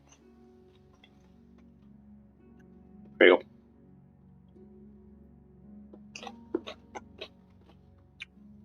I've done the Rice Krispies. They're so good. If it's in a circle pan. You're teetering close to the edge there, S-Green. Are you judging my use of container?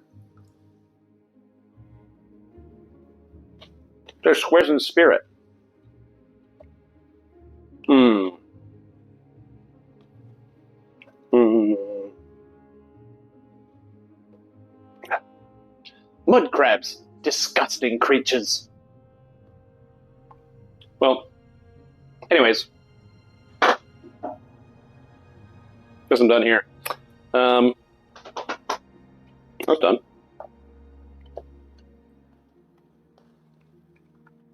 And I'm hoping that the butter will get this out. The problem I had the last time I did this is that I buttered the shit out of this pan and they didn't come out. So this time I really buttered it and I hope it will come out. Yo, it smells so good. Oh my god. Into the squares? Yeah, you carve it. Dude, you carve it. Of course I'm making it into squares. I have to carve this. This is but a glimpse of the greatness that exists within it. You're a Philistine. You go to the ice sculpture show and you see large blocks of ice and you think to yourself, what is this? Large blocks of ice? I don't understand. I came to see ice sculptures. But what you fail to realize is that the artist is emerging. And out comes the ice sculptor, turning a ice block into a beautiful swan. Okay? And my swan is right here. It will be carved. It will be beautiful. And I'll tell you one thing. You won't be having the last laugh. Because probably somebody else will. It's like unlikely. There's a lot of people here. It is very unlikely you will get the last laugh. Just of how many people are here.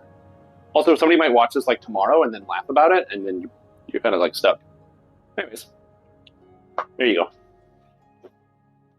Wait, you carved them yet? I just put them in the thing. They got a cool. Pan instantly? Yeah, I thought about that, but the parchment doesn't stay in. That's the issue.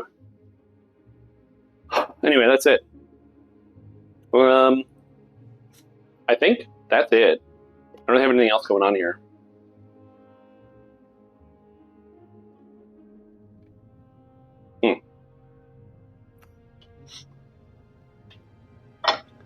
Parchment to size?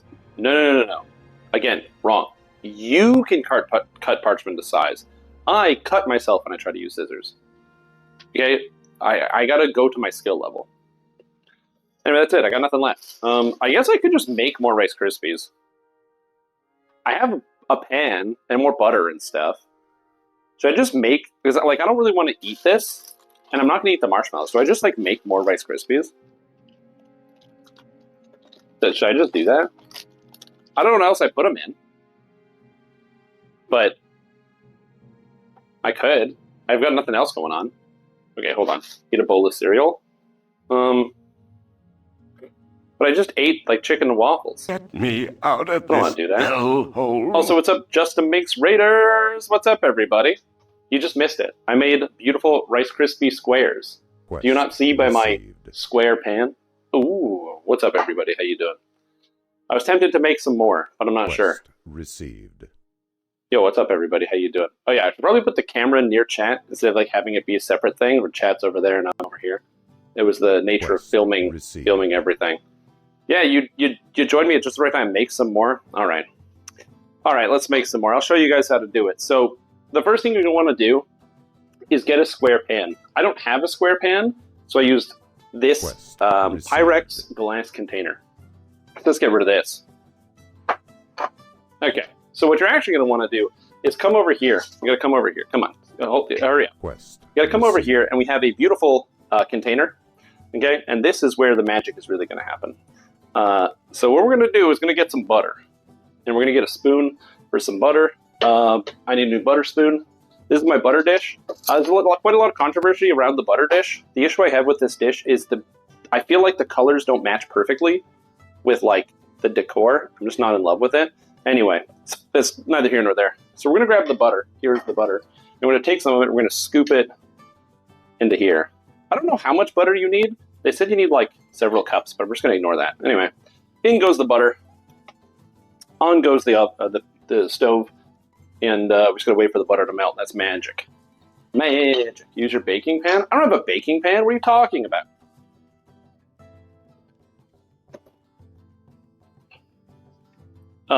Oh, also, for those of you that are tuning in, you guys might not know who I am. Hi, my name is Trimtom. I'm a Dungeons & Dragons online live streamer. That's usually what I do. I stream the MMORPG Dungeons & Dragons online. And earlier today, earlier this week, I had a nice hype train. And because of all the people that supported my channel, they said, cooking stream now. So you missed it. The big part of it for the earlier part of the stream is I made chicken parm waffles. So instead of chicken and waffles, it was chicken parm on a waffle. And so we did put it all together. It was a pretty good time. Highly recommended, by the way. Will clog your arteries. But you got to be careful about that. Will definitely clog the arteries. So yeah, you got to be mindful. Also, I don't have like a monitor. This is just my phone. I just set this up like for today. So I'm usually like the, sit at the computer sort of guy, but it is what it is. Anyway, I was just distracting you while I waited for the butter to melt because it just takes a while. I need a new bin. Oh god, I gotta search around my... Hold on. Keep me in frame. I have to find some other container to put Rice Krispies in, and I have like no idea what. Because I don't know what would be a good container, because I don't have anything square, that's the problem. I guess I could just try to freehand it. If you have wet hands, you can form the Rice Krispies, right? The square, like it's not gonna stick. So I use a baking sheet. I have a cookie sheet, that could probably work, but then I have to do it by hand, and that would be hard. Use the sheet tray? Yeah, but then I gotta... Alright. I can do the sheet tray. Alright, sheet tray. Sheet tray it is. Alright, cookie sheet. Okay, so we need to do the cookie sheet. I think parchment's probably a good idea, so we'll do that. And have the attention span. Oh, also, I'm not familiar, so thank you so much for the raid. I really appreciate it. That's also, by the way, the biggest raid I've ever gotten on my channel. So very unexpected, because I'm just like hanging out and just streaming some of this stuff. But so very, very grateful. I really appreciate that. I don't know much about your content. I probably should. I'm familiar with the name. I've seen your stream, or like, the chunks in YouTube highlight videos or stream clips and things, but I'm not too familiar. But I really appreciate the raid. That's very kind. Anyway, I seem polite. Yeah, it's like Canadian. Like, I feel like when you're Canadian, you kind of have to be polite on the internet, or else people don't realize that the illusion is shattered. Let's just... You know what? We can fix it. You can always fix anything. Don't just think of like a little tear as a happy little accident. Now you'd never know something was wrong. Perfect. Beautiful. Okay. And now my butter is melted. Oh, that's really melted. I was not paying attention. Oh, it's so melted. Okay, so what you do here, so the butter is now cooking. So if you take butter and you melt it and you continue to cook it, you get what's called clarified butter, or is it brown butter? Anyway, you make some type of butter and it starts cooking. That's the exact opposite of what you want. You do not want that to happen when you make Rice Krispies. So I'm just going to put the marshmallows in here and hope everything's going to be fine. Okay, great. Running out of time.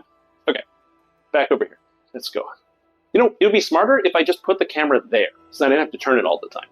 But, when it's your first day putting the camera on yourself. Oh, also, when you need to get butter on here, you got to butter up the sheet. The best way to do that is with your fingers. Just grab the butter. Don't be afraid of it. The butter's not going to bite.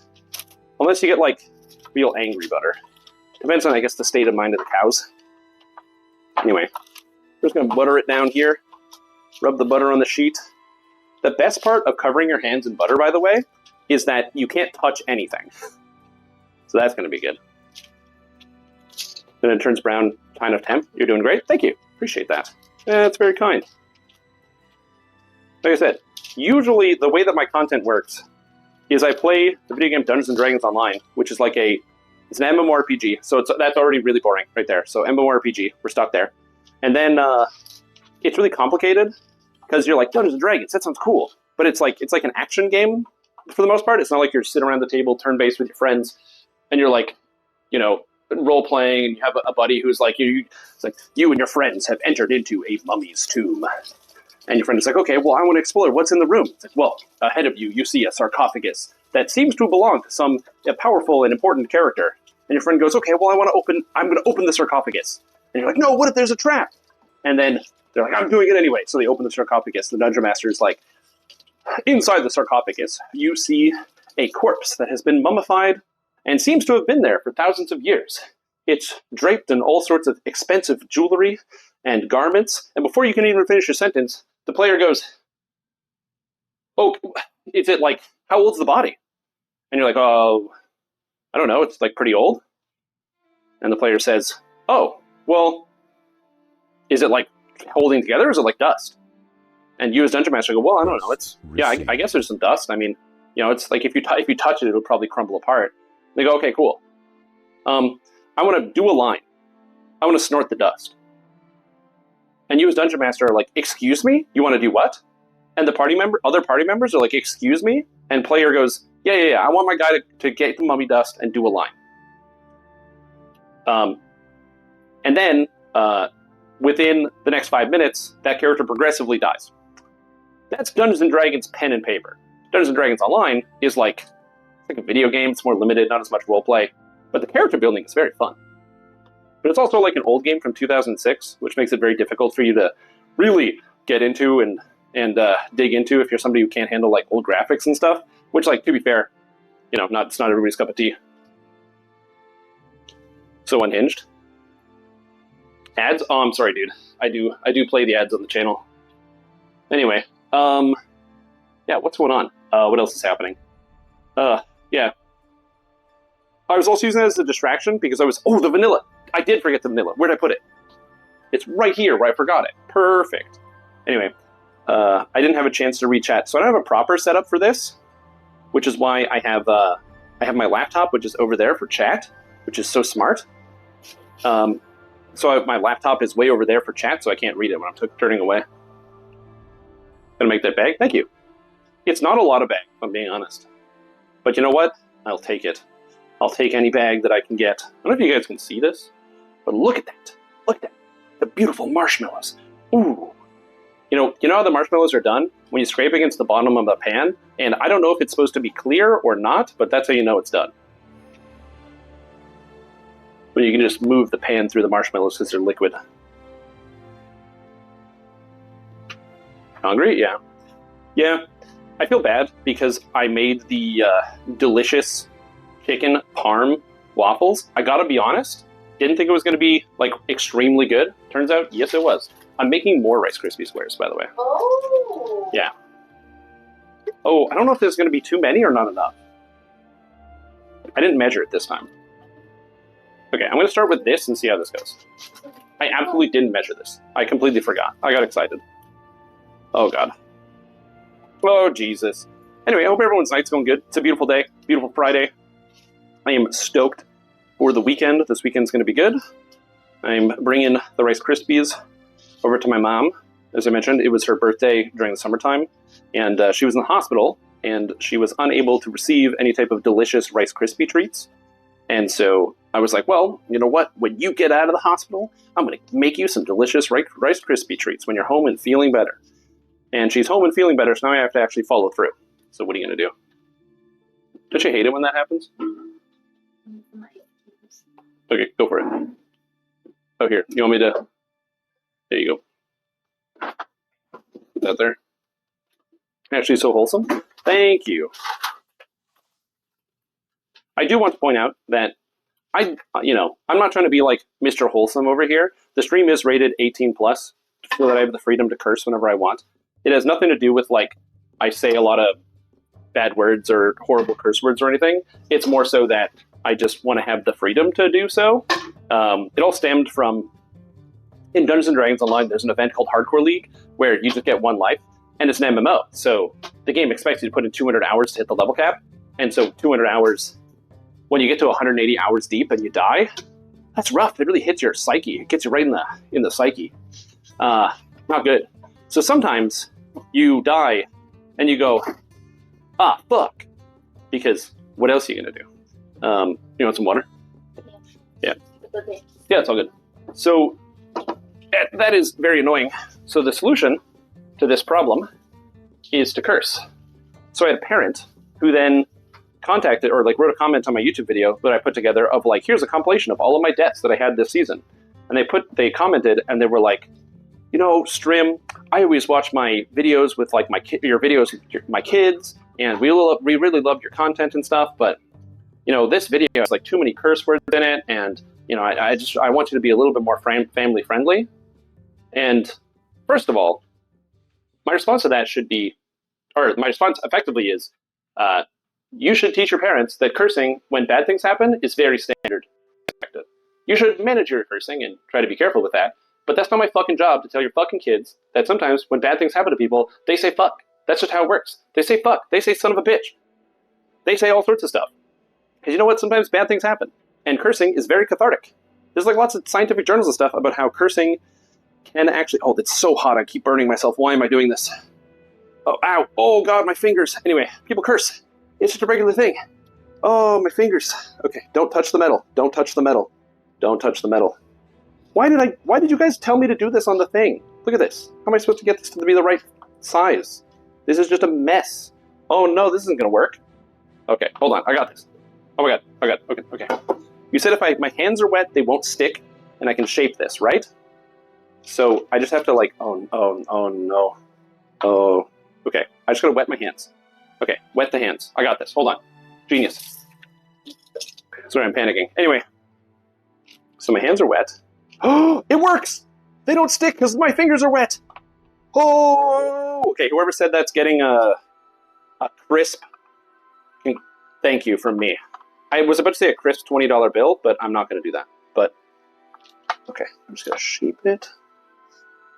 There we go. Look at this. It's working.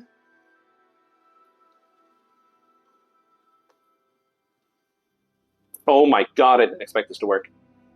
Did you guys know this would work? Are you kidding? I can just wet my fingers and it won't stick to my hand? That's insanity.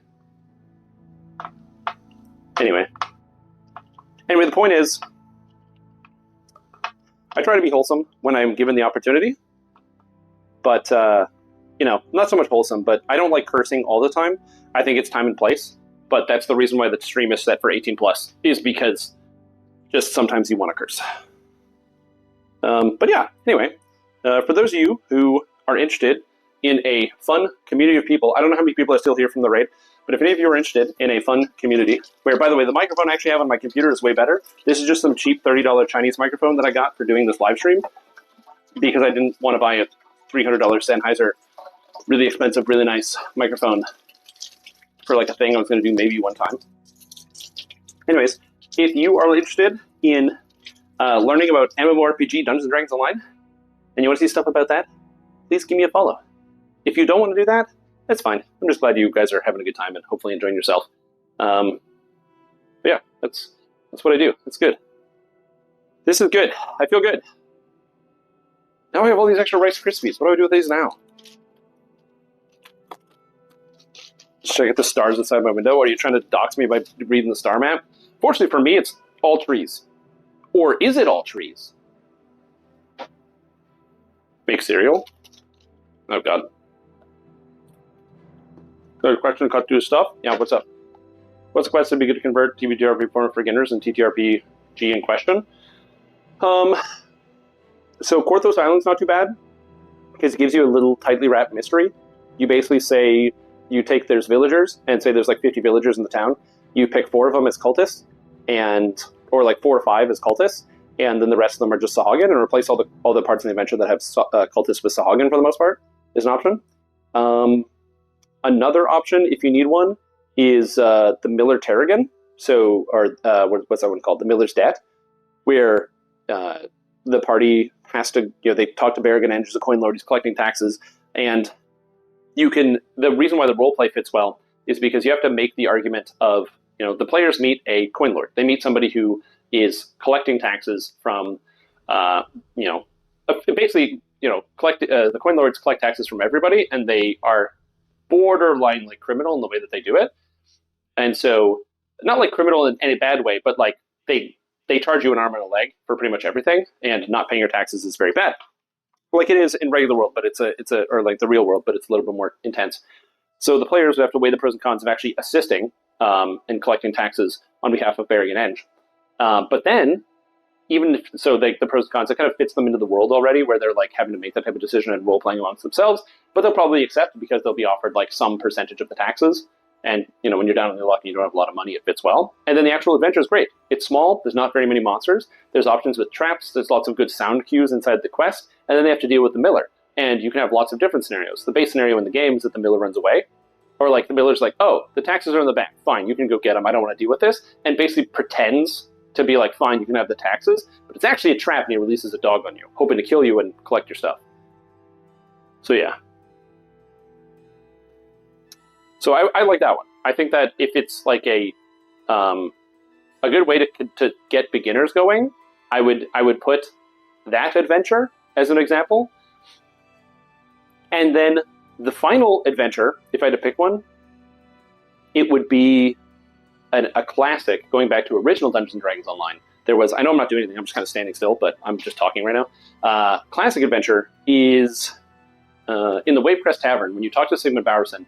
In the more modern version on Korthos Island, Sigmund Bowerson has you set up a sting to catch the collaborator, who is Jacoby Drexelhand, who is the bad guy. The original version of the quest, and the way it was originally written, was you go into the Wavecrest Tavern, because before Korthos Island, the Wavecrest used to just be like a regular tavern in Stormreach, and there was no island, there was no peril, there's no drama. So it's just a regular, you're in the tavern, and the barkeep has a quest for you. And the quest is, it's like, hey, we're almost running out of ale. I'll pay you a bit if you can just go grab it for me. My servers are busy. So you're like, well, the servers are busy. This guy's going to give me some like free ale or whatever it is. Okay, go get it, right? And so you can even be like, oh, grab a few barrels of ale. And so you go down and you pick up the barrels of ale. And upon picking up the barrel, a secret door is opened because it was actually like a pressure plate where the heavy barrel of ale was on top of. And when the pressure plate slides open, you find out that it was actually there's like a hidden wall that like opens up as you come off the pressure plate. And inside are like some kobolds or some creatures who've basically been living in the basement and stealing food because there's like a lever on the other side they've been getting through, but they didn't realize that there was access from that side with the heavy lift. So the adventurers can then clear out the kobolds and then explain everything, keep the treasure that the kobolds had, and then explain everything to Sigmund and be like, hey, there's actually this thing in your basement with the kobolds, and he'll be like, oh my god, there was an infestation, I will pay you money. And it's a great way to get players into the idea that an adventure might be more than you would think it would be on the surface, where the quest itself, the adventure is, hey, can you get some ale from downstairs? I just need it real quick, which then turns into, oh, big adventure, right? If that makes sense. So, anyway, those are your examples. I hope they have been helpful to you. But yeah. And yeah, look at my legs, dude. Adventure pack to also convert? I mean, just pick one you like. Opens up new horizons, it does. What's wrong with my Crocs? So something I did not know. Did you know Crocs can go in the washing machine? So good. The Crocs go right in the washing machine. It saves you so much time, dude. I just toss these and dump them in the washing machine. Amazing. Anyway, I think that is it. Just room stim. I didn't wear pants. I didn't. I don't usually. It's just for today. Nope. Alright, so let's turn off chat. Everything is done. Everything is closed. I'm just going to wrap this up. I can't read what you guys are saying. So if you're saying something to me, can't read it. There's nothing you can do. Let's get some water. Beautiful. Yeah, today's been such a good day. Thank you guys for tuning in and for, showing up with the content. I'm very grateful because, I don't get to do stuff like this all too often. And so this has been fun. I will probably do more stuff like this, some IRL streams, but it's weird because I'm not an IRL streamer. I like to make content around a thing as opposed to, not so much that the content isn't focused on me, because having content focused on me is fine as a general concept, but it's not something that I want. I'm not a vlogger or anything like that, right? Some people are vloggers, not I. I am simply Stream Tom, just a regular man, just a regular person. And so that is who I am. Anyways, oh yeah, this is my room. Wait a minute, this is my computer. Oh my god. Whoa. Oh wait, field of view. Do this. And then... Whoa, isn't that cool?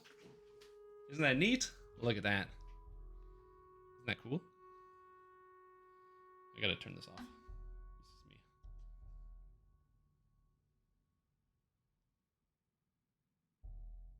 And now you can actually hear me. I should have muted the mic. I didn't do that. That would have been smart. We're actually at the computer.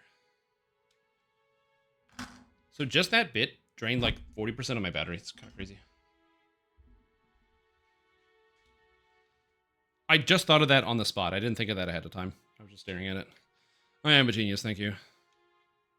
Pokemon Go streams? I probably could. Well, so the thing is, I'm not actually streaming from my phone. So I have a program that connects my phone to OBS. If I was streaming from my phone and I was going outside, I wouldn't do that. Pokemon Go outside is a bad idea because then people will know where my house is, and I don't want that. Not that I think that you guys would like come and do things bad to me, but yeah. There's another bean called Vanilla Bean. I mean, it's not really cheating though. Everybody loves Vanilla Bean. How do I close this? Oh. I put this in the sock. Yeah. Yeah, thank you guys for tuning in. Also, I can't believe I got raided by just a minx. It's kind of crazy, isn't it? It's definitely not something I would have expected, if I'm being honest. So that's really cool. So again, I've never gotten like a big raid before, which is very cool. Oh, absolutely. But like as I said, I've never gotten a big raid before. That was like my first big raid, which is, again, it's kind of the issue of being in like a smaller category. I make content for Dungeons and Dragons Online. Dungeons and Dragons Online, of course, is a very niche product. So the category will have like 150 viewers in total, and a lot of those will be me. So I'm, big fish, small pond. So joining another thing where there's actually somebody larger who raids you is very cool. Can't see how the MMO's changed. Nice. Yeah, it's changed a lot, for the record. As somebody who has been playing the game since 2005, it's changed quite a bit. I'm also heavily biased. But, yeah, like I said, it's cool. I should, you know what? I'm just gonna go here. Justin makes 1.9 million followers. Damn. And I got raided. That's literally crazy, dude. That's actually insane.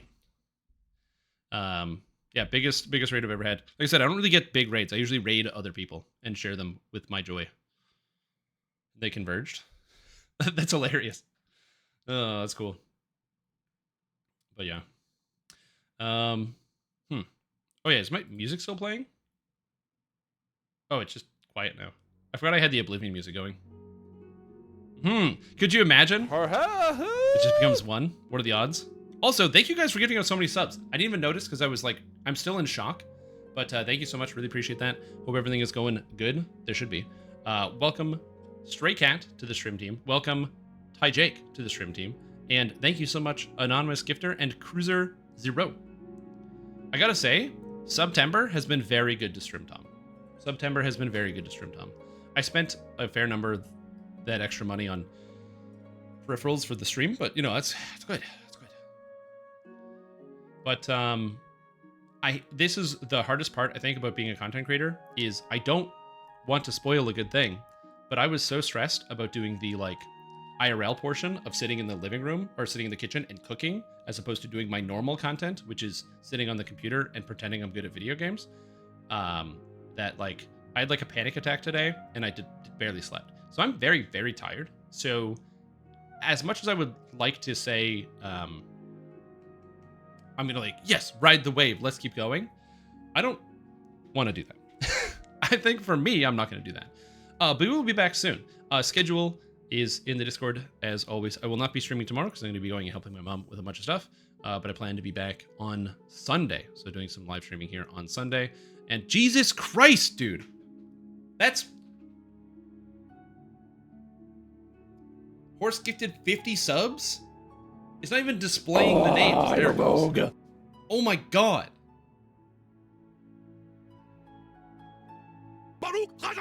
Well, that's pretty cool. I'm still ending the stream. But that's very, very cool. I shall attend to it in a trice. Like I said, we will be back to the regularly scheduled programming Dungeons & Dragons Online, new video soon. I'm going to be putting out a video about the War Priest, the way they retweaked War Priest and how it's going to feel. So they should be good. I'm a rogue. Holy shit. Oval edition Rice Krispies squares, yes. It's the same tattoo. This is the Asheron's Call tattoo that I got. So I would never forget Asheron's Call 2 when it shut down. Well, time to get started from the top. Welcome to the Shrimp Team. Flying Moose 96, Blabo, Ferrelos, Nefarious Hippo, Juker 94, Saucy Cow, Joseph Buckets, Ayo, Matthias, so done with you. Good name. Papa Base, Naked and Nomergon, great name. 1 unit. Hard to Kill Smoke, Meditatus, Tails Ren, Man with Magic Hat, Horky, Ketchup's 3 numbers, Smokin' Rack, Cole Beats, great name as well.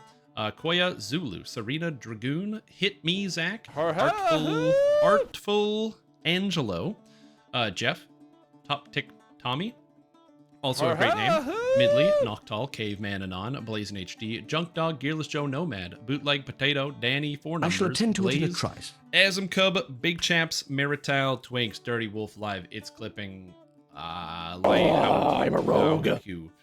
Drops by Poke, Dan, 7 numbers, Trevlol, Short Goth Babe, Rated Knights, Cirque, and Alana. Thank you so much, Horse. That is insanity. I don't understand. I'm like, I'm gonna go. By the way, see you later. And you're like, here's 50 subs. Insane. Thank you again. Thank you for the support. Really grateful. Really grateful. I don't even know what to say, but yeah, I had a good time.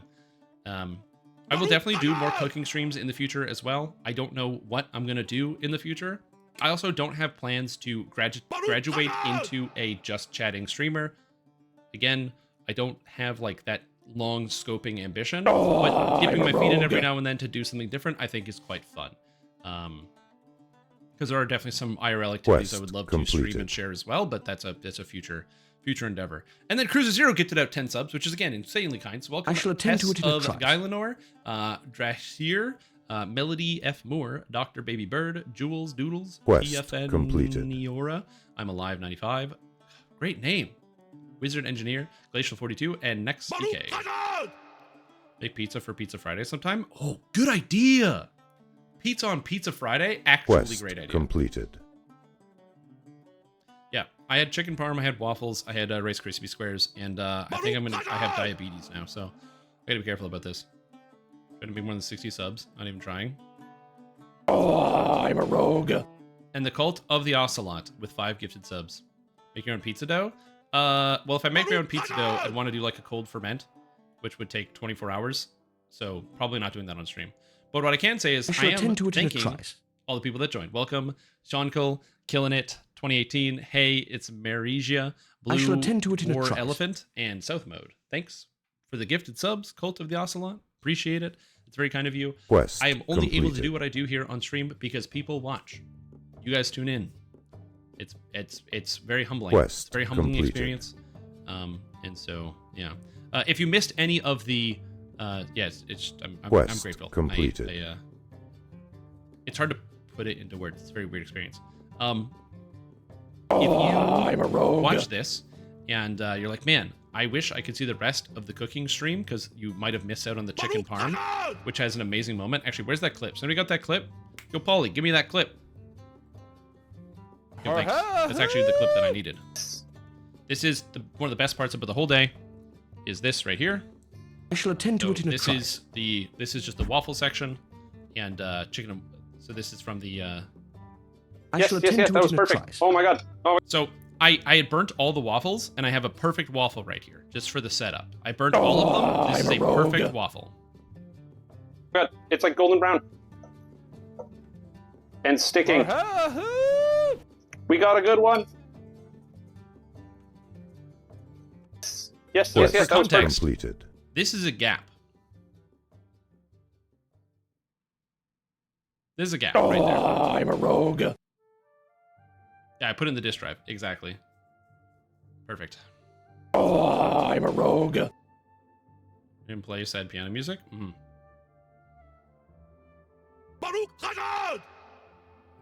Yep. I stood there for like a minute. Thanks for sharing that. What's this one? Completed. The Mud Crabs one? I didn't hear The this. spirit. Quest completed.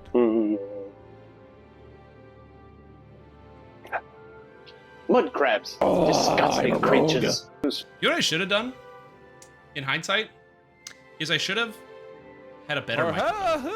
I really hate the way that sounds. I wish it sounded better. My apartment is so echoey, and using the phone audio wouldn't have been very good. Because if I use the phone audio, I can actually give you a demo.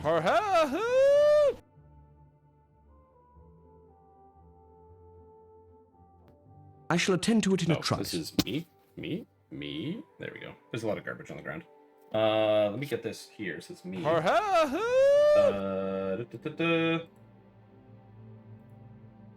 There we go. I'm a rogue. So this is what my phone sounds like normally. So I could have done this the entire time. I just didn't really want it to sound like this. And then also, if you hear any sounds, it was just kind of like fill in the background. So if I was like dumping on something or doing a thing, I just didn't want that to happen. Which is why I did not do that. So yeah. Anyway, we're back to normal.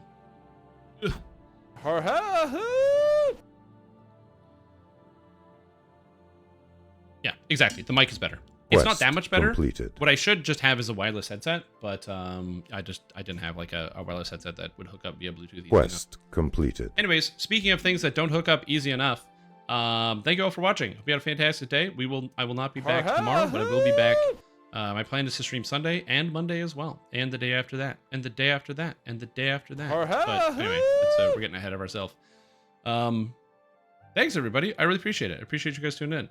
I'm just gonna sit here and wait out the hype train because I'm having a good time and I don't want anything to disappear. But yeah, Sunday stream, yeah, it's gonna be Pog. Quest what I'm gonna do, completed. I don't know. I can do anything. You know what I'm probably gonna do? Not on stream, but off stream. I'm probably gonna play more Destiny 2 because I've been doing that a lot. It's good. I'm not gonna do Super Metroid Arcade. I'm gonna watch, but I'm definitely not gonna do it. I haven't had time to actually tune in to catch the Super Mario or Super Metroid Arcade, but I have watched all of the YouTube videos of Super Metroid Arcade. Is the Goatster live right now? He's not live? What? How's he not streaming? What's he doing? Other stuff? Why would people do anything else? Yeah. Trade for $1 and eventually you'll get a free wireless cooking mic. Is that how that works? I just mail people it? Yeah, that's how it works. And then I got Baldur's Gate, which I'm at 138 hours into total in the game. And then Wrath of the Righteous, I'm at 78 hours. This game is pretty good. These are good games. I gotta play more games. So many video games, dude. Look at all these games that I haven't played yet that I bought. Sekiro. I got a Jedi Fallen Order. I got some Persona. I got Dragon's Dogma, which people say you gotta play. I got Hades, which I haven't done. Most popular among players like me. They know me. They're like, bro, you should play Hades. It's like really good. Quest received. Well, what are you gonna do? Anyways, hype train is over. So thank you for watching. Again, I'm very grateful. Everyone who gifted out a bunch of subs, I have no idea why you even did that or what you value in my channel, but the fact that you do makes me very grateful. So thank you. I hope you have a fantastic entire rest of your weekend. As I said, I'll see you on Sunday. As I said, new YouTube video about the War Priest coming soon and new changes. I'm going to be doing a guide on threat and threat generation soon, so that will be coming out as well. So for people that don't understand how aggro works in Dungeons & Dragons Online, because it is not easy, you'll have the opportunity to see what that is like. So, or like to get a nice clear example. I will be recruiting some people to help me out with the video, but that one should come out pretty good, because it is not the way you think, because it works like just like everything else in Dungeons & Dragons Online. It does not work like other video games, which is both cool because it means there's more to learn and dive into about the game, but also bad because it means that people bounce off because the game doesn't work like they think it's going to, and the retention rate is abysmal for that video game and one of the lowest I've ever seen. So, again, thank you for watching.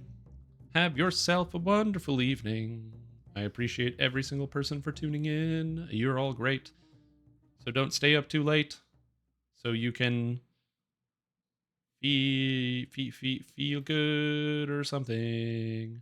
I'm gonna pass it on. I'm gonna raid somebody who's also in just chatting. So you know what? I was raided, so let's do it. I don't know who's in below me, but let's see. That's kind of cool. Recommended for me. Let's see what we got. See if is anybody else cooking. Let's find somebody. I'm gonna find somebody else cooking. A lot of VTubers. A lot of VTubers and just chatting. A lot of VTubers and just chatting. I should probably look up cooking on Twitch instead of just scrolling through just chatting.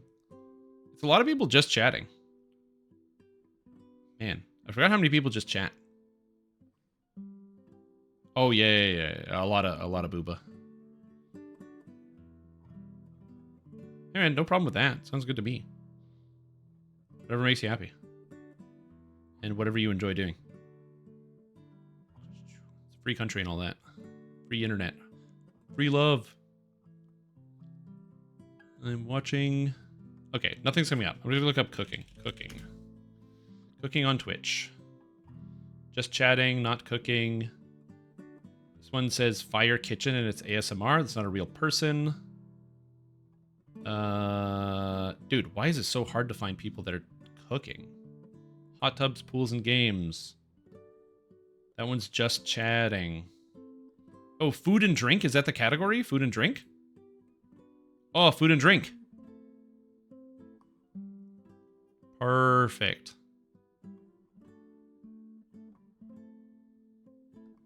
This guy seems nice. We're gonna raid somebody named Aaron Bliert. I don't know who this is.